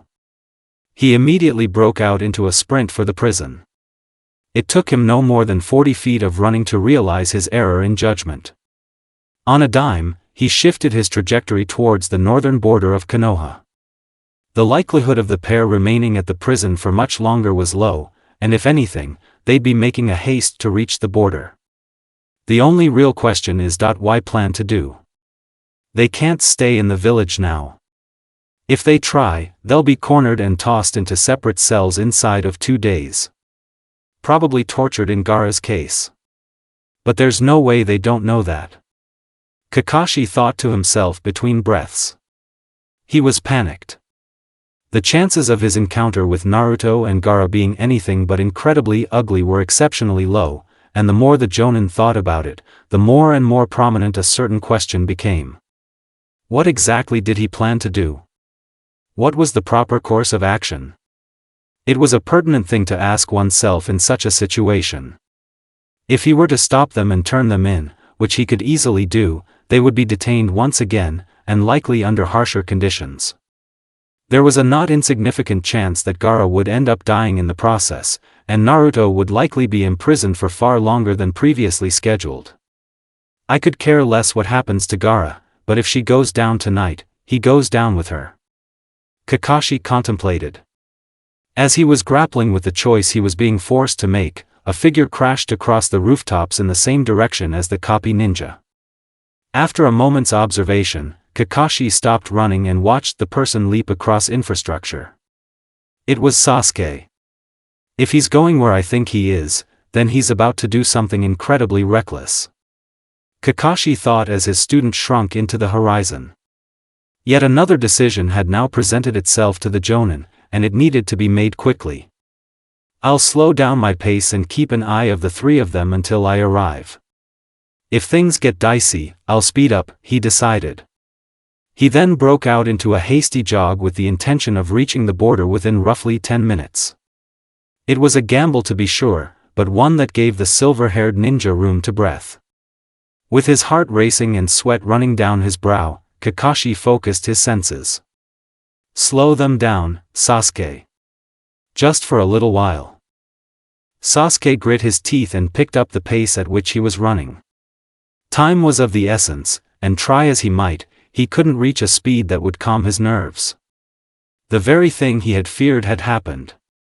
Gaara had escaped her confinement, and she had brought Naruto with her. It was a nightmarish scenario. One that the Uchiha would not allow to complete itself. He was approaching the border rapidly, and his dojutsu had locked onto the pair. He was set to intercept them just as they would reach the upper border of Konoha. It would certainly be close, but Sasuke was moving more quickly than they were. He would get there first. I don't know why she's slowing herself down by dragging him along with her, but it can't mean anything good. From the feel of things, she's ready to fight. Her chakra is all over the place. Just like it was when we fought, he thought to himself as his legs carried him across the rooftops as fast as they physically could. Several minutes later, the trees of the forest came into sight. Along with them, at the edges of his peripheral vision, Sasuke caught sight of what he was moving to intercept. Gaara and Naruto were running from the east towards the edge of the village. With his adrenaline pumping, Sasuke burst forward one last time into a powerful leap. He landed directly at the edge of the forest, squarely between the foliage and the pair of Jinchuriki. They both stopped with a flinch as the Uchiha rose up from his knees and straightened himself. Imagine meeting you here, he greeted them sarcastically with his arms folded across his chest. He then noticed several oddities. Most chiefly was the fact that Gaara was grasping his teammate's hand tightly with her fingers laced through his. Beyond this, it appeared that Naruto had been the one leading Gaara rather than the other way around if his positioning was any indication. Sasuke. I didn't think you'd be here. Naruto said hesitantly. The Uchiha raised an eyebrow and let his arms drop to his sides. Neither did I. Not until around 8 minutes ago, at least. Now, would you mind explaining to me? Is going on? He asked. The blonde took little time to respond. What does it look like? We're leaving for a little while, he said sharply. Sasuke cast a glare towards Gaara and took a step forward. And whose idea was that? He asked. Naruto pointed to himself as his red-headed companion kept her eyes fixed on the ground. Mine, actually. I don't have a ton of reason to stay here as of right now, so I'm taking my leave, he replied. Sasuke scowled. Is that supposed to mean? No reason to stay here? We have a war on our hands. You have every reason to stay, he questioned incredulously. The blonde shook his head and glanced back at the village to his back. Like. I do. You know. Well, what Danzo's going to use me for if I stay here, he snapped back. A look of confusion then passed over the Uchiha's face, prompting Naruto to sigh. You really don't know, huh? Well, all you need to know is that I don't feel like being objectified or used. You know that, he said. Sasuke's mouth pulled into a thin line. Look, if you run, they'll send hunters after you. You'll be in the God.ed bingo book. I won't let that happen to you, he said firmly. Then, for the first time since the two parties had encountered one another, Gaara spoke. You plan to oppose our exit? She asked, her eyes still hidden behind her bangs. Sasuke swallowed and drew a kunai. If I have to, I will, he said. The moment the sentence had left his mouth, the redhead released Naruto's hand and stepped in front of him. It was then that Sasuke caught sight of her eyes. They were identical to those of her transformed state. The golden hue brought back the memories of the beating he had suffered at the Jinchuriki's hands. I hadn't originally planned on fighting you a third time, not after you nearly removed my head, but so be it. Let us begin, Sasuke. Gaara growled as a plume of sand erupted from her gourd to act as an extension of her will. The Uchiha assumed a taijutsu stance and drew a second kunai. Let me handle him, Gaara. Please, put the sand away. Naruto said nervously. Gaara shook her head and took a step towards Sasuke. Oh hush, Naruto. This won't take very long, she hissed darkly. Her voice had gained a disturbing edge. Just as the blonde was about to take steps to put himself between them, a blur flashed across his field of view. What in the dash? Sasuke began as the blur landed in front of him. The entity's landing kicked up a sizable amount of dust, but it cleared quickly. Once it did, the identity of the blur was revealed. Kakashi-sensei. I should have seen it coming, I guess. Naruto said nervously. The Jonin glanced back at Sasuke, shook his head, much to the surprise of both sides. If Sasuke hadn't arrived to cut you off when he did, I wouldn't have been a factor. Your planning, if you actually did any, was perfectly sound, he said. He then cast a glance at Gaara. Stand down, half-pint. I'm well within my rights to put you in a coma as long as I don't kill you, he ordered menacingly. The redhead begrudgingly did as she was told and stepped back to Naruto's side. Good. Now, the two of you might want to get going. Kakashi said. Sasuke, Naruto, and Gaara all stared at him wide-eyed. Though their shock was equal, it was the Uchiha who was the first to speak. What? You're letting them leave? He practically yelled. The Jonin gave a nod and maintained his focus on the pair in front of him. As I'm sure Naruto's alluded to, their reasoning for leaving is more than justified in this case. Danzo plans to weaponize the fox within Naruto for the war effort, and he's likely to use Gaara as leverage. I don't like it any more than you do, but it's either this, or what essentially amounts to slavery for the both of them, he explained. Sasuke opened his mouth to refute his teacher's points, but found that he couldn't. I'm serious, you two. Get moving. We don't have long, the Jonin ordered Gaara and Naruto. The pair snapped out of the trance of shock they had entered and did as they were told. They made their way past the two ninja blocking their way and stepped into the forest. Where are you heading? Kakashi asked quickly, clearly aware of the waning time at their disposal. The coast of the Land of Fire. Naruto replied. The silver-haired ninja tossed him a small object. Don't move in straight lines. Mix up your routes to throw off your trail. They'll have hunters on your ass inside of 3 days, he said. And consider that a parting gift, he concluded. Needing no further prompting, Gaara and Naruto disappeared into the forest silently. Once they were fairly long gone, Sasuke spoke once again. Was that really a good idea? He asked tightly. Kakashi sighed and stared up at the full moon above their heads. Maybe not in the short term, but in the long term, it'll save both of them a lot of grief. Danzo is a warmonger, and I'd rather not let him get his paws on either one of them. Especially Naruto, he said honestly. Do you really trust her that much? Gaara, I mean. I'm not sure she isn't even more dangerous to him than Danzo is. Sasuke asked. Kakashi shook his head. I trust her sanity less than I trust her intentions. I'm fairly sure she's like a lost puppy with him. What worries me more is her obvious lack of control over that monster she keeps under wraps, he said. Sasuke put away his kunai and sighed. I still don't like the idea of Naruto traveling alone with her, he said quietly. The Jonin put a hand on his student's shoulder and nodded. I understand, Sasuke. Believe me, I do. But we just have to let it go for now, he said. The genin glanced up at his teacher. What are we going to do in the meantime? He asked. Kakashi's visible eye narrowed at the question. We're going to make sure Danzo doesn't take power. I think now would be a good time to settle.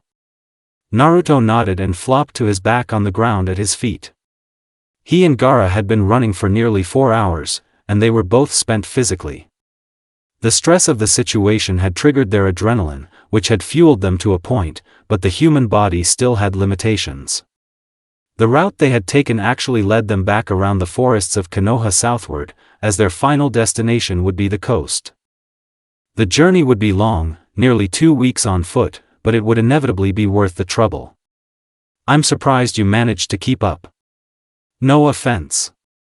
Naruto commented as Gaara sat down next to him. The redhead shrugged her shoulders and wiped a bead of sweat from her forehead. I have a running theory that we Jinchuriki are simply a cut above normal people when it comes to endurance. I'm quite tired, but like you, I could keep running if I needed to, she replied. Naruto sighed as he looked out over to sunrise. It'll help us outrun the hunters, that's for sure.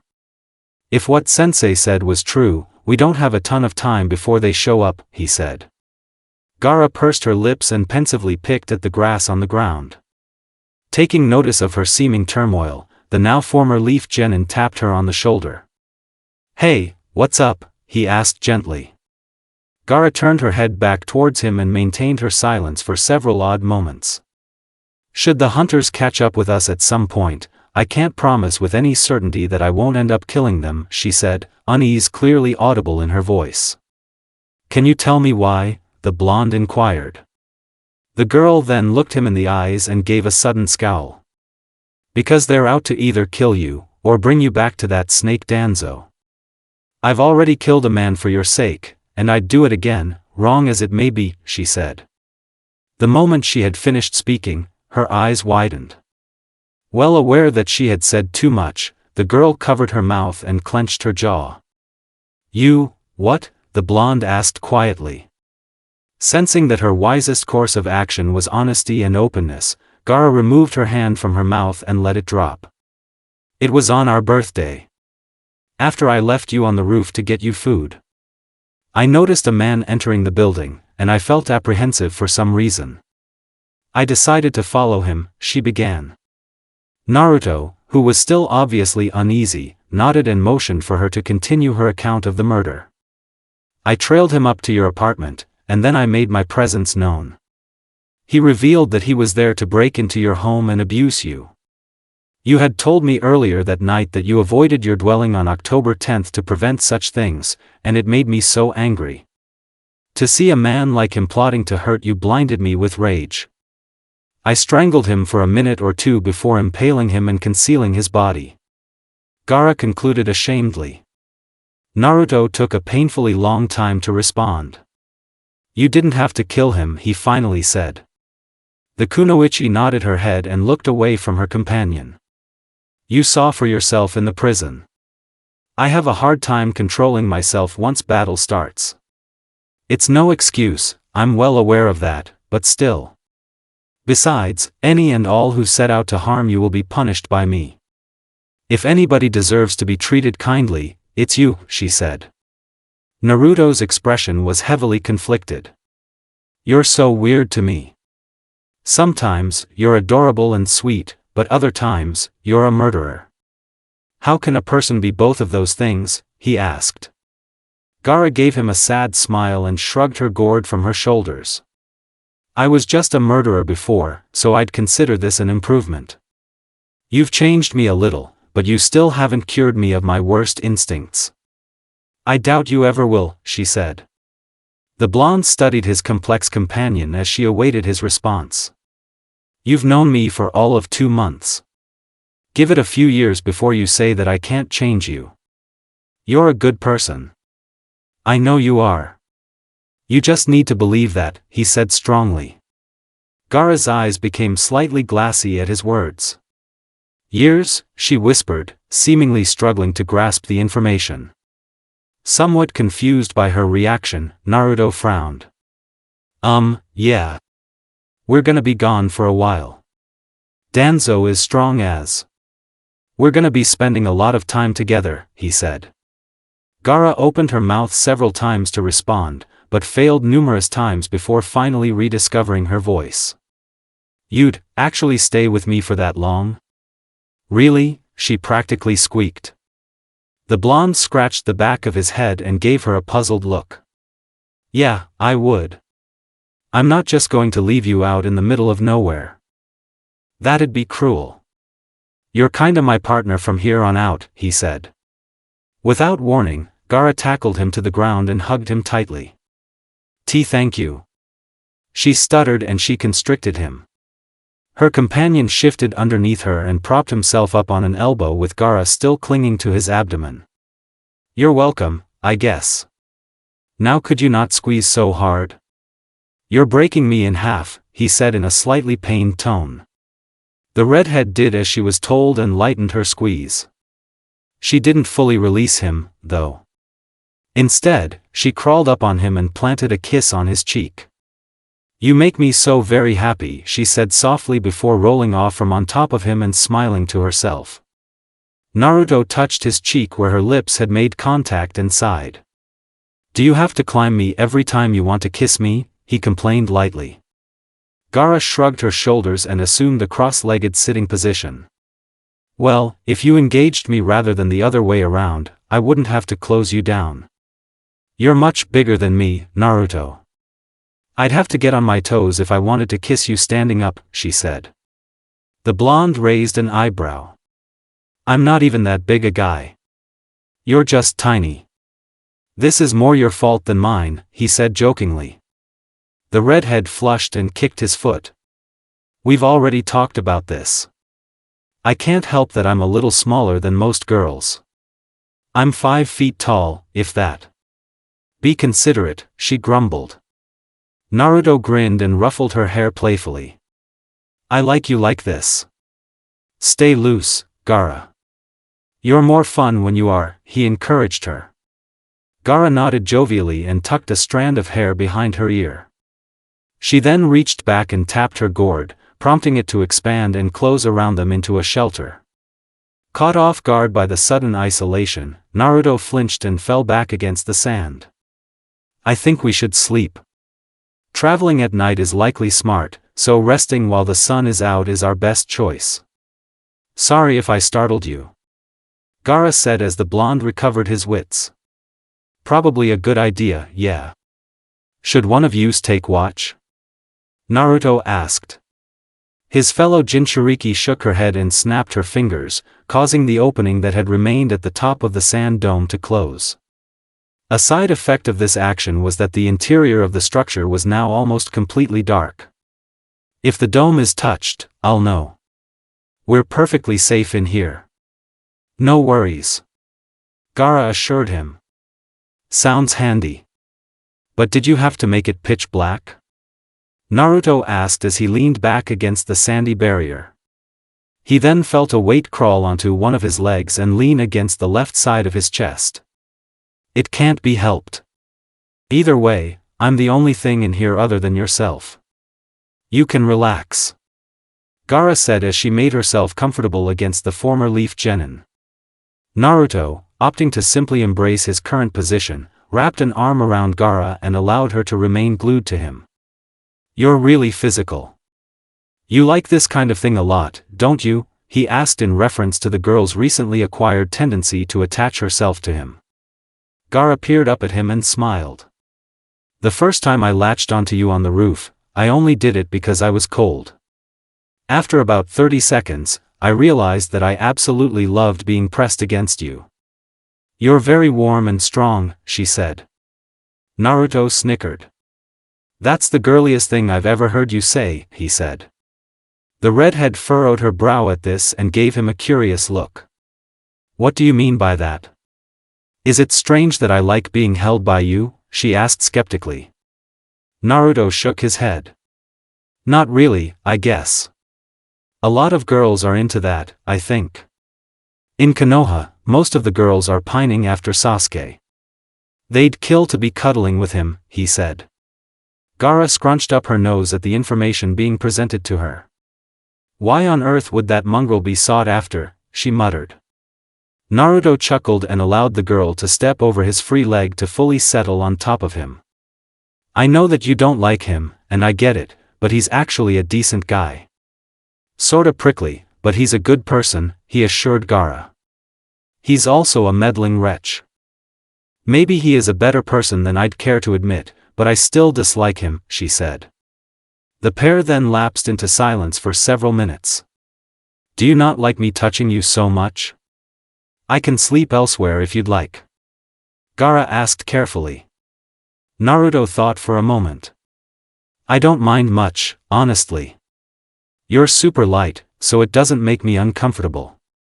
You also don't really put your hands anywhere where they shouldn't be. You can stay where you are, he replied. The redhead breathed a sigh of relief and closed her eyes. I'm not exactly sure where my hands shouldn't be, but oh well. I'm glad.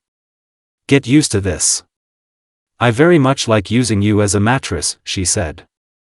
I can tell. Get some sleep. Naruto said in response. Gaara nodded and prepared herself for whatever nightmares she may encounter. Before she could fully drift away, she spoke once more. I know it hasn't been very long since we first discussed this, but, do you love me? She asked quietly. Naruto exhaled through his nose. You're still hard for me. It feels really wrong to love a person that kills, but at the same time, you're doing a good job of being lovable. I just don't know. I want to, but I'm not sure I can right now, he said honestly. Gaara bit her lip. It's my own fault, I suppose.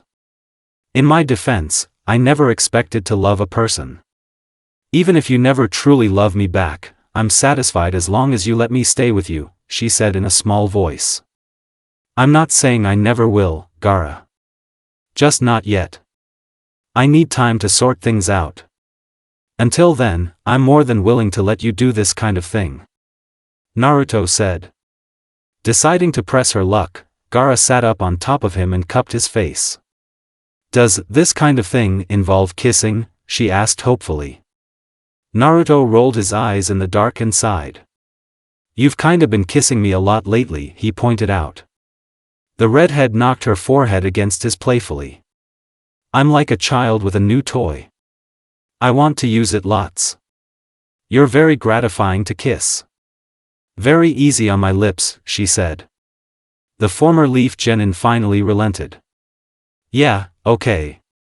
You can kiss me or whatever, he grumbled. Taking full advantage of the opportunity, Gaara delicately pressed her lips to his and traced the outline of his face with her hand as she indulged. After a time, she gave him room to breathe. I tried to be more gentle this time, she said. Naruto reddened a tad and glanced away from her face. Did you really not know what kissing was when you asked me? Because you're really good at it, he said awkwardly. Gaara nodded and giggled. I had no clue, but I also knew that if I was ever going to learn, it was going to be from you. And, it sounds to me like you enjoyed that last one, she teased. Yeah, fine. Maybe I did, the blonde grumbled. Satisfied with his confession, Gaara slid back down his body and tucked her head under his chin. I'm glad. Now, I think we should sleep. Good night, Naruto, she said. Naruto cracked a smile and ran a hand through her unkempt red hair. Good night, Gaara. Kakashi heaved a deep breath as he completed his second of 8 laps around Konoha. It was early morning, only 4:30, and he had found himself unable to return to sleeping after waking up at 3. Deciding to make good use of his time rather than simply lying in bed uselessly, he had taken off running without bothering to put on a fresh shirt. The Jonin's cardiovascular endurance had always been superb, but recent times had forced him to call that fact into question. During Team 7's first week of drilling, Naruto had beaten his personal best time by nearly a full minute. To be beaten was one thing, but to be beaten by an hardly pubescent genin was entirely another. Despite desiring to right that wrong months previously, Kakashi had found himself too swamped with separate responsibilities to ever truly train himself individually. The vast majority of his exercise was done with Team 7, for Team 7. Leading a cell was an exhausting lifestyle, and free time was a rarity. And I'm spending my morning off running in circles. What a life I lead, the Jonin mused to himself boredly as he avoided a fallen branch. Though extremely dull, downtime of any sort was a welcome break from the absolute chaos that was bound to ensue. With Naruto and Gaara's departure the previous night not having become public knowledge just yet, the village was essentially in the calm before the storm. The moment that information became widespread, a state of hysteria was likely to set in. With the general populace well aware of the oncoming war, the fact that they possessed a pair of Jinchuriki had been a great comfort. And now they're traveling to the other end of the country to do God knows what. It's funny. For the first time in a long time, Naruto was a beacon of hope to these people, but he left before he could take advantage of it. Kakashi thought to himself. A frown then spread across his masked face. But then again, it was selfish hope. They still didn't give a about Naruto. They were just concerned for themselves. Self-centeredness is a common trait around these parts, the silver-haired ninja thought. He then increased his already rapid pace. He was fairly tired already, but the key to stamina activities was to reach a plateau at which one's exhaustion was neither increasing nor decreasing. The balance was essential to maintain a proper pace. They'll probably send out hunters today. I feel sorry for the poor schmucks that are dumb enough to take that job. Kakashi contemplated as the image of Gaara's maddened eyes flashed across his conscience. While much of Sasuke's trepidation about Gaara of the Sand was founded on personal disdain, he was indeed correct about one thing. She was exceptionally dangerous. She was a willing murderer, powerful, seemingly unstable, and incredibly difficult to kill. A death sentence for anybody that didn't possess enough raw power to neutralize her. Sasuke was more than skilled enough to contain her for a stretch of time, but with no real way to injure her consistently, he was doomed to lose. Kakashi himself was more than capable of slaughtering the girl, but doing so was unwise. For better or worse, Naruto was attached to Gaara in some way, shape or form. I've got a strong feeling those two got nice and friendly in prison.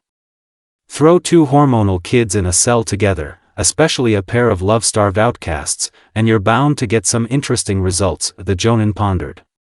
It was a fair explanation for several things he had observed upon arriving at the northern border. Upon returning to Naruto at Kakashi's behest, Gaara had instantly latched onto his hand and maintained a grip on it. Beyond this, the manner in which they spoke to one another was one that implied familiarity. Why'd you have to get involved with a nutcase, Naruto? Kakashi muttered under his breath as he waved to a shop owner. Well, there's a reason I gave him a copy of Makeout Tactics before he left. If he's going to be alone with her for a while, he may as well make the most of it, Kakashi thought to himself with a grin as he recalled tossing the small orange book to his student just before Naruto had departed. He then reached the conclusion of his third lap. Only 5 remained. At this realization, the Jonin groaned internally. Why do you torture yourself like this, guy? Sasuke impatiently motioned for Kiba to rise to his feet. It was the third time in 5 minutes he had sent him to the floor off of a counter. Sparring was a rough activity by nature, but the Uchiha was redefining that standard. He was fighting like he had something to prove. This temperament had not gone unnoticed by Kiba, but the Inuzuka heir had also correctly deduced that bringing it up would be unwise. With Kiba fully recovered and back on his feet, Sasuke resumed his attack on his comrade. The boys quickly entered an exchange they had had several times. They both threw straight, right-handed punches, slipped their heads to their respective lefts, and rebounded off the shift with their opposite hands. In turn, they exchanged hooking left hands, and both landed squarely on their opponent's jaw. Sasuke's mechanics were slightly tighter, allowing him to torque more power into the punch. As a result, Kiba's legs turned to rubber and failed him as he stumbled back and caught himself with his hands. I think we're done for today, Sasuke said, much to Kiba's relief. After regaining his equilibrium, the Inuzuka heir made his way over to Sasuke and sat down next to him. He looked to be deep in thought.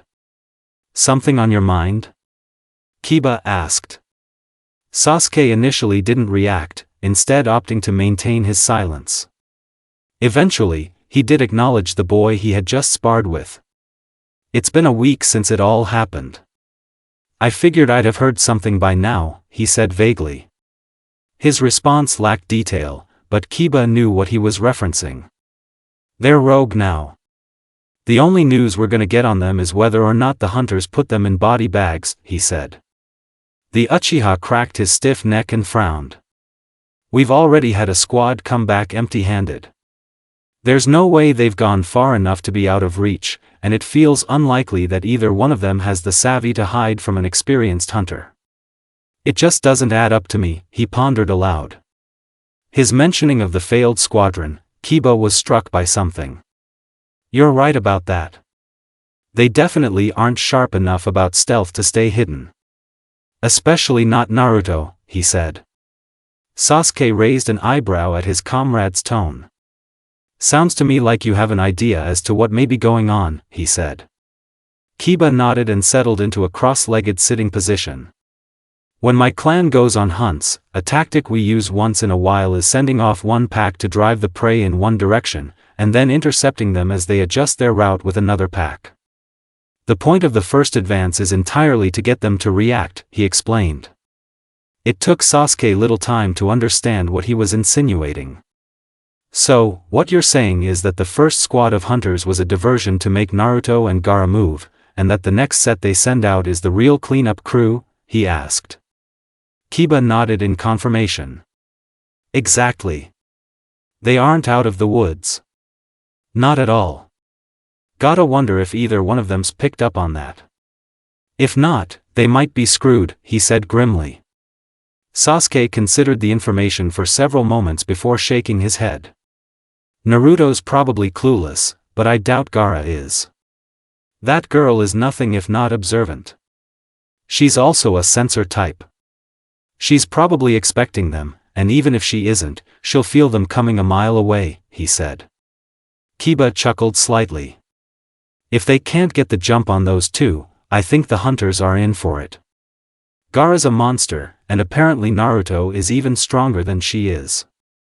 I don't see how a few hunters are going to beat them, he said with a shake of his head. Sasuke then recalled back to a piece of information that Kakashi had passed on to him several days previously. Apparently, they didn't kill any of the guards during their escape from the prison. Not one of them. They were all either unconscious or incapacitated. None of them were even badly injured, he muttered.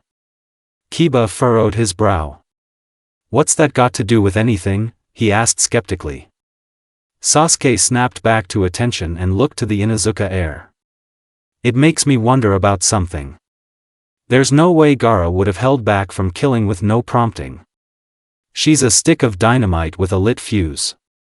She isn't controlled enough for that. Naruto had to have talked her into it, and if that's the case, he's probably going to hold her to that from here on out, he said. Are you suggesting that they might not kill the hunters? He inquired. Sasuke gave a nod in response. It's not guaranteed, but maybe. I don't know how much Naruto can really control Gaara, but I guess it remains to be seen. He definitely is stronger, so if he's dedicated to pacifism, he could always just take her down again, he said. Kiba then posed a question Sasuke himself had been grappling with. What's up with those two anyways? They were enemies a week and a half ago. Why are they suddenly soul mates or whatever? He asked. It was a fair thing to ask. There was little information to be gleaned from the Uchiha's encounter with the pair other than the fact that the Jinchuriki did seem to be on familiar terms. To be honest, I don't know for sure. I'm convinced they had history before the final round. Though. Gaara changed completely when Naruto showed up. It was really strange. I actually visited Naruto before they broke out, and she was leaning on him, totally out cold. Sasuke said. That's that up. Like, really? If that means what it sounds like it does, Naruto is getting touchy with a psychopath. Why would he do that? Kiba asked, seemingly disgusted by the idea of Gaara and Naruto being intimate with one another. The Uchiha shuddered. Worst part is, I'm pretty sure that's what's going on. It would explain a lot of things. Honestly, though, I can't fault Naruto a ton, he said. The Inuzuka heir scowled. Why the not? She's the enemy, and he should know better, he asked gruffly. Sasuke's expression then saddened slightly. Because, for all that she's done wrong, she's something to him that nobody else is. She's relatable. They've been through a lot of the same pain, and let me tell you, nothing is more comforting than shared experience. I hate her, and I'd kill to get another crack at her, but Gaara was always going to get to him. It was never a question of if, only when, he said. Kiba reluctantly relented. Yeah, maybe. Either way, I hope I never have to deal with her again. She was scary, he said. He then paused. Wanna get lunch or something? He asked. The Uchiha thought for a moment before climbing to his feet and nodding. Sounds good to me. Gaara traced shapes in the dirt at her feet. She was bored. Excessively so. There was very little to do other than sleep at the moment, and she had given up on trying several hours ago. In the 7 days that had passed since their departure from Konohagakure, they had managed to fix their sleeping schedule at Naruto's behest. The request had sparked a short debate on the topic, but they had eventually come to the agreement that they would indeed travel during the day on the condition that they decrease their rate of movement slightly. According to Naruto, we'll now reach the coast in roughly 17 days. A bit longer than before. Then again, that's partially my fault. The redhead thought to herself as she recalled a separate discussion she and her companion had had. Having remembered Kakashi's warning to the pair as they had left pertaining to the time frame in which hunters would come for them, Gaara had been incredibly on edge when the third day of their travel arrived. She had been insistent on running with her gourd open so as to be ready for incoming attacks, and her knuckles had been white the entire day. Much to her and Naruto's surprise, no hunters came. The day was as uneventful and dull as all the rest. After taking a few moments to consider why it may have been, Gaara had come to a realization. Their route was being monitored and stalked at. Upon coming to this conclusion, the girl made a suggestion. I think we should take another path to the coast. Gaara said. The proposition earned her a skeptical glance from the blonde. Why? We're making good time doing what we're doing, he asked skeptically. The redhead glanced around them cautiously and then looked back to Naruto. I feel as though we're being watched. I'd rather not take the risk of being blindsided, she explained. Naruto immediately understood what she was referencing. Hunters, right? he inferred. Gaara nodded and looked on ahead towards an oncoming collection of buildings. They were near a town. Let's settle on the outskirts of that settlement, and then move in the morning. We'll discuss specifics then, she said. Naruto nodded and set out running towards the town, prompting Gaara to follow after him. Whether or not it was the right call to make remained to be seen, but Gaara felt much more secure in their safety now that they were following an alternate path. Though, her own safety mattered little to the redhead. Her decision to move them along a different route was more driven by her desire to keep Naruto out of harm's way without resorting to violence. He was more than capable of defending himself, but his pacifism would likely come back to bite him should he allow even one hunter to live. If left alive, they would inevitably return to Konoha with valuable information about their whereabouts and physical condition. It would be an endless chase. Gaara herself was more than willing to simply cut off the snake's head, so to speak, but she risked nigh-permanent disapproval from Naruto by doing so. It was a difficult situation, and one that Gaara despised. There was a serious argument to be made that murder would actually prevent future killing from becoming a necessity. Unfortunately, such a morbid line of thinking would likely fall on deaf ears with Naruto. His stance on murder was a noble one, and it was perfectly justifiable. In certain situations, though, it could also be problematic. It amazes me that somebody so immensely strong could be so gentle by nature. Well, to a point. You certainly do have the capacity to be a force when you need to be.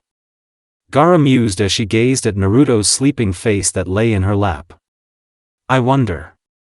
If our situations had been reversed during our clash, would I have shown you the same mercy you showed me? She wondered to herself.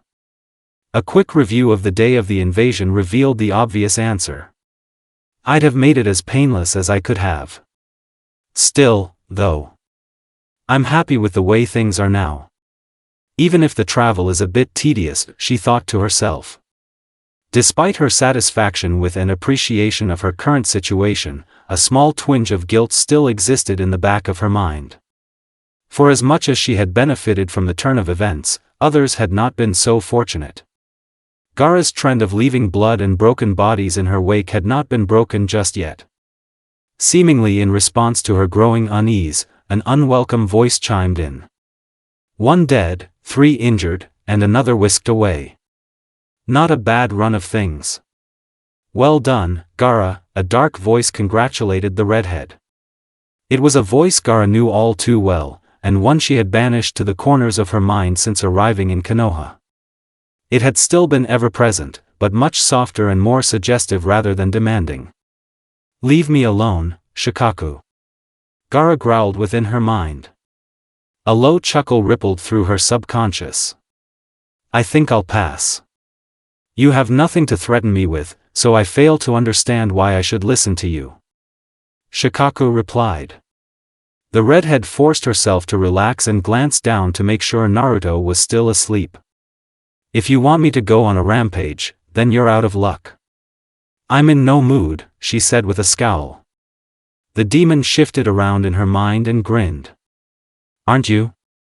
You didn't feel that way in the prison, and you'd have taken great pleasure in cutting down Sasuke Uchiha at the border. Violence is who you are.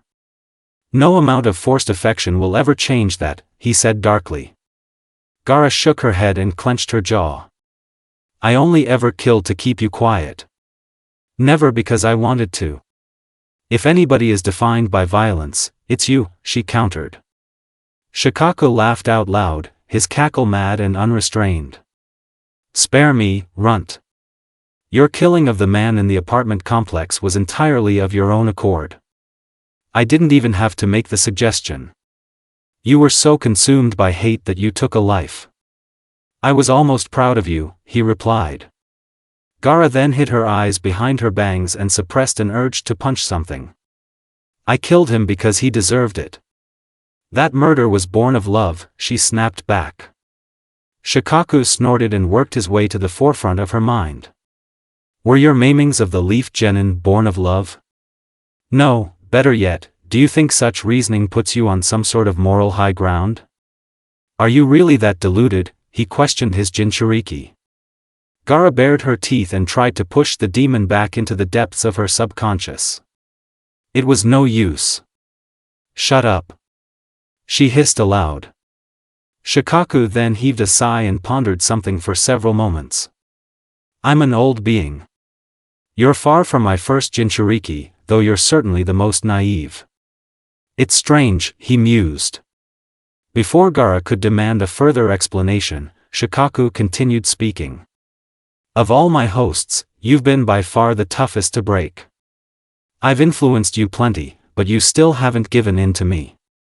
You don't even know how children are made, and yet your will is the strongest. Then again, if this conversation is to be taken at face value, you found your own excuse to kill, so perhaps you just don't need as much prompting," he concluded. When the redhead didn't immediately respond, Shikaku retreated back into the lower regions of her conscience. "I'll leave you be for now, but always remember. Love or no love, you're a killer all the same. Hunters are on your trail. You don't have very long," he said before disappearing. For a time, Gaara simply sat in silence, her body shaking slightly as she struggled to calm herself.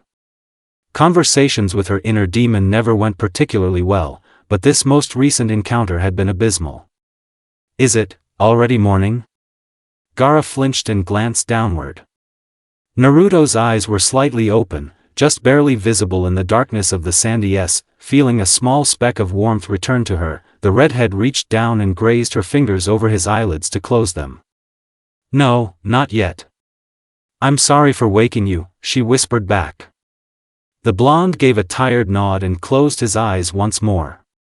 His breathing soon evened, signifying his return to sleep. Gaara sighed and leaned down to touch his forehead with her lips. "Come what may, I'll protect you." A man with reptilian skin and serrated teeth glanced to his left at his partner, who appeared to be deep in thought. It was his most common state of being, but it still created a few too many uncomfortable silences. It also tended to lead them off course. When he committed himself to a task, he pursued it relentlessly. He was tireless and focused. "Give me one good reason that we should be in the land of fire," the sharp-toothed man asked impatiently. His partner paid him no heed. He simply kept up his pace and remained fixated on the terrain ahead of him. Disliking being ignored, the reptilian man growled slightly. "Don't ignore me. Tell what we're doing," he said a bit more forcefully.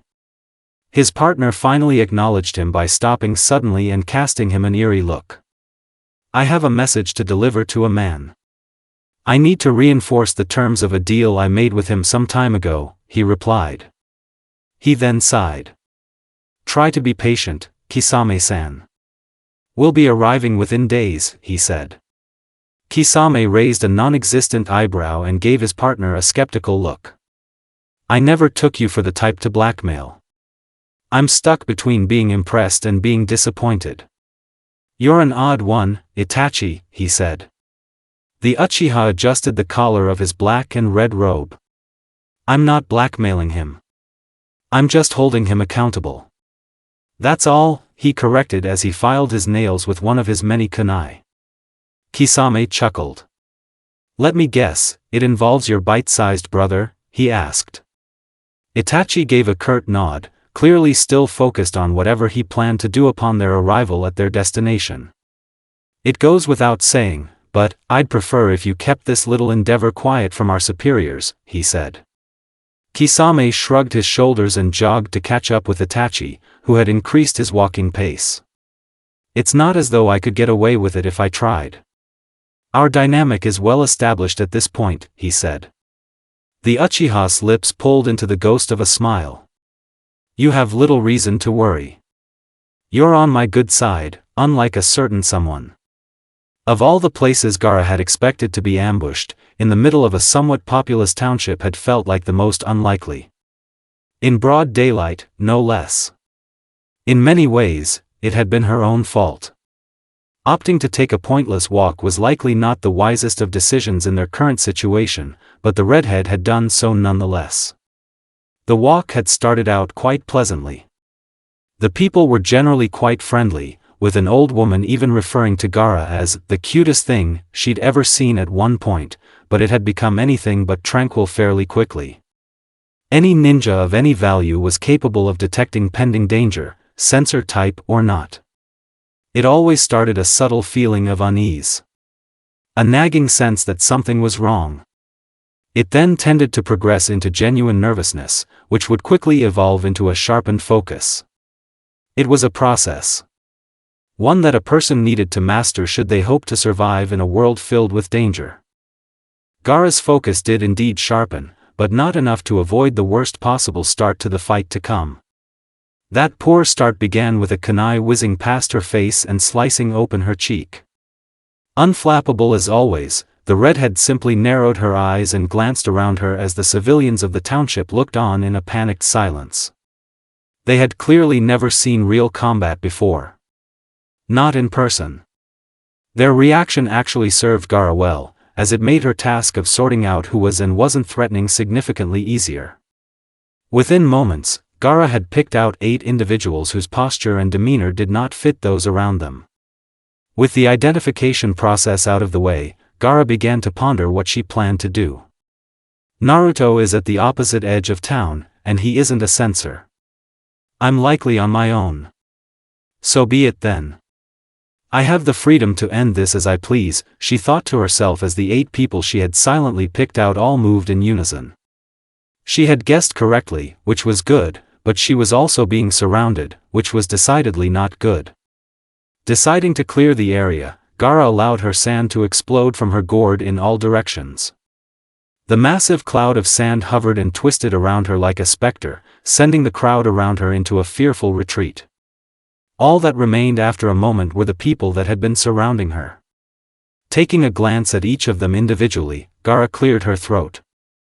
Is there really any point in keeping up appearances now that we're this deep in? Your henges are meaningless, she asked, folding her arms across her chest as she spoke. Though she received no verbal response, the figures around her changed in appearance. They now resembled the Umbu of Konoha, though with slight differences. Their masks were much the same, but their attire was darker in color with less uniformity. I figured we'd have more time. We changed trajectory 4 days ago, and quite sharply. Perhaps they predicted this, the redhead thought to herself. The arrival of the hunters certainly complicated things. Depending on how difficult a task they turned out to be, they would slow down her and Naruto's rush for the coast, and the battle itself would likely start rumors throughout the region they were currently in. You'd be wise to tell us where Naruto Uzumaki is as of now. Reveal that information, and we may let you live, a hunter to her left said. The redhead shifted her eyes towards the man who had spoken. Aren't you supposed to retrieve us? That's what I thought hunters were for, she asked, a hint of sarcasm dripping into her voice. The hunters then drew kunai as a collective group. We have very specific orders regarding the 2 of you. Naruto is to be left alive and retrieved no matter what, but you're considered an expendable commodity. We can do without you, the same hunter explained. Gaara laughed to herself and allowed a smirk to spread across her face. Then what I'm about to do to you could be considered self-defense, she said before sending her sand outward in an omnidirectional wave. The hunters all jumped straight upwards to avoid being crushed. They then sent a rain of kunai and shuriken down towards the stationary Jinchuriki. A portion of her sand instantly returned to her vicinity and deflected them, completely shielding her from harm. Once the hunters touched down on the ground once more, they all charged in with longer blades drawn. Despite attacking her from nearly every direction, they still found no success. They simply could not penetrate her barrier. At this realization, Gaara sighed and gave them a bored look. Come now. A genin gave me more trouble than this less than 2 weeks ago. Your pride is on the line, she goaded them. The sound of a chuckle then alerted her senses. We know that. We also know how he did it, one of the hunters said. A burst of flames then crashed into Gaara from behind and sent her to her knees. The sediment surrounding her instantly repelled the hunters straining against it in response. Though the redhead was not down for long, the pain in her back remained. The flames had burned away the back of her tunic and seared her skin. Even with the assistance of her tailed beast, it would take several hours to heal. Blindsiding tactics. Only 7 of them charged at me. I should have paid better attention, she lamented as she grit her teeth in response to the pain. She then came to a silent decision. Hate it all you want, Naruto. I'm solving this problem right now, she vowed. A tendril of sand then shot out and seized one of the hunters by the throat. Before the others could realize what was about to happen, a snapping sound echoed throughout the empty street. The hunter she had selected then dropped to the ground. He was dead. At this, the group redoubled their efforts to strike her down. Unfortunately for them, Gaara was now entirely focused on the task at hand, which was to comprehensively eliminate each and every one of them. 2 were killed instantly in identical fashion to the first, as their necks were broken in short order. The 5 that remained reacted by gathering together in front of her, seemingly preparing to drive a hole through her defenses with blunt force. I wouldn't put too much stock into the idea that linear blitzes are the answer to your endless list of problems, but I can indulge you if you'd like. Gaara sneered. The hunters then took her invitation. They made a charge for her front, only scattering at the last moment. Predictable. Gaara thought to herself confidently as she restrained each of them individually. With her enemies momentarily right in front of her, Gaara drew a kunai and slashed it across her field of vision. What resulted was a spray of blood that painted her face. She had cut 2 of their throats in one fell swoop. Are you? One of the 3 remaining hunters sputtered as he was fully encased in sand with one of his comrades. The redhead gave him a falsely sweet smile and raised up one of her hands, causing the mass of sand they were trapped within to rise. That depends on your perspective. To most, I'm an outcast. To very few, I'm just a socially awkward little girl. To you, I'm an executioner, she said darkly. She then closed her hand into a fist. The mass of sand then collapsed in on the 2 unfortunate hunters, crushing them utterly. All that remained was a single hunter. Would you prefer to die quickly or slowly? She asked the man as he dangled before her. Just as the hunter began to respond, however, a new voice reverberated across the area. Is going on? The redhead looked back over her shoulder, spotting Naruto standing at the edge of the block with a kunai drawn. He looked both shocked and angry. Ironically, it was difficult to tell who these emotions were directed towards. Unfortunately, his arrival had weakened Gaara's focus. Her sand's grip around the hunter softened just enough for him to kick Gaara off balance and cause her to drop him. The final hunter then made a charge towards Naruto, much to the shock of both rogue genin. A scream of panic escaped Gaara's throat just as the hunter swung his blade down towards Naruto's neck. Just before the metal could touch the blonde's throat, though, the hunter stopped. Gaara's eyes widened. Slowly but surely, the man slumped to the ground at Naruto's feet. A quick glance at the former Leaf Genin's hands told the entire story. The kunai he had come with was no longer there.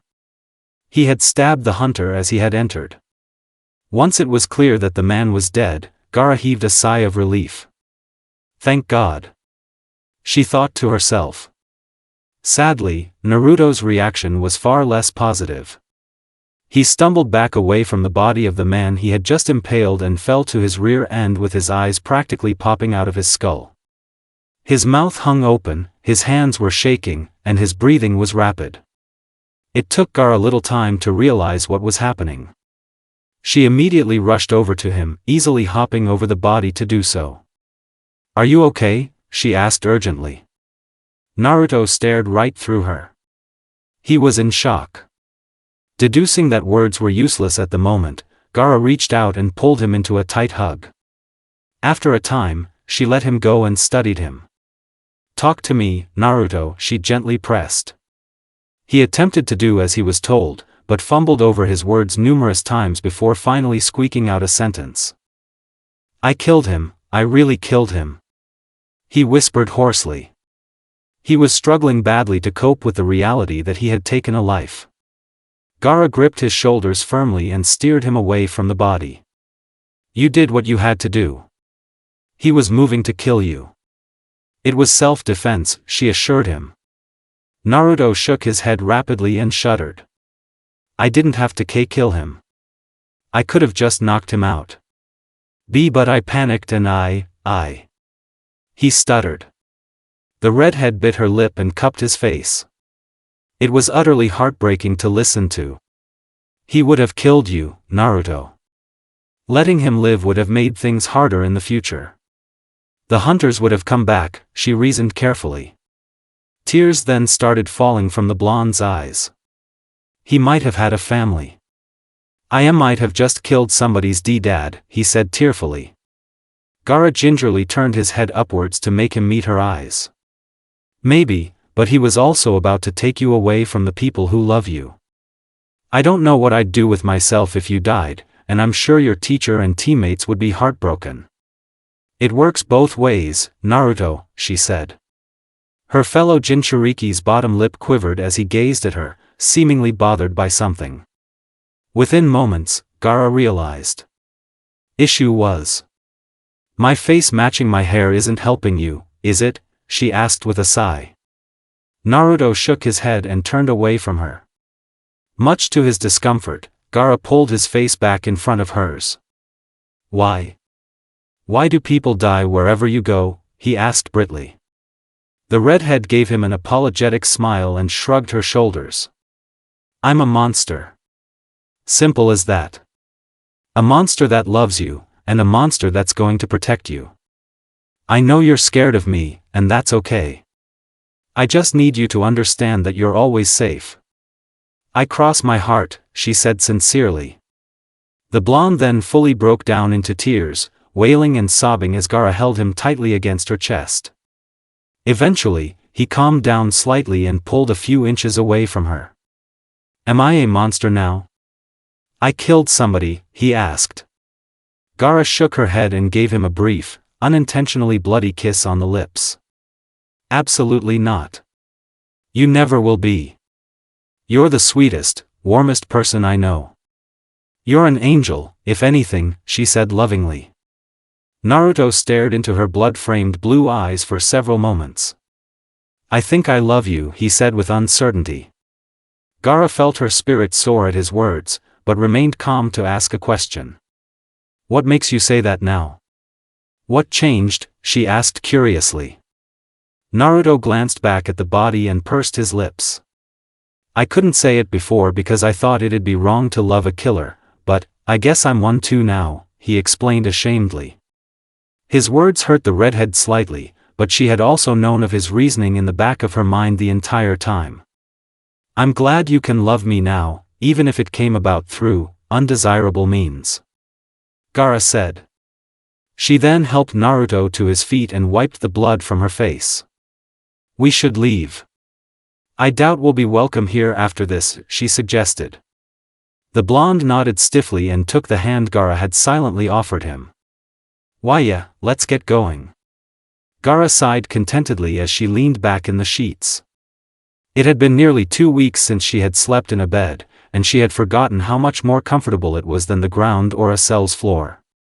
She and Naruto had advanced on from the township after their brutal encounter with the hunters, and using the money Gaara had discreetly looted from their bodies, they had checked into a roadside inn. Much to the redhead's delight, they were sharing a single bedroom. At present, Naruto was taking his first shower in many days. Gaara had allowed him to go first, as she wanted to revel in the humble luxuries of a hotel room. Namely the bed. She had rolled around on it, fallen off of it, and hidden herself under the covers, among other things. Since they had practically no luggage, the room was very open. They were also sheltered from the elements by something other than a dark S of sand, which was a great comfort to both. In general, Gaara was overjoyed. Other than her merciless slaughter of the hunters. It had been a brilliant day that was only bound to get better. Though by means that were less than ideal, Naruto had finally accepted his love for her, and he seemed to be recovering well from his accidental killing. He had been in fairly high spirits upon their arrival at the inn. His comfort is my comfort, his happiness is my happiness. Stay this way, my love, she thought to herself. As her eyes drifted across the room, she spotted something on the lamp table that stood in the leftmost corner. It was a small object wrapped in cloth, no larger than a notepad. It was the item Kakashi had tossed to the blonde just before their departure.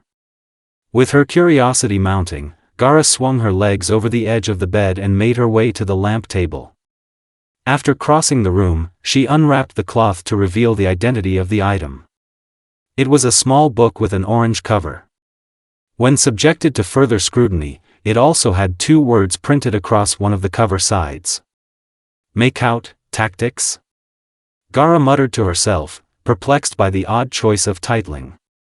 Deciding that she had little else to do, the redhead took the book back to the bed with her and slid back under the covers. She then opened the book and began to read.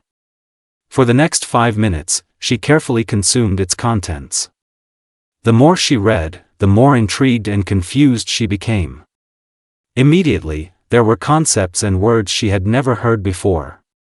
Luckily for the girl, answers were provided for her many questions as she flipped through the pages. For reasons she could not fully discern, Gaara took great pleasure in reading the small orange book. It was enjoyable in a way quite unlike anything she had ever experienced. Unfortunately, her reading session was interrupted by the sound of the bathroom door opening. Suddenly feeling as though what she had been doing was wrong in some way, Gaara instantly hid the book under her pillow. Slowly but surely, Naruto emerged from the bathroom. Oddly enough, he was wearing a set of pajamas. You're not gonna believe this, but they actually have extra clothes in there. I think I saw a nightgown or 2, he notified his companion. The redhead nodded and nervously removed herself from the bed. Good to know. I think I'll take my shower now. I'll try not to be long, she said as she passed him and made her way into the bathroom. Once inside, she shut the door behind her and looked around. As Naruto had said, there were 2 separate piles of extra clothes. One was clearly meant for men, as it had shirts and long pajama pants, while the other was nightgowns. Relieved that she wouldn't be forced to sleep in her bloody tunic, Gaara relaxed slightly. Her mind then wandered back to the small orange book. I think I'll read the rest of it tonight. Though, that would mean I can't be as close to him as I'd like to be, she thought to himself. She then shrugged and turned towards the shower. Oh well. We're booked for 3 nights. I'll just have to snuggle him tomorrow night instead. Sasuke glanced around the room pensively. He had been summoned to the Hokage building nearly 20 minutes ago, and he was still awaiting the arrival of his summoner. It was a mind-numbing experience. The room was bland, and there was virtually nothing interesting to look at. Oddly enough, sounds didn't appear to echo in the small chamber. It was fortified. Soundproofed, it seemed. Though the identity of the person who had called for him was still factually unknown to him, Sasuke's intuition led him to an obvious answer. An unsettling one to be sure, but one that made a great deal of sense. This is on you, Sensei, the Uchiha grumbled within his mind as he recalled Kakashi's vow to meddle in political affairs. A few moments later, the door across the room from him creaked open to reveal the suspected arranger of the sudden meeting. Danzo, who had just entered the room, looked the young genin up and down before nodding to no one in particular and shutting the door behind him. He then sat down on the opposite side of the room in an identical chair to Sasuke's. Forgive the long wait. I had some minor errands to run.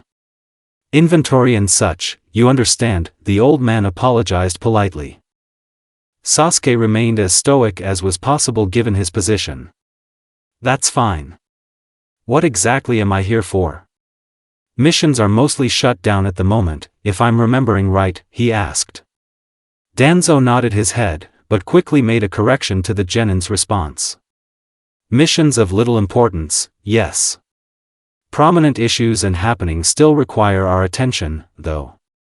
Which, as I'm sure you've easily deduced, is why you're here right now, he replied. The Uchiha perked up slightly at the revelation, but tempered himself. The man before him was still not to be trusted. Not in the slightest. You've got an assignment for me, then? Am I hearing this right? He inferred. Danzo folded his hands in his lap and adjusted his positioning in his chair. Before we get to that, I'd like to know your opinion on something, he said, earning a narrowed look of skepticism from the genin. Why would you need my take on something? You're the one in control. Sasuke asked. Danzo mentally applauded the Uchiha for his boldness, but maintained his calm. Because, it directly pertains to you.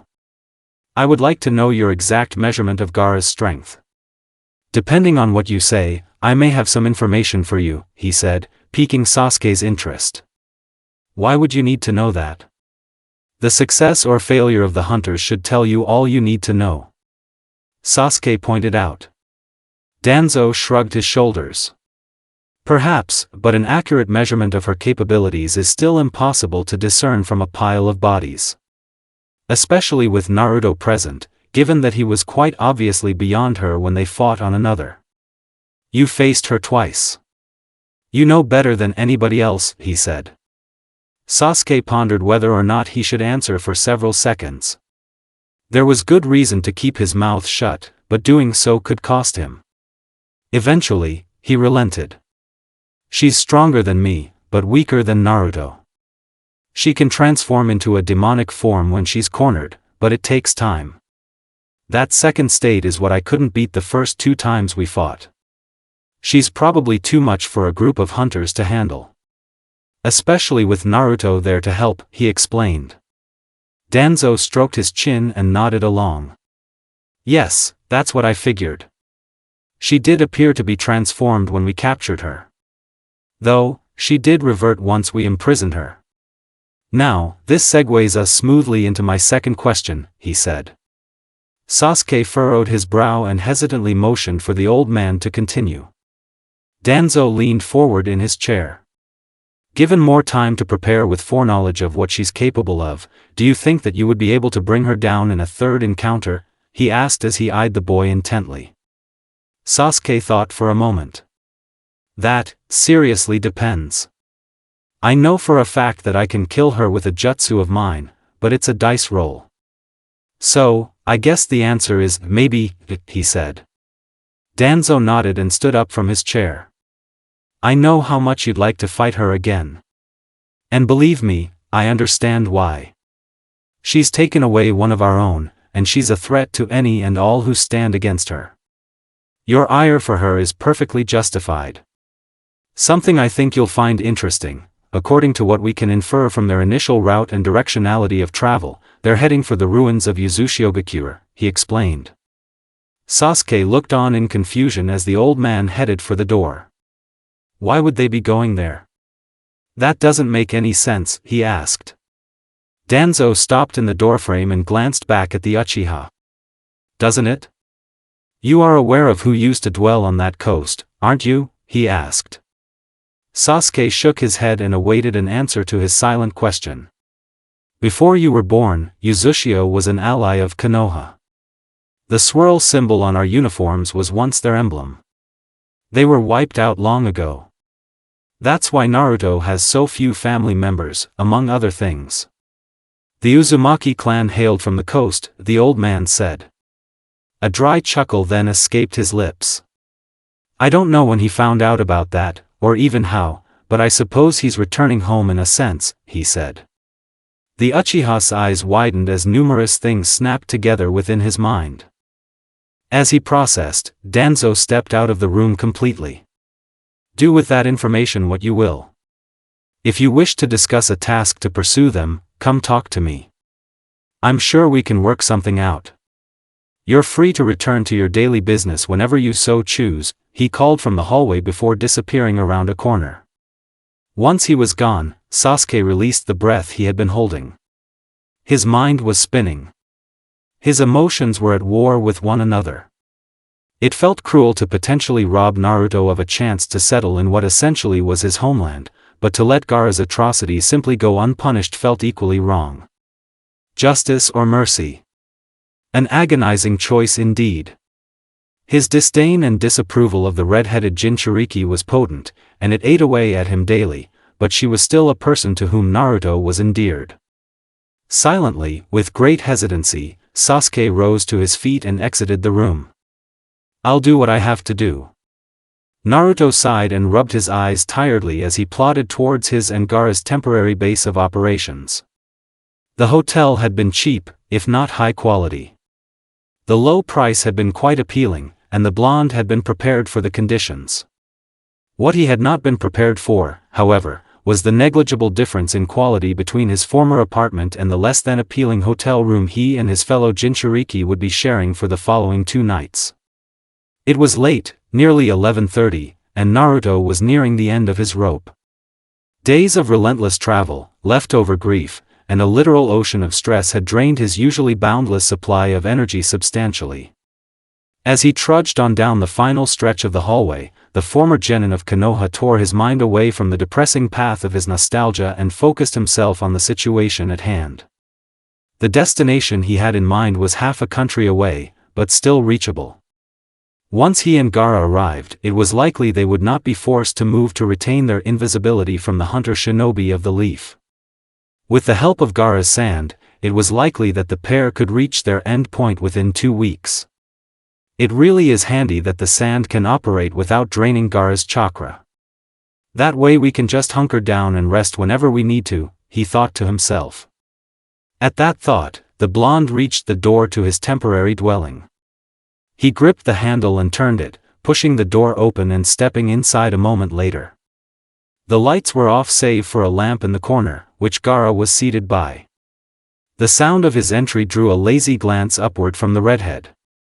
"Back from your stroll?" she asked calmly.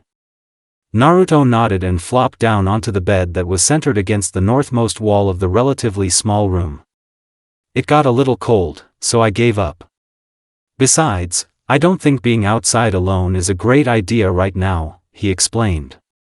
Gaara stood up from her small wooden chair and stretched. "Yes, that's true. Though, I highly doubt a simple squadron of middling ninja could even lay a finger on you if you took them seriously," she replied. The blonde nodded and removed his slashed forehead protector. "Probably true. The problem would still be that our hiding place wouldn't be a hiding place anymore. We'd have to move again," he pointed out.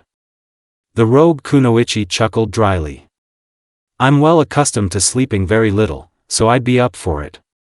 You on the other hand, not so much," she said jabbingly. Naruto sat back up on the edge of the bed and looked at his companion. She was wearing one of the nightgowns provided by the inn that they had discovered the night before. It was simple and clean. Despite the conservative and bland nature of the outfit, he found himself momentarily stuck in a stare. Luckily for him, Gaara had distracted herself just long enough by fidgeting with a few strands of her hair to give Naruto time to recompose himself without catching her attention. "You've been sleeping more lately, but I still think you need more rest," he said. Gaara met his gaze and shrugged. "Sleeping against you has been a great help, so you have no need to worry. I won't die from sleep deprivation.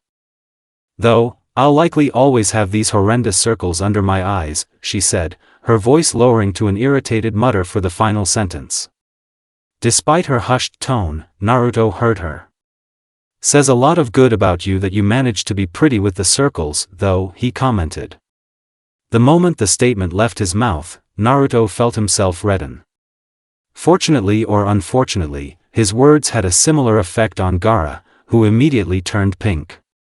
"Well, you've never seen my eyes without them, so you wouldn't know any better," she stammered, a small smile on her face as she averted eye contact. Pushing through his nervousness, Naruto forced himself to speak further. "Maybe not, but I like the way you look," he said awkwardly. The redhead clasped her hands together down by her waist and looked to the floor. "Save for a few stray comments, those are the first compliments I've received in quite some time." "You're very sweet," she said gratefully. Naruto scratched the back of his head. "No problem. You deserve to be told the truth, so that's what I'm doing," he said. It took Gaara a little time to decipher the underlying compliment. "Thank you, Naruto. I'll be blunt, I didn't come to love you for your appearance. Not that you're ugly, far from it. But this conversation is just a reminder of what drew me to you, she said, finally raising her gaze up from the floor to look at him. The blonde felt his chest tighten at her use of the word love. Gaara, as a shark would smell blood, easily noticed the effect her words had taken. I know that you haven't been told that you're loved very much, but you'll be hearing it plenty from now on. I mean it every single time. More than I can express, she said warmly. The former genin of Konoha relaxed a bit and smiled. For a girl who sucks at being social, you sure do have a way with words, he said with a grin. Gaara chuckled, sat down beside him on the bedside, and leaned her head on his shoulder before sighing contentedly. Only with you, Naruto. I'm still a mess with other people. Not that it matters. You're all that I value, frankly. Well, save for my sister and brother, she said softly. She then turned her head and kissed his cheek. Naruto smiled and gently put an arm over her shoulders. You'll make some friends along the way. Trust me, you will, he assured her. Gaara nodded and brought herself closer to him with her mouth now close to his ear. I appreciate your confidence in me, but for now, I'm satisfied with just you, she whispered in his ear. For reasons unknown to him, Naruto shuddered. As she always did, Gaara quickly detected his subtle reaction. Buoyed by the blonde's subconscious acknowledgement, Gaara kept her lips in close proximity to his ear. I have a question for you. A similar one to the one I asked you in the prison cell, she continued. Naruto immediately turned a deep red color. Suddenly, he found that his tongue was tied. When he didn't respond, Gaara filled the silence. You do remember, don't you, Naruto-kun? She purred. The addition of the honorific pushed the blonde over the edge, prompting him to attempt to scoot away a few inches. Having anticipated the movement, Gaara simply fell back while grasping his arm. Her momentum pulled Naruto on top of her as her back hit the bedsheets. Don't leave me now. I was only teasing, she joked as Naruto stared down at her uncomfortably. Opting to give in rather than resist further, the former leaf genin sighed. Yeah, I do remember what you asked me. You asked me about how kissing worked and what it was, he said. The redhead nodded and reached up to touch his face. Yes, I did. You were an excellent teacher, she said suggestively. Naruto's eye twitched and his face flushed further. You didn't really give me much of a choice, you know, he grumbled. Gaara smiled and brushed back his bangs gently. Oh please. You enjoyed yourself whether you want to admit it or not. I know I certainly did, she replied. Naruto rolled his eyes. Yeah, I get it. You said you had another question. What is it? Hand-holding or something? He asked. Gaara shook her head and shrugged one of her nightgown's shoulder straps off on the left side. I've been doing some reading recently, and the book told of a step beyond kissing. Something called pencil, I think, she said, slowing her rate of speaking near the end to recall the term she had just learned. The moment the explanation had been concluded, Naruto's eyes widened to saucers. Have you been reading? He asked tensely. Gaara gestured over to the table on which the still-lit lamp stood. Next to the light source was a small orange book. The color of the softback immediately clicked in Naruto's mind. Man, I just can't catch any kind of break, can I? He thought to himself tiredly. Before he could retreat further into his thoughts, Gaara snapped him back to attention by speaking again. Now, as for my question, it's actually more of a request. I would like you to have pencil with me, as the book would say, she clarified. Naruto remained silent for a moment. Do you know what you're asking me? He asked carefully. Gaara nodded her head and blushed a bit. Yes. I'm asking you to remove your clothes and insert your dash, she began. Before she could finish the sentence, Naruto cut her off. No, that's not what I mean. If you've read that book, you know how it literally works. What I'm saying is, do you really want to do that with me? He cut in. The redhead nodded and reached up again. This time she wrapped her arms around the back of his neck and pulled him downwards towards her lips. She then kissed him softly for several moments before releasing him. I don't want to do this simply because I get warm between my legs when I look at you, though I do from time to time. I want to do this because the people in the book were happy. They treated the act as a symbol of unity between man and woman. I want that with you. I want us to be bound together, she said. Naruto pursed his lips and averted his eyes from hers. That's really sweet, but being tied to me isn't something you should want. We already share a birthday, he said dejectedly. Gaara sighed and turned his face back towards her with her hands. I want everything to do with you. Your pain, your sorrows, your flaws, everything. Being connected to you is something I not only desire, but something I need at this point. You're all I have, she said quietly. Naruto felt his heart melt at her words. Are you sure? We're kinda young, he pointed out. The redhead nodded and shrugged the second shoulder strap of her nightgown from her body. Young in body, but given how much we've been through and the things we've seen, I'd say we're more than qualified. Now please, let's love each other, she said as her chest and collarbone became more exposed. Naruto considered his options for a moment before nodding. Okay, I'm willing, he said. Gaara then pressed her lips to his, applying more force than before. After a moment of adjustment, the blonde returned the gesture in kind. Once they had exhausted their oxygen, the pair separated their mouths. A thin trail of saliva connected their lips as they took in breath. Gaara licked her lips and smiled softly before laying flat on her back and squirming her upper body fully out of her nightgown. Please be gentle, she requested as she gazed up at the boy she loved. Naruto gave a reassuring nod. From that night forward, they were bound together. Kakashi glanced to the leftmost corner of his room for the umpteenth time in the past 10 minutes. Numerous times, he had been alerted by one or more of his 5 senses to a presence in that very spot. Interestingly enough, said corner contained a chair. Despite his unease, the Jonin had remained on his bed throughout the night. Logically, there were a variety of reasons for him to be concerned, but dwelling on them would likely reduce his sleeping capabilities to nil. Such was the risk of being meddlesome in the political structure of one's village. To a degree, the danger he may or may not be in was entirely his own fault. Danzo Shimura was a person who was quite perilous to cross, directly or indirectly. At least I know that I'm not the only one who distrusts him. I'm not entirely alone. Kakashi thought to himself. He had spent much of his time recently on the outskirts of the council's meeting room. Making suggestions, sliding in comments from the sidelines, doing all he could to subtly tarnish the depressingly good name of Danzo.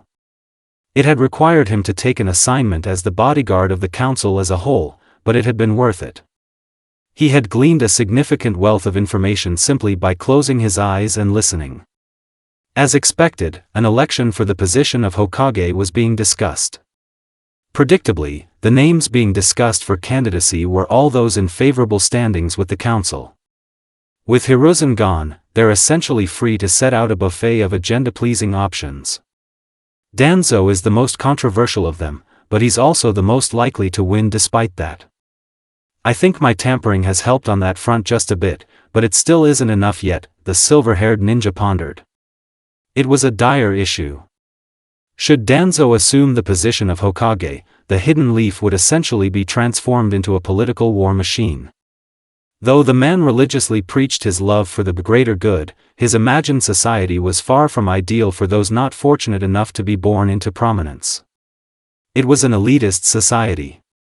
Kakashi himself likely would have no trouble fitting into such a place, but the lives of those around him were more important than his own in his mind. Preventing his rise would be far from easy, and it was potentially pointless, but giving up without trying was not a thing he had ever been willing to do. Not just pertaining to the situation at hand.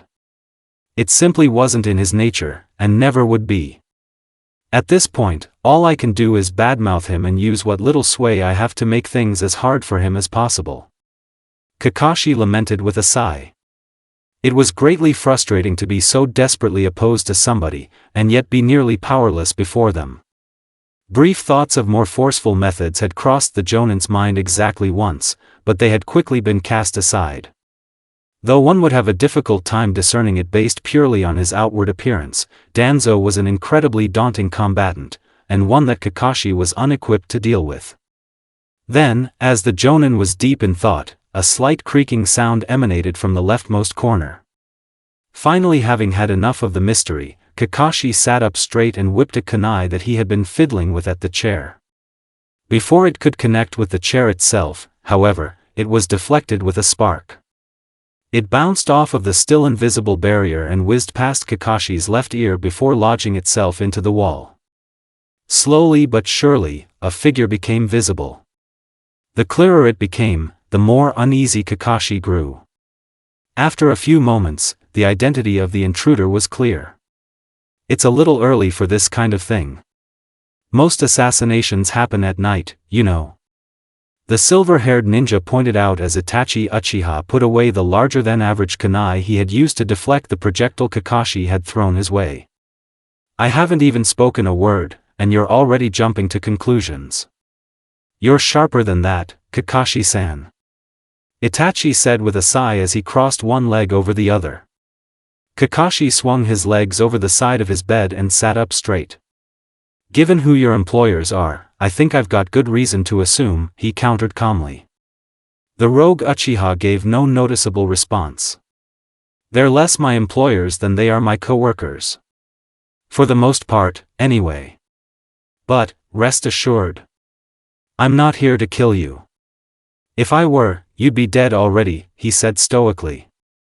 Making certain that he avoided eye contact, Kakashi shifted in place. Makes sense to me. Well, since you're here, I'm guessing you have something to tell me? You don't strike me as the type for visits, he replied. Itachi nodded slightly and glanced around the room, seemingly to make sure that they were entirely isolated from the outside world. I'd like to make this quick, so I'll cut right to the matter I'm here to resolve.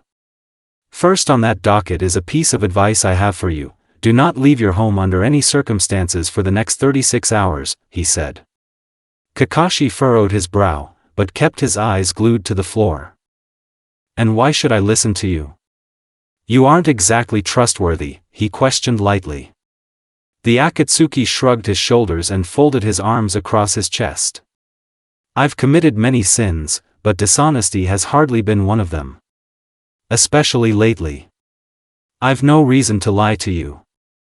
As for why you should follow my advice, it's because I'm guessing you'd rather not be framed for first-degree murder, he said bluntly. The Jonin's eyes widened slightly. What do you mean by that? Explain yourself, he said, clearly puzzled by what he had just been told.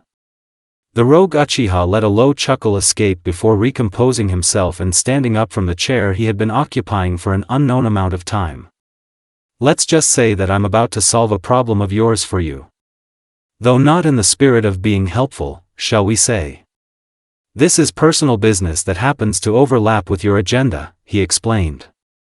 Instantly catching on to what was being insinuated, Kakashi shot to his feet to meet Itachi. Why are you telling me any of this, then? If you aren't actually here to help, you wouldn't be giving me a heads up, he pointed out. The Akatsuki remained silent for several moments before replying. I'm not here to help you. Not specifically, but the person I am here to assist would be quite broken up if tragedy of some kind were to befall you, so I saw fit to keep you out of the line of fire, he said before disappearing in a puff of smoke. Left in a state of panic, Kakashi simply stood in silence for a number of seconds before dropping to his rear end on the bed and running his hands through his own hair. That was jarring, he muttered to himself. After reviewing the new development several times, he laid down on the bed and closed his eyes. 36 hours, huh? May as well sleep through it. Naruto groaned and stretched his back as he looked over the in-room. It was clean and tidied. Surprisingly, its current state of cleanliness had actually been at the blonde's behest.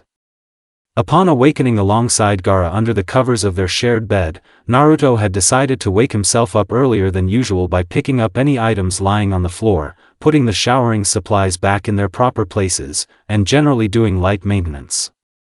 It had taken roughly a half an hour, and Gaara had awoken halfway through the process.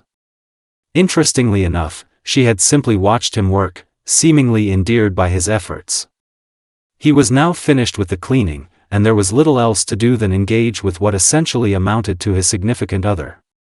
"How'd you sleep?" he asked with a smile as the redhead rubbed one of her eyes and yawned for the third time that morning. "Extremely well. Better than I have in a long, long time." "I have you to thank for that," she said, glancing away from him shyly with a twinge of red on her cheeks as she replied. Though initially puzzled by her timidity, the obvious reasoning hit Naruto in the back of the head within moments. Suddenly feeling quite awkward, the former Leaf Genin laughed a bit and scratched the back of his head. "Why yeah. I guess so. I'm glad you slept well. You definitely could use the rest." "I crashed pretty hard myself," he said. Gaara then returned her gaze to him, her expression quizzical. "Do you think what we did last night is the answer to my sleeping issues?" she asked curiously. The blonde immediately shook his head. "No, I don't think so. I really doubt it. You just need some help getting to sleep, I think," he replied quickly. His words made Gaara's face fall slightly. "Oh, I see," she muttered dejectedly. Sensing her drop-off in enthusiasm, Naruto's expression shifted and he stepped forward, putting a hand on her shoulder once he was close enough. "Hey, you alright?" he asked gently.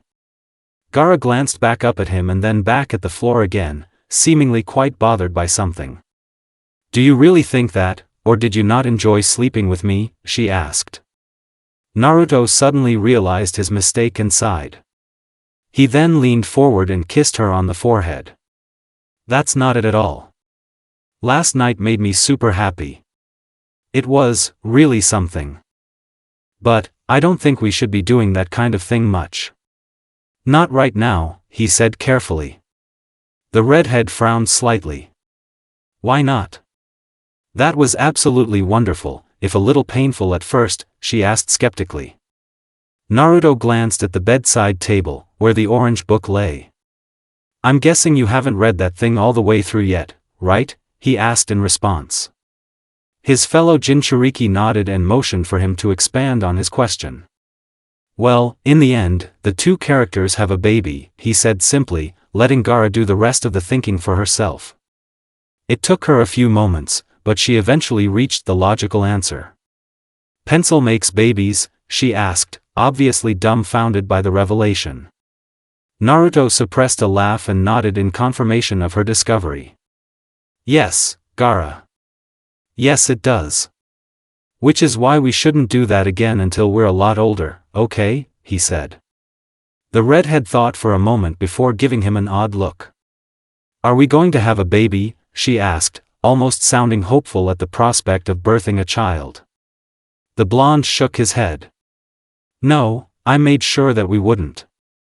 Like I said, we're gonna save this kind of thing for when we're a whole lot older," he said. Gaara sighed and nodded reluctantly. She then reached out and pulled him into an embrace. "Okay. I can live with that. Still, thank you for humoring me last night. I really adored being that close to you." "You're very sweet, Naruto," she said, her voice slightly muffled due to her face being pressed against his shoulder. The former Leaf Genin squeezed her gently. "I wasn't humoring you. You've never really gotten what you wanted, and I figured I'd give you something to be happy about for once. You've more than earned some love, Gaara," he said kindly. The redhead responded by relaxing against him and glancing up at his face. "Can we have a baby someday?" she asked innocently. Naruto shrugged his shoulders and released her from his grip. "When we have a place to stay and a home to raise it, sure. Not anytime soon, though," he said. Gaara smiled and stood up from the bed. She then gave him a peck on the lips before disappearing into the bathroom. She seemed to be overjoyed. The shower then started inside the bathroom, prompting Naruto to begin making the bed. She's sorta weird, even now, but that's what makes her so cute, he thought to himself. Minutes later, Gaara emerged from the room wearing her old tunic and pants, which were now clean. I cleaned it in the shower. The back is still singed, but it should do for now, she explained. We should probably get moving soon. We'll be at the coast in around 12 days if we're fast. Naruto said in response. After a brief discussion of travel schedule and pacing, the blonde took his turn in the shower and cleaned his clothing. Once they were both clothed and bathed, they checked out of the inn and stepped out onto the road to continue on. Would you mind telling me where we're going, Naruto? You still haven't told me. Gaara asked as they walked down the immensely long dirt path. It's a place I've never actually been to, but somewhere I think would make a great place to settle and prepare for a while since there's nobody there. Naruto explained. The redhead raised an eyebrow. An abandoned town, perhaps, she inquired. The former Leaf Genin kicked around a rock at his feet. Yeah, sorta. A little different, though. I think we'll be pretty safe if what I've read about it is actually true, he said. Gaara then slipped her hand into his. As we've established, you're perfectly safe in my care no matter where we go. I do hope that this place is habitable, though. I'd like to settle too, she said. From there on, they spoke little. There was little to be said. At present, they needed only the company of one another. The single visible eye on Danzo's face narrowed as a presence made itself known to his senses. He was no longer alone. Despite the rays of sun beaming through the window of his study, he still could not directly see his uninvited guest. It mattered little. To be sharp without access to one's own sight was a trait all competent shinobi shared. Clearing his throat strongly and taking a seat in his chair, the bandaged old man spoke. Show yourself, whoever you are. I know you're here, he called out. For a time, there was silence. For such a time, in fact, that Danzo began to doubt the accuracy of his senses. Relaxing slightly, he poured himself a cup of tea from his steaming thermos. Once the cup was full, he lightly blew on it to begin drinking. Lovely morning, don't you think? Hardly past 9:30, and the sun is already shining. Danzo slowly set his cup down and straightened his posture. He recognized the voice all too well, though he wished he hadn't. Footsteps then quietly echoed through the room as the man made his way around the desk and brought himself into the bandaged old man's field of vision. What compelled you to grace me with your presence, Itachi? Danzo asked while the rogue Uchiha stared down at him from his not insignificant height. Itachi simply maintained his icy stare and pulled up a chair away from the wall to sit himself down on. I'm a man of order, Danzo. I value things such as organization, peace, and uniformity. By extension, I value abidance by terms. Of all our differences, I believe that is our only similarity, he said vaguely, taking note of Danzo's avoidance of eye contact as he spoke. His words offered no clarity, but the councilman was sharp. If this is about the arrangement you made with the council upon your departure all those years ago, I fail to see. Issue is. Sasuke is still unaware of the truth, he replied. Itachi shook his head and rested his elbows on the desk. That wasn't the only deal we made. I also specified that I wished for him to be left out of politics. Recent developments seem to have wiped that from your memory, he corrected. His tone was calm, but the underbelly was one of menace. In what way have I involved him in politics? If anything, I'd say he's fairly free to roam given the situation at hand. I fail to see your point. Danzo asked. I'm well aware of your scheme to send him cross-country after the Jinchuriki. You're playing to his hatred of the girl to coax him into making the decision himself. Should he succeed, he'd no doubt retrieve Naruto Uzumaki, who you plan to use for a war you're soon to declare. Itachi replied. The bandaged old man scoffed at the accusation. Naruto Uzumaki and Gaara of the desert are both rogue ninja. It's the proper legal process to send somebody after them. Konoha's hunters are incapable of bringing them back, so I'm turning to your brother, who at least has a fighting chance. It isn't politics. It's logic, he countered. A scowl then manifested on Itachi's face. You and I both know that he can't best either one of them in combat reliably. Especially not Naruto, and he'd be utterly crushed if they were to attack him as a combined force. In fact, I dare say that's what you're counting on, he said dangerously. Danzo's face visibly twitched, a clear sign of discomfort. You have absolutely no ground to stand on for that statement. You're being fanciful, he hissed back. The rogue Uchiha then calmed slightly, leaning back in his chair to make himself more comfortable. Oh, I have plenty of ground to stand on. I know what you hide beneath those bandages, you rat. I also know what you did to Shursui. You've gotten slyer about your tactics in the years since, but the goal remains the same. You wish to send Sasuke to his death at the hands of Gaara. With him dead, his eyes would be yours for the taking. You would also have the built-in excuse that Sasuke chose to attack them of his own accord, he said in an eerily even tone. Before Danzo could even begin to respond, Itachi stood up from his chair and adjusted his collar. As he did this, the red ring he wore on his right hand caught Danzo's eye for a split second with reflected sunlight, causing the old man to flinch slightly. I've always been watching.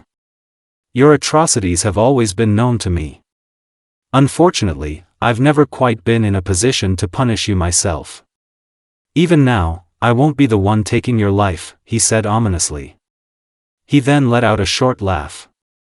I'd suggest either the chandelier or the window, he said before disappearing into a swarm of illusionary crows. Shocked and confused, Danzo took several deep breaths. Once he was calm again, he relaxed. Empty threats. Nothing but bravado, he thought to himself, still slightly perplexed by Itachi's final words to him. He then went back about his daily business. The Uchiha's words would soon come true in a sense. That night, after having grown concerned about the long seclusion of Danzo, the old man's assistant entered the study to a shocking sight. At 9:32 that night, Danzo Shimura was found hanging from his chandelier. Exactly 1 week had passed since the apparent suicide of Danzo Shimura. 7 painfully long days had dragged on since the night of his death, and each one grew progressively more chaotic. The first 2 days had been rife with questions and an underabundance of answers. The following 3 were defined by mass confusion as to the circumstances behind his passing. The most recent 2 had been slow, with very little happening in any sense. Things were still not normal, per se, but they were indeed less chaotic. The chaos had not yet ended for Kakashi, though. No, at present, his future was unpredictable. This was because he currently sat before the council of Konoha for reasons unknown to him. He had heeded Itachi's words and remained in his home for exactly 36 hours after their conversation, mostly having passed the time by sleeping and occasionally eating.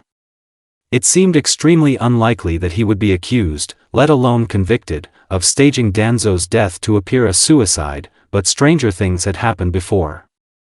The worst aspect of the Jonin's current situation was quite the opposite of what one might assume.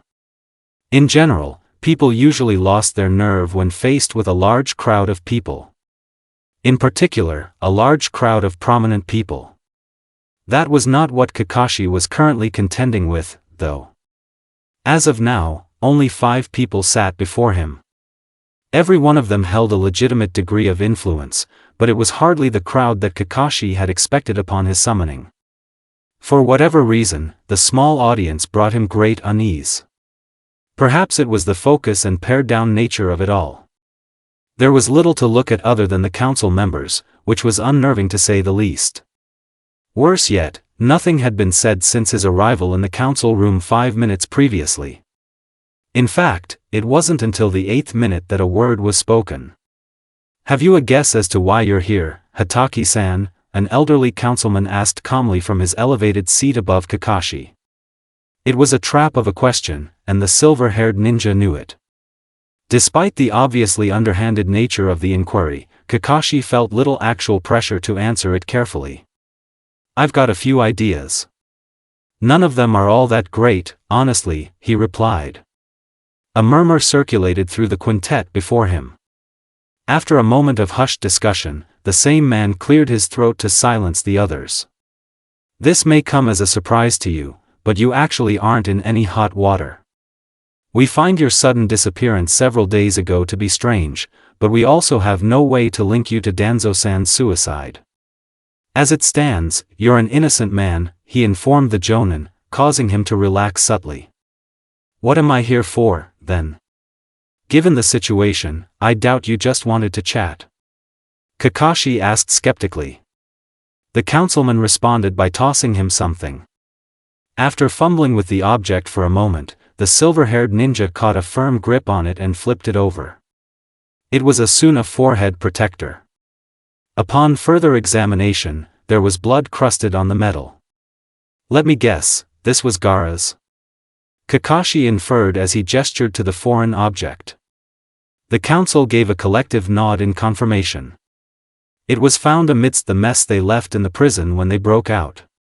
As for why exactly you're here, we actually would like to ask for you advice on a matter pertaining to our next course of action," a different council member clarified from Kakashi's left. "As you're likely aware, we've determined that they're heading for the southern coast. Given that Yuzushiogakure lies there, we have every reason to believe that they intend to take refuge in the ruins. With that in mind, we'd like to take steps to retrieve them," another from the opposite side explained. "And you want Sasuke to be on that retrieval team, right?" the Jonin guessed. There was then an uncomfortable change in demeanor from the council. "We have very few options. Our hunters have nothing for them, and we've already seen Sasuke have a promising amount of success against Gaara in particular. According to Academy scores, he should also outclass Naruto quite handily," the man who had first acknowledged Kakashi said carefully. The silver-haired ninja sighed and stood up from the chair that had been provided for him to sit in. "You've got a few things wrong. First of all, the success Sasuke had against Gaara was almost entirely Pyrrhic. He'd have to get extremely lucky to win that fight reliably. Second, Naruto is stronger than both of them. By a fairly huge margin, actually. He largely held back against Gaara, and he still beat her pillar to post." "You know that as well as I do," he said. Several members of the council began to respond, but they were swiftly cut off by Kakashi. "Also, I don't really trust you any further than I could pummel you. For the most part, you've all been on board with Danzo. He planned to use both of them as instruments of a war that doesn't need to be happening. I have no reason to believe that you aren't operating under that same agenda," he said. Initially, there was an uneasy silence. It was clear that at least some of the accusations Kakashi had levied at them held truth, though how many was difficult to discern with any accuracy. "While we did agree with Danzo on a variety of matters, we were never fully supportive of his plans for the Jinchuriki. Namely Naruto, who we disapproved of his future machinations for. I can assure you that he would be treated fairly upon his return. As for Gaara, we would be legally required to punish her, but her sentencing could be lightened due to the extenuating circumstances," the leftmost councilman said. Kakashi gave a derisive snort. "Oh please. All that'll be different without Danzo around is that you won't be threatening him with Gaara's suggested execution. I know all about what he planned to do. There's absolutely no way he could have set all of that up without going through the council first. You're as bad as he was. I do think you're probably going to be easier to negotiate with, though," he said vaguely. "What are you implying, Hataki-san?" the central councilman asked with narrowed eyes and a suspicious tone. The copy ninja held up Gaara's forehead protector. "Sasuke still falls under my jurisdiction, and you can't send him out after them without my consent. I'll let you do it, but on 3 conditions," he said, earning the begrudging intrigue of the council, who all gestured for him to continue. "First of all, you're going to call a meeting with the Council of Sunigakure. They're in the same position we are. Raza, the fourth Kazekage, is dead, and that invasion was arranged by Orochimaru. Our leaders were killed by the same man. We have no reason to be fighting one another. We're twice their size in terms of military might, so a war would be nothing more than a pissing contest, he began, eyeing each of the men before him intently. Can you agree to that? Of all the things I require, this one is completely non-negotiable. We don't need a fourth world war, he pressed. It took a few moments, but he received a reluctant nod from the group. Satisfied with the result, Kakashi continued speaking. Secondly, if I agree to let Sasuke go to Uzushio, I want to send Neji Hyuga with him. And before you ask, it's because somebody needs to keep Naruto occupied if they can't just talk them into coming back, he said. The rightmost councilman raised an eyebrow. If I'm not mistaken, Neji was soundly beaten by Naruto during their match. What makes you think he'd be of any use against him a second time? He asked. On the most basic level, Neji is hard for Naruto. He's a whole lot weaker in a literal sense, but he'll always have the ability to stick around long enough to give him trouble. He'd be there to buy time. Kakashi replied. With no other questions to ask. The central councilman glanced at the clock. You said you had 3 conditions. What's your third requirement? Make it quick. We don't have all day, he pressed. The Jonin ignored him at first, choosing to turn around and head for the door rather than answer. Just before he exited, though, he cast them one last glance. If Sasuke and Neji can't bring them back, don't send anybody else after them. Leave them be. You do realize how poorly this could turn out, right? Not really. A loss for either side means good things for the other in one way or another. Guy rubbed his temples and shook his head. He and Kakashi had gathered for lunch nearly an hour ago, and though it had taken a shocking amount of time, the topic of Kakashi's summoning the previous day had finally reared its head. While he had not been especially appreciative of the silver-haired ninja volunteering Neji for such a perilous assignment without his consent, Guy had relented and given his blessing. It was a necessity, though one that pertained to an entirely optional task. What if Gaara kills them both? Who does that benefit? He asked. Kakashi gave him a bored look and took a sip of his half-empty glass of water. You and I both know that Naruto would never let her. Besides, if she beat Sasuke, I highly doubt she'd even try to kill him. Maybe I'm reaching here, but I think Naruto's opinion of her means a whole lot to that train wreck. They won't die unless something wild happens, he assured his comrade casually. Guy's eye twitched slightly. You're awfully calm about this. We have absolutely no way to know if Naruto can actually control her. Even if he can, are we sure he won't do something he regrets? He's good by nature, but tapping into the fox is bound to cloud his judgment somewhat. Also, consider that minor injuries could become major if left untreated. They'll have a month-long trek back no matter the result, he pointed out. The silver-haired ninja set his cup aside and glanced out the window of the cafe in which they were situated. They'll be given medical supplies for the road, so that shouldn't be a huge issue. What I'm a whole lot more worried about is Sasuke, to be perfectly honest. He's an unknown quantity, he said, drawing a frown from Guy. How do you mean? The taijutsu master asked skeptically. Kakashi ordered another cup of water and drummed his fingers on the table pensively. I'm concerned about his mental state heading into a third fight with her. He isn't built to handle Naruto at this point, and he knows that, but he very much believes that he can take Gaara down. That would be fine if it weren't coupled with what seems to be a real desire to kill her. That complicates things.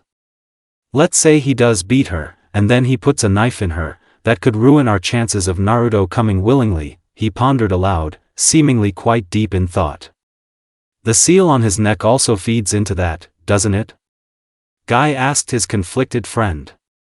Kakashi leaned his face on his arm and lazily accepted a full glass of water from the waitress. It does, and I don't know if locking it down is the best idea right now. It ran rampant at the end of his second fight with Gaara, and it took almost 6 hours to contain it again.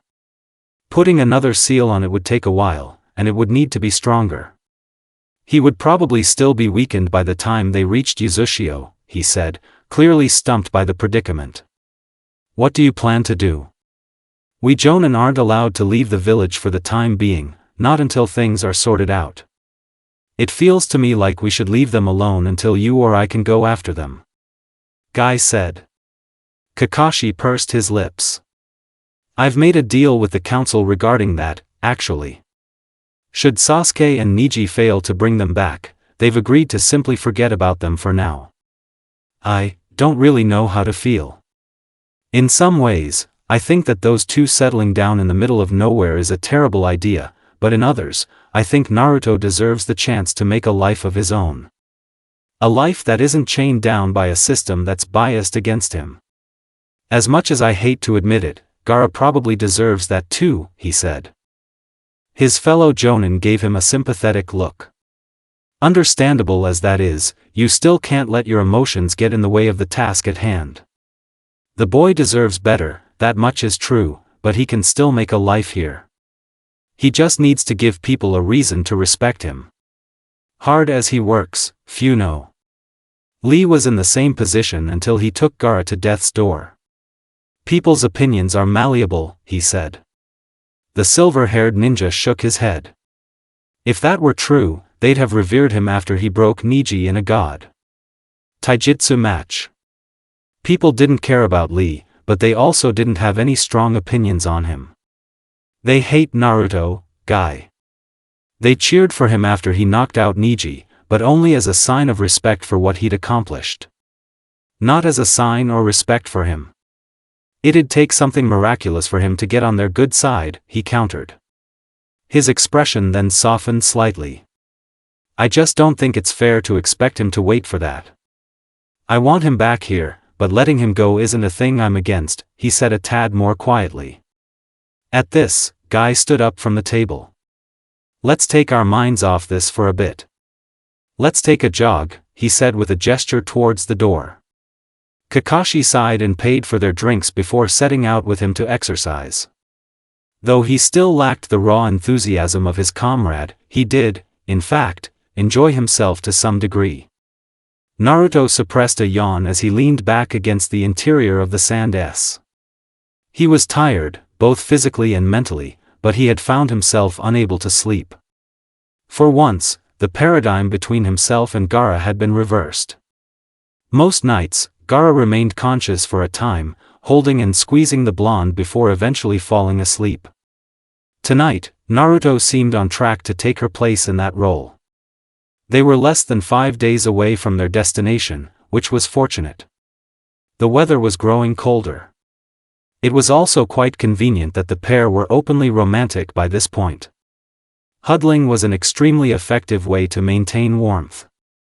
At present, Gaara was cradled in his arms much like an infant.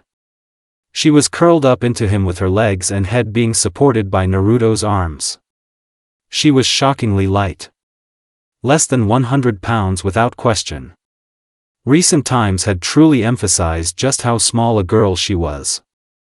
Generously 5 feet tall, extremely light, and with very little actual muscle.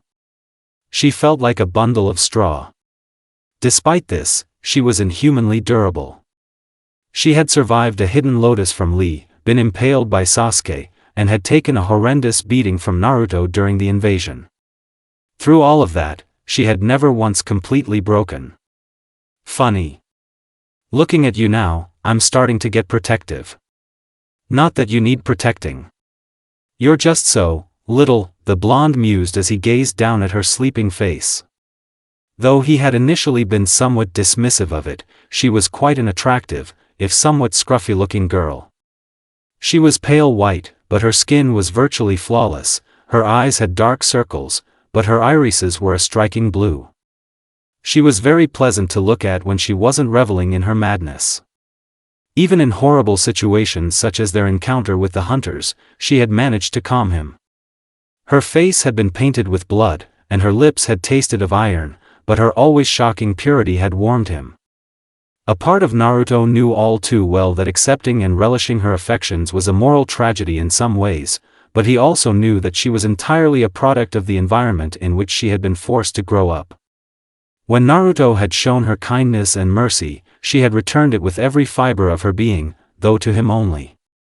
Her morality was very much a mutually exclusive trait that only he and her siblings had seen, but it still existed. It won't take that much to show her that people are worth the trouble. It'll take some time, but I know I can help her be herself with other people, the blonde thought to himself. For the next few minutes, he simply let his mind drift and listened to Gaara's softly breath. Eventually, his eyelids grew heavy, prompting him to close his eyes. He then carefully laid down on his side with Gaara still in his arms. The shift caused the redhead to stir slightly, a quiet groan escaping her as she unconsciously nuzzled her face into his chest. Naruto smiled at this and ran a hand through her crimson hair. "Good night, Gaara." Neji exhaled through his nose and glanced to his left. They had exited the village nearly an entire 12 hours ago, and their pace had only slowed a handful of times. Rest was going to be a rarity. His assignment to accompany Sasuke across the land of fire 5 days previously had been a sudden one, and a thing that he found greatly surprising. Of all the people to be chosen for such a task, Neji would not have included himself in the running for a variety of reasons. He hardly knew either Sasuke or Naruto, and his task on the journey was confusing to say the least. He had been decisively beaten by Naruto once before, and yet he was being sent to face him again. The broad reasoning behind the mission was logical, but the specifics were confusing.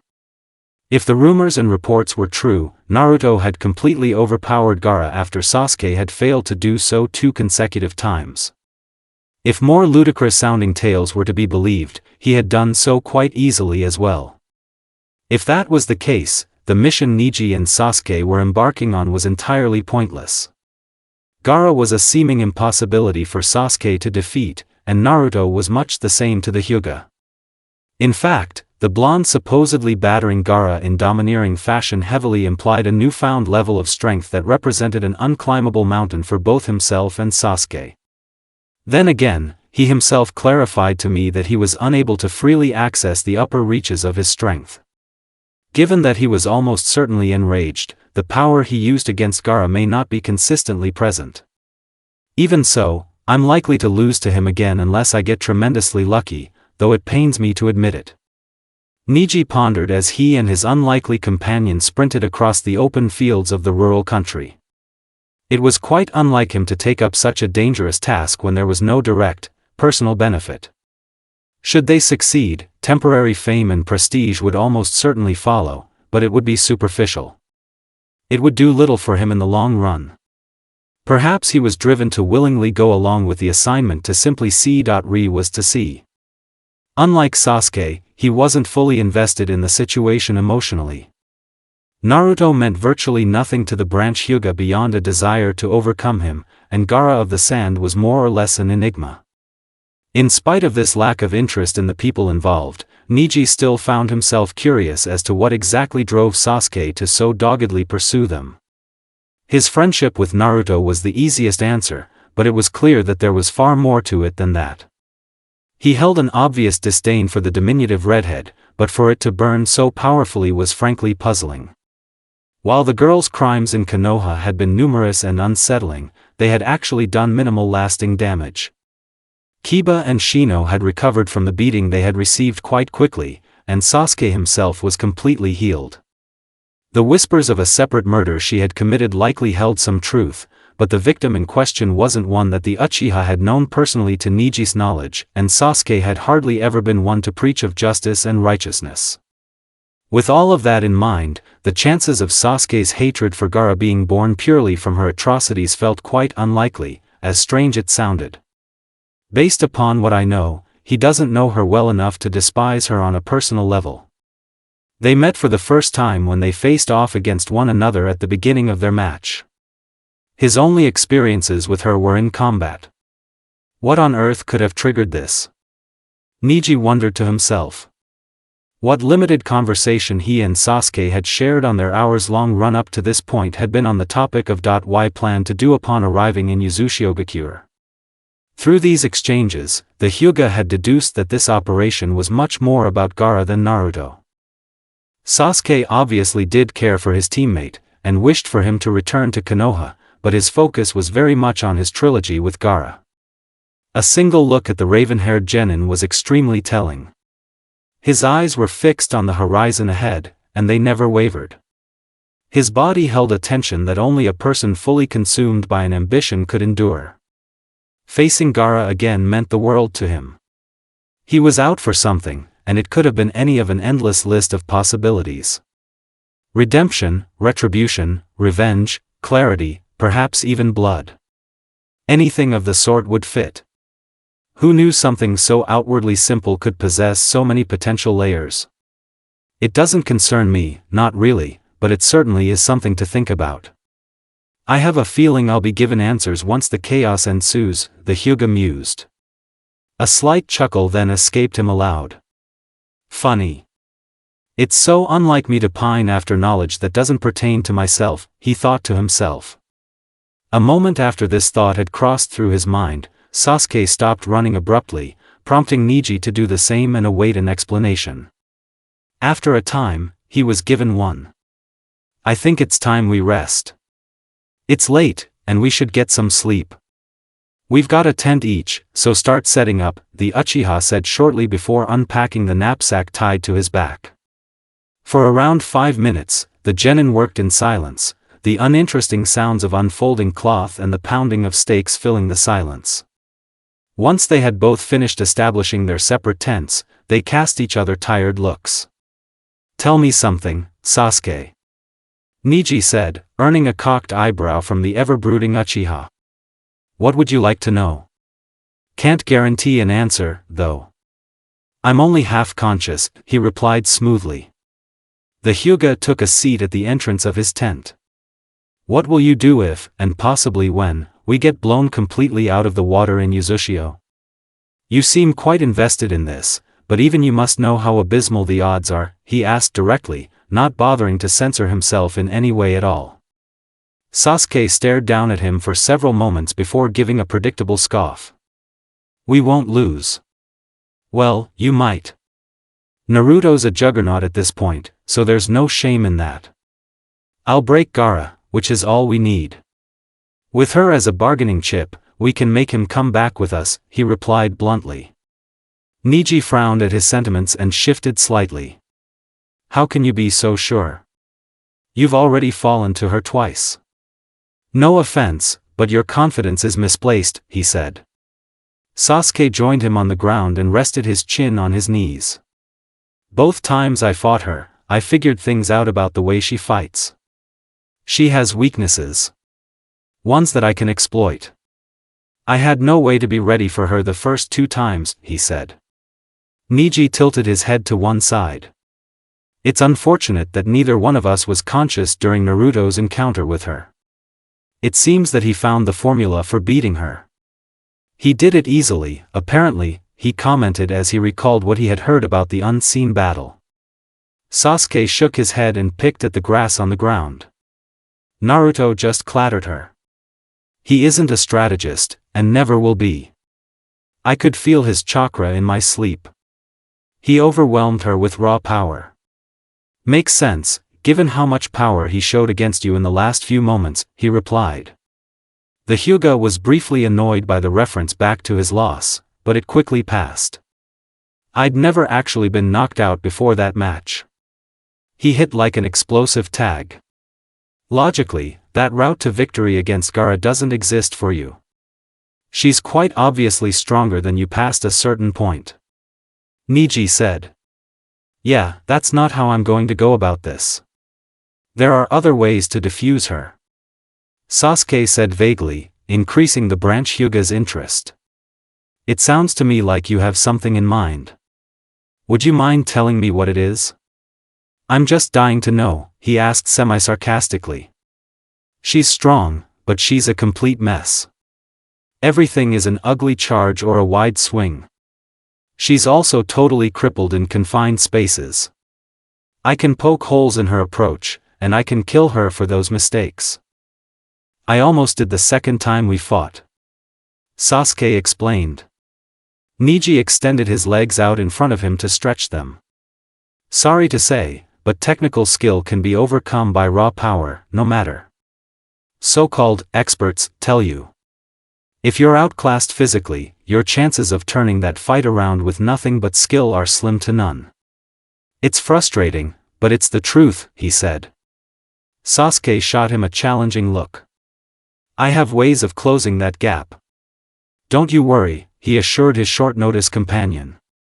Taking his shift in tone as a cue to end the conversation, Neji shrugged his shoulders and began to retreat back into his tent. I wish you luck.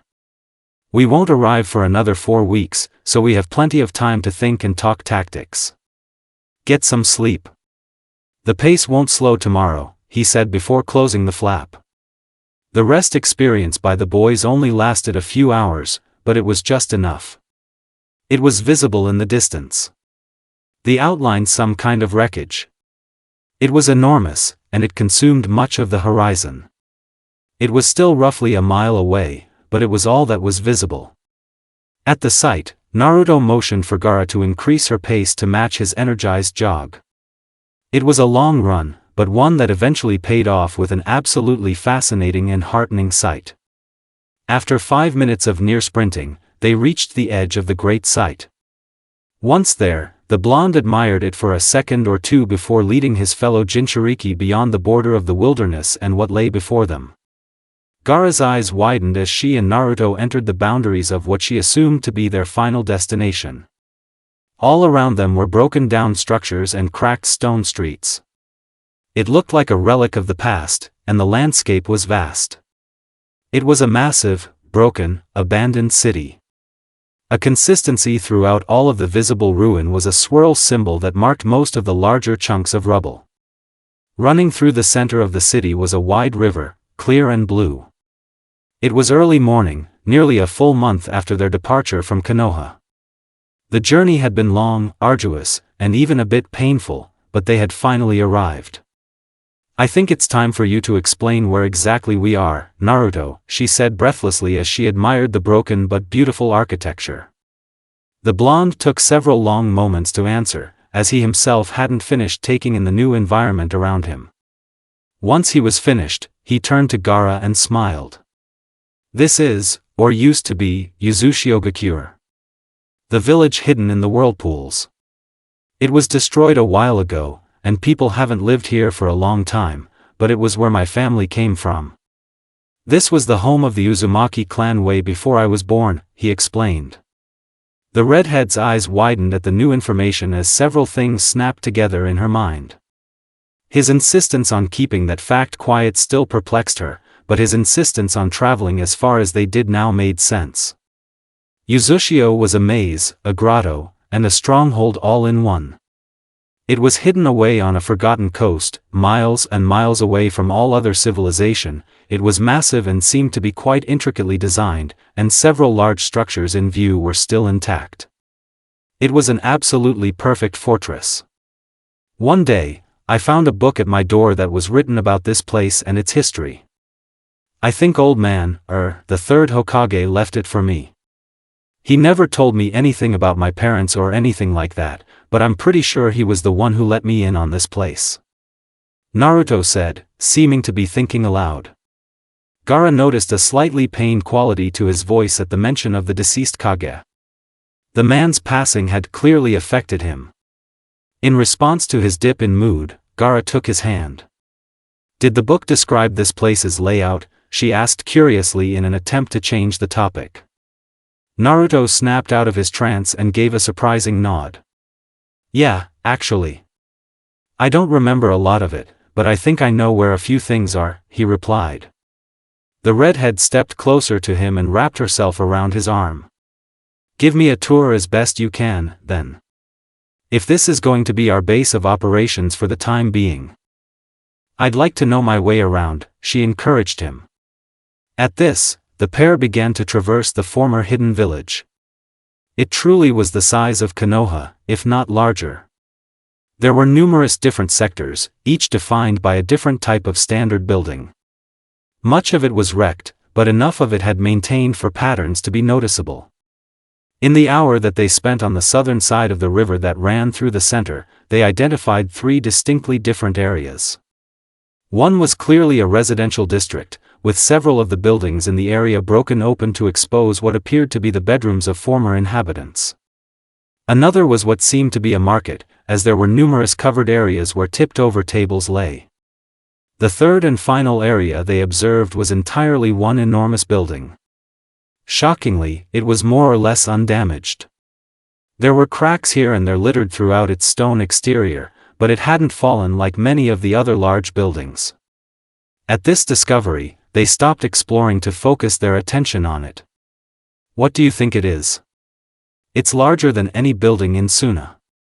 Gaara asked as she stared up and marveled at the structure's height. Naruto shrugged and gestured towards the large door. Only one way to find out, he said as he tugged his companion along towards the entrance. It took him several tries, but he was eventually able to force the door open with his free arm. With the door now ajar, the pair entered the building. Why answered the most obvious question of, what, immediately. Scattered across the floor in front of them and up 2 opposing staircases were books. Hundreds of them. They had been thrown from the vast shelves that occupied the distant walls of the building. It was a library, and an extremely large one at that. I feel so small in here. It's enormous. Gaara breathed, completely mesmerized by the aged store of knowledge before her. Naruto's reaction was no less mystified. It was awe-inspiring. The sheer number of books was staggering, and it appeared that there were multiple levels to the library. It took both of them nearly 5 minutes to fully grasp the sight. "Wanna look around, or should we save that for later?" Naruto asked. The redhead tightened her grip on his arm and stepped back, accidentally off-balancing the blonde. Once he had regained his balance, Gaara shook her head. "The sun has yet to rise, and this place is exceptionally large on its own. I say we make the most of our time and explore the other side of the river." "We have all the time in the world," she said. The former Leaf Genin smiled and allowed her to lead him out of the library. They then made their way to the river several hundred feet to the north of the enormous library. Upon reaching the edge of the river, they encountered a problem. "What's up? You look nervous." Naruto asked Gaara, who looked quite apprehensive about stepping any nearer to the water than she already was. It took the blonde no more than 10 seconds to deduce. Issue was. "You don't know how to walk on water, do you?" he asked. The former Suna Genin shook her head and shrugged her shoulders. "Other than the odd oasis, there are no bodies of water in the desert. It wasn't a skill I felt the need to learn. They taught it in the academy, I think, but I hardly attended past the first year," she explained. Naruto scratched the back of his head. "I'm guessing you don't know how to swim either. You could float yourself over with your sand, right?" "That could work," he suggested. The redhead thought for a moment. "Perhaps, but what if I lost my balance and fell in?" "We have no idea how strong the current is," she pointed out. Naruto gave her a humorous look. "You're trying to get me to carry you, aren't you?" he asked with a jovial grin. Gaara flushed red and glanced away from him. "Am I really that transparent?" she asked meekly. The blonde laughed out loud and scooped her up, causing her to squeak and reactively wrap her arms around his neck for support. "Yup. You're pretty easy to read for me at this point. Don't worry about it." "I don't mind," he said as he escorted her across the river. "I swear. That gourd is even heavier than you are." Naruto grumbled. Gaara gave an exaggerated pout and lightly knocked her forehead against his cheek. "We've been over this 1,000 times. I can't help that I'm little. I may have been bigger if I hadn't been born prematurely," she grumbled. They then reached the northern side of the river. Once they were firmly grounded, Naruto set her down and ruffled her messy red hair. "Yeah, well, you're still fun-sized. Don't sweat it. Makes carrying you easier," he said playfully. Gaara gazed up at him with pink cheeks and sighed. "At least it benefits us somehow." I do like being cradled, she admitted. After a few more light quips back and forth, the Jinchuriki set out to explore the second half of Uzushio. Just before they could enter the ruins, Gaara stopped. Naruto made it roughly 10 feet before noticing and glancing back over his shoulder.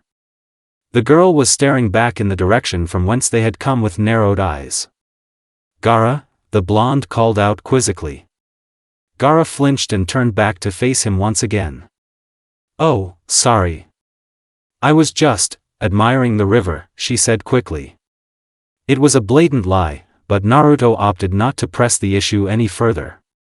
After all, there was a tremendous amount of exploration yet to be done. Naruto's eyes cracked open slowly as he was roused from his sleep by the passing of time. It was still dark, but it always was. The place in which he and Gaara had chosen to make their home lacked lighting, and sunlight was unable to reach it. That was because their current dwelling was underground. In the 2 weeks that had passed since their arrival in Uzushio-gakure, the pair had discovered a number of things. First of all, they had discovered the true scope of Uzushio's area. According to Gaara, who had apparently walked a lap around the entire city during one of her sleepless nights, it was 8 miles long and 6 miles wide, with a total area of 48 miles. It was a large settlement, and save for a few small animals scattered throughout, they were all alone. The second thing they had found was that the enormous library had a basement of sorts. Though, basement likely wasn't the right term. It was much more of a small, hidden chamber. It had clearly been lived in at a time, most likely by a librarian. It was equipped with a decently sized bed, a table, and several old lanterns that no longer worked. Overall, it had still appeared habitable, and given that the residential districts on either side of the river were mostly destroyed, it had been their best choice. In total, they had slept in the underground room 9 out of their 14 days in Uzushio. The bed was fairly comfortable despite its long retirement from use, and the chamber itself was quite warm when compared to the cold December air above ground. The only recurring issue was the lack of light. They generally spent their days exploring the village above, and retreated back under the library when the sun set, but waking up at a proper time was practically impossible. Sleeping or 1 hour felt the same as sleeping 12 when you had no light to tell you what time it was. At present, Naruto was contemplating this issue. He had just awoken, and he felt fairly well rested, but there was no real way to know if morning had come other than ascending to the surface. Doing so would likely cost him his ability to return to sleep if it was still dark out. There was also another predicament. Gaara was still very much asleep, and she had unconsciously latched herself onto his back while they slept. He was effectively being backpacked. Gaara had joined him in sleep 7 out of the 9 nights they had stayed underground, and each time had produced its own odd position upon their awakening. Naruto was always the first to wake up, and he had done so with Gaara draped on him in a number of ways. The first night, he had come to with his red-headed companion entirely attached to him with her arms wrapped around his neck and her legs hooked around one of his own. Several other times, she had simply rolled on top of him in the middle of the night. She was incredibly mobile while sleeping when unrestrained. The blonde found it to be endearing for the most part, which made it more a positive than a negative. As of now, though, it was something of a bother. The girl needed sleep more than almost anybody else, and peeling her off of himself would almost certainly wake her. If she were to awaken, she would almost certainly insist on following him about until sundown. For all that she was a gentle and loving partner, she was also greatly protective and possessive. She hardly ever let Naruto out of her sight if she could avoid it. It was both comforting and unsettling. "I'd get used to it, if I were you." "It isn't going to change," a voice rang from the back of Naruto's mind as he pondered Gaara and her habits.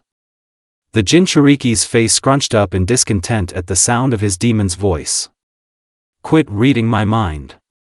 It gets old real quick," he grumbled back at the enormous fox. Predictably, the response he was given was a mocking laugh. Patronizing as always, the beast took his sweet time responding. "My point is this, you're trapped. If you ever begin to have second thoughts about that girl, don't think you can just walk away. This is your life now. She is your life now. I've seen types like her before. They don't let go of why consider theirs easily. Most of the time, not at all, he said. Naruto scoffed at the dark being. What do you know about people? All you do is destroy them, he asked sarcastically. He could then feel the demon shifting around within his mind. I'm an ancient being, my naive vessel. I have inhabited countless people across the ages, and I've roamed the globe. I know the human race well, and I've conversed with an endless number of you apes. She's of a specific class. I think the right word would be parasite. One who clings and drains, he said. Naruto scowled and tried to push the dark being away to no avail. Why does everybody say that kind of thing?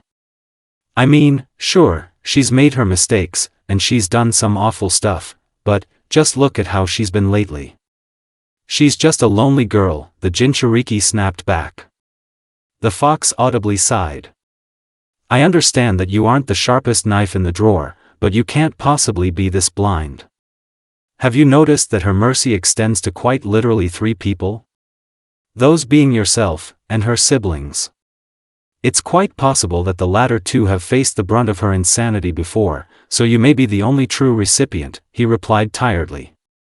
The former Leaf Genin furrowed his brow. What are you getting at? Quit being so vague about this, he questioned, sounding quite puzzled by the implications of the demon's point. Let me answer your question with another question. If a person's morals only show themselves when it suits their desires, does their morality really exist at all? She's been fairly transparent about the way she feels about human life. It means practically nothing to her. You alone stand in her good graces, the fox said, fully expecting a fiery reply from his container. Much to his surprise, no such thing came. When it didn't, he filled the silence. It's all up to you, in the end. I feel much the same about people as she does, but I know that you don't. I won't say too much, but you'll soon get your chance to choose. Push comes to shove, you'll be reminded of who she is without you to sate her, he said before disappearing into the deepest depths of Naruto's mind. For several minutes, the blonde lay still with Gaara's body pressed to his back. Try as he might to deny it, he knew all too well that the redhead was a criminal. He knew that she was a killer. And yet, he loved her. A small part of himself loathed it, but that self-hatred was still overridden by his affection for the petite girl who he had met in the forest. He had come to know her, learned to understand her, and, in the end, he had slept with her. It had been tumultuous and bloody, but she had won him over. There was no disputing his feelings. They were perfectly clear. There's no point in caring about what she's done anymore. I made this bed, so I'm gonna sleep in it, he swore to both himself and Gaara. At this, he turned around and faced his lover. He then leaned forward and softly kissed her lips. When he lightly pulled away, he saw her eyes flutter open in the dark. Is it time to wake up? She asked with a sleepy, half-lidded gaze. Naruto shrugged his shoulders at the question. No idea. Can't tell what time it is down here, he replied. Gaara then locked her hands behind his back and pulled their bodies together. She was now flattened against him under the covers with her face hovering centimeters from his. In that case, let's just stay like this. Now, kiss me till I pass out again, she said. Before Naruto could accept or refuse, the redhead covered his mouth with her own. For all that she was soft and gentle with him generally, she was a domineering kisser. Even while half asleep. This is your life now. Esachi is your life now. The fox's words rang loudly through Naruto's mind as Gaara indulged herself on his lips. This was what he would wake up and fall asleep to for the rest of his life. The taste of blood. An ever-present reminder of who exactly this oh-so-sweet girl was. A daily gut check. Soon enough, Gaara messily removed her lips from his and wiped them clean with her wrist. So addicting. She murmured before closing her eyes and beginning to breathe evenly. As he watched her drift away into unconsciousness, Naruto made up his mind. He enjoyed the taste of blood. It was never going to be enough, Sasuke.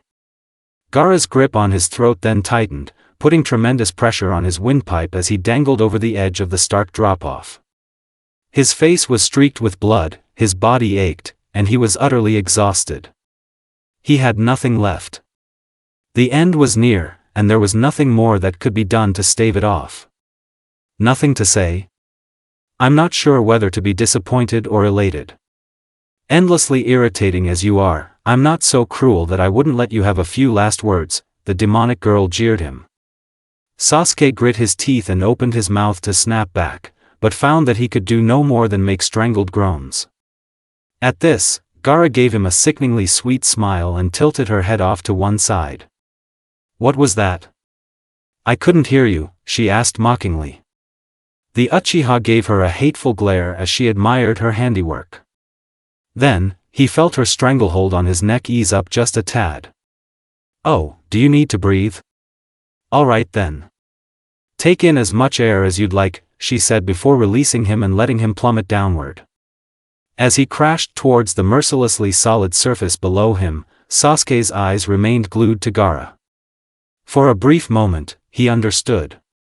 He had once been told that evil came in many forms, and that was a lesson he had learned the hard way on the night of the massacre, but now that teaching had returned to haunt him.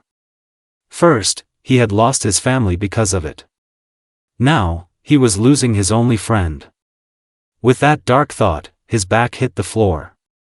Sasuke snapped awake and sat up straight. He was in a cold sweat, and he swore he could feel her bloody hands on his throat. His heart was racing at a horrible pace, he was shaking slightly, and most of all, he was shaken mentally. Nightmares were commonplace for him. They had plagued him from a young age that predated the massacre of his clan. But this had been horrific. Dreams tended to bounce right off of him, since they usually held no real meaning and were fairly random thematically. Unfortunately, this most recent nightmare had been anything but off-topic. It had been vividly realistic. Every squeeze on his neck, every drop of blood that ran down his face, it had all felt so intensely real. Heaving a heavy sigh, Sasuke threw his blanket off of him and exited his tent. It was still dark out, and the air was bitter cold. Winter was coming, and it was coming quickly. 14 days still lay between the inevitable clash between himself and Neji and the pair of Jinchuriki, and there was bound to be snow on the ground by that time. It was fitting for such a potentially negative encounter to take place in the cold. For all that there was potential for a resolution, the chances of it all going horrifically wrong were significant. A number of things had to go perfectly for the mission to be a success. Most importantly, Gaara needed to be suppressed, but not killed. The task of overcoming her in combat was within reach, or at least, Sasuke believed it to be. She was more powerful than he was, but she was susceptible to fairly basic works of trickery. She was smart given enough time to adjust, but she tended to take quite some time to figure a way around a problem. The issue was that any mistakes at all on the Uchiha's part could cost him his life. He needed to walk a fine line, and he needed to walk it perfectly. Allowing the fight to devolve into chaos would be suicide. He would need to cripple her rather than kill her. Gaara dying would be disastrous for the mission. With her gone, Naruto would likely become impossible to convince, and he was far too strong to force into surrender. It was a difficult problem.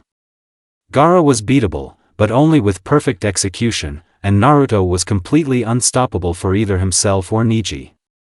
Sasuke smirked. It would have been infinitely simpler to simply send Guy or Kakashi after them, but doing so would have been a poor look.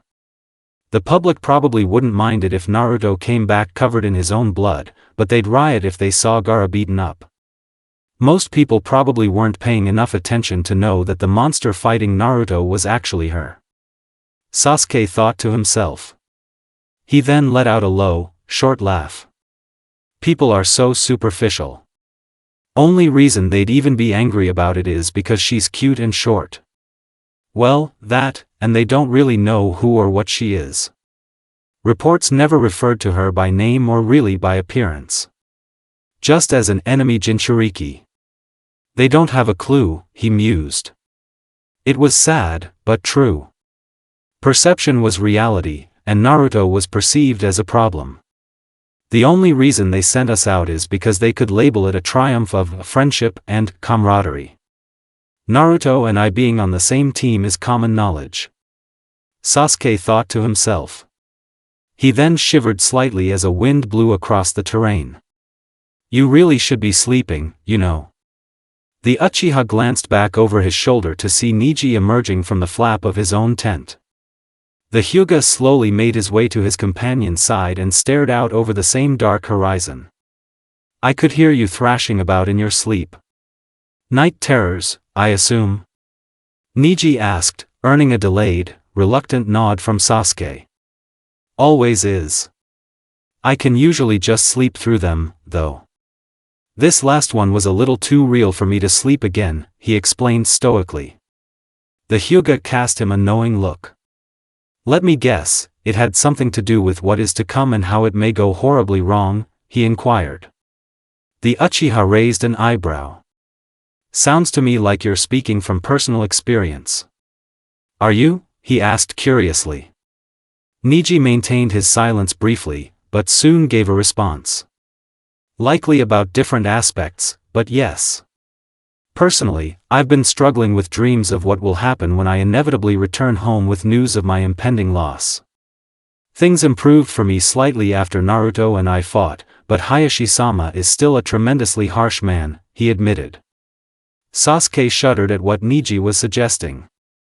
Hayashi Hyuga was infamously proud and taciturn. Facing punishment by his hand would be ish. That sounds rough. I don't know what that would be like, but I'm gonna guess that it probably isn't fun. Sasuke said awkwardly. The Hyuga shrugged his shoulders. I've grown used to it. I despise plenty of things about my life, so it sort of blends in past a certain point. What have your dreams been about? He asked, changing the subject smoothly in the process. I keep dreaming about Gaara. About what she might do to me. I feel ready for her, but I still can't shake this feeling that I'm not, he said honestly. Neji put his hands in his pockets to shield them from the wind. Do you fear her? I certainly wouldn't blame you. What she did to you last time was horrific. You have every right to be afraid, he asked. The Uchiha's hands curled into fists and tightened to the point of numbness. It's more than that. I'd be lying if I said facing her again doesn't make me nervous, but I'm also becoming less and less sure of what I'm really fighting for, he said. At his words, a sudden ray of sunlight pierced out from the horizon. The sun was rising. I've been getting that feeling from you for quite some time. Maybe I'm stepping out of line by saying this, but I feel as though you're more invested in punishing Gaara than you are in retrieving Naruto. Neji said. Sasuke didn't respond. Instead, he simply stood in silence. He was fighting within himself.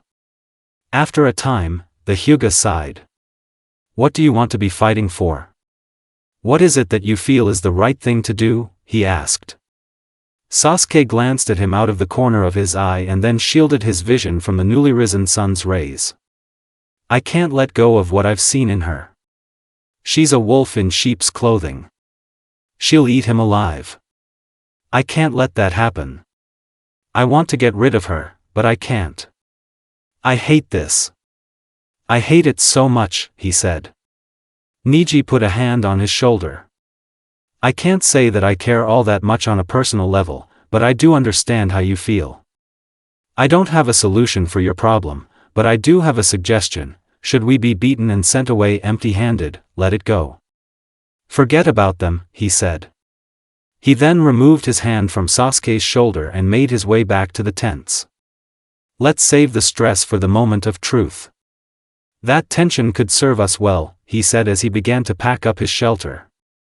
Though it took him several minutes, Sasuke eventually followed suit.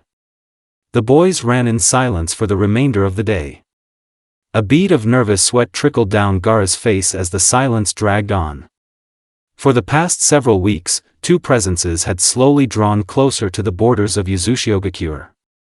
At first, they had been too distant to identify, but the more the gap closed, the clearer their signatures became.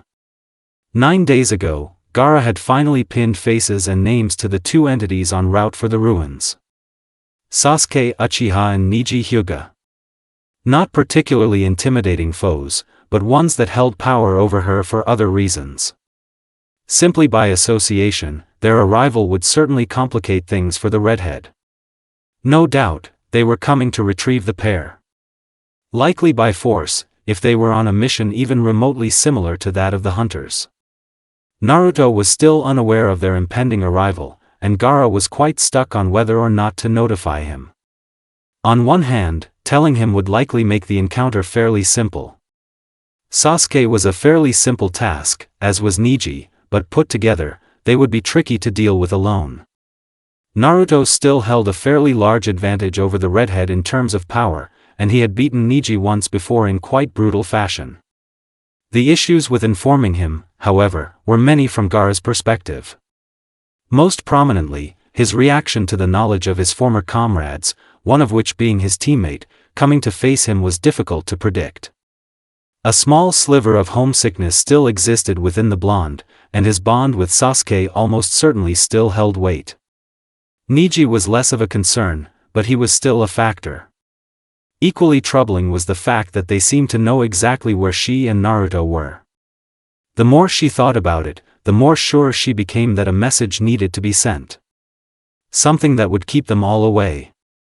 Something that would force all to leave her alone to enjoy a life with Naruto. The world was once again doing its best to tear down any foundations of happiness that she had found the strength to build.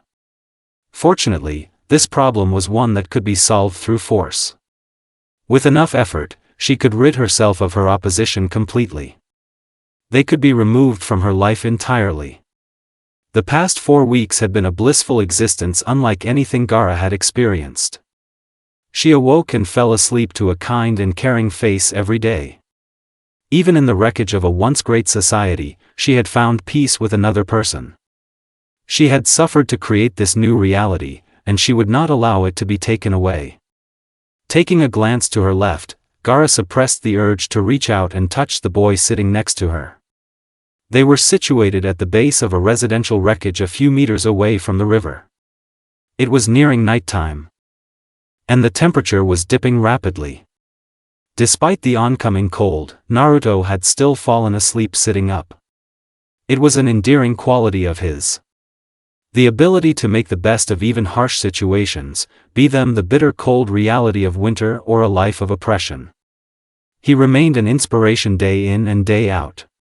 "Let's get you to bed, Naruto," Gaara muttered. She then stood up and reached down to pick him off of the ground. It took a considerable amount of effort, but she eventually was able to sling him over her shoulder. Somehow, he was still asleep. It was roughly an 8-mile walk to the library, which was convenient given that the river was their lifeline. Every day, they caught the fish that dwelled in the river, and the water was clean enough to drink. Overall, it was a dull diet, but one that worked well and was unlikely to fail them. "Why must you be so heavy?"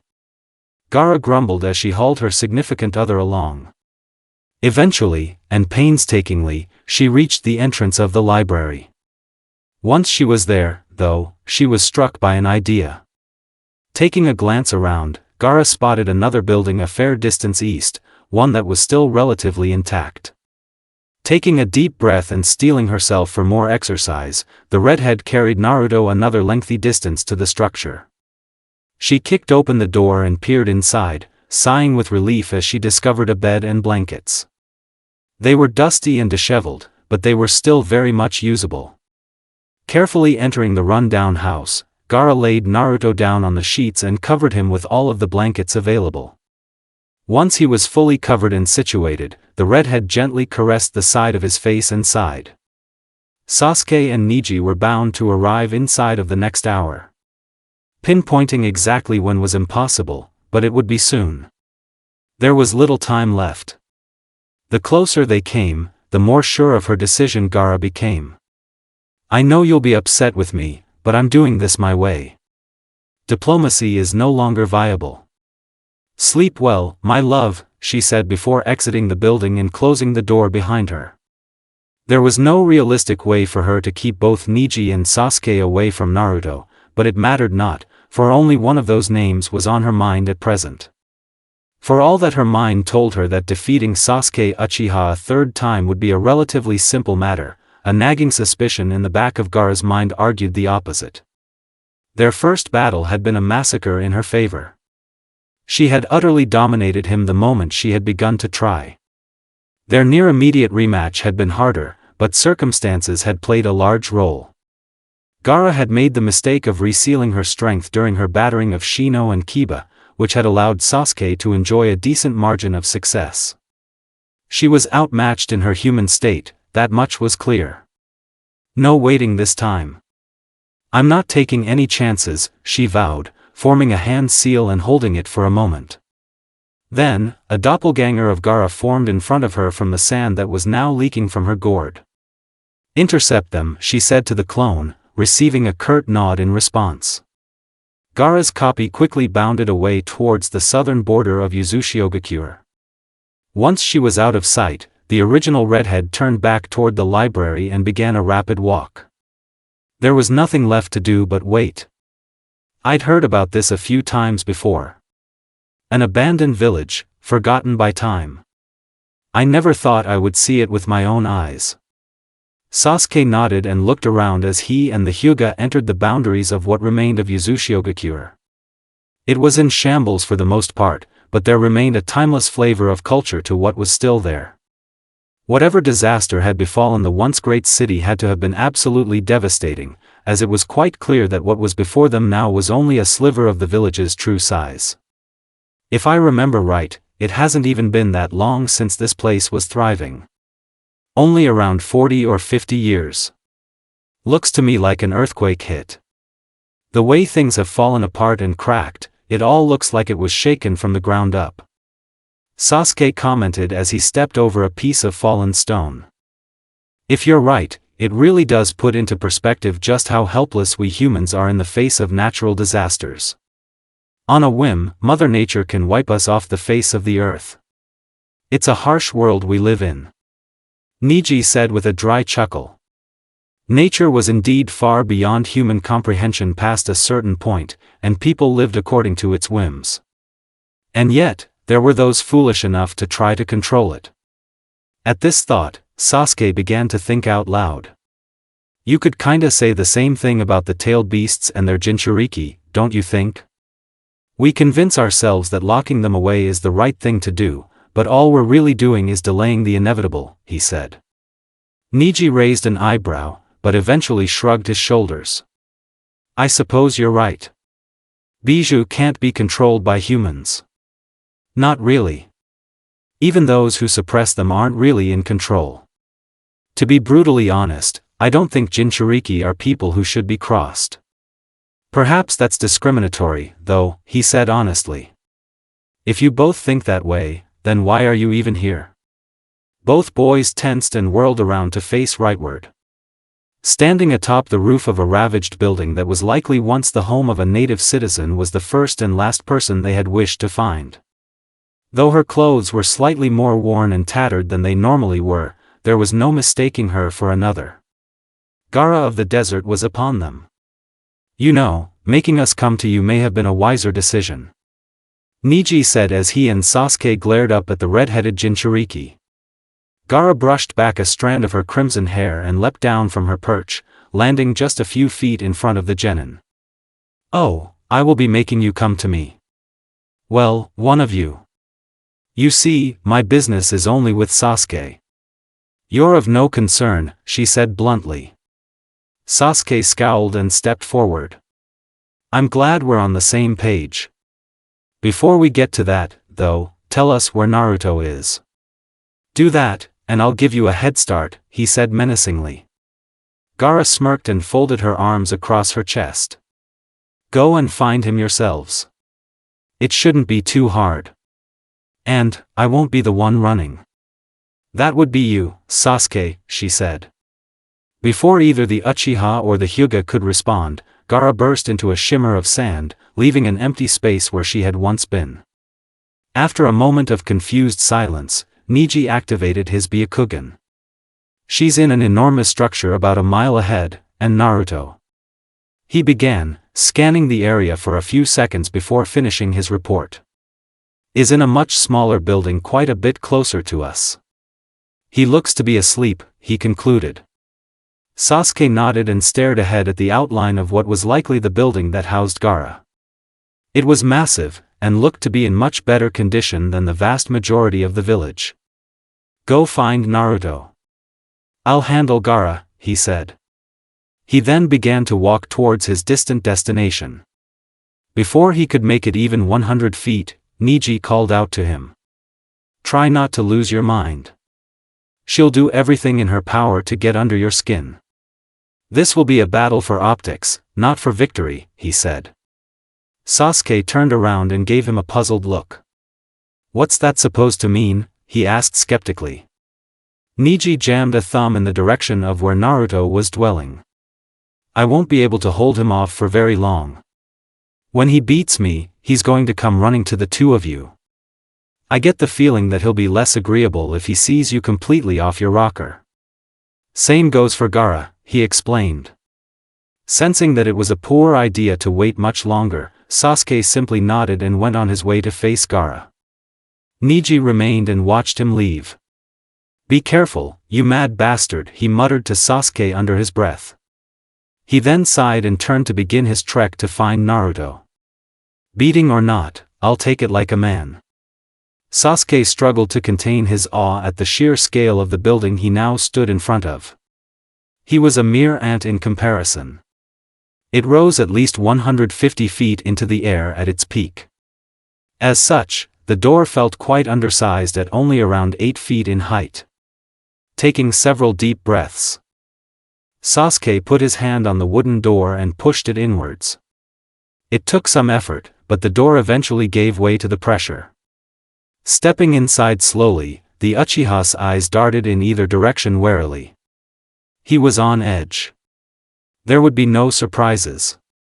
His senses would not allow it. Slowly but surely, he made his way to the center of the bottom floor. He could feel Gaara's presence vividly. She was nearby, practically on top of him. It was an unnerving pressure that he had felt twice before. Unlike those two previous encounters, however, this was premeditated. He wanted to be here. He had thought of nothing else for the better part of 2 months. Come out, Gaara. Don't make this any more tedious than it needs to be, he called out into the enormous building that seemed to be a library. For the majority of the next 60 seconds, he heard no response. Just as his frustration was beginning to build, a voice rang out from above. I suppose I shouldn't keep you waiting any longer. It's not as though I haven't been consumed by the prospect of you coming to ruin everything too, came Gaara's voice. Sasuke dragged his glare upwards and to his right, where he spotted her descending one of the 2 stairwells. Though it was difficult, the Leaf Genin kept his calm as she calmly stepped down onto the book-ridden stones of the floor. She was now only a few meters away from her, allowing Sasuke to get his first good look at her since his arrival. She was more or less identical to how she had been at the border of Konoha, but her hair was slightly longer, reaching down to her shoulders with the same messiness. Her eyes were also somewhat bloodshot. Don't get it twisted. I'm here to fix things, not ruin them, the Uchiha snapped back. Gaara's blank face morphed into a snarl in the blink of an eye. You aren't fixing a thing. All you're doing is trying to drag us back to a society that wants nothing to do with us. You know as well as I do that Danzo wants nothing more than to weaponize Naruto. Is that what you want? She demanded through bared teeth. Sasuke remained unflinching. About that, actually. You probably aren't aware, but Danzo was found dead in his quarters more than a month ago. He's a non-factor. There's no reason for Naruto to remain out here, he said. Gaara's eyes instantly widened to saucers. Not bothering to wait for her to respond, the Uchiha spoke once more. Looks to me like that's what you were hanging your hat on. The war probably isn't going to happen either. Konoha and Suna are set to have a meeting soon. Chances are, they'll come to an agreement. There's no ground for you to stand on here. This was never about the war. Not for you, anyway. This was and always has been about Naruto, he said, his tone accusatory. Gaara's eye twitched. And so what if it is? Is it too much to ask that I be left alone with the boy I love? She growled back. Sasuke's expression shifted through several different extreme emotions as he processed her words. First, confusion, then understanding, soon followed by disgust. Shut the up. You don't know the first thing about loving a person. I doubt you even can. All you know how to do is slaughter. If I hadn't stopped you, you would have killed Naruto in his sleep. Drop this sentimental. It doesn't suit you, and it isn't real, he said. The redhead's hands tightened into fists. You're going to regret coming here. You've been a thorn in my side from the very beginning. I'm going to kill you this time. I won't let you rip him away from me, she hissed. Her eyes were now a burning gold color, and her canines had lengthened into fangs. Her body was exuding a dark chakra that Sasuke could practically see. He was ours first, Gaara. You stole him away by manipulating him and tearing his life apart. You aren't defending what's yours. You're just trying to keep him isolated. Sasuke said as his Sharingan manifested in his eyes. I deserve something. I don't care who I hurt or what I had to do. He deserved better, and so did I. I'll go to any lengths necessary to make a life worth living.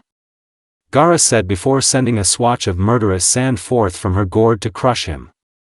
Sasuke easily evaded the assault and punished her by closing the distance between them and driving his left knee into her solar plexus.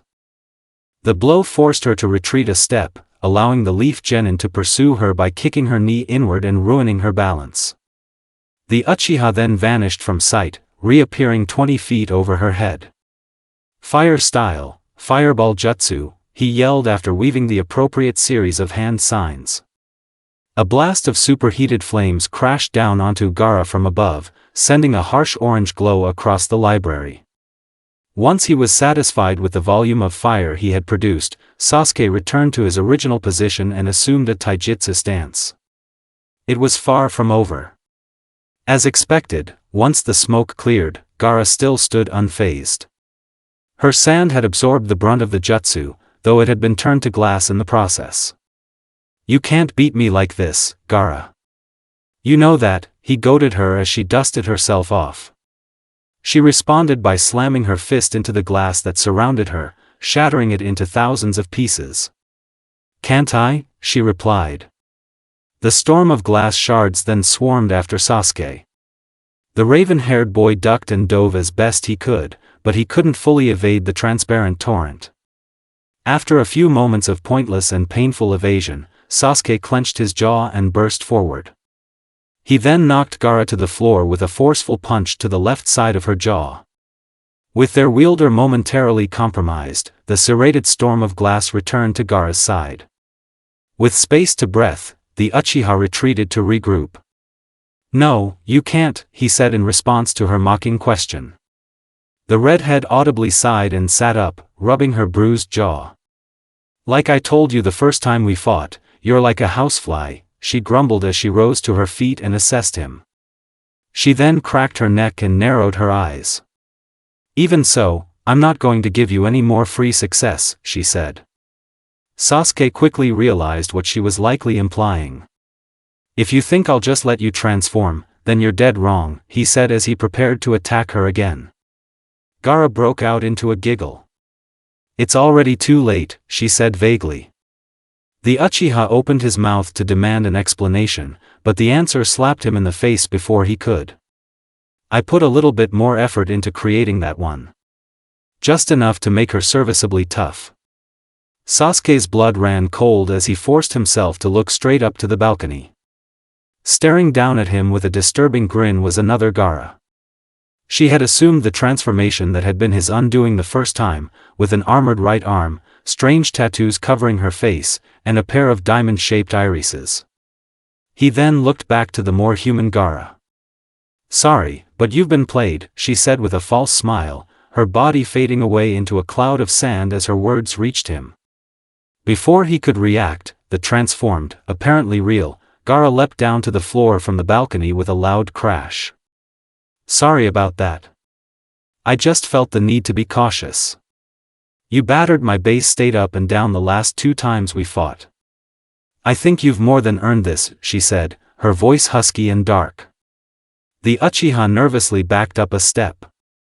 "How did you transform that quietly?" he asked. The redhead gestured towards the upper floor from whence she had come. "There's a hidden ladder behind a bookcase that leads to an underground chamber. It's where Naruto and I have been sleeping at night to evade the cold. It also happens to be soundproofed," she explained as she stalked forward. A dark look then overtook her features. "I'm not going to take my time like I did before. I'll bury you here," she said. Sasuke swallowed the lump in his throat and drew a kunai. A moment later, Gaara charged. Sasuke ducked down reactively, narrowly avoiding a broken neck as Gaara's right arm swung through the space where his skull had once been. The force of her charge was considerable, as even though he had avoided damage more or less entirely, he could still feel the wind whip through his hair. Taking a sharp pivot on his rear foot to face her once again, Sasuke drove a straight punch into the back of her head while she whizzed by. Though the strike wasn't anywhere near powerful enough to inflict any kind of lasting damage, it did knock her off balance by making her lurch forward. The redhead skittered onto her hands and quickly regained her bearings quickly. She then whirled around and re-engaged immediately. The message was clear: there would be no breaks. It was either adjust, or be killed. Unfortunately, Sasuke was unprepared for such a rapid assault. He was hardly able to brace himself before Gaara slammed her entire weight into him and launched him back across the stone floor. The impact was horrific, but Sasuke remained alert enough to catch himself as he hit the ground. As expected, the next charge came a split second later. This time, however, the Uchiha was prepared. Rather than retreat or pivot away, Sasuke planted his feet and intercepted Gaara's entry into his distance. With all the force he could muster, Sasuke slammed his right elbow into the redhead's oncoming temple. The blow stopped Gaara in her tracks and forced her back a step. Ignoring the numbness in his right arm, the Leaf Genin stepped forward and struck Gaara across the jaw with his right hand and rolled underneath her wild counter to the same side. He was then saved by his reflexes, as his body unconsciously brought up his left forearm to block his face. His guard was then struck by the Jinchuriki's weaponized right arm. Despite his successful defensive maneuver, the sheer power with which Gaara had struck him sent him staggering back. "She's definitely swinging harder than she was last time. I can't even afford to block," Sasuke thought to himself, barely hanging on to his composure.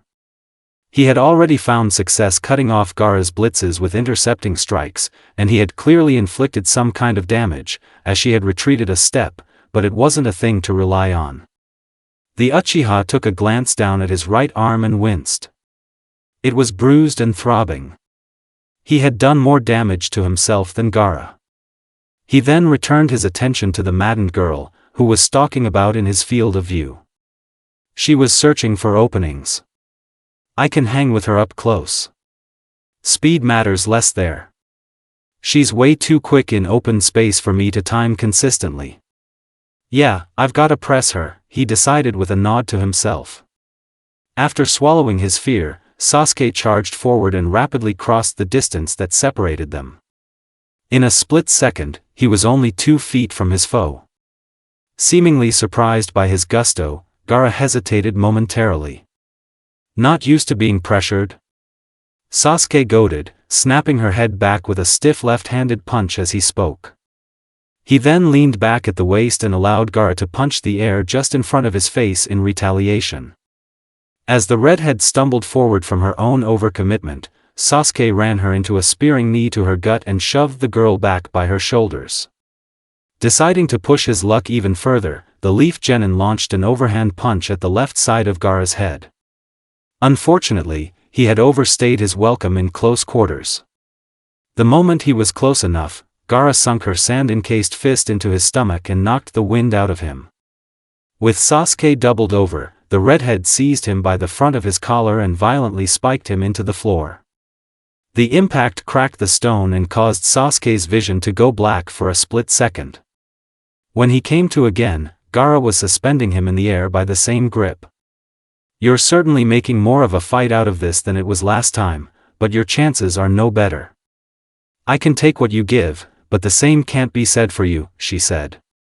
Sasuke replied by slamming his knee into the bottom of her chin to make her drop him.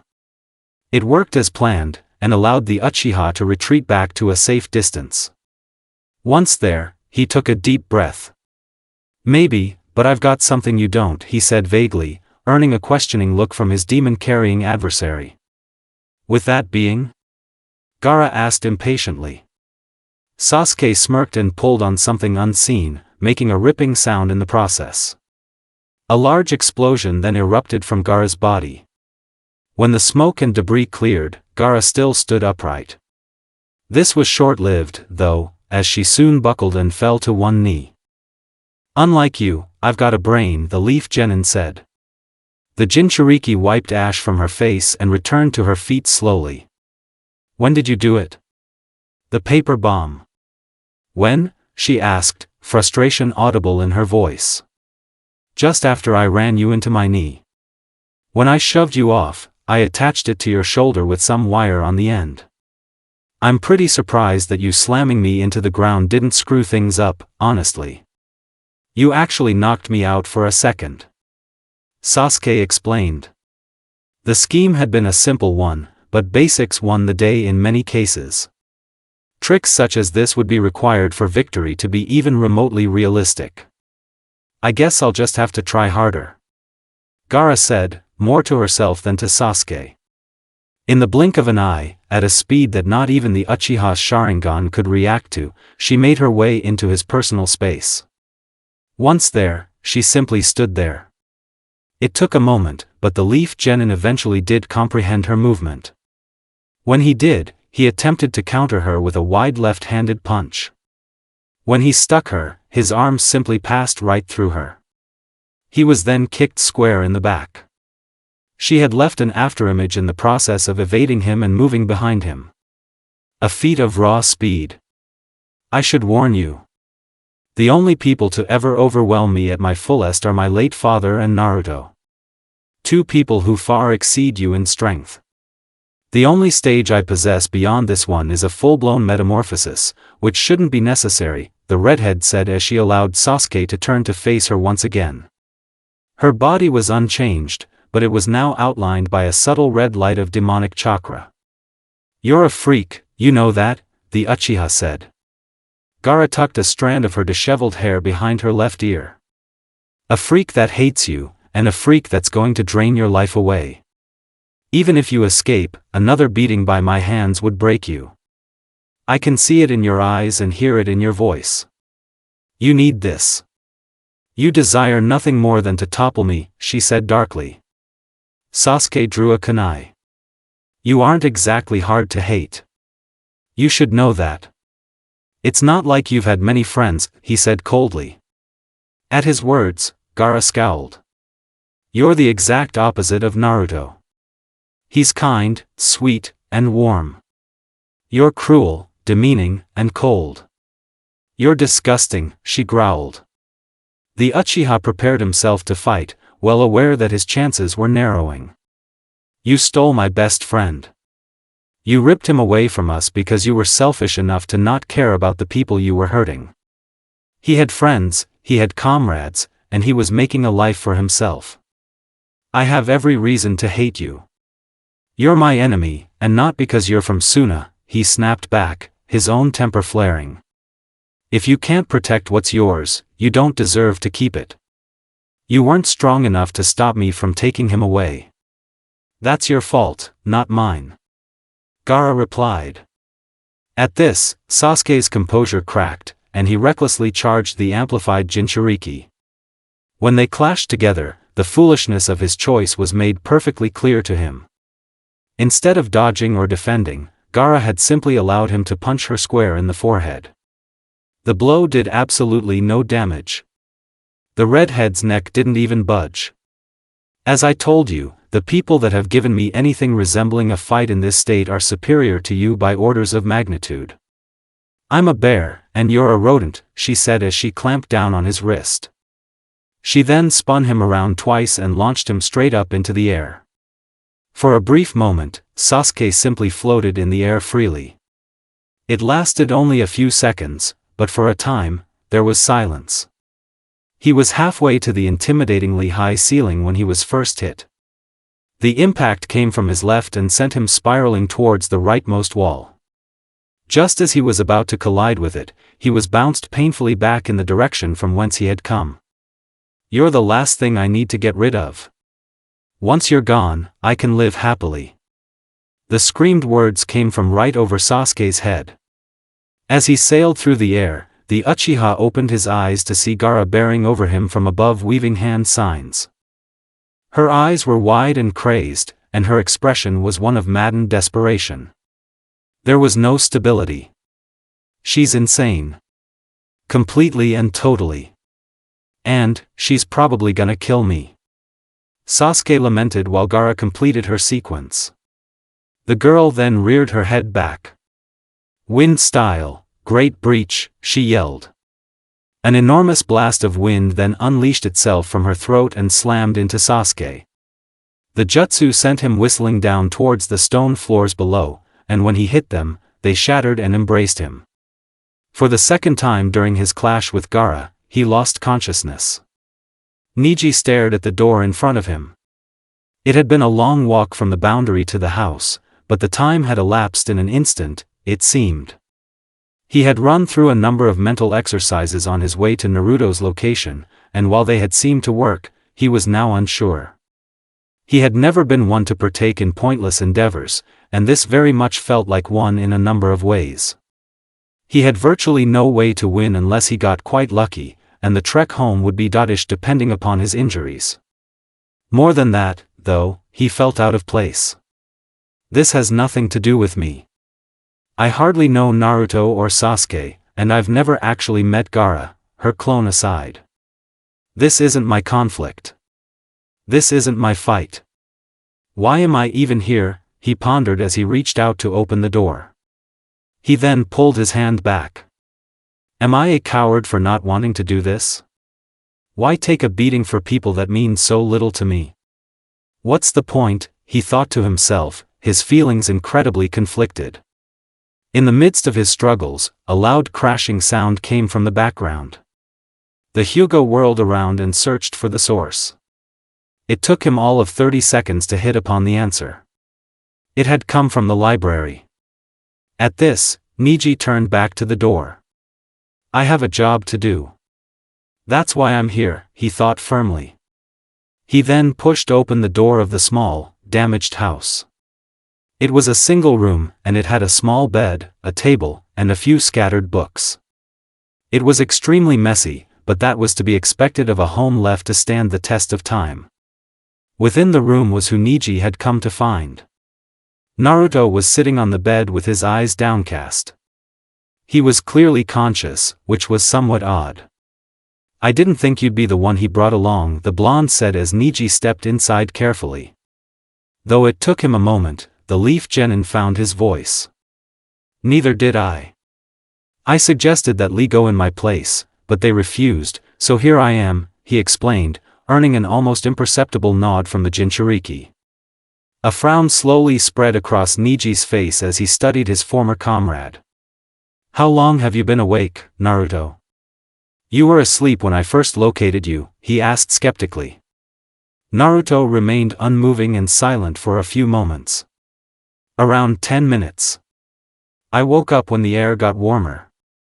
I don't know how or why I'm in this house, but I have a few ideas, he said, sounding quite unsure of himself. You may not be a censor, but you know what's going on. Don't be coy. You also know who put you here. I'm sure you know why as well. Neji said, quite irritated with Naruto's feigned ignorance. The Jinchuriki looked up at him and stood to his feet. "What's your point?" he asked, earning a look of somewhat shocked confusion from the Hyuga. Niji gestured behind him in the direction of the library. "If you're aware of what's going on, why aren't you trying to intervene? You're the strongest thing on this coast by a mile. Even if in support of Gaara, you could end the conflict in an instant," he asked with rising intensity. The Hyuga's indignation was a surprise to both of them. "That isn't my business. That's Gaara's fight to win or lose. I've got no right to step in," Naruto said. Niji scowled and took a step forward. "Not your business? Sasuke is your friend. Your teammate. Gaara is your companion, and, from what I've been able to infer, your lover. Why on earth are you being so impartial?" he demanded. The blonde frowned back. "Why should I have to choose when they're already fighting?" "I'm not picking sides," he replied defensively. The Hyuga's face contorted in disgust. "Are you kidding me? They were always going to fight. They're after the same thing. They're both here for you. You were always going to have to pick a side. If you don't, they'll make a decision for you. Is that what you want?" he questioned. Naruto opened his mouth to snap back, but shut it again. "You put yourself in this position, Naruto. You ran away, and you took her along with you. Did you think Konoha would simply leave you be and let you wander? This was inevitable," Niji said. When the blonde once again didn't respond, the Hyuga shook his head. "At first, I didn't understand why Sasuke despised the notion of you being left alone with Gaara so much. I thought it to be an overreaction. But looking at you now, I understand.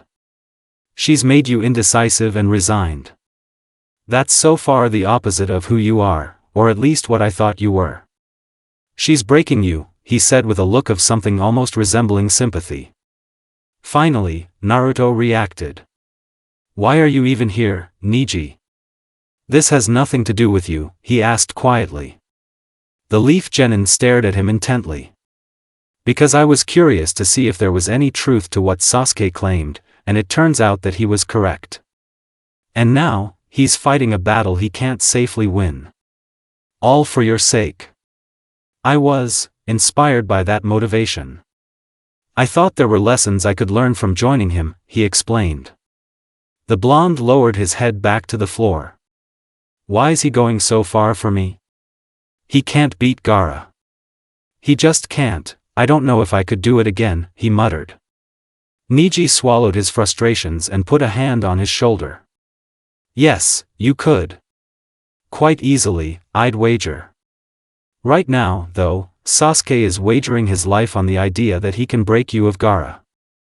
I can't control who you choose to side with in this fight, but I implore you. Pick a side to fight for. Don't sit idly by and twiddle your thumbs," he urged the blonde. "Give me some time. I'm just, really stuck. I know what I want to do, but it feels wrong," Naruto said. Niji shook his head and turned around to exit the building. "You don't have time. If you know what you want to do, come and stand behind that. Neither one of them are going to let up. There'll be a dead body before you come to any sort of concrete decision," he said, taking a deep breath a second later. "I know what side I'm picking, though. I'm going to go help Sasuke." Sasuke slowly regained his senses. He had been knocked out again. For how long, he knew not. It clearly hadn't been excessively lengthy, as he was still very much alive. The first thing he saw as his vision returned to him was, unfortunately, Gaara's form looming over him. He was in the base of a small, stony crater, and the redhead was standing over him. "I'm shocked that didn't kill you. It was supposed to. I put a good deal of effort into that," she said, reaching down towards him as she spoke. She then took hold of his shirt's front and plucked him from the rubble. Being suspended upright in the air caused a gash that had been opened on his forehead to bleed down into his eyes. After blinking numerous times, the Uchiha felt the pain come rushing through his body. You're comically tough. Only a few of your ribs are broken. I guess relying on gravity to smash you wasn't the most efficient of choices. Gaara said.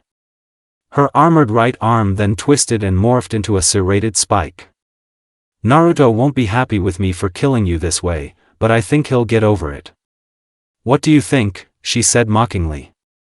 At the mention of Naruto's name, Sasuke's temper reignited. The sound of Gaara saying his name brought him rage. It was the tone more than the name itself.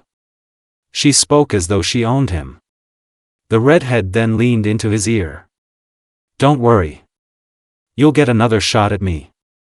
We'll see each other again she whispered. She reared back her bladed arm and thrust it forward toward his abdomen.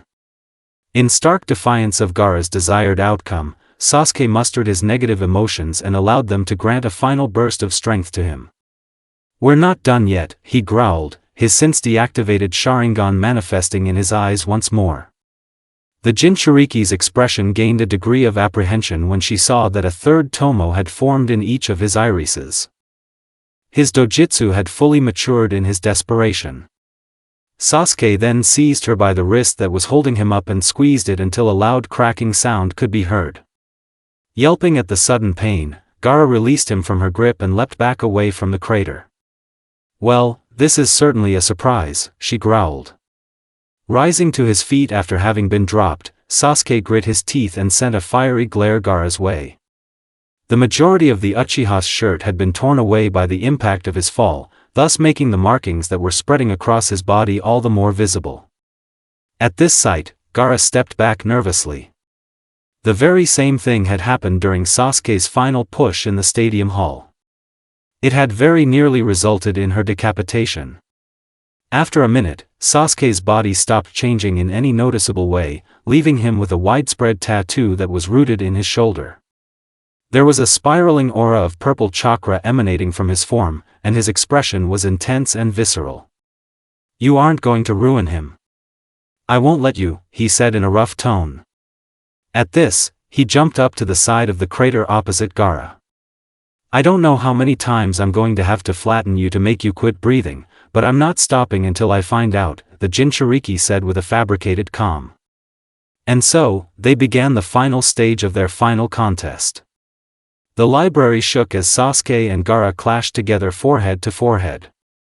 The leap across the radius of the crater had provided great momentum for both combatants, and had resulted in a monstrous impact.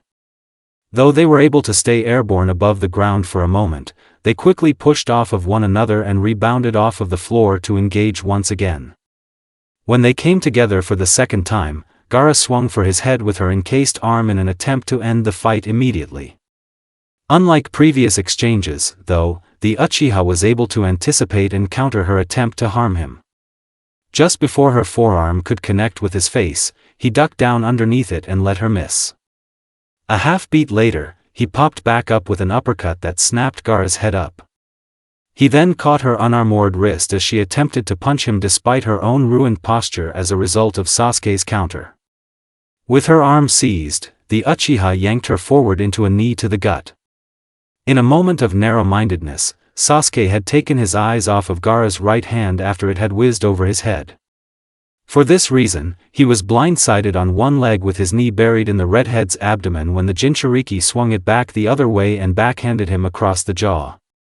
Due to having been unaware that the strike was coming, Sasuke was stunned and knocked to his rear end by the crude blow.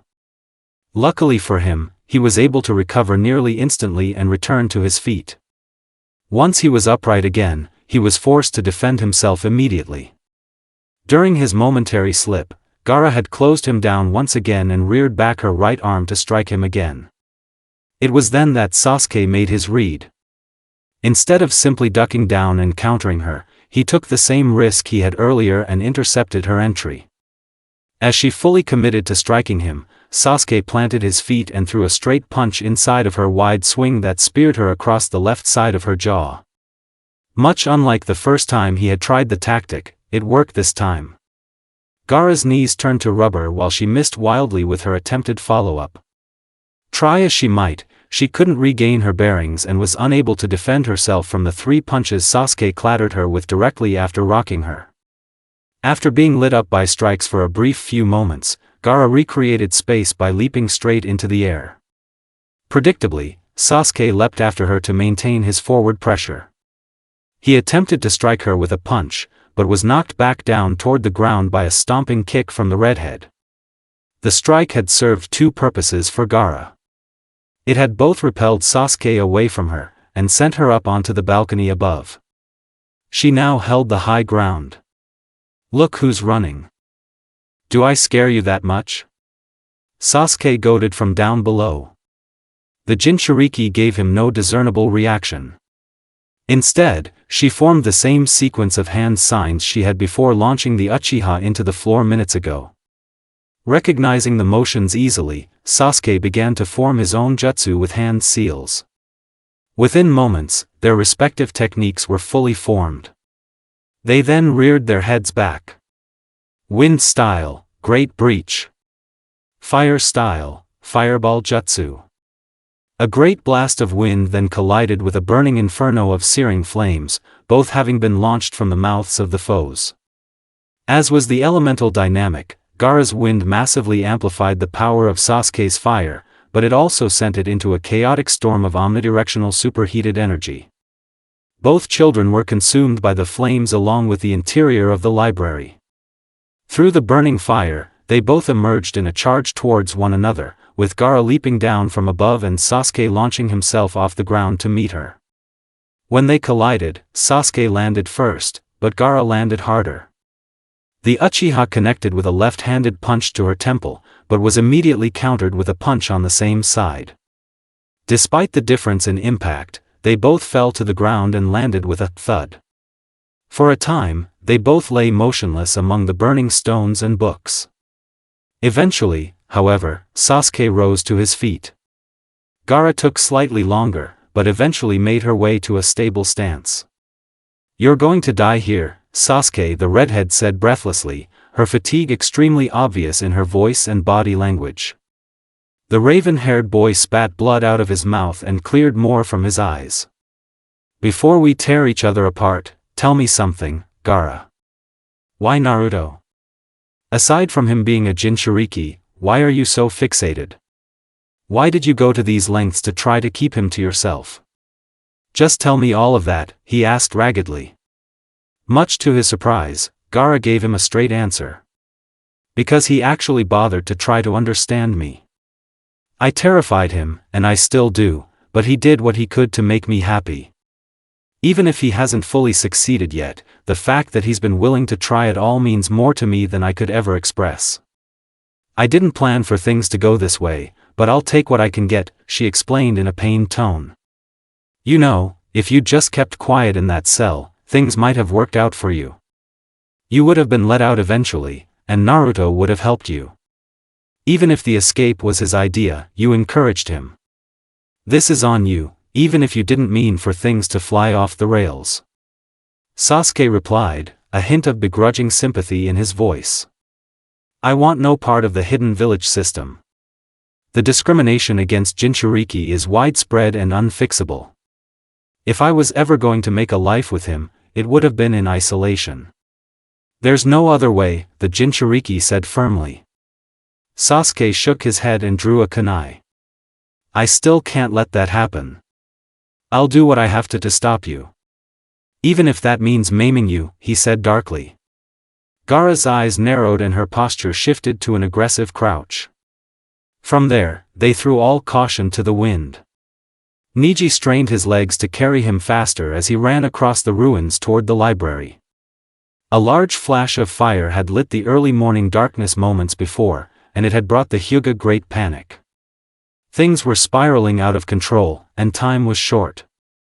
There was little he could realistically do to assist Sasuke, but he would try regardless. From what he could feel, Sasuke had somehow managed to close the gap in strength rapidly.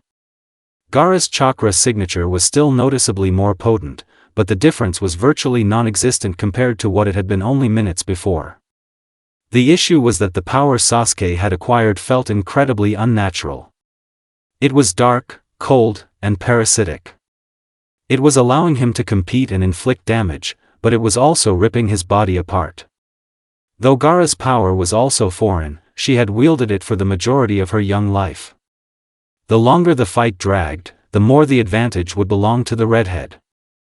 Unfortunately, the Hyuga found himself unable to run any faster than he already was. It would still take him nearly 5 minutes to reach his destination. As thoughts of what could go wrong swirled in his mind, something came into the view of his Byakugan from behind.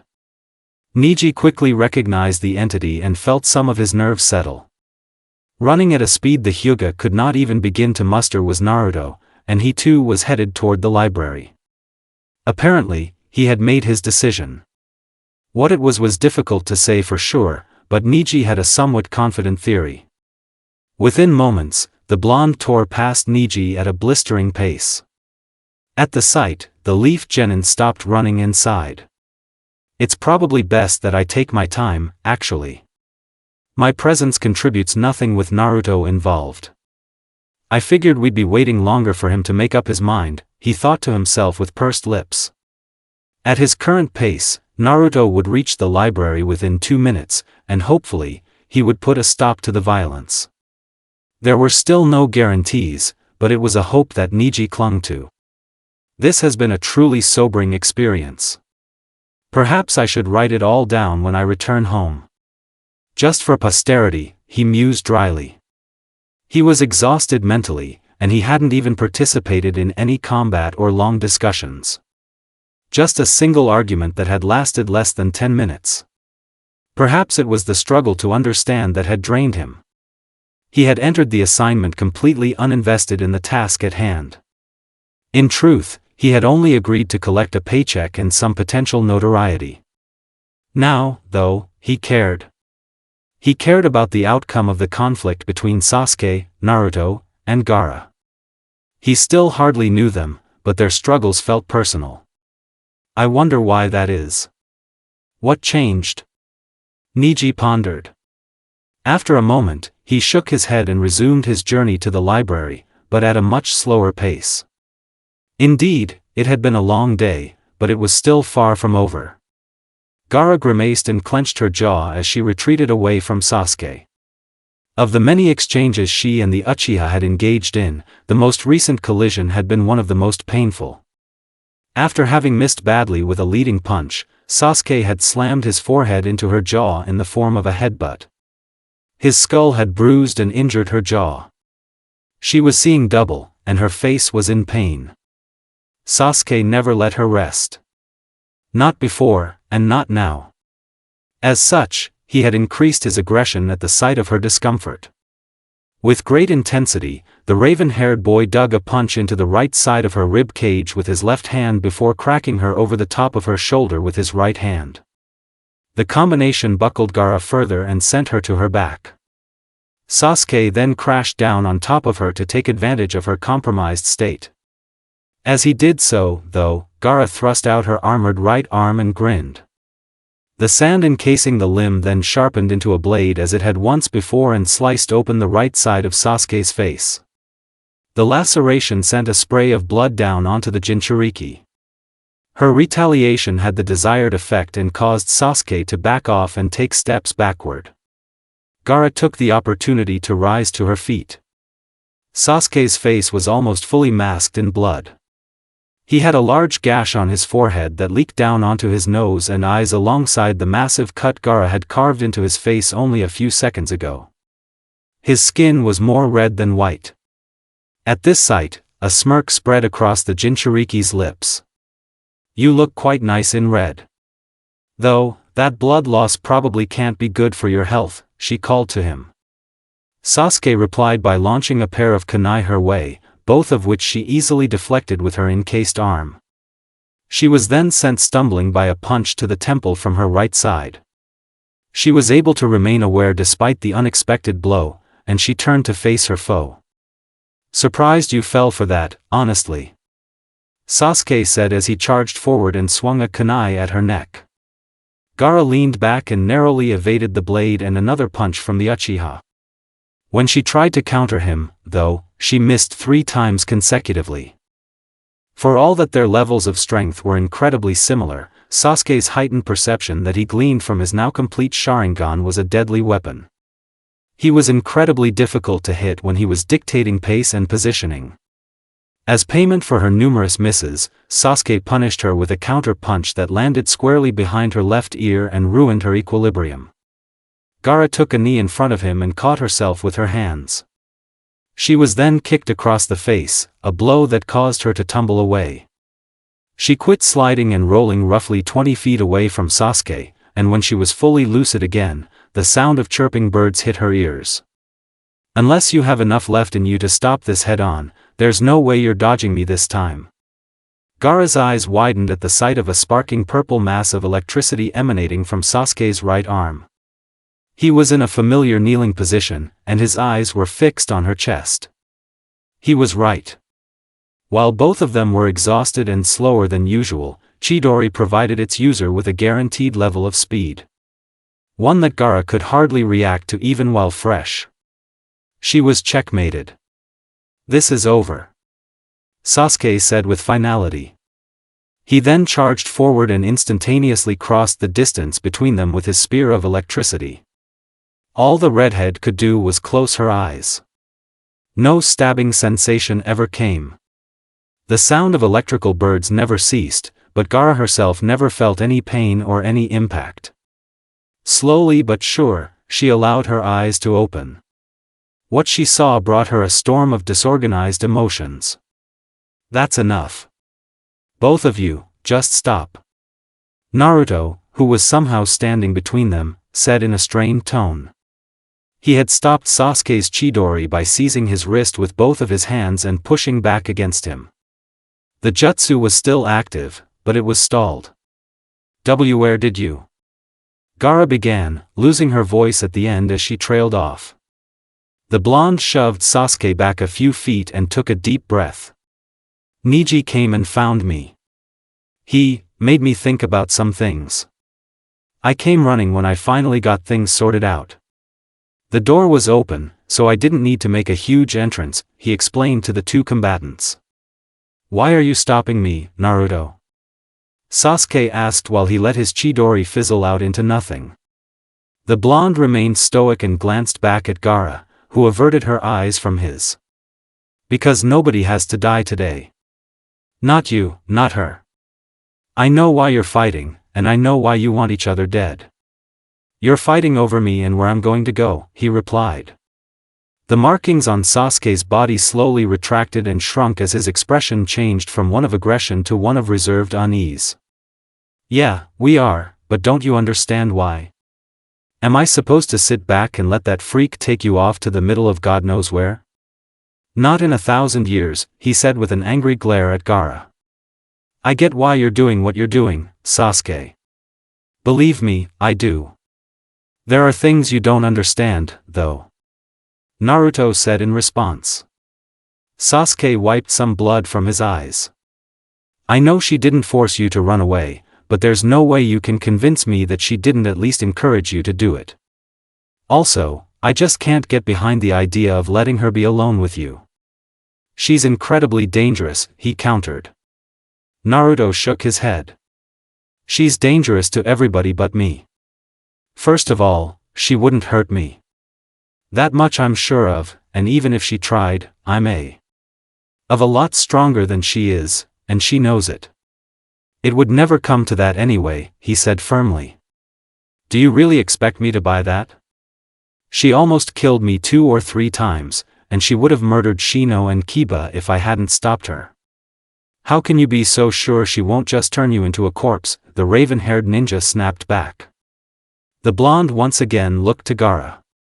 "I know that she's cruel and violent with most people, but I'm completely sure she wouldn't and won't hurt me. I know you haven't ever seen it, but she has feelings, and she can be gentle. You just weren't ever going to be in any position to understand that. It isn't your fault at all." "But still," he said a bit more quietly. Gaara, who had been silent since Naruto's sudden arrival at the scene, finally spoke. "I love him dearly. I fought you to keep him from being taken from me, that's true, but not because I wanted to hurt him. I would never. I'd rather die, she said. Sasuke's eye twitched. That can still be arranged, he growled. Naruto immediately stepped forward and allowed his eyes to shift from blue to red. Unless you think you can take me down, don't try anything. I just want the fighting to end, he said dangerously. Well aware that his chances against the blonde were utterly non-existent as he was now, Sasuke sobered somewhat. I still can't forgive her for what she's done.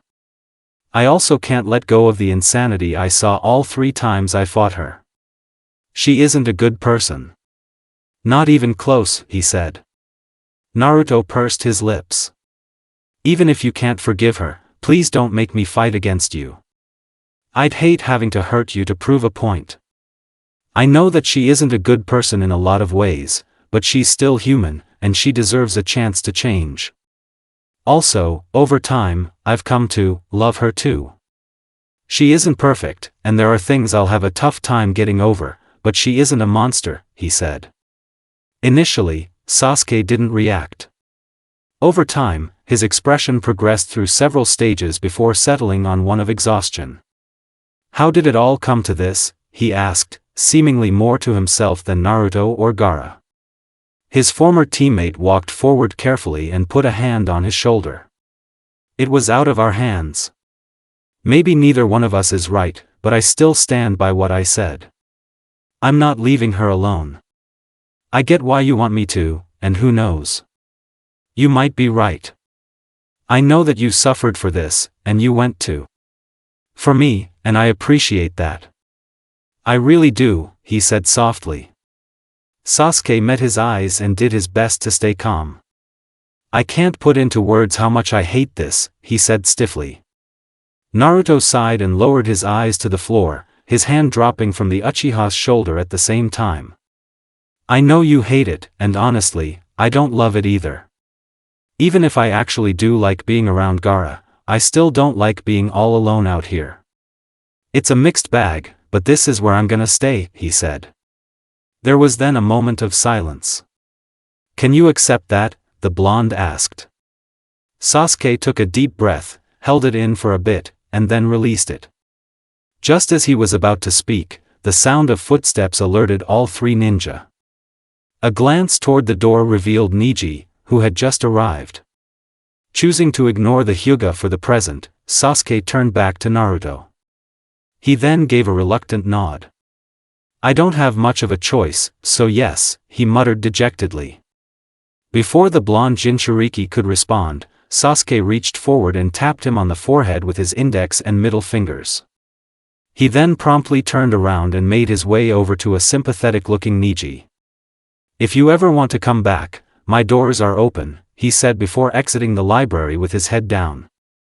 Naruto touched the spot on his forehead that had been poked and stared at where Sasuke once was. I'm sorry, Neji, he said to the Hyuga, who simply shrugged his shoulders tiredly and turned to follow his companion back to Konoha. As I said, it's up to you. I'll extend the same offer Sasuke did. If you ever wish to return, just tell me. I'd make space for you in the branch house, he said before disappearing out the door. For a stretch, Naruto gazed out into the cold morning. Eventually, he turned back to Gaara. What he saw made him gasp. She was unconscious on the floor of the library, which was still on fire in some areas.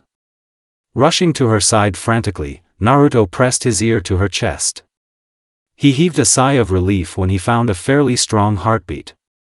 She had reverted back to her human form, and she had likely passed out from exhaustion and attrition. He really did a number on you, huh? He said to the unconscious girl. He then picked her up and cradled her against himself. The blonde carried her up to the 2nd level of the library and found the correct bookcase, which he pushed to the side to reveal a ladder. Let's get you to bed. Naruto snapped out of his near sleep at the sound of stirring sheets. Turning around in his chair to view the bed, he saw Gaara sitting up. She had been asleep for nearly 4 hours, and it was now nearly 10 o'clock. Her awakening was a great relief to the former Leaf Genin, as the duration of her sleep had been greatly concerning. She still looked groggy, but she was very much conscious now. Hey, you alright? Naruto asked the girl. Gaara turned to face him briefly, but quickly looked away and gripped the sheets tightly. Easily understanding the source of her struggle, Naruto stood up from his chair and sat down on the edge of the bed. Look, I know today's been kinda awful, especially for you, but please. Talk to me, Gaara, he gently urged her. Though it took her a while, the redhead finally did look at him. I'm sorry, Naruto. I'm so sorry, she said britly. Naruto didn't speak for a fair amount of time. There was much he needed to process. Much he needed to solve. Be honest with me. Will you ever let me have other relationships? I don't mean romantic ones. You're all I need for that. I mean friends and acquaintances, he asked. Gaara nodded her head and fiddled with her blankets. As long as they don't try to take me from you or drive a wedge between us, I don't care if you get to know other people. I'm not the only thing that should make you happy. If they do try, though, I'll kill them, she said with absolutely brutal honesty. Naruto winced. You really shouldn't, Gaara. Killing is wrong in every way. Especially if they didn't try to take your life first, he said. Gaara reached out and touched his cheek at his words. You're all I'll ever kill for now. I know how wrong it is, but losing you is something I'll do everything in my power to avoid. That includes murder. No questions asked. I'm sorry if that bothers you, but my heart is set, she said. The blonde laid his hand over hers and took hold of it. I'll accept that, but only on one condition. If you think somebody is trying to take me from you, let me deal with them first. If I can't make things right, then, I guess you can go wild. If I do manage to solve things, then leave them alone. That sound reasonable, he said diplomatically. Gaara thought about his proposal for a moment, eventually nodding. Yes, I can agree to that. I'll always leave things of that nature up to your discretion, she said, giving Naruto great relief. Once he was fully calm again, he extended his hand and brushed back Gaara's bangs. Man, you two really trashed each other. Too bad you don't heal as quickly as I do, he said as he gazed at her marked face. The redhead frowned. I don't know how he damaged me this much. I beat him senseless last time. He closed the gap so quickly. I just don't get it, she said frustratedly. Naruto recalled the odd tapping gesture Sasuke had performed on his forehead. Something about people is that they're at their strongest when fighting for something they believe in strongly. I don't really know how else to put it, he explained. Gaara studied him. Perhaps I was at my strongest then. Because, selfish as it was in some ways, I was fighting for you. You're all I believe in, and all I care about, she said. Her tone was flat and apathetic, but her words were sweet and warm. It was a simple statement of facts for her. I'll try to be worth believing in, then. And hey, I care about you a ton too. I'd have gone insane if I hadn't been able to stop Sasuke from skewering you. Naruto replied. Gaara smiled for the first time since her awakening. Thank you for saving me. That's the second time you've saved my life. I don't really know how to repay you. It's not as though I have anything to give you, she said gratefully. Her fellow Jinchuriki laid down beside her over the covers. You can give me your word on something, actually. That'd be a way to repay me, even though I don't really need you to, he said. The redhead gestured for him to continue. Every once in a while, I want to bring Sasuke and a few other people out here. Not to stay permanently or anything like that, but just to visit. If I do that, can I trust you to be calm and maybe even a little social, he asked. Gaara's face contorted momentarily, but she soon mellowed. Give me 2 years entirely alone with you, and I'll agree, she said. Naruto leaned forward and kissed her on the forehead. Yeah, sure. It'll be a bit before it's even safe to bring them, so that's fine with me, he replied with a thumbs up. Naruto then sat up and stretched, prompting Gaara to kick her legs out over the side of the bed to sit beside him. Can we go outside? I need some fresh air, she asked. The blonde nodded and offered a hand as he stood up. She took the hand eagerly and allowed herself to be led up out of their underground dwelling and into the charred library. They quickly exited the building to escape the smoky air. Once there, they walked to the river at Gaara's request. I have a request, Naruto, she said when they reached the edge of the flowing body of water. Naruto raised an eyebrow. Okay. What do you need? He asked skeptically. Gaara pointed to the cold stream and then back to herself. Can you teach me how to swim? She asked innocently. The blonde chuckled and shook his head, much to her disappointment. It's November, Gaara. You'll freeze to death in there. Maybe in a few months, he said. The redhead sighed and latched onto his left arm. Can I make another request then? A different one? She asked. The blonde Jinchuriki kicked a stone at his feet into the water for his amusement. Sure, but I can't really make a whole lot of things come true for you right now. We're a little bit limited right now, he warned her casually. Gaara stepped in front of him and wrapped her arms around the back of his neck. This is something you definitely can make come true, she said vaguely. Seeing that Naruto was confused, the redhead gave him a warm smile. Can we have a family here in a few years? She asked hopefully. Taken aback, Naruto reddened slightly and scratched the back of his head. It'd have to be in a few years, like you said. Let's grow up a little first. But once we're ready, yeah. We can do that, he said somewhat awkwardly. The redhead gave him a kiss on the lips and made more space between them. Fine with me. As long as I can have your children someday, I don't care when it is, she said sweetly, causing him to blush heavily again. After a few moments, he regained control of the heat in his cheeks. You could say that another way, you know, he grumbled. Gaara shrugged her shoulders and threaded her fingers through his. She then pulled him along to walk with her by the river. A few minutes into the walk, a voice chimed in from Naruto's mind. So, are you prepared to live this life? You have no way out now, the fox asked, earning a calm response from the blonde. Yeah, I am. I made this choice, and I'm satisfied with it. She's flawed, but she's so lovable, he replied. The demon shifted around in the far reaches of his consciousness. Lovable though she is, evil will always exist within that girl. Shikaku's mark has been made, and it cannot be erased. Not even by you, he warned his container. Naruto looked to Gaara, who was happily leading him along with a tranquil smile upon her face. I know that. Today taught me that lesson. Sasuke was probably fighting against a demon before I showed up, but with me, she's just a cute, happy girl. As long as I can keep her positive, she'll be harmless, he said. The fox laughed a bit at his optimism. Well, your life is my life, so I hope you're right, frankly. Regardless, you've accomplished something remarkable. He began, pausing for dramatic effect. You've made her love somebody other than herself. The end to this story.